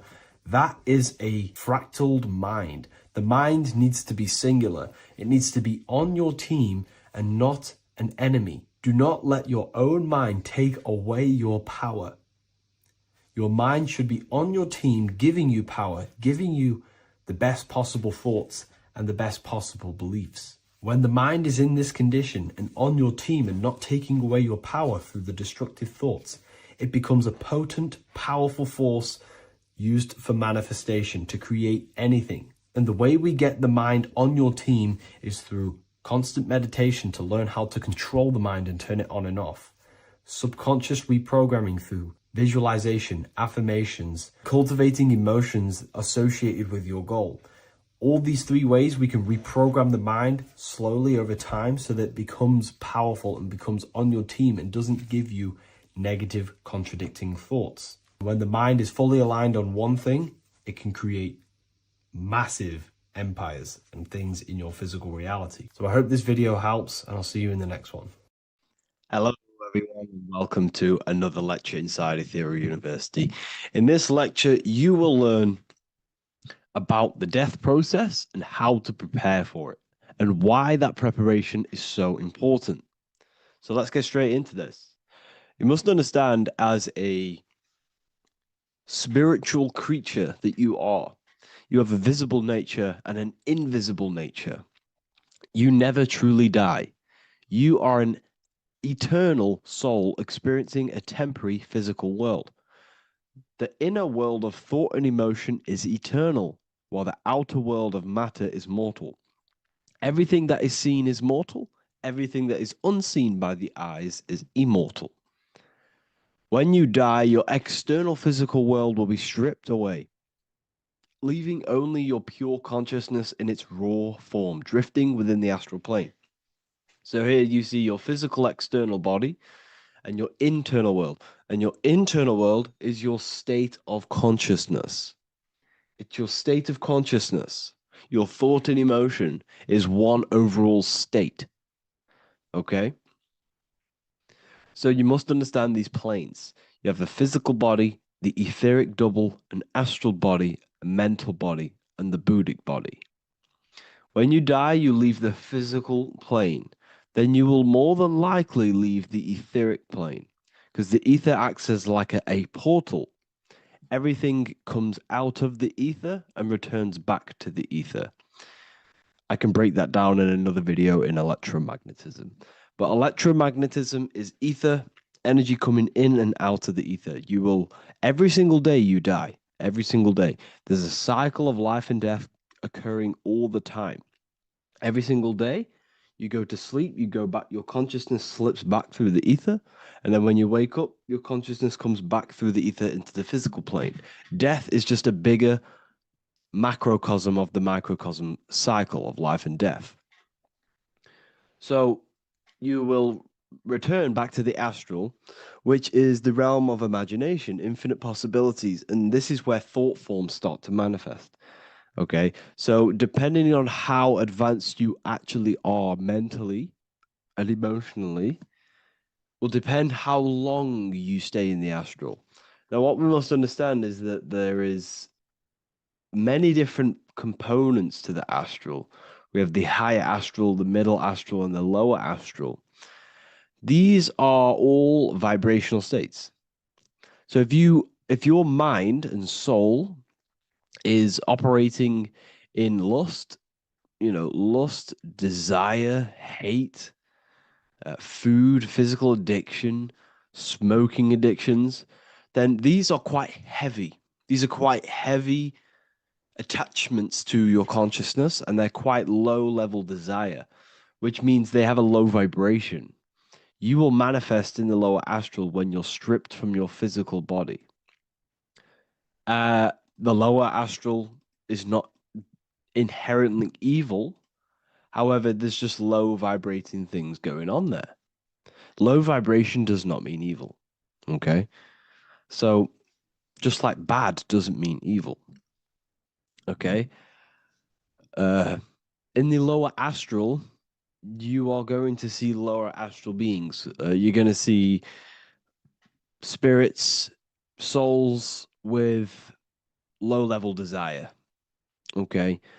People who are attached to the physical plane, people that lust, people that do these things.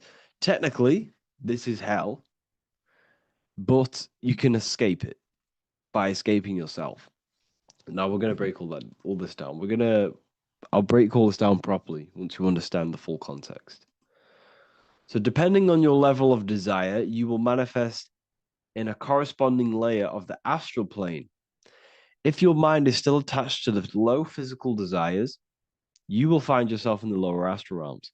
But if you have few desires and have detached from the worldly attachments while you are encased in a body, then you will rise into a higher or middle astral plane, mainly the middle. Okay. The higher astral plane is very formless. So as I broke down here, this is, well, the physical plane is the lowest dimension. This is the most form, the most matter. It's quite heavy. The higher you go, the lighter it becomes. The more fluid, the more formless it becomes. So you see here, it says denser down and lucidic up. So this is more lucidic in these higher realms. This is more dense in the lower realms. So this is why the ancient Egyptians were always talking about, I'll show you this. This is showing you death. So first of all, we have Anubis, which represents death. Here you have the heart, which represents the soul. And here you have a feather. And this is a scale. You see how this is a balanced scale? So what this is symbolizing, this represents death, this represents your heart, and this is a feather. So when you die, your heart must be as light as a feather, which means your emotions, your soul, should have no attachments to the world. It should be light. It should be detached.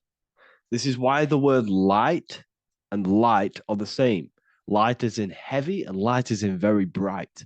Because when you're less attached to the things, your soul shines, you're authentic, you're light, you're very bright soul, and you have no attachments. Your light is in not heavy. So you must detach from the worldly desires. We have to detach from the smoking, the food. This is why we should fast. Smoking, this is why we should detox. We should also meditate. We should also be able to sit with ourselves for long periods of times. Okay, I'm going to break all this down properly. But that's why the Egyptians show you the symbolism here. Okay. So you're stripped of your material body. So that state of consciousness you're in right now, your inside world, if you shut your eyes, that state you're in, that is what you're going to experience when you die. Okay. And you're going to be manifested into the astral. In the physical plane, you can mask or hide almost anything. But in the spiritual realm, you cannot. The astral body, your thoughts and emotions directly shape your spiritual body, your astral body, revealing your true inner state. So your desires that you can hide in the physical plane, your emotions, your thoughts, you can't hide any of that in the spiritual plane, in the astral plane. That will directly shape who you are, your color of your astral body, and your astral body as a whole. So here we have Kim Kardashian. If you could see this lady's astral body, you would run so far that you would be horrified for the rest of your life. If you could see their spirit, their astral form, it would be horrific. Because their mind is so attached to, physical things, so attached to desire, money, fame, worship, power. These people do not want to die. These billionaires and millionaires will never want to die. They will do whatever they can to stay alive because they understand when they die, they have to face themselves. They have to face their inner world. And their astral body, their true authentic self on the inside, is horrible and horrific and so low vibration. So this is where it comes in. You must be as light as a feather. This is what the Egyptians are showing you in their artwork. Your soul must be as light as a feather. In order for the soul to ascend to a higher plane and not look at that physical plane and say, I want to go back or I want to desire things down there, you must detach now and prepare for death. Hell is not a place, it's your own personal suffering born from within.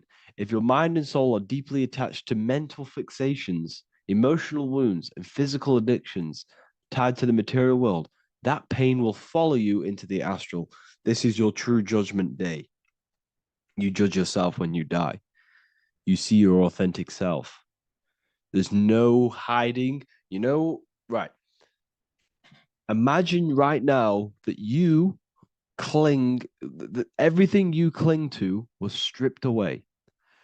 No matrix, no electricity, no food, no TikTok, no phone, no possessions, no distractions, no one else. Could you sit alone with yourself for just 1 hour? Could you sit alone with your thought and emotion? That moment of truth is what you must begin to prepare for. Could you sit alone with yourself? Can you sit alone for long periods of time and just think? And if you cannot, then you're running from your internal world. You're running from your thoughts. You're distracting yourself from your thoughts. This is what we must address. Now, don't feel bad if this is you. We've all have problems. We all have internal problems. But this is what we have to face directly in order to prepare for life after death. We must meditate for long periods of time. Not even meditation. We should be able to sit with ourselves with no distractions and just think. This is what the people of the past used to do when we had no technology. People would sit and think for hours. This is what we need. Because if you cannot sit with yourself, imagine sitting with yourself with no physical body. That's the level that's going to happen. And we need to prepare for that.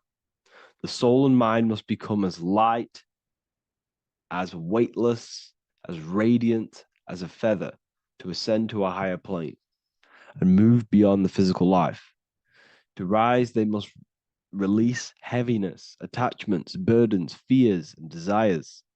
The lighter and brighter your inner being becomes, the more freely it can rise into a higher state of existence. Ascension is not about going somewhere, it's about becoming something pure, clear, and luminous. Okay, this is very important. Very, very important. We must detach from the worldly things. So enough of that. How do we do it? How do we attach? How do we prepare? Number one, you must detach from the material things. Start loosening your grip on things, possessions, titles, even identities. They are temporary. Appreciate them, but don't let them define you. Let nothing outside of you define you. Nothing. Your name is not you. Your job is not you. Your reputation is not you. Your bad past is not you. Your good past is not you. Your business is not you. Everything outside of you is not you. Now, what I'm saying is, I'm not saying go full right-hand path and never care about anything physical, never care about your family, don't love your family. I'm not saying that. What I am saying, love these things, love these outside things, but do not become attached and do not let them define you. You must be okay with losing anything that is outside of you. You must be okay with that, because you must understand the physical plane it's promised that everything is temporary. Everything is temporary in this plane. So don't ever think it's going to be there forever, because it's not. And you must remind yourself, not remind yourself, but I think about this sometimes when I start becoming a bit attached to work and stressed. I just remind myself that this is temporary. I'm going to leave this world one day and I'm not going to care. So you must have the balance. Okay. The balance is key. You can go down that right-hand path and just fully cut off from the world like a monk and shave off your hair, disconnect from the physical world. You can do that. That's not wrong. There's different paths in life. You have the left-hand path, purely physical. You have the middle path, which is balance between the physical and spiritual. Then you have the right-hand path, which is monk mode, where you fully disconnect from the world. They shave their hair off to disconnect from the physicality. They meditate for long periods of time. This is what they're doing. They're preparing for death. Monks prepare for death. They understand this. They understand that you don't die. Your inner world is the true world. The inner world is the only world that exists. Everything outside of you is an extension of you. Number 2, cleanse the mind. Watch your thoughts. Are they rooted in fear, anger, regret, or craving? Meditation, mindfulness, and inner reflection help purify the mind. The cleaner your thoughts, the lighter your spirit. So your astral body is formed by your thoughts. It's formed by your emotions. If you sit around thinking about eating all day, you're going to have a very heavy astral body. It's going to manifest in the lower planes. But if your mind is thinking about good things with good intentions, love, knowledge, expansion, you're going to manifest even the middle or the higher. And there are ways to even ascend out of your astral body. Yes, you can ascend out of your astral body and out of the mental body, but that's all very advanced, and I'm not going to teach that yet. I'll make another video on that, but you can ascend from them bodies. The astral plane is not the end. You can keep ascending as a soul until you're left with just the pure essence of the soul. But we're going to, anyways, cleanse the mind, reprogram the limiting belief systems, let go of mental attachments. And the way you do this is by getting a piece of paper and writing down every single attachment that you have. And you're going to realize, dude, there's more than you think. Okay. We have to detach from these. We have to. 4, practice presence. Can you sit in silence with yourself? The more at ease you are with your own inner being, the less you'll feel death. The afterlife is just an extension of your inner world. It's so important. This is so, so important. Can you sit with yourself? If you cannot sit with yourself, you have some inner work to do. You have some thoughts to address, some beliefs to address, and some feelings to address. Okay, so practice sitting in the present, meditation, or just literally sit there and try and be okay with yourself. And if you can't be okay with yourself, then there's something you need to address, whether it's a belief system, whether it's an emotional trauma, or something. This is what we must reshape, refine, and let go of. Live truthfully. Speak and act from your soul, not from fear or ego.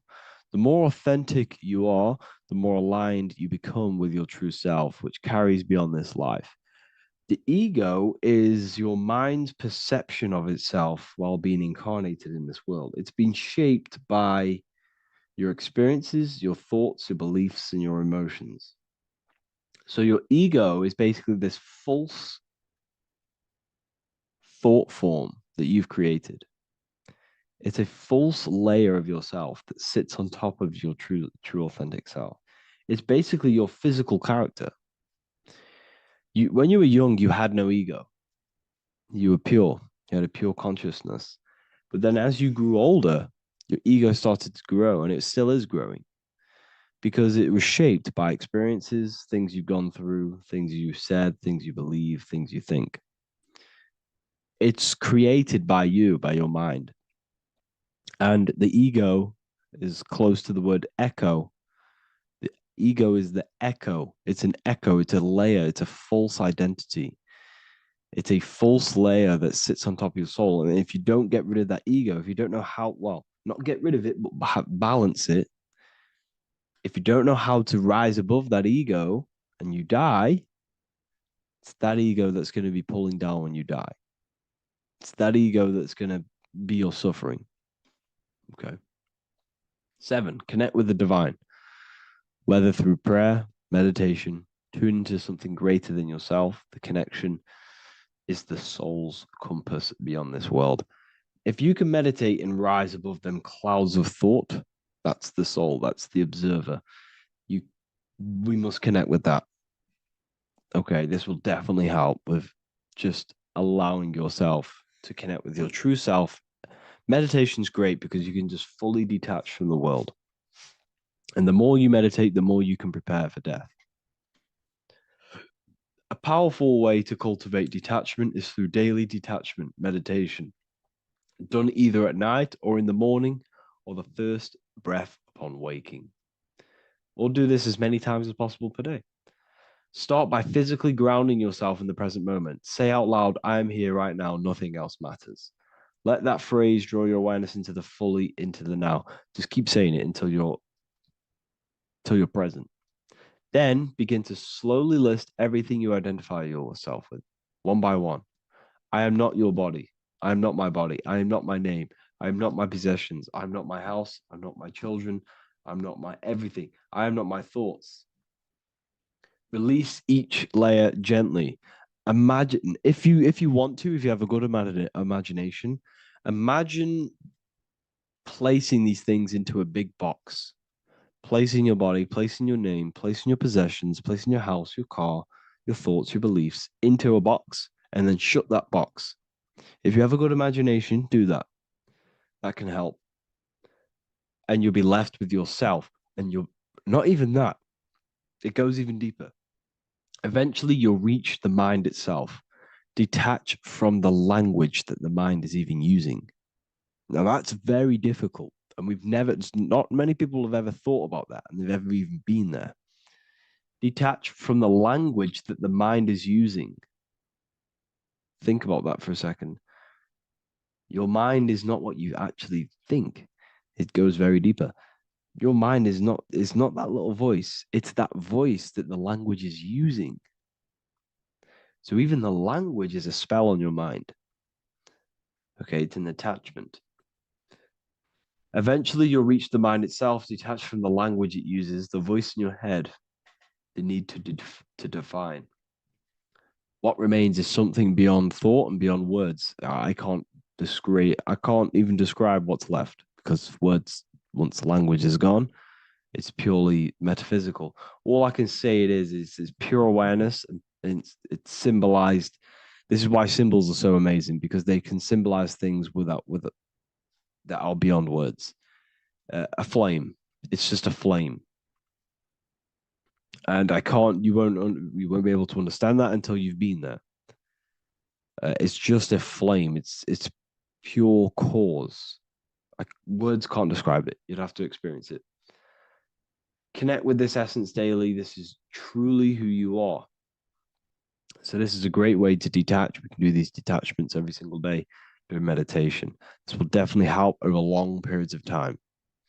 Of course, you're not going to be ready tomorrow for death, but just try and prepare for these things. This is the whole reason people used to meditate.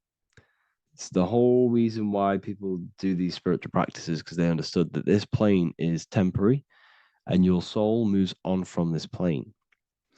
And you'll never truly believe in the soul until you experience it.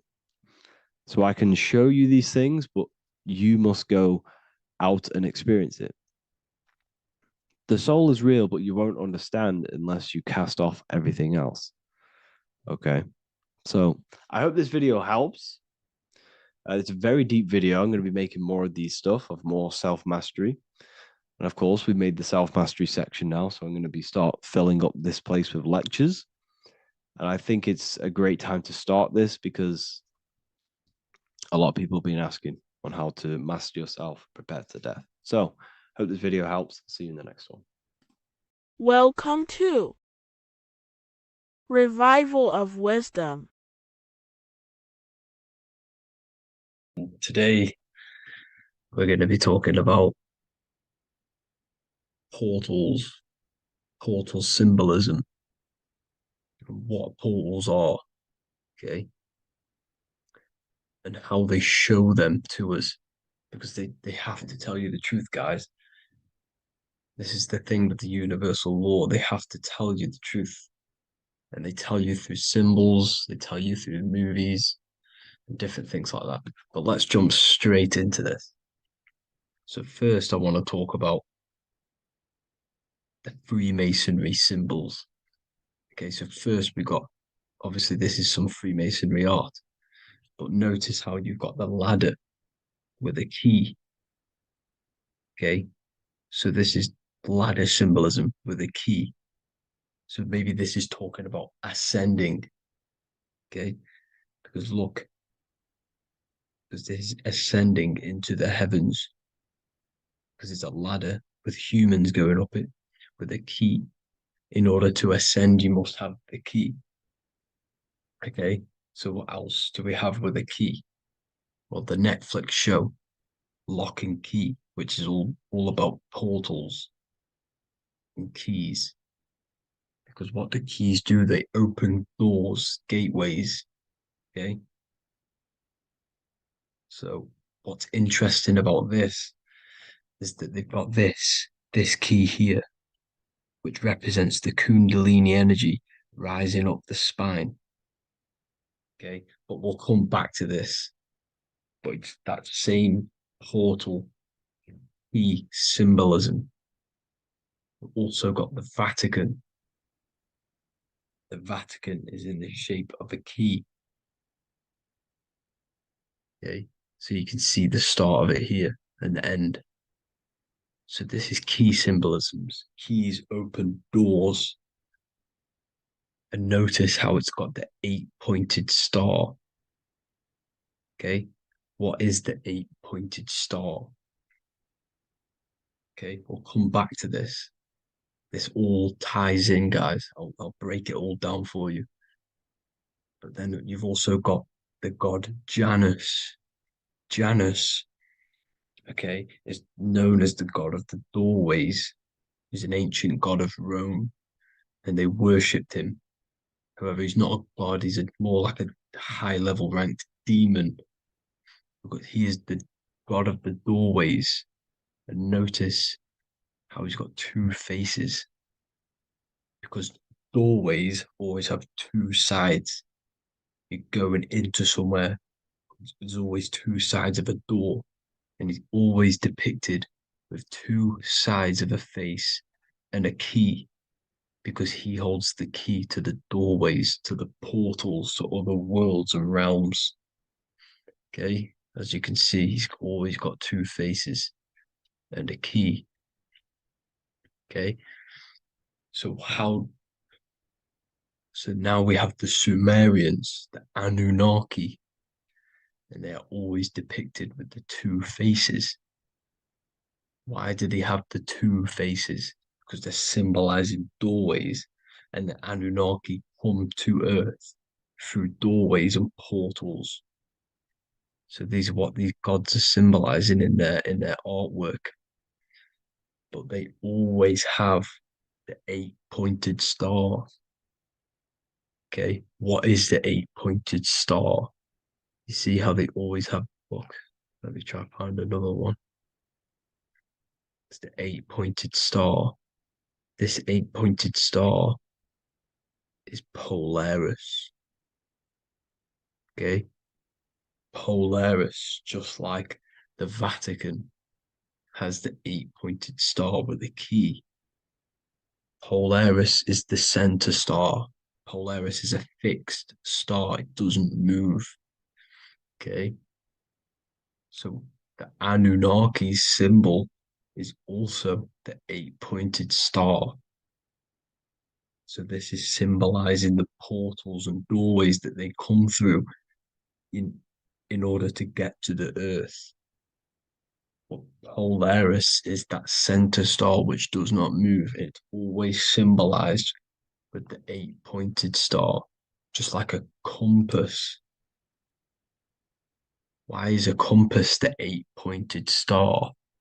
Because at the center of our realm is where the most electromagnetic energy is stored. As you can see, we have an aura field, an electromagnetic aura field. So does the Earth. And in the center, so like our heart, for example, is where the most energy is stored.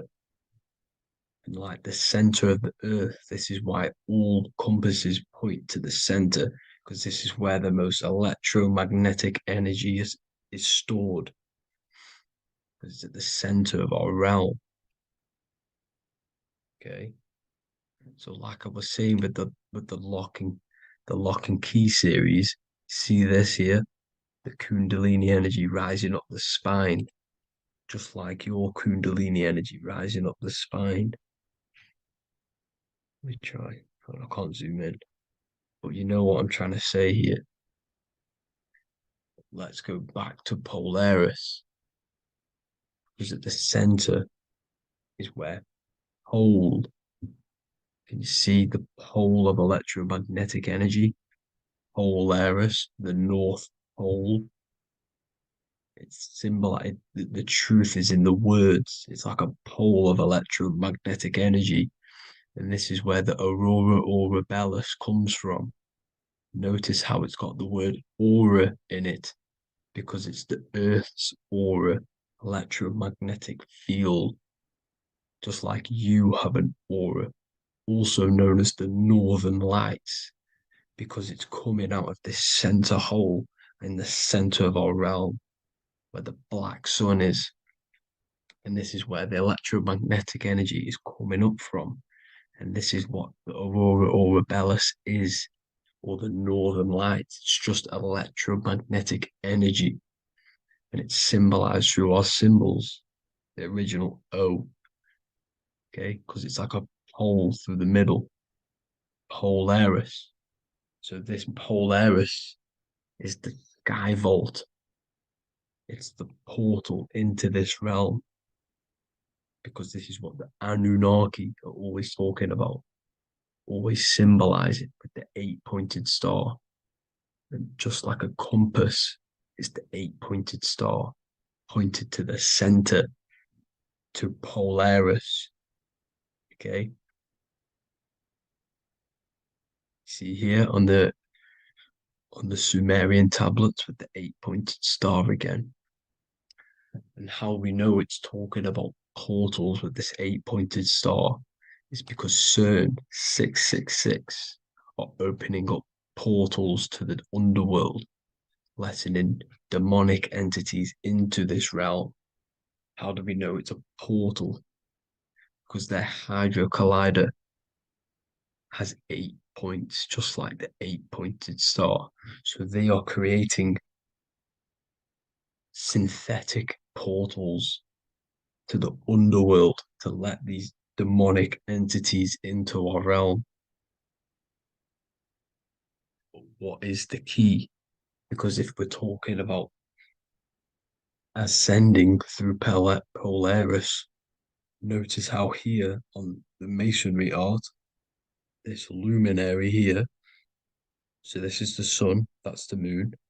This is Polaris because it's a luminary with what? 1, 2, 3, 4, 5, 6, 7, 8 beams coming off the luminary, just like the 8-pointed star. So you see the ladder with the key going up to Polaris. It's symbolizing ascending out of Earth. So what is this key that they're keeping from us? Because it's a human holding a key going up the ladder to Polaris. Well, chakras. We have 7 chakras. Okay, so this is what they are telling us in the lock and key symbolism. The Kundalini energy rising up the spine. Okay, just like they have 33 vertebrae on the back of your spine. Okay, this represents the Kundalini energy going up your 33 vertebrae, just like in Masonry has 33rd degrees. Okay, so what is the key? Your chakras. Your chakras have to be unlocked. Okay, you have to unlock your chakras, and you can't unlock this one without going through this one. You have to go through them all. It's like a ladder, just like Jacob's ladder. You can't go from the bottom to the top. You have to unlock each one. Okay, just like you have 7 chakras, you have 7 layers of your aura. Okay, you have to unlock your chakras to the highest point in order to reach Christ consciousness. And this is the key that they're talking about. They're symbolizing the organic portal within each and every one of us to ascend out of this realm. Okay, so this is the key that they're talking about, and they're holding back this knowledge to keep us trapped in this 3D realm. Okay, so like I was saying with the 33 vertebrae and the Kundalini energy coming up the spine, 33 vertebrae, you can see this sort of symbolism going up to the light, because it's the light. You see here, your crown chakra turns on and becomes enlightened, just like the Illuminati symbol. Can you see it? But also, Jesus also died at 33. So this is symbolizing, okay? They're symbolizing the death of the ego, the body. So once you open up your chakras and reach Christ consciousness, which is your 33rd vertebrae, once your Kundalini energy goes up your 33rd vertebrae, your body technically, not physically, but spiritually dies, because you then become formless. You reach Christ consciousness. So then you can travel other worlds. Okay. This is what they're talking about with Vatican, 8-pointed star, and the key. Janus with the key. The Sumerians with the 8-pointed star. Anunnaki, the 8-pointed star. Polaris, 8-pointed star. So Polaris is the way out of this realm, which is at the center. Pole, North Pole. Okay, so the key is that they're hiding from us is the knowledge to unlock our chakras. Okay, and without this knowledge that they keep from us is trapping our souls in this reality to keep reincarnating. Okay, well, thank you all for tuning in. I'm going to leave you all there. Make sure to leave a like and a comment in the comment section. Let me know some topics to talk about so I can break it down for you. God bless you all.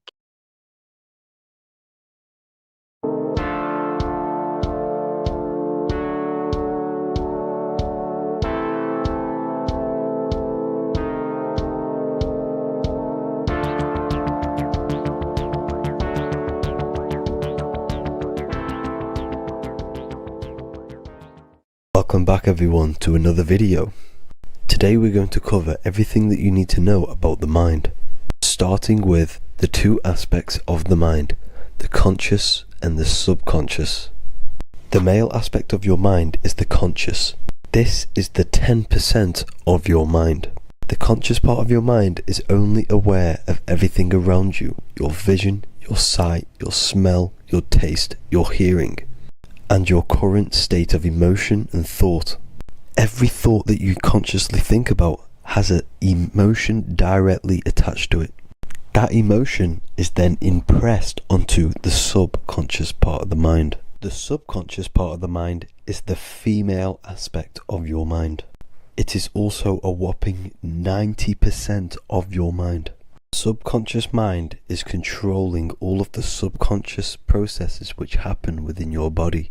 For example, your subconscious mind is controlling your heartbeat, your digestion of food, and all of the things that you do not have to tell the body to do. It is the hidden part of our mind which is controlling all of the hidden things.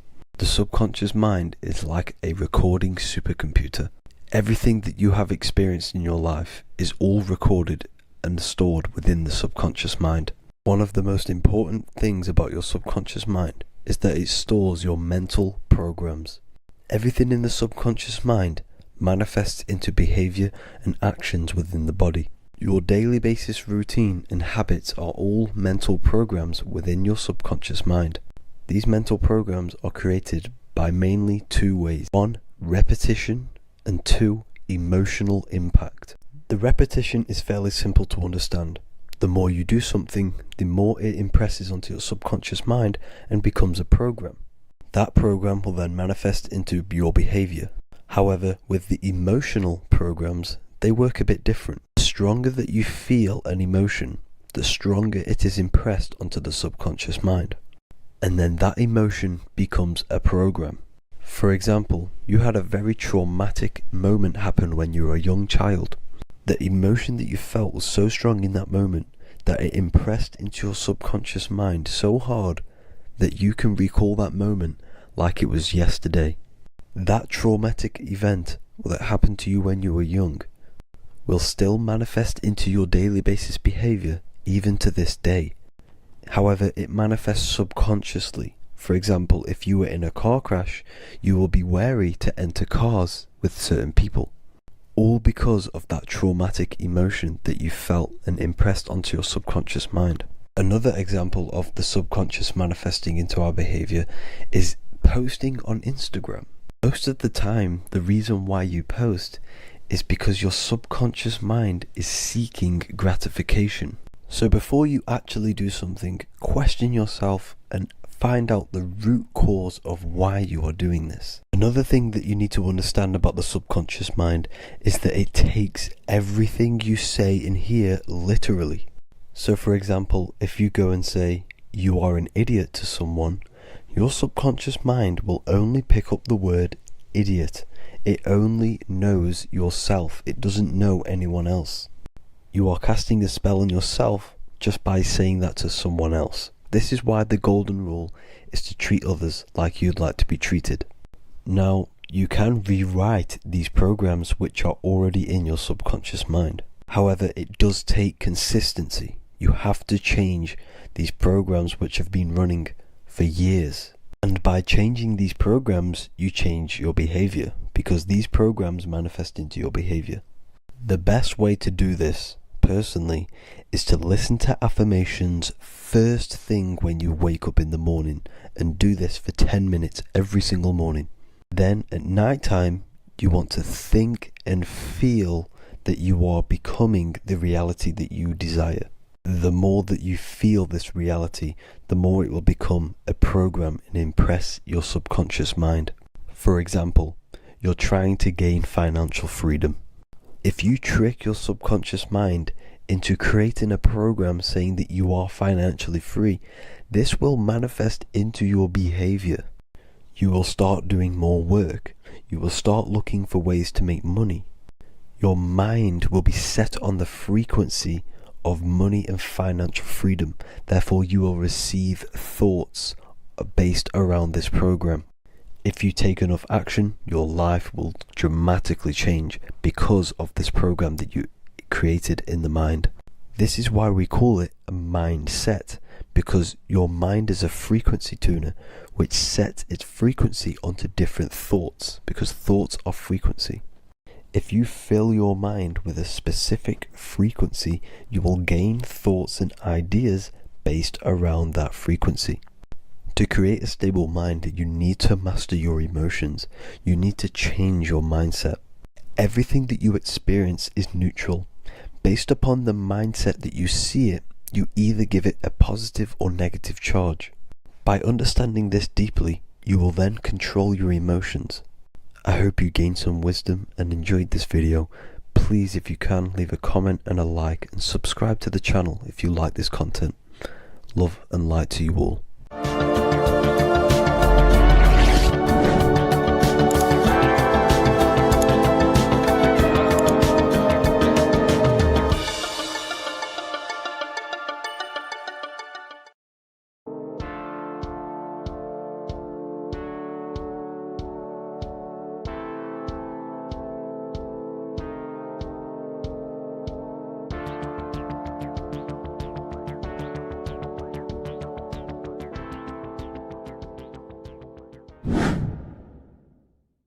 What is good, YouTube? Today we're going to be talking about the astral plane and how the cosmology fits into the astral plane. Okay, so first let's go over the astral plane and go over the different layers of reality so that you can understand reality more. You are a multi-dimensional being. You are not in these, you are in all of these realities at the same time. They all interweave into one big reality. But there are different planes. They are different vibrational dimensions. There are different dimensions of reality. The mind is the root cause of reality. We're living in the mind of God. Everything is being thought into existence from the root cause, from the universal mind. This is why the ancient Egyptians said, all is mind. We're living in the mind of God. And we are a microcosm of this mind. This is why we all have the same mind. This mind is the world of thoughts. Now, this world of thoughts is just the thought alone. For example, it is the thought of a chair. But then when you start to imagine this chair and you start to mentally see the chair, you're now manifesting the thought, the singular thought, into some sort of form. So now you're imagining the chair. You're imagining the form of this chair, which is then manifesting into the astral plane. The astral plane is the world of thought forms manifesting. So when you are imagining something, you are seeing into the astral plane. Okay? Your third eye, it is an eye because it sees the astral plane. It is seeing the other side through imagination, through dreaming. Well, we'll go over dreaming later. So the thought of a chair is a singular thought. The imagination of the chair is the manifestation of the chair. And in the astral plane, it's basically the world of all the chairs that could ever exist. So you're thinking of the chair as a singular thought, which is the mental plane. The astral plane is the imagination of that chair, is the thought, the manifestation of it. Depending on the vibrational state of the thought will depend what level of the astral plane it will go to. For example, if you're thinking about a chair to torture someone on it, it's going to go on the lower astral plane. Or if you're thinking and imagining happy things, it's going to go to the higher astral plane. So wherever your mindset is, that we call it a mindset because your mind is setting frequencies to certain things. Thoughts are frequencies. And a mindset is setting your frequency, setting your mind to a certain frequency. So when you set your mind to a certain frequency and you imagine something in that frequency, you're going to match everything in the astral plane that are on that similar frequency, just like you would in the physical world.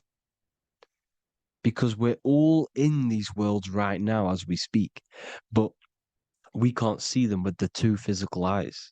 We can feel it though. When you're around someone and you've just met a new person, for example, you can feel their vibration, and if you're not on a similar vibrational match, you will not get along with that person, or you just won't not get along, but you won't connect with that person because you're on two opposing frequencies, not matching. And this is something you can't see, you can only feel, because it's the astral plane. It exists within the astral plane. Everything in the astral plane is made out of vibrations. So if you do astral project, and if you already know how to astral project, you will see beings and people and things that are on the same frequency as you. This is why before you astral project, you need to sort your vibration out before you astral project, because you are projecting your consciousness into this. It's the mind. The mind is the bridge. It can move between realities. You are a observer. You are a observing soul which observes different realities. And the mind is the bridge between all of these different realities. The mind can choose. If you want to project into the astral, you set your mind to it, you can. Okay? So let's not get off track. The lower astral plane is where demons are. The higher astral plane is where heavenly beings are. Heaven and hell are kind of a real thing. The etheric plane is a powerful substance, the ether, the fifth element that they don't tell us about. If you type in on Google the 5 elements, they will try to remove it with wood or metal because they don't want you knowing about the ether. Ether is the energy double behind all physical objects. So the ether is very important. It is the 5th element. It is part of the physical world, but it's also part of the astral world. It is on either side. You see how they're showing you the truth in the language? Ether and either are the same word. The ether has 1 foot in the astral and 1 foot in the physical world. It's a substance that connects the physical to the astral world. It is the either.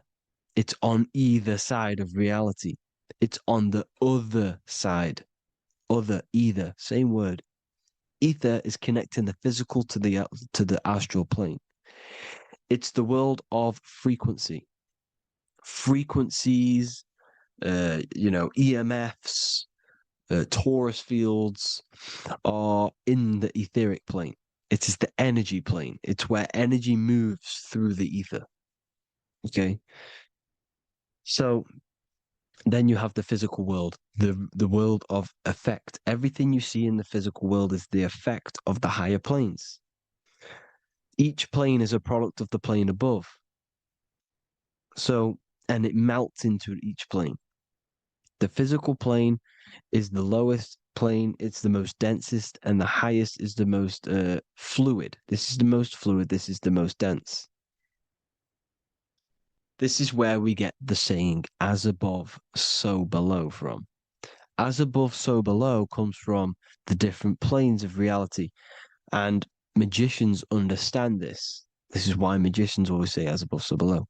Because they understand if you manipulate the higher planes of reality, you manipulate the lower planes. Because the astral plane is a direct copy of the physical world, but in the astral plane. It is mirrored. The physical world is mirrored in the astral plane. They are both the same world, but just different vibrational states of the world. Kind of. It's hard to put this in words, people. So just try and understand.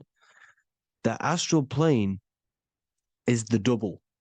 It is whatever happens in the astral plane happens in the physical plane. This is why magic works. This is why demons work.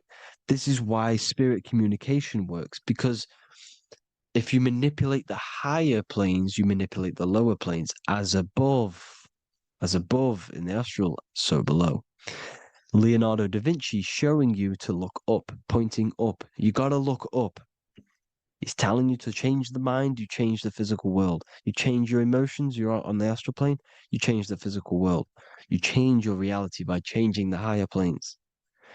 This is the Masonic 11, the 2 pillars. This is the 11 also symbolizing the 2 hemispheres of the brain here. But the 11 symbolizes the 2 mirrors. 11, 9, 11.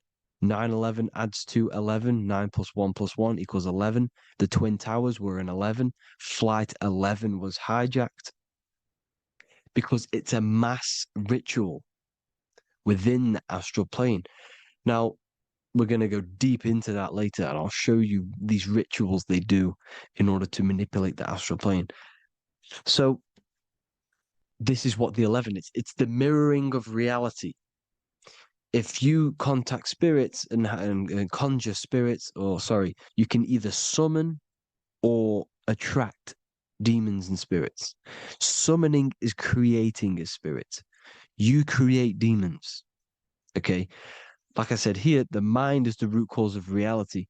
If you think of if you think of a traumatic event that happened in your life over and over and over and over again for years and years and years, where attention goes, energy flows. The mind is the director of energy. If you are directing energy into the specific emotion, the specific thing that is torturing you in your mind, that will manifest as some sort of being in the astral plane, which is called an elemental. And this elemental being that you have created through your thought forms and emotions will latch onto you and feed off this energy. So it's important that you get your mind right, okay?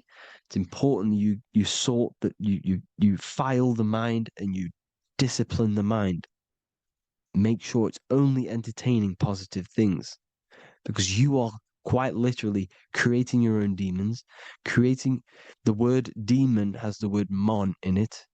And if you've watched my videos to know, mon means moon. The moon is your mind, the sun is your soul, the earth is your physical body. Demon is mon means mind, moon is mind. You create demons with your mind, summoning. Now, this is where the rituals come in. 9/11 was a ritual because everyone was thinking about this big fearing, the death of 9/11. Everyone was thinking about it. And all of their minds thinking about this horrific thing will manifest and summon a negative energy spirit elemental within the astral plane. That's how all of this works. This is why it was a mass ritual. Okay. Chris Brown, new album name 11/11. Release date on the 11/11. This will be my 11th album and contain 11 songs. All of these people know the occult. This is Hermes Trismegistus with the star of Saturn, the six-pointed star, as above, so below. The mirroring of reality, physical and astral. The two Masonic pillars. So as above, so below. What's above us? The stars. The stars are connected to the astral plane. This is why we call them stargates. When we dream, we are experiencing these different realities. And what are stars? They tell in the Bible, it says Genesis 1:14. And God said, "Let there be lights in the firmament of the heaven to divide the day from the night, and let them be for signs." Signs translates to things to come. Why things to come? The stars tell the future. Why? And why do we say as above, so below? As above us is the astral plane and the etheric plane. As above, so below. Whatever happens in the stars happens on Earth. The stars are connected to the astral plane. Above us is the astral plane. We are a star in a physical body. This is why we say Mr., sister, stir equals star. The E and the A are interchangeable. We are stars, and the stars are the start of our incarnation. We start in the stars, same root word, and we descend through the seven energies, which are our seven chakras. Then we enter the heart of the soul system. The heart rearranged spells earth. And this is the true cosmology. Here's the Masonic cosmology. This is Masonic now. Here's the firmament. Let there be a firmament in the midst of the waters to divide the waters from above, from the waters that below. Genesis 1:6. The firmament, firmament comes from the word firma, Latin, I'm pretty sure, which means firm. When something is firm, meaning it's stable, it does not move, it is firm. The firmament is firm. So, is the firmament Genesis 1:6. What does he say? Genesis 1:3, sorry. Let there be light. This is before the sun and the moon was created. Let there be light. Before the sun and the moon was created, light was appeared. So what's that tell you? This is a holographic projection from some sort of light being, some sort of projector. And that projector is the all-seeing eye you see in the Masonic cosmology. This is the all-seeing eye projecting the light beams. Let there be light. Everything is made out of light. The universe is created out of light waves. The Taurus field is one unit of light. The light projecting this reality is Polaris. Okay, the famous all-seeing eye. Now, what else? Then we have after let there be light in Genesis 1:16, and God made the two great lights. This is the sun and the moon, electric, magnetic, male and female.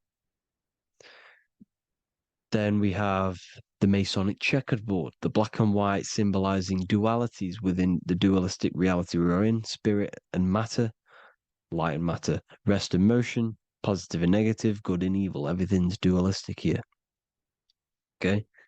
And it's a dance. The universe is a dance between flickering of white and black light, which is the Taurus field. We're not going to go over that, but this is all connected to the astral plane. This is the true cosmology. The astral plane cannot work on a spinning monkey ball in the middle of space. Does not work. Cannot work. It's impossible. Okay? Impossible. So, even in the Quran, it says, Allah has made the earth for you as a carpet, flat. Quran 15:19, and the earth we have spread out like a carpet, set there on mountains, firm and immovable. It is immovable. In the Quran, it also says 65:12, it is Allah who has created the seven heavens of the earth. The seven heavens meaning the seven layers of heaven, the seven planets. And Psalms 104:5, he set the earth on its foundations and it can never be moved. Never. So here you see in Isaiah 40:22, he sits enthroned above the circle of the earth and its people are like grasshoppers. He stretches out the heavens like a canopy and spreads them out like a tent to live in. We live in a tent. This is the tent. The projection of light. Here you see an ancient picture here. Here you see the ethereal barrier, meaning the firmament, the etheric barrier. And here you see his head popping out. Why is his head popping out? Because your head is heaven. Your heel is hell. Your head has access to the astral plane. This is why your head is heaven. The pineal gland, when stimulated, has access to project itself, project consciousness into the astral plane. Here you see another ancient picture here with the Masonic Royal Arch, with the zodiac here, the zodiac on the top, arching, because there's a firmament above us. Here's God in the brain. Consciousness is God. Here you see the Masonic Royal Arch, symbolizing the firmament. George Washington above the Masonic Royal Arch. These are the stars. This is Polaris projecting reality. Here's ancient churches with the dome. Polaris projecting reality with Jesus. Disney World is under the dome. The seven layers heaven, ancient paintings, all depict if you go and look at the ancient paintings, they'll all depict the firmament, the arch above us. This is where we get interesting. The Masonic Royal Arch has the 6-9, which is Cancer. The constellation Cancer, which is 6-9 is associated with portals because CERN is the 6-9. Okay, CERN is opening portals. They're trying to create a portal to the other side. Cancer has the word CERN within it, so there is a link between Cancer and the opening, the firmament opening above us to ascension. Here you see the Masonic art with the Royal Arch and the light and the opening. Here you see the light and the opening. This is the opening of the firmament. Here's the Hebrew cosmology with Sheol, the underworld, and the opening. So Cancer is definitely some sort of portal in and out of this reality. I'm just connecting dots here. Now, we're going to go change a bit now. These celebrities that you are seeing are, they have not sold their soul to Satan, okay? They have not sold their soul to Satan. Satan is a demonic, low vibrational energy that has been summoned over the thousands and thousands and thousands of years of evil occult arts. So since Babylon was summoning this demonic energy, and this demonic energy in the astral plane will grow and grow and grow. It has no form. It has no physical form. Okay? But you can see it in the rappers. If your third eye is open, you can see clearly that these people are demonic. You can sense the energy that they're manifesting. Selling your soul is not what you've been told. It is gaining, because your soul is pure love, okay? Your soul does not want to do anything bad. So when you sell your soul, you're gaining physical gain. You're gaining physical wealth, for example, like for these rappers, they will be given millions of pounds because the people in control of the music industry, which is the dark occultists trying to brainwash the masses, the people in charge, they're dark occultists. They understand Satan and the energy. They are satanic energy, which has been summoned in the astral plane.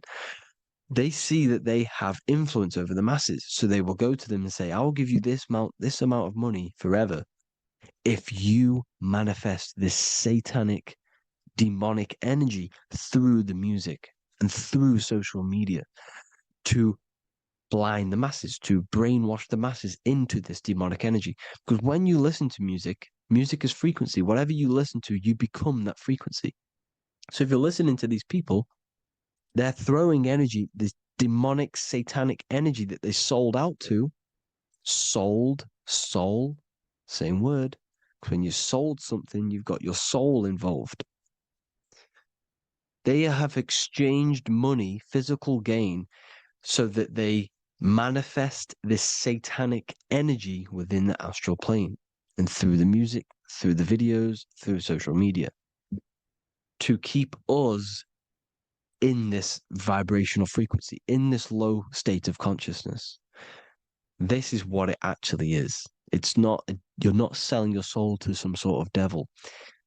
This satanic energy has no physical form it is formless in the astral plane. It's a summoned energy. Now, the root chakra is red. This is why the devil is red, because it symbolizes the animal nature of man. When you are operating off your root chakra, you will kill, you will fight, you will do anything to survive, because it's all about survival mode in the root chakra. They want you keeping in that fighting mode, that surviving mode, so that you are manifesting this low vibrational frequency, this satanic energy, this demonic red energy. This is why the devil is red. And the devil has a tail with the red arrow pointing down, because it symbolizes your light body. This is your Merkaba. Your Merkaba is your light body. Mer equals light, Ka equals spirit, Ba equals body. Merkaba, this is the devil's tail pointing down, the descension, your heel, up to your heel, hell. Ascension to heaven, head. You see, this is the all-seeing eye with the illumination coming off it, your head, when you're illuminated. The Merkaba is your celestial sphere to portray different planes of reality. It is the vehicle of ascension. It's your light body. It's in the word Kabbalah, Kabbalah, Ka, spirit, Ba, body, La, light. Same thing, Kabbalah, Merkaba. Same thing. It's all about the light body. This light body sees different realities. So when you see the goat in the music industry, it's this satanic summoned energy that's been summoning for thousands of years within the astral plane. When it becomes to the physical plane, it will manifest through different things. A goat, an owl, Satan, Moloch, Baal, same deity, same demonic energy that's been summoning in the astral plane. And this is why the Baphomet has a goat head. Drake's new album is the goat. The Polo G, the Masonic G, with the goat. And here's Ryla Rodriguez in the mirror with the goat in the mirror and him in his physical body. It symbolizes, the mirror symbolizes the astral plane because he's manifesting the goat, the demonic energy. He's sold out to the demonic energy. And in the physical plane, he's his physical body. The mirroring, the Masonic 11, the mirroring of reality, the astral and the physical. And what do you call them when they're an amazing rapper, the best rapper? You call them the goat. Because you're the goat because you're manifesting the goat energy, this satanic, demonic energy within the astral plane.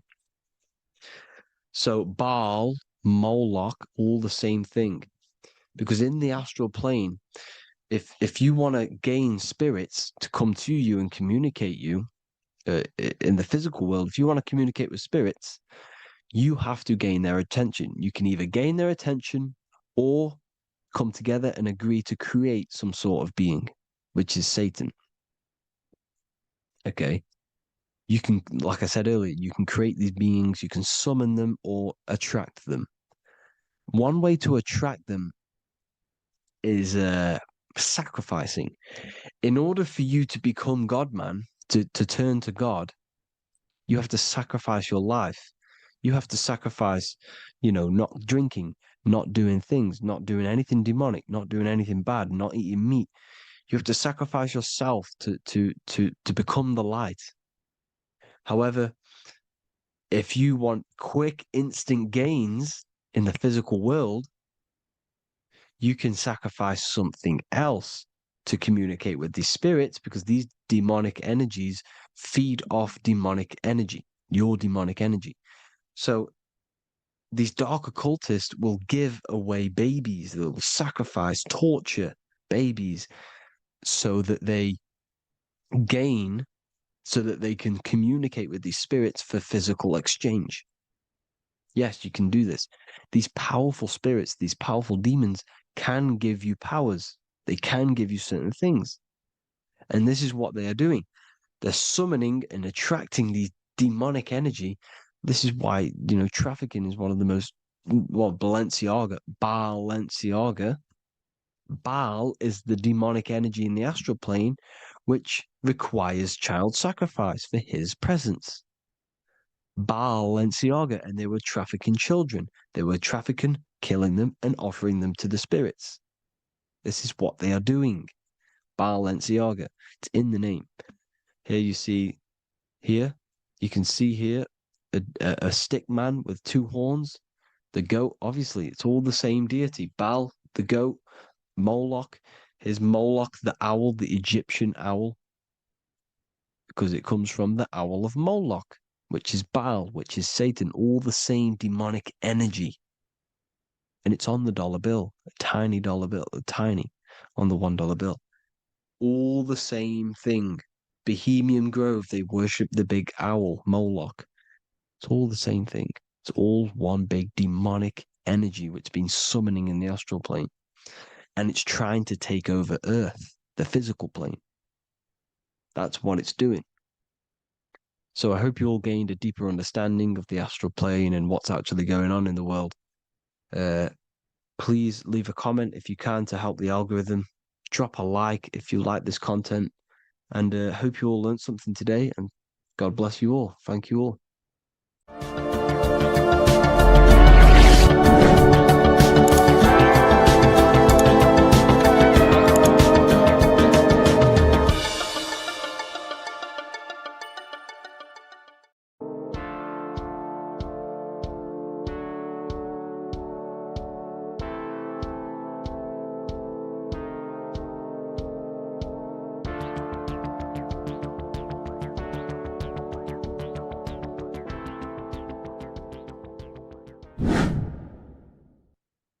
left and right hemisphere, and what are they doing? How does it contribute towards your perception in this world? And this is what we're going to be talking about in today's video. We're going to be breaking down the two hemispheres of the brain and how they function in your life. So first, we have the left hemisphere. This is the logical hemisphere. This is the analytical, divided, scientific, or verbal hemisphere. The right hemisphere is creative, wholeness, artistic, symbolic, and metaphorical. The right hemisphere does with non-verbal things. It produces a holistic perception.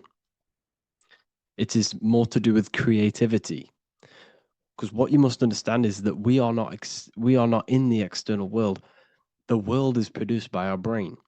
We see with our brain. Our eyes are a part of the brain. What we touch is the brain's interpretation of electrical signals on the nervous system. What we smell is the brain's interpretation of smell through the nose. What you taste is your brain's interpretation of chemical reactions on your taste buds. So what you are experiencing is the brain. The brain is a computer creating a simulation.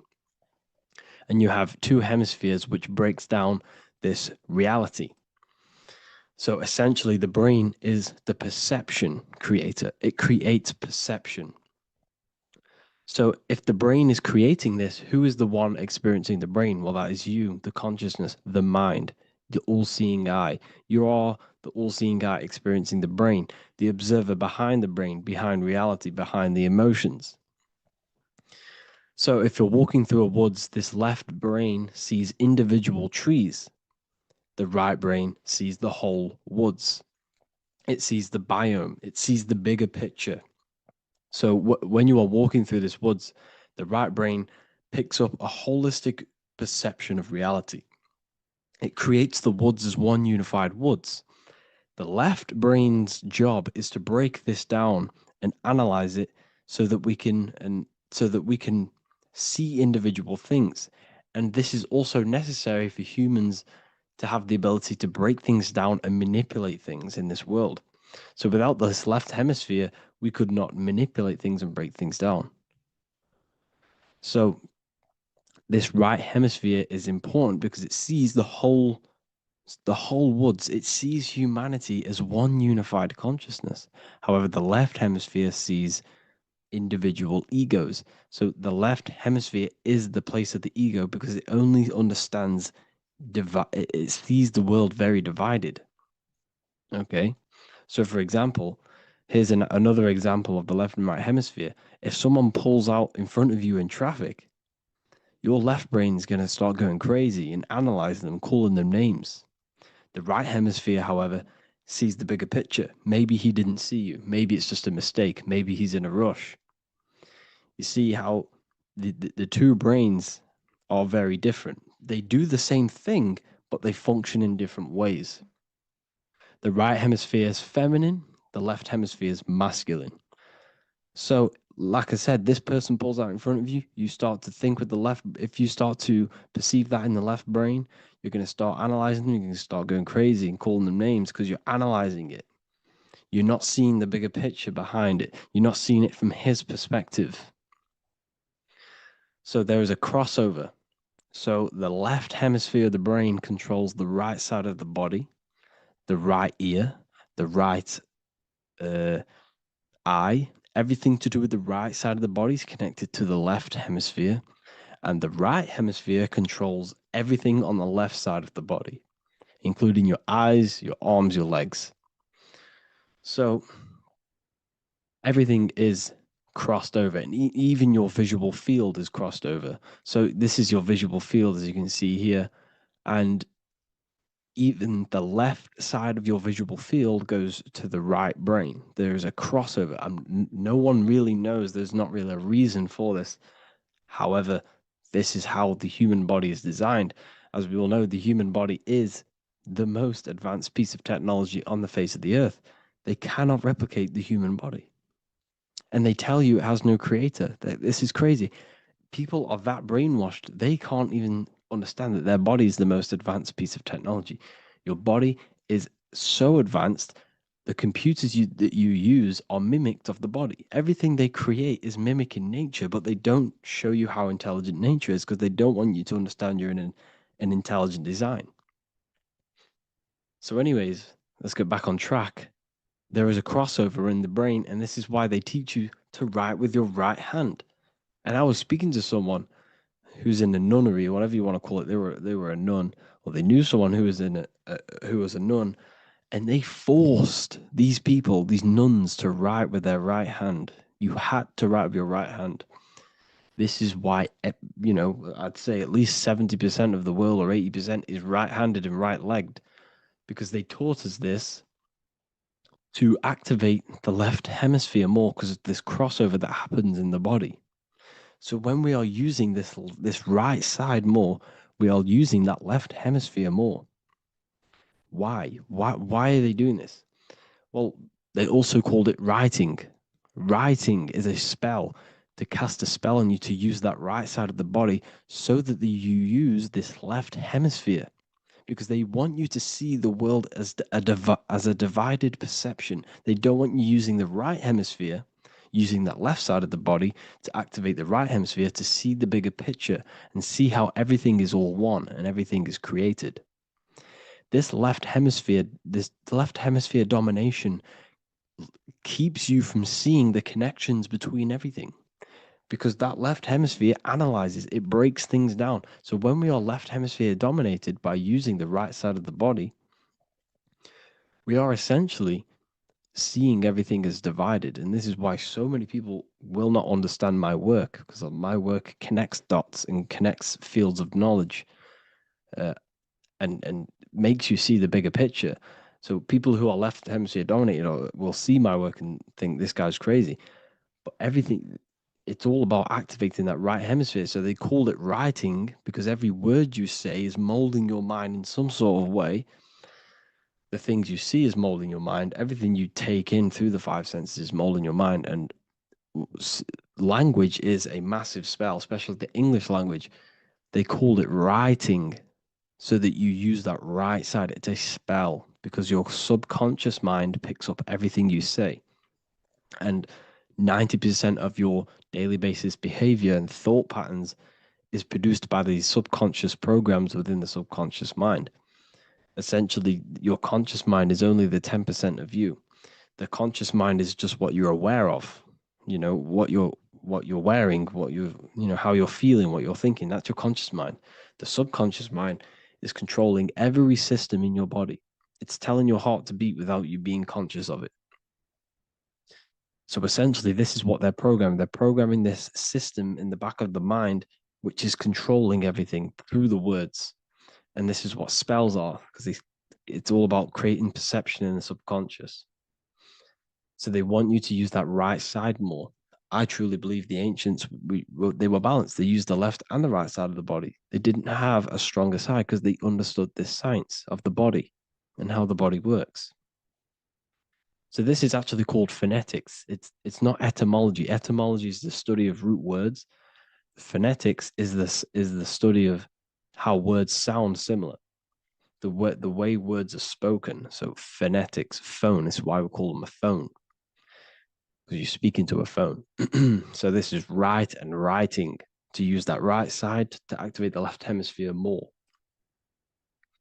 So your hands are a manifestation of your brain. The left hand is the right brain, the right hand is the left brain. And as a child, we were always taught that when you place your hands together like this is the size of your brain, which is true because your hands are a part of your brain. They're an extension of your brain. Every part of your body other than your brain is an extension of the brain. Everything's working and feeding back information to the brain because you're experiencing the brain.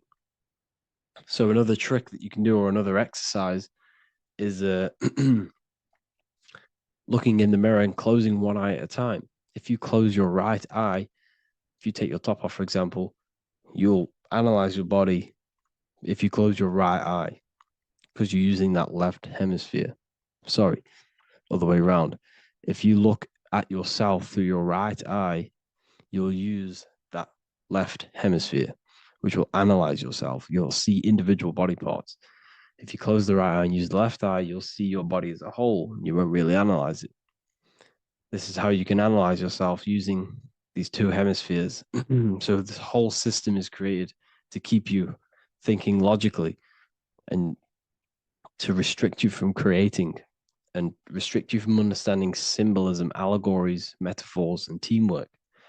They want you stuck in a logical way of thinking and a logical way of seeing the world. This is why when you go to school, you are told exactly what to do. You're told to think this way and no other way. You're told to do orders, do this. It's a very left-brained system, because if we all started to open up this right hemisphere, we'd all see, wow, everything is all one, everything's all connected. And this is what my work is doing. I'm showing you everything is one. The physical world is an illusion of duality, but everything comes from the one source, the one mind. The universe is a giant mind. I am mind, you express mind. We all possess mind. Behind the physical body is the same mind consciousness. And we are all expressions and fractals of this infinite consciousness called mind. And this is what they don't want us to figure out, is that we are all just one consciousness expressed. It's an infinite consciousness. It's even in the squirrel, it's in the dog. All of these different animals, they're just different bodies, but behind the bodies is the same consciousness, which is mind. That's what the pineal gland is. The pineal gland is not the mind, and it's not the third eye. The third eye is your mind. If you have a closed third eye, it just means you have a closed mind. If you have an open third eye, it just means your mind has expanded from beyond physical things through astral projection and mystical experiences. This is how you gain an open third eye. It's just an open mind. A mind that has astral travel, that has explored the realities within the mind.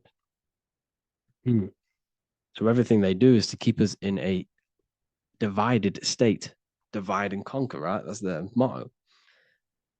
All to keep you thinking how everything is divided. Everything they've done is division. Postcodes, countries, everything is divided. Like football teams and all this stuff. It's also a natural process when you grow up, because as you grow up, your brain is constantly analyzing the world. So this is sort of a natural process of how you become more left hemisphere dominated, because your brain is always analyzing.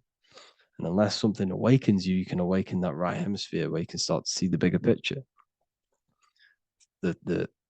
Even the music, all tuned to 440 hertz, shuts down the right hemisphere of the brain. 440 hertz, Spotify, Apple Music, the radio. Every time you turn on the radio, it's tuned to 440 hertz. This was specifically tuned. It never used to be tuned to this. It was in the 1950s.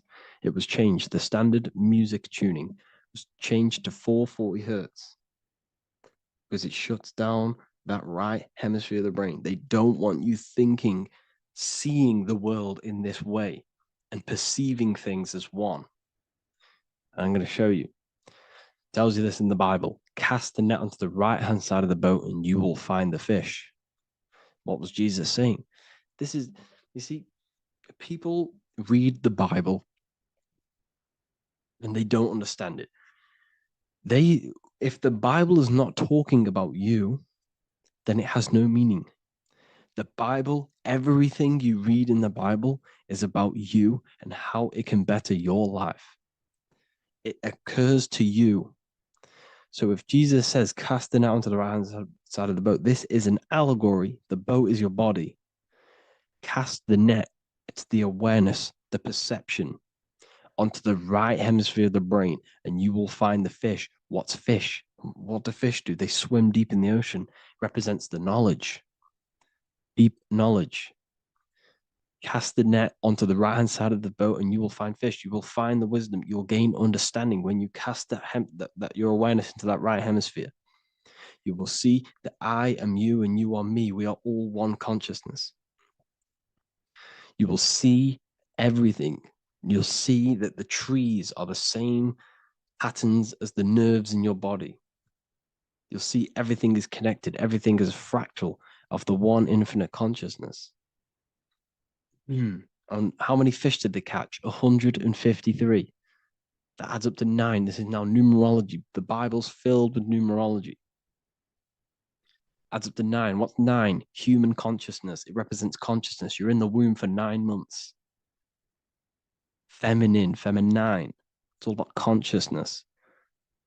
And in Revelation 14, and I looked, and behold, the Lamb standing on Mount Zion, that's the spines, the mountain, with him 144,000. 144 adds up to 9. It represents consciousness on top of the spine.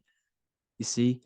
And he had his name the name of his father written on the forehead. What's the father? The higher mind, the higher consciousness within you. Where is that? In the forehead, the pineal gland. The pineal gland is the radio receiver for the higher consciousness. Because every body part of the body has consciousness. Your heart has consciousness. Your gut has consciousness. You are thinking with these different consciousnesses. You think with the gut. You think with your penis. You are thinking with all these consciousness. And it's about raising your consciousness to the higher consciousness, which is the father, the mind, in the head. Don't think with the lower parts of the body, because that is your animal nature. Think with the higher parts of the body. It's all representing consciousness. How to activate the right hemisphere of the brain? Well, it's all to do with non-verbal things. So music will activate the right hemisphere. Make sure it's tuned to the right frequency, though. 432 hertz, 528 hertz. Any frequency that adds up to 3, 6, or 9 is good for you. Meditation, turning off the thoughts, and you raise yourself to the higher brain. Symbolism. Symbolism is all right hemisphered. Reading between lines, metaphors, determining the Bible. It's all right hemisphered. Seeing the bigger picture. It's reading between the lines. So tithing in the Bible. These people in the churches are giving 10% of their money to the church. It's nothing but a scam. What these people have done is they have externalized the Bible. They have taken the Bible and literalized it so that they can make a business out of it. So what they're doing is 1/10 of the produce of what it says in the Bible, 1/10 of the produce of the land, whether grain or fruit, is the Lord's and is holy. So what's that saying? The 10th of, it's basically saying give the 10% to the Lord, to God. What does that mean? Well, what's the land and the fruit? This represents physical things, the physical things that you have. The 10th of the physical things that you have. What's that? That's your ego. All the physical things that you have is all to do with your ego. That's the lower self. The ego, what is the ego? It's the mind's perception of the physical self. You had no ego when you were a child. Okay, when you were a child, you had no ego. As you grew older, you created the ego. But the ego is the full self. It's the echo. Ego, echo. It's the echo of the full self. So it's saying give the ego over. Take away the animal self. In that left hemisphere, that's all to do with the left hemisphere. That left hemisphere sees the ego. It sees individuality. It's divided. So it's saying give that 10%. Give that 10% of you over to the right hemisphere. The 90%. The 90% of you is in that right hemisphere. The higher self. Now, I'm not saying the left hemisphere is bad. Okay, I'm not saying that at all. But it sees it sees things divided. It's like I said, the left, the hands are manifestations of the brain. So when these Christians are praying, they're putting their hands together. What are they doing? They're syncing the brain hemisphere is what you're doing, because everything's an extension of your brain. So if you put your hands together, you're putting the two hemispheres together. And what's happening when you place the hands together? All the electricity in the body is now running in a circuit. So once you connect these two hands, the electrical energy is now running in a circuit. And energy can move around the body quicker and more efficiently. So when you pray, when these people are praying, they don't realize that they're engaging in ancient forms of meditation, of balancing the two hemispheres. So now we're talking about balancing the hemispheres, not the right hemisphere. This is what Israel is. Look at the symbol for Israel, the up triangle and the downward triangle. What's that? The up triangle represents male. The downward triangle represents female. Okay? This is talking about the brains. Israel is Ra. Isis, which is female, the Egyptian god. Ra, El. El means God. Electricity. That's the force of the physical world. It's the force that runs this world, electricity. It's the force of God. El, consciousness. It means God. Is, Ra, El. Isis, Ra, and El. It's the two hemispheres of the brain, the holy land of Israel. It's the holy land, it's the brain. Once these two hemispheres are synced, this is how you unlock your consciousness. This is the easiest way of astral projecting. Hemisphering, I forgot the word for it. Hemisphere syncretization, something like that. It's about syncing the hemispheres. This is how you unlock your consciousness. Once the brain is running as one electrical system, this is how you balance the two masculine and male opposing energies. Once these opposing energies are no longer in war with each other, the brain, they come together to work as one. You unlock your consciousness. You are born again. What happens when a male and female have sex? It creates a new child. It becomes one. You are born again. Once the two hemispheres of the brain, you are born again. You can then have an out-of-body experiences. So this is why the symbol of the Holy Land, Israel, is the up and down triangle back combined together, because it represents unification of the male and female, unification of the hemispheres. You're born again. You unlock consciousness.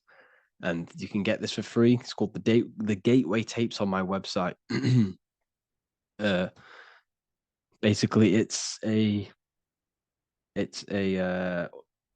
audio track from the government, and they did this in the Gateway Experience. It's a CIA document, and what they do is there are different forms of meditations you go through. I think there's about 5 waves of meditations you do, half an hour each one, and it will teach you. It will sync your hemisphere, because what does it do? They understood that playing one frequency into one ear and another frequency into the other, they understood that the right ear is connected to the left hemisphere, the left ear is connected to the right hemisphere. So when you play 2 different frequencies into both ears, what happens? The brain picks this up, the 2 hemispheres of the brain picks this up, and it syncs it. It syncs these 2 hemispheres, these 2 frequencies together. So now the brain is working as one to sync this frequency. So this is how you can sync your hemispheres, through listening to these frequencies. Okay, you can get them for free and do the meditations yourself. This will definitely help you. This is an easy way to astral project. So it's all about syncing the hemisphere and seeing reality from a unified perception. We should all aim to get out of that left hemisphere. I'm not saying don't use it, but we should now start to see. We should not start to read between the lines of the Bible, read between the lines of the symbolism they're showing. Study symbolism, study allegories and myths. What are they trying to tell us through these allegories? And, this is how we start seeing things in a better way. Once we understand that we are all microcosms of an infinite consciousness, we can all come to one, because love is the unifying force of this infinite consciousness. We are all divided. We are all disconnected from our hearts. Once we all connect with our hearts and see that everything is one, we can all start to love and come together as one, because love is the unifying force of consciousness. So if you haven't already seen, I now have launched the Ethereal University. I will be doing lectures like this one, but even better, deeper, and even releasing knowledge that I can't talk about online, as they are censored. I'll be doing lectures every single week. I'll be doing live calls every single week.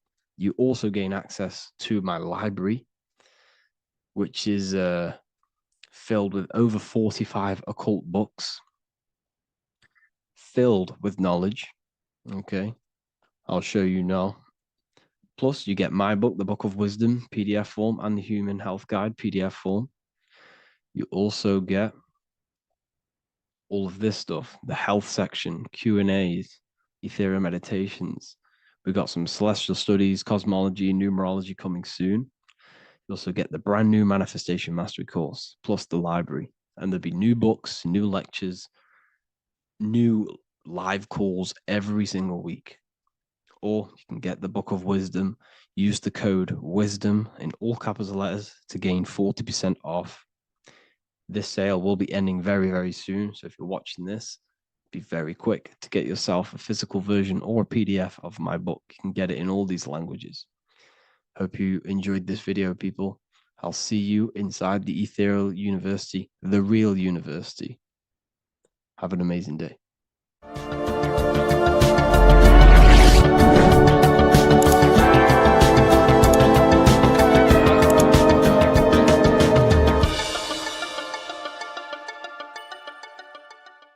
Mentalism, conscious and subconscious mind. You need to understand that the mind is the root and the cause of all reality. I am mind, you are mind. Every single living creature in this physical plane expresses and manifests mind. We are all the invisible substance of mind. We are all the source, which is God. We are all consciousness, which is mind. Before we manifest something physically, we manifest it within the realm of thought, which is the mind. Thought then manifests into astral imagination. This then gives energy within the etheric plane. Then we manifest it physically within the material effect world. Everything begins in the mind, and this is why the government are called government. The word men comes from the Latin word mans, which is an English translation for mind. We see this word in entertainment, government, mentality. It means mind. Govern means control. They are controlling the mind through information. Information creates perception within our minds, and so do the words that we use and the language that we speak. It all creates perception within the mind. It is our perception that creates reality, and our reality is a level of realization. Your reality is realization. Everything begins in the mind. This is why they are controlling your mind through many different things. Okay? So essentially, they understand how the mind works. So this is why they manifest all things through mentally and not physically. Okay? You have a conscious and a subconscious mind. The conscious mind is what you are consciously aware of. It is the 10% of your mind. It is the mind that keeps you alert. A part of your conscious mind is for survival. A part of it is your visual field. A part of it is your just five senses. It is basically what you are consciously aware of right now. Your subconscious mind is the 90% of your mind. The subconscious mind is what holds all of your memories, your programs, and all things that you have ever experienced is all stored within the subconscious mind. It is this part of you where you draw memories from, where you draw your words from. I am consciously speaking, but the words that are coming out of my mouth are not thought about consciously. They are coming straight from the subconscious mind, where all programs and memories are stored. It is essentially this part of the mind which is manifesting our daily basis behavior. Because the subconscious mind stores the programs which we are operating our life off. For example, if you tie your laces, you do no longer have to consciously do them. Your hands literally just know exactly what to do because you've done it that many times. So essentially, you create these programs within your subconscious mind through repetition and emotion. These are the two main ways your subconscious mind is programmed and installs things that you do on autopilot. The subconscious mind, like I said before, manifests 90% of your daily basis actions and 90% of your daily basis thought patterns. For example, if you were in a car crash 10 years ago and you had a very traumatic event, that car crash And that emotion that you felt in that time impressed your subconscious mind with a program. And even to this day, 10 years later, you are still wary about entering cars because of that program. Even though you may be not thinking about the car crash, you are still wary about entering cars because of that program, because of that emotion impressed upon the subconscious mind. You see, everything you say, everything you think, and everything you feel is telling your subconscious mind, that is what I want. The subconscious mind takes everything literally. Even if you are talking about someone else, your subconscious mind only knows you, and it only knows yes, and it only knows the now, the present moment. So this is why the golden rule back in the ancient days was treat others like you want to be treated.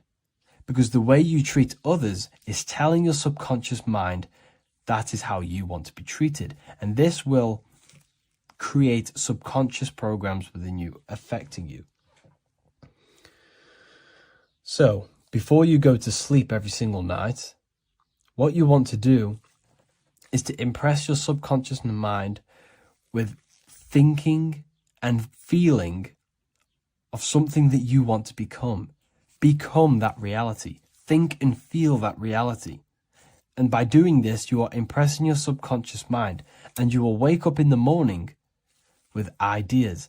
Because when you install a program within your subconscious mind, like I said before, it manifests into at least 50% of your thought patterns. So let's say I created a program within my subconscious mind of how to become financially free. Well, I created the program that I am financially free. My conscious mind will start to slowly think about that program and how I can achieve that program, because the conscious mind operates on survival. So if you create a subconscious program of I am financially free, your survival conscious mind will start to operate and think and act on this program subconsciously. You won't even know that you are doing it, but you are. And this is the power of the subconscious mind. You have to reprogram it properly. You have to be careful of the things you think, say, and feel, because all of this is contributing towards molding your subconscious mind, which essentially molds your reality. It draws things to you. Geometry. This is the study of nature, of the codes, the mathematical codes behind physical reality. So today we're going to be going deep into geometry and the true esoteric internal geometry, the geometry that no one really talks about, and how geometry relates to human consciousness. So essentially, what we must understand when it comes to geometry, the basics of geometry is everything is vibration. And this vibration is vibrating on a certain frequency. And this certain frequency creates a geometric shape, which is why in nature we see all of these different geometric shapes. All matter takes form in shapes. So if we put sand on a plate and we vibrate the plate on a specific frequency, we see that the sand goes into specific geometric shapes and patterns. So essentially, matter is energy condensed. It's energy vibrating on a low frequency, vibrating at a certain frequency. So matter is condensed energy. And each geometric shape is manifesting and showing a specific energy. Some shapes carry more energies than others. For example, the cube is what traps energy. A square is what traps energy. So geometry and the flowers are basically how energy manifests itself into physical matter. We are in a world made out of energy or light. Light is energy. So everything is vibration, everything is frequency, and everything is energy. Even the words, each atom in our body, everything. So everything in nature has these mathematical, energetic codes. So geometry is basically the study of nature and the shapes that are in nature and their energetic principles. Because like I said, matter is energy. So this is what we call cymatics, when we place water in a petri dish and we shine light on top and we vibrate the water. And we can capture, this creates certain patterns. Each frequency, like you see here, has its own pattern. So what we are seeing here in the physical plane is essentially energy condensed into physical reality. We see it in the turtle. We see it in every single form in nature. Now, external geometry and normal geometry, we normally get taught that this is God's way of creating physical reality, which is essentially true. However, it's far more deeper than that. Far, far, far more deeper. Okay, so what geometry truly is, it's not God's codes to reality. What we must understand is what the brain truly is. And what we must understand is that we are not in the world. We are not in the universe.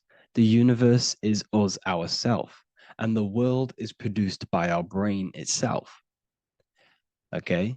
So the way you must understand how the brain works, so what you visually see, so geometry is to do with what we visually see. And what we visually see is heavily connected with our eyes, which are an extension of the brain. The eyes are the brain. And essentially how we see is energy enters the eyes, and each eye goes to the optic nerve. And this energy is transferred into electricity, which travels to the back of the brain, to the visual cortex of our brain.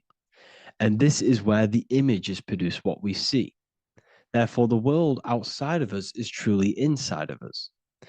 It's a projection from within the brain. The brain is an energy condenser, a decelerator, an energy decelerator. Everything outside of us is basically formless energy.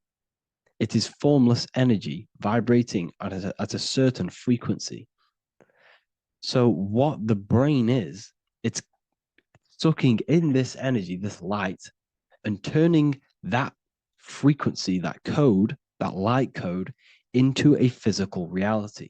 It's condensing the energy and turning it into a visual image inside of the brain.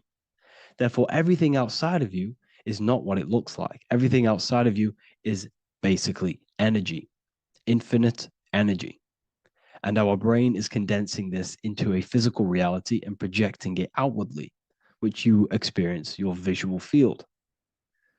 Okay? And the ancients knew this. So this is basically called the sigil of Lucifer. Lucifer is known as the light bringer. Lucifer in Latin means to bring the light. This is the sigil of Lucifer, which shows the visual field and the brain. We also see this in the Google Play symbol. It's a powerful symbol showing you the visual field, which is basically a symbol that tells you that reality is inside of the brain. The brain is what produces reality, but consciousness is not produced in the brain. The brain is essentially a consciousness downloader. It's a computer, and it's a reality simulator. The body is a simulation of physical reality. You are inside of the body experiencing the body simulation. The body produces this reality. It's a piece of technology. So Lucifer is to bring the light. Lucifer is the light being produced in our brains. Okay? So this is why they say Lucifer can tempt you. Lucifer can be the devil because it represents physicality. It represents the false light. Lucifer can trick you because it represents the physical world can trick who you truly are. So now that you understand how the brain is basically an energy decelerator and it creates and simulates a reality to your consciousness, you are no longer a person in a universe. You are the universe itself experiencing itself. Therefore, geometry is heavily linked in with the brain. Geometry is essentially how your brain and how your eyes decode energy. So what you are seeing is the mathematical codes of your brain creating reality. So what they teach you is the external is that geometry is God's way of creating this world, and these are the mathematical codes God's created. But now I'm telling you the internal. This is the truth. Geometry is how your brain mathematically condenses energy and light into a physical reality. So therefore, your brain is a computer program. So now geometry is nothing outside of you. Geometry is not something created by something else. It's created by your brain. Your brain produces these patterns through mathematical codes by breaking down energy into physical reality. And this is why you see geometry in everything around you. This completely changes your view on geometry. It's in your ear, it's in your face, it's in everything. Geometry is everything. Okay? So now that you understand this, now, as we were talking about the visual field earlier, the ancients knew about this. The ancient Egyptians knew about this. We can see this symbolism inside of the casket, the Egyptian casket. See, this crossover represents the visual field. This represents the back of the brain. This is the left hemisphere, the right hemisphere. And now some of the most simplest teachings in geometry is that straight lines are masculine and curved lines are feminine. And we even see this in the human body. The feminine human body is curvy and the masculine human body is liney. And even with the genital reproductive area, we have a line and a curve, 0 and 1, the binary code of all creation, 0 and 1, because that's basically all that exists. Nothingness and one, nothingness and God, nothingness and consciousness. That's all that exists. Now that I've told you that, the basics of geometry and the line and the curve and the feminine and the masculine, what do we have here? You see this stick here? This is a curve. And what's the right hemisphere? The right hemisphere is the feminine, the feminine energy, the feminine aspect of our brain. Then we have a straight line. This is straight lines. Now this represents the left brain. So the Egyptians are showing you the left masculine brain and the right feminine brain because of the curve and the straight line. And this is the visual field, the crossover. So there's a crossover in the brain. The left eye is connected to the right brain. The right eye is connected to the left brain. Okay, so the left eye is connected to the right brain. The right eye is connected to the left brain. The solar and the lunar. So, like I said, everything outside of you is basically energy. Your body is basically a holographic avatar, condensed energy produced by your brain. There's nothing actually outside of you. Your 5 senses are electrical threads of light.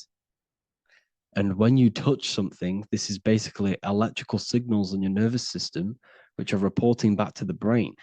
Therefore, what you touch is actually, you're not touching. The feeling that you feel when you touch something is not the true feeling. That's your nervous system you're feeling. You're feeling your nervous system in the brain. It's electrical signals to your brain. So the 5 senses do not decode, well, what you're experiencing as the 5 senses is not outside of you. This is your brain interpreting electrical signals. You don't experience the world, you experience your nervous system and your brain. The nervous system is an extension of the brain.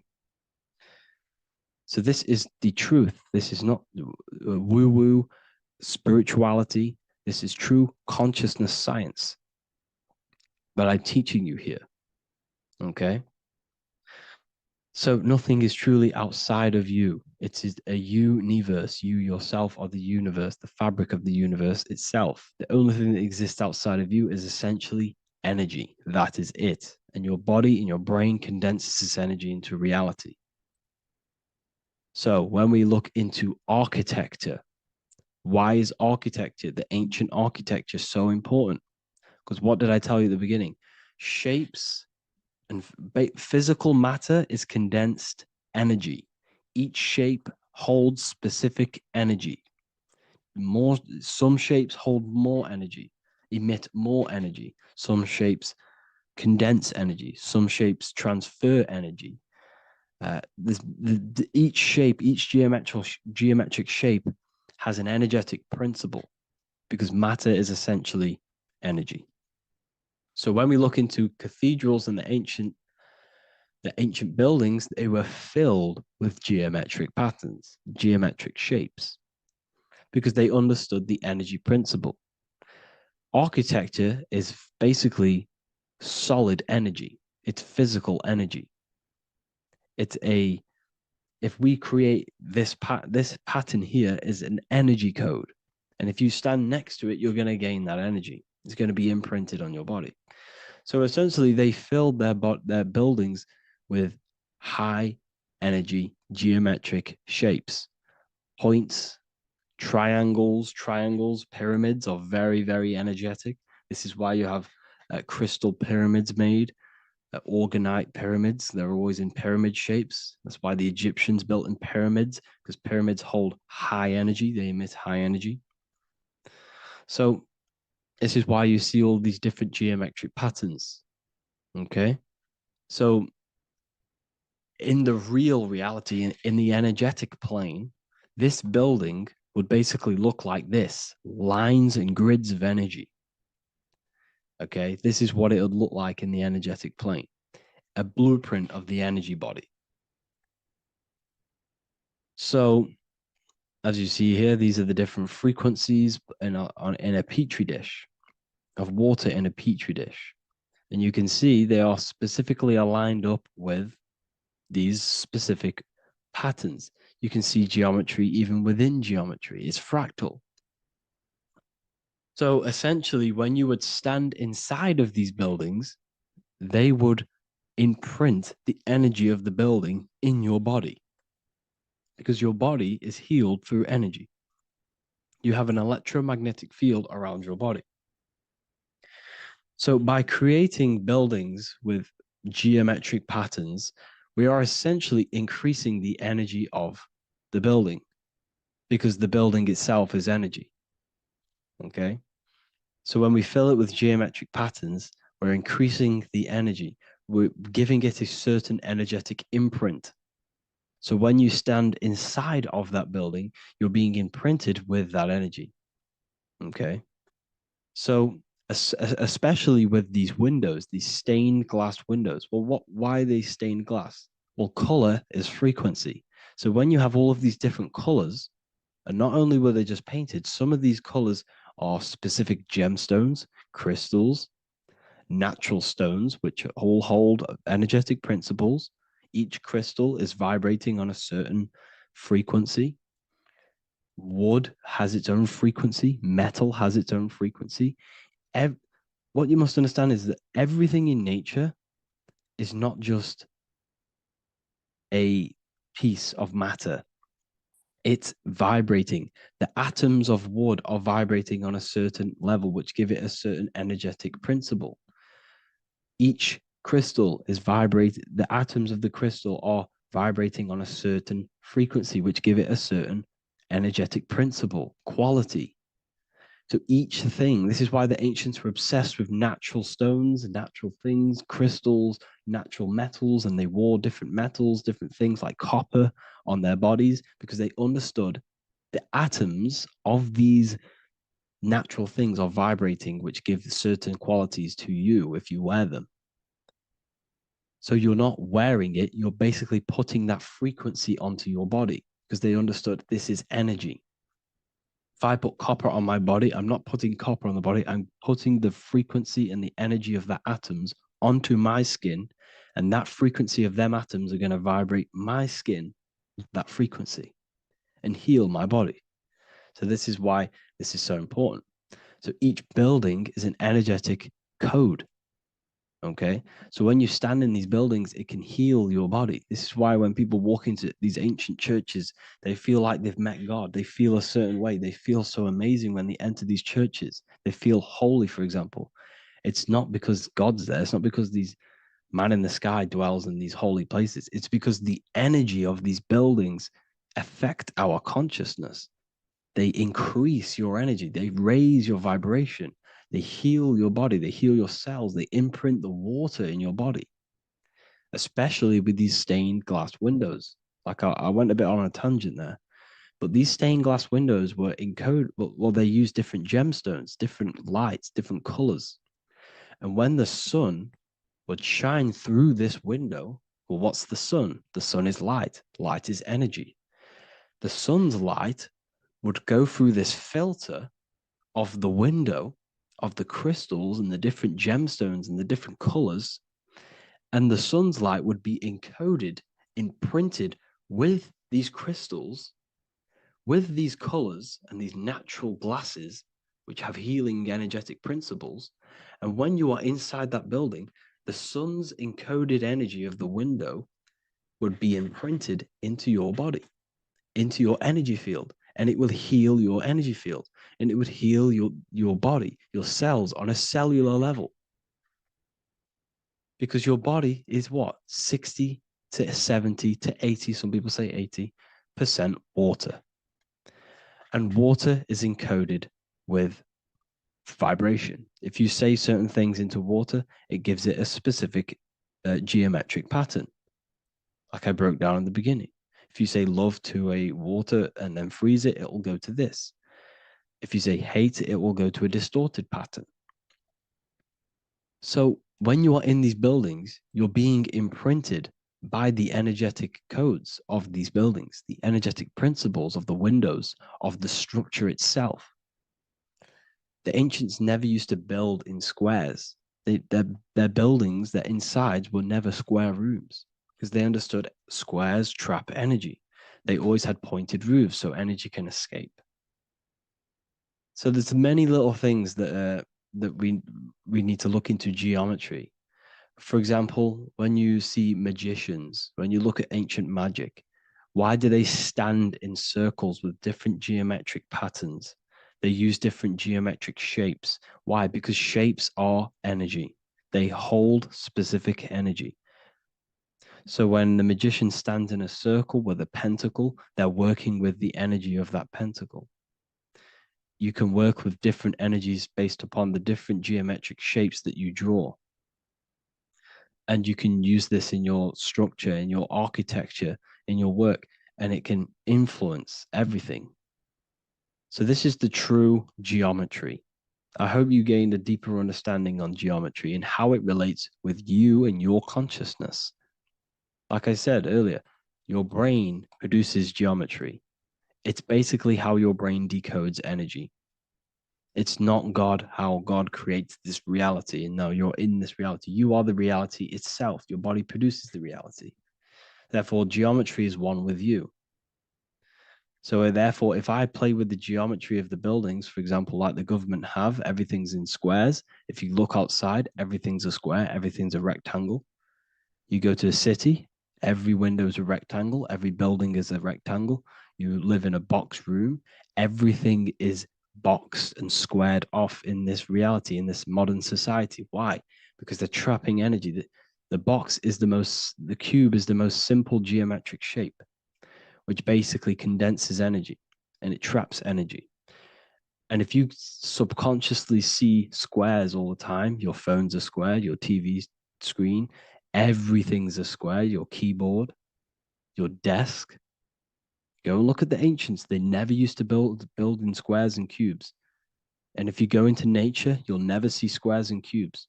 Nature doesn't create squares and cubes. Everything in the modern society is squares and cubes to simple your consciousness down, to dumb your brain down. So the ancients built very, very complex structures. Why? Because they understood what we see affects our brains, because our brains decodes reality and creates reality. If you see a sophisticated building, this is going to give you a sophisticated mind and raise your IQ levels over time, subconsciously.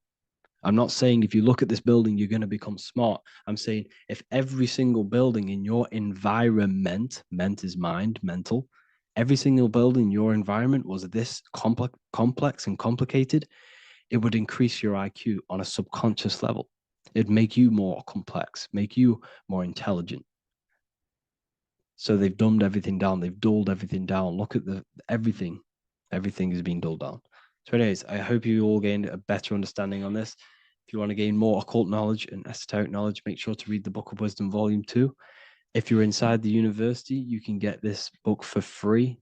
Go to the general chat area and follow the instructions, and you can order yours for free. Truly life-changing stuff. Because the issue is with the world is that no one really understands who they are, what they are, and why we are here. That is the issue for people's depression, for people's wrongdoings. They don't understand who they are, what their emotions are, what their mind is, what their body is, what reality is. This book gives you that. This book gives you the sense of understanding, the sense of well-being that will give you a better life because you understand life and what life is. And if you truly want to take your studies to the next level, we have the Ethereal University. This is the place for truth seekers where you can connect with like-minded people so you don't have to feel insane, because not many people think this way. I've been there when people, when you wake up and not many people around you are thinking the same way, and you start to feel a bit insane and you can't really talk to people about these things. That's why I created this, so you can connect with people and learn at the same time and become the best version of yourself by understanding truth and knowledge. If you join, you'll gain access to free live calls every single week, every single Saturday morning. We do live calls. You can ask me questions and all sorts. So make sure to leave a like and a comment. And thank you all for tapping in.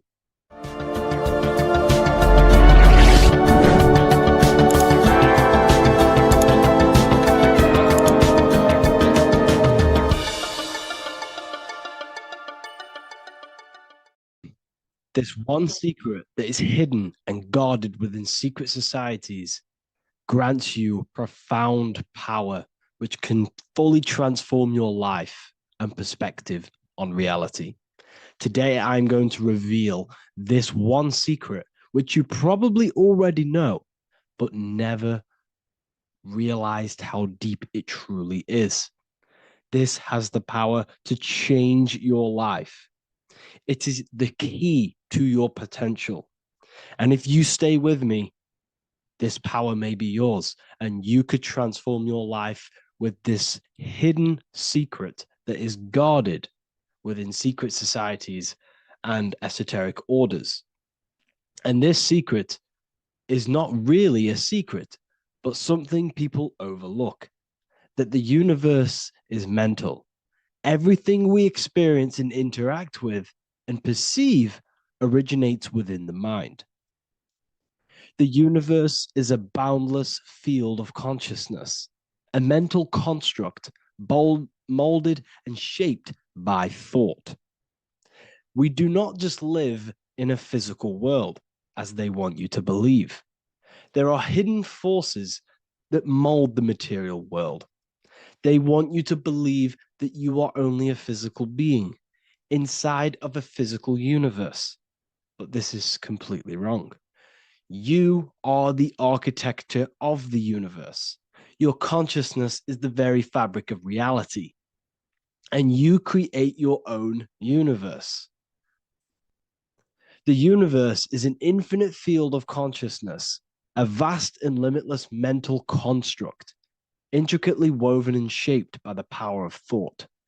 It is a dynamic and ever-evolving field where the interplay of awareness and attention gives form to existence.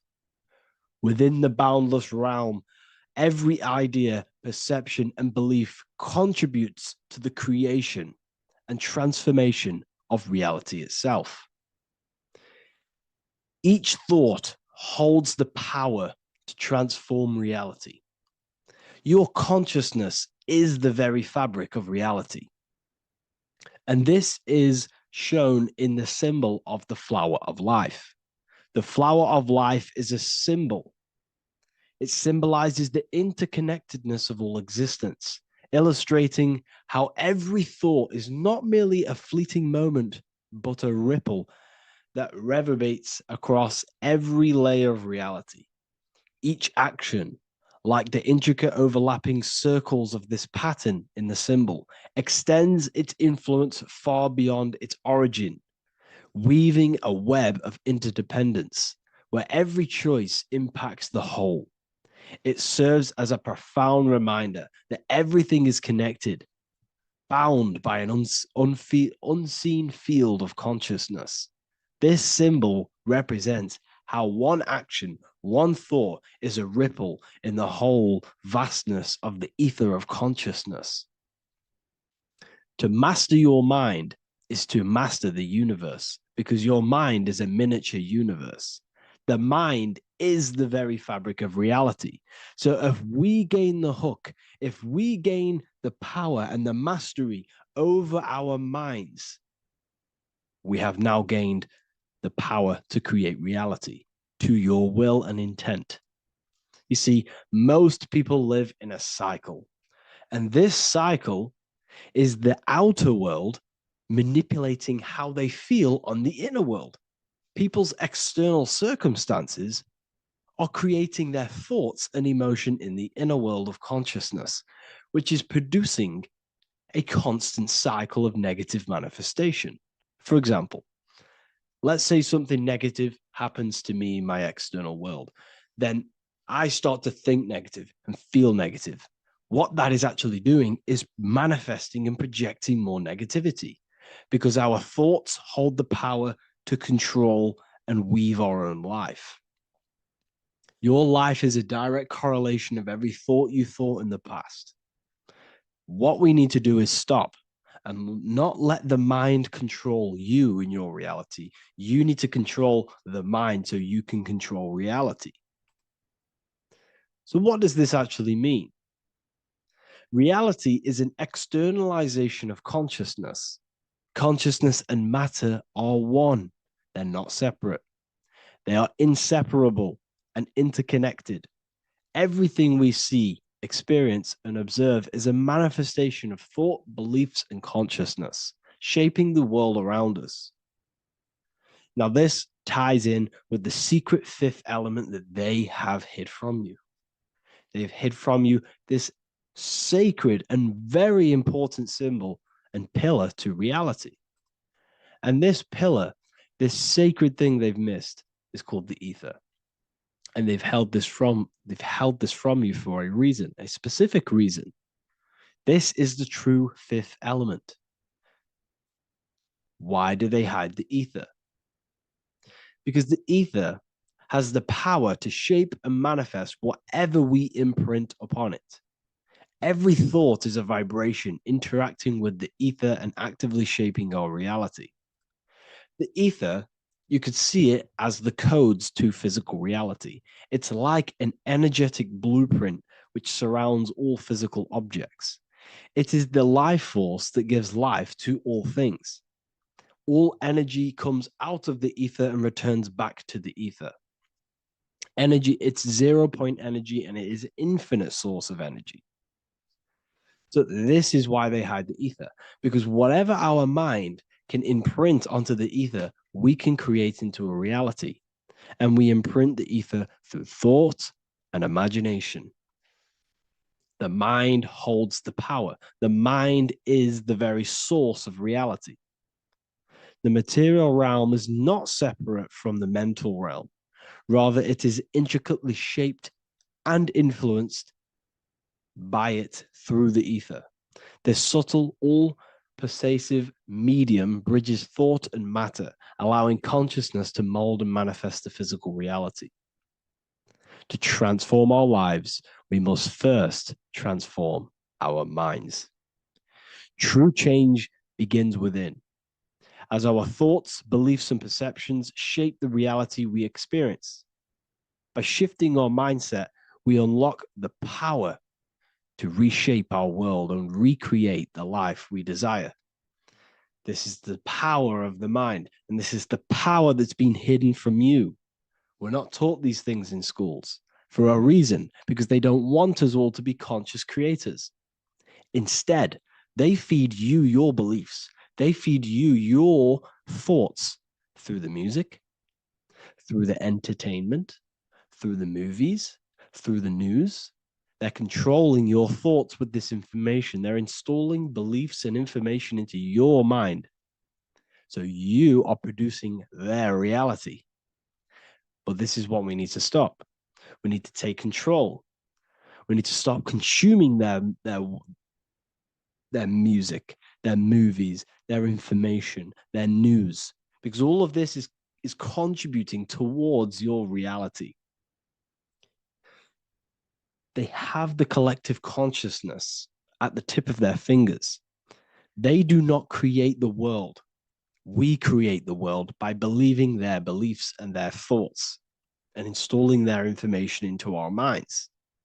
You see, it's mind over matter, and most people live in matter over their mind. Most people let matter, the external circumstances, dictate their mind, when it should be the other way around. It should be mind over matter. This is the mental plane. This is the astral. This is the etheric. This is the physical. The mind holds power over the emotions, over the imagination, over the physical, and over our spirit. It holds power over everything. It's mind over matter. It's the mental body that we must transmute and change. Most of us live in a chaotic state of mind, and this is what we must change. Turn chaos into order. So we need to be mind over matter. We need to install this belief into our subconscious. I, Harry B. Joseph, have created the ultimate esoteric school on the earth. As a member, you'll gain access to live mentoring calls twice a week, along with new lectures, books, and exclusive content released every week. Additionally, you'll have a full access to all my life-changing programs. If you're ready to transform your life and start your journey today with me, join Ethereal University. These are the campuses. We have the real lecture sections filled with lectures that you can watch. Manifestation Mastery, which teach you exactly how to reprogram your subconscious mind so you can live that reality. Sexual Alchemy, the path to empowerment of how you can transmute your sexual energy. The Real Library, where you gain access to powerful esoteric books, PDFs. Symbols of Secrets, an amazing course. The course that allows you to see beyond the veil that has been pulled over your eyes, the language of symbolism that secretly rules the world. I teach you how to read symbolism. Esoteric Exchange, live calls. You get to rewatch all of the old live calls. Mindwave Hub, this is a place of binaural beats where you can listen to infinite amounts of binaural beats. So you can meditate to them. Meditation section, numerology, health section, and electromagnetism. This is a life-changing place. And if you are serious, we only accept serious about changing your life and studying the occult and esoteric, this is the place for you. I've been there. I've been on YouTube looking around for valuable information, trying to find good accounts, good channels. It's very hard. I had to go through years of trying to find good information on YouTube. But what I've done is, instead of you searching around everywhere for bits of information and connecting the dots, I've put it all into one big place. You get your binaural beats, you get all the programs you need to walk the path of enlightenment to transform your life. I will connect with you on the inside, and I hope this lesson, this lecture, you gained some information, you gained some power from it. Please like and comment, or don't. It's up to you. If you have any reviews, if you have any ideas of lectures that you know, if you don't understand certain things, make sure to leave a comment and I can make a lecture about it. I can make a video about it for sure. I don't mind taking recommendations for videos. So I thank you all, people. Have an amazing day.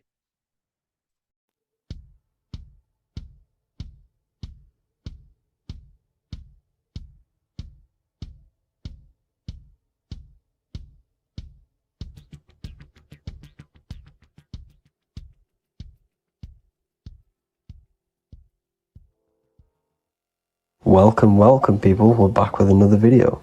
I will now be keeping track of my YouTube and trying to upload every week. In this video, we'll be talking about the chakras. The chakras are the 7 attributes of God, and they are the 7 planets. These are literally vortex portals within us that connect us to these vices and characteristics of God. Each one of these energy centers are a spinning whirl of energy which controls the cells and organs in that particular area of the body. For example, it's literally a mini brain for that area of the body. Each chakra has a vice which you need to turn to a virtue in order to climb up through the system. They work like a stairway system. You have to go through each chakra in order to unlock the one above. This process is turning matter into spirit, as you descended from spirit to matter. Saturn is Satan, that's why it's the lowest chakra, and that's why the devil is red, because red is the lowest vibrational color.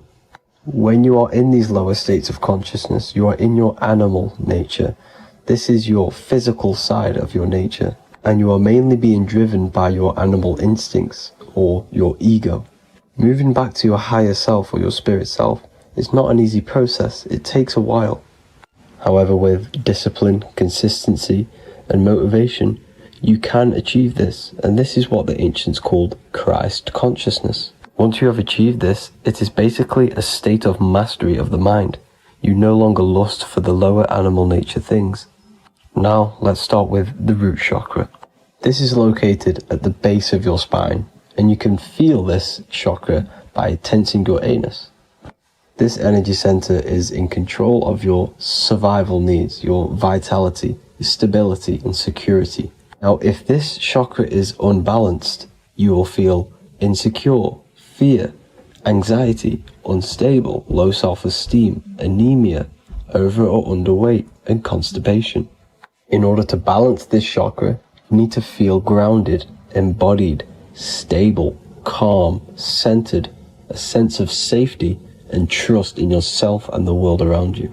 The next chakra is the sacral chakra, which is located around the belly button area.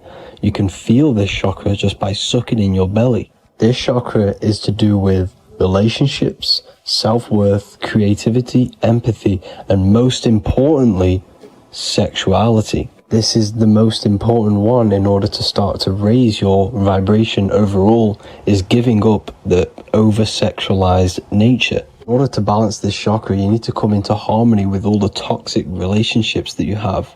Get rid of the fear, the anxiety, the isolation, and 100% get rid of the over-sexualized nature. Lust is one of the most lowest vibrations you could possibly feel.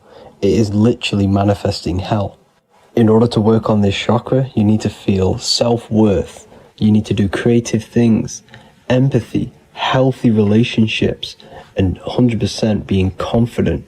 The next chakra is the solar plexus. This is to do with personal power, will, metabolism, eating, happiness, and your self-esteem and self-identification. You can feel this chakra just above your belly, below your ribs, and you can suck in this area. If this chakra is blocked, you will feel lack of confidence, difficulty in manifesting your desires, low self-esteem, misuse of power, misuse of dominance, weak will, and shame in yourself. Biggest one for this chakra is overeating, as it's to do with metabolism. If you are overeating, you are literally unbalancing a lot of your lower chakras, not just the solar plexus. In order to work on this chakra and balance it, you want to have a positive self-identification. You want to feel happy, a happy self-esteem, effectiveness to people, not overeating, and a strong willpower. Now for the heart chakra, one of the most important chakras. Chakra is to do with love, understanding, trust, hope, openness, compassion, balance, and forgiveness. The most important because your heart is the tree of life in the body. It is the center of the toroidal field. It is the most powerful chakra. Your heart is 5,000 times stronger magnetically than your brain. Once you have hit the heart chakra and you start surpassing the heart chakra, you are now turning matter into spirit, as the lower 3 chakras are dense and physical, and that above the heart chakra are turning to spirit. As you can see already, this is a hard and long process of working on yourself physically and internally. The symptoms of a blocked heart chakra would be lack of love or too much love, difficulty to accepting or giving love, lack of compassion, loneliness, and lack of emotional fulfillment. Finally, a lack of connection with a divine or to nature. In order to balance this chakra, the most important thing and the most powerful thing you can do is loving people, accepting and giving lots of love.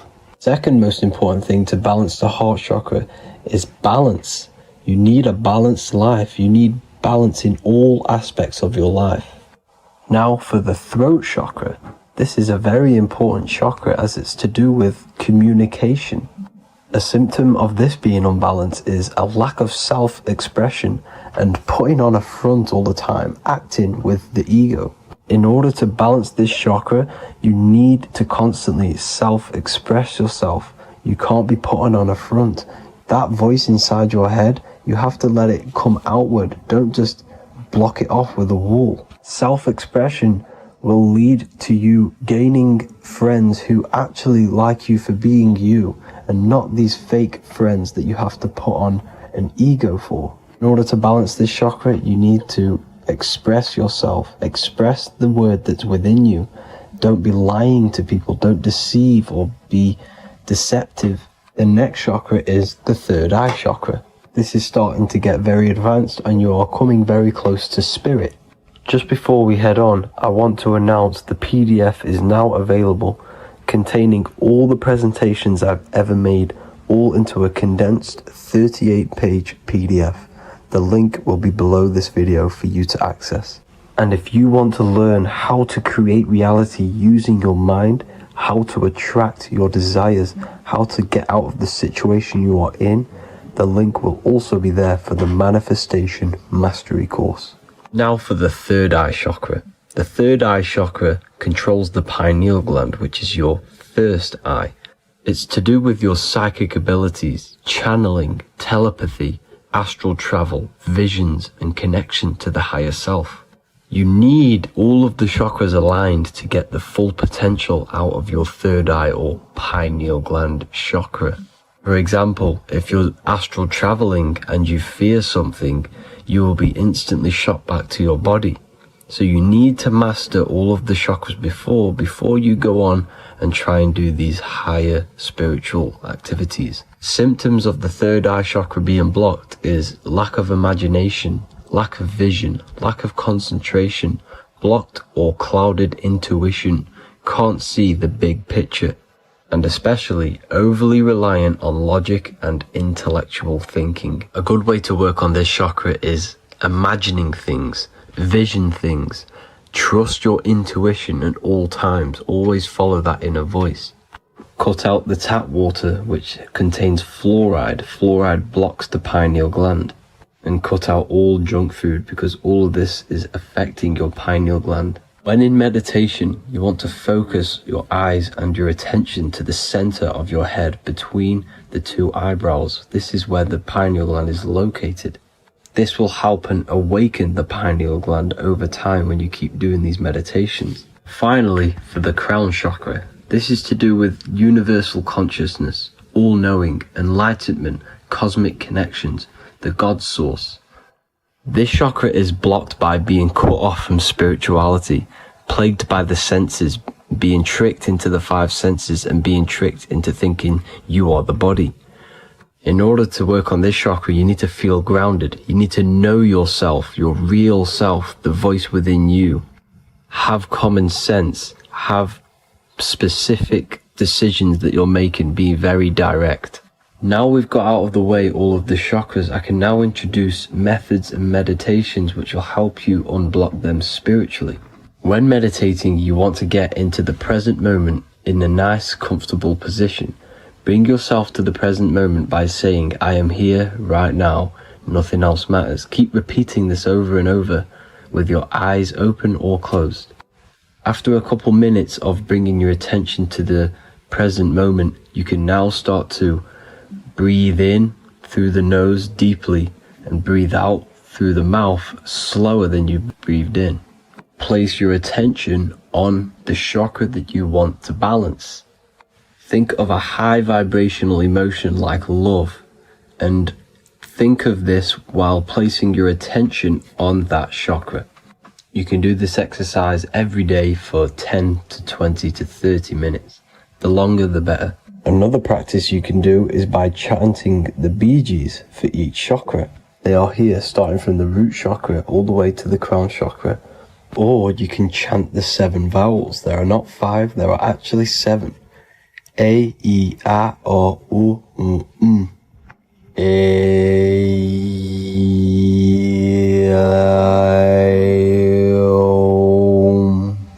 This is the proper way of pronouncing the 7 vowels.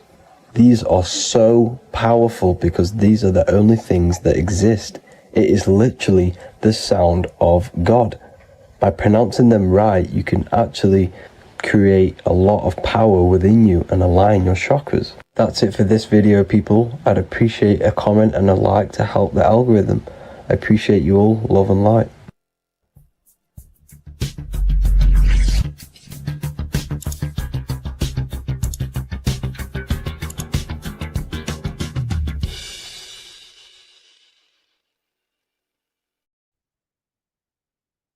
In this video today, we're going to be breaking down some Freemasonic artwork, what we have here on the screen. And particularly, this is called the Freemasonic Royal Arch. Now, this is the archway that we're going to be breaking down. Now, this is what we call complex symbolism. Now, what do I mean by complex symbolism? This consists of many different symbols all together producing one piece of artwork.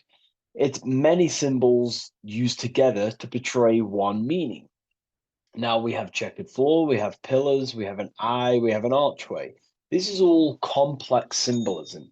It's painting a picture, an overall symbol.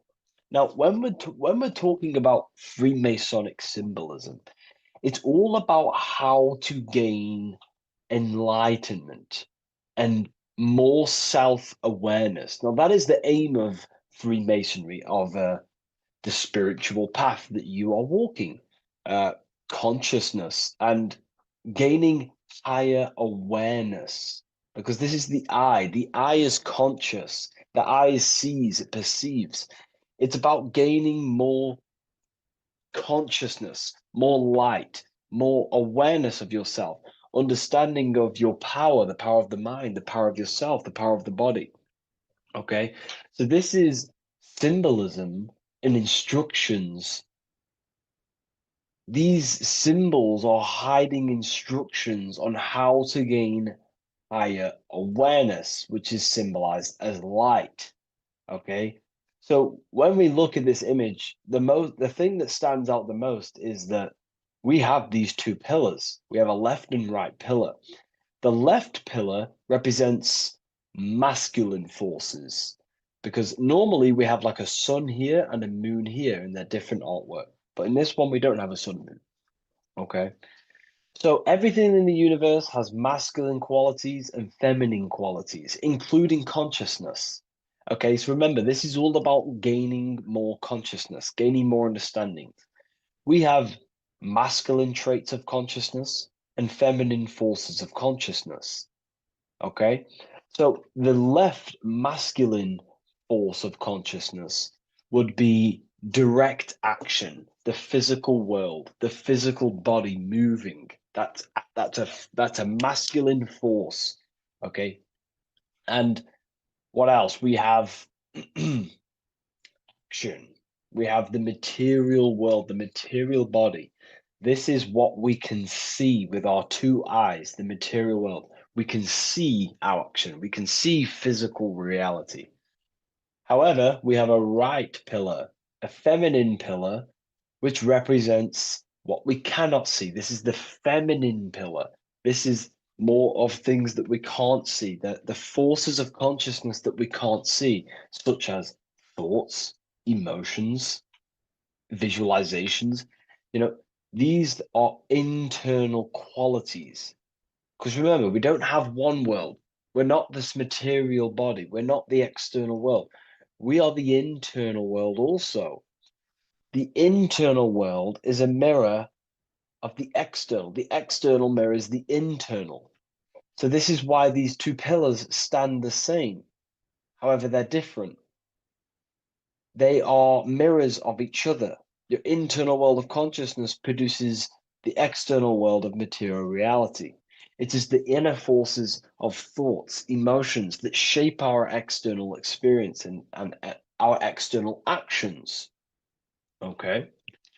So essentially, what this is showing you here is these two masculine and feminine forces within us.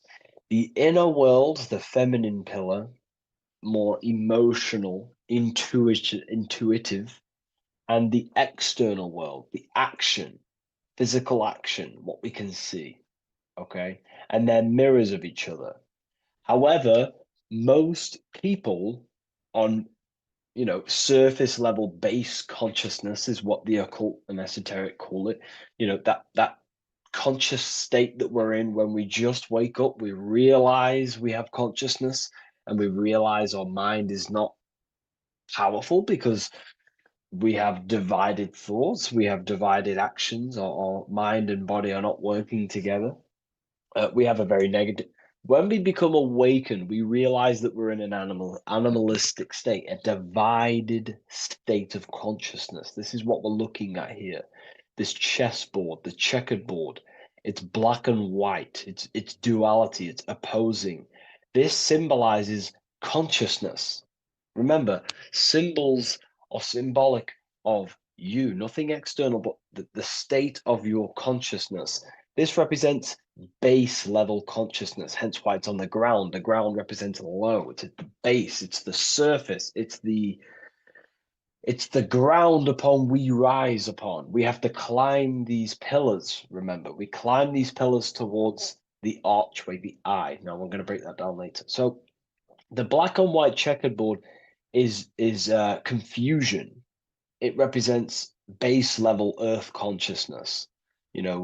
It's me versus you thinking. A lot of the world is stuck in this. They think, they're stuck in their ego. It's me versus you, when in fact we are all part of the whole. We're all part of an infinite awareness, an infinite consciousness. We're all actually one. We're all one. But on this chessboard down here, it represents base level thinking, base level consciousness, base level awareness. It's you versus me. We see life through the ego of of selfishness, pretty much. This is the internal division where our inner world is not aligned with our external world, where our mind, our internal thoughts are not being acted upon. Now, and that's not to say,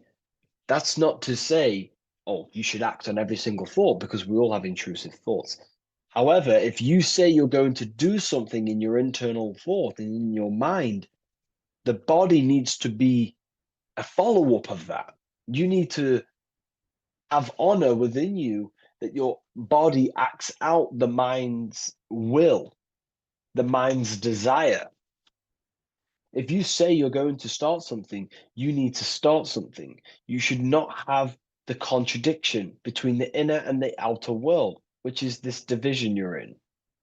If you say you're going to better your life, which is what Freemasonry and the spiritual path is about, bettering your consciousness, mastering your mind, leveling up your awareness. Okay, you have to do what your internal world is saying. You have to act out left pillar action, your internal world. You need to build a connection between the mind and the body. The mind is the monarch. It is the command center. It is it's above all forces. The mind is the force the body needs to obey. If you want to get out of this division, you have to align your mind's will and desire with your body's actions. You have to act according to rise above this base level consciousness. Okay? So what we're looking at here is how to achieve wholeness, singularity, unity consciousness is what they call it in the occult. unity consciousness, where there is no external physical body and internal mental body contradiction. There is no contradiction between the feeling of doing good and the action, because we all have a feeling in our soul. Our soul communicates to us the right thing to do at all times. We all know the right thing to do at all times, and that is a feminine force of consciousness. That's the right pillar. We must act on what we know and feel is good at all times in order to climb these pillars towards unity consciousness. Okay? We must, upon the feeling of doing good. You know, when we're in an environment, we feel inside whether we should be here or not. Whether on your phone, you know intuitively whether you should be on your phone or doing something else, studying, reading, whatever it is. Your higher mind tells you what is right and what to do at all times. You know you shouldn't be on your phone wasting time subconsciously and on an emotional, intuitive state, which is a feminine internal quality, a right pillar quality. And the body's not acting out this. It's not acting it out. The body's on TikTok. The intuition is telling you to reach the higher mind. That's the division. That's base level consciousness. Okay. And in order to climb these pillars, we have to act according to our internal intuition to build these bridges between left and right. The inner world and the outer world need to be synced, not divided down here. This is the division. That's base level consciousness. If you want to gain higher awareness, you want to gain personal power, mental power, you have to become a strong force. You have to gain a strong connection between the inner and outer, the intuition and action, the mind, the higher mind, with the physical body. Most people live in this war, and we've all been there. I was in it too. You know, we all begin here in this internal war. It's the same war between Jesus, Satan, Horus, Set, day, night, good, evil. That's the war between the mind, the body, the higher mind and the body, the intuition and the body. There needs to be bridges built between the two so that you align the left pillar with the right pillar to gain higher wisdom, higher awareness, higher powers. Because when the mind is contradicted, when your mind says it wants to do something, and you want to build the business, you want to study the occult, you want to reach your higher mind, the best version of yourself, but you don't act upon that, that is internal contradiction. The mind is not powerful in that state. The mind cannot direct its creative power, its forces, if it can't direct these forces into manifestation to create things in your life. You know, as you are aware, if you've watched my videos, you are a creator, you are a co-creator, a spark of the mind of God, and you are here to create and expand. In order to use the power of your consciousness, the power of your mind, the forces of your mind correctly, and to direct it with force, direct it efficiently, you have to align the inner and outer world, building the bridges to gain higher awareness, to gain higher power, to find out more about yourself and why you are here. Because remember, we're all being guided by our intuition. That is the true spirit guide. I don't like saying spirit guide. Spirit guides are not real. There's no force outside of you guiding you. It's your own soul guiding you through intuition, through emotional communication, the feeling of goodness, the feeling of what is right. Down here in division, you don't understand right from wrong, light or dark. But when you awaken, you start to understand right from wrong. You gain higher awareness. And this is what you need to act upon to climb these pillars, to align the left with the right, the inner and the outer, the masculine with the feminine, the action with the emotion. Okay? And this is why we have this symbol here.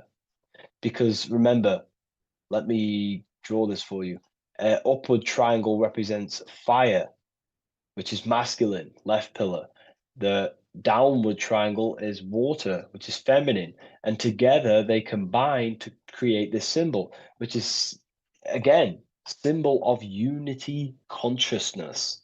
And when you gain unity of the inner and outer world, and you climb the pillar, which takes time, you don't just take one action and you end up all the way here. It takes time. You have to go up and up and up. Then you build the bridge between the left and the right, the inner and the outer, and you gain power. This is the unification. This is why these two angels are holding hands here. They're unifying, they're holding hands, they're working together. This is symbolic of the collective consciousness also. Our life is shaped by the collective consciousness. We need to work together. The elites are using this symbol as chaos. It's a symbol of chaos, internal division, chaos. And they keep us divided. They keep us on the chessboard. Why? Because we're weak on the chessboard. When you have chessboard-based consciousness, you're manipulated by the people who have higher awareness of the mind. You see, life is a mental game. Life's a mental game. We live in a mental universe. Life is mental. Okay? And the ones who use the mind more, the ones who know about the mind more, win the game. It's throughout history. You know, you can moan about this, you can whine about this, and it's okay. But this is life at the end of the day.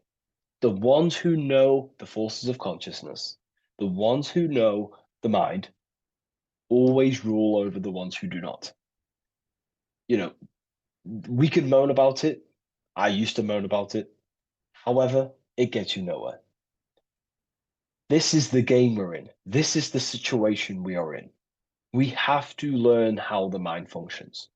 And if we do not, you will be moved by the chess master, by the people with higher awareness, and you will be stuck in division, you versus me, light versus dark, racism, division, all just division tactics for us to be manipulated. Because we're not working together, that's when we're easy to be manipulated. So in this state down here, you're easily manipulated because you don't know how your mind functions. You have a base level awareness. You know, you live to survive. In fact, you're not living. You're just experiencing. Okay, you don't question whether you have consciousness or not. You take consciousness and life for granted.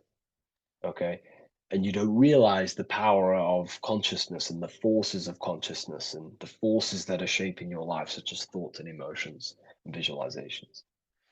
Okay, so I was there too. Everyone begins at this point. It's okay. If you're at this point, that is completely fine. I'm not, saying anything bad. We all start at this base level and we rise up. Okay, and we have to take action. So this is a massive misunderstanding in the spiritual community today is that, most people just focus on the left pillar, meditating, visualizing, trying to manifest things, or they sit around visualizing all day, hoping something's going to change. Action is just as important as visualizing and meditation. It's just as important. They come hand in hand. Masculine, feminine need to be unified. Okay. This is why we have these tools up here, right? We have the spade and a pickaxe. These are Masonic tools. The spade does what? It digs. It digs down. Because these are tools to lift ourselves out of this base level consciousness. We have to dig ourselves. We have to actively, masculine force, action, dig ourselves out of our lower mind. We have to shovel we have to destroy our old self. We use the pickaxe to destroy action, our old mind, our old thinking habits, our old actions, our old, emotional chaos. We have to actively destroy our old self. Okay.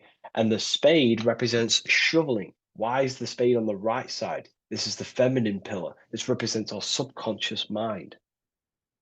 We have to actively seek into our subconscious mind, dig deep into ourselves, and question, why am I taking certain actions? Why am I posting on social media? Am I seeking validation? Where are these actions coming from? Am I actively seeking a relationship with someone to actually love them? Or am I actually secretly, subconsciously fulfilling a childhood trauma of not of being alone? We have to actively seek within our subconscious and question and go deep within ourselves with the spade to question, where are these lower actions, these low level actions coming from? What forces are driving our actions that are keeping us stuck in the lower mind, in the division?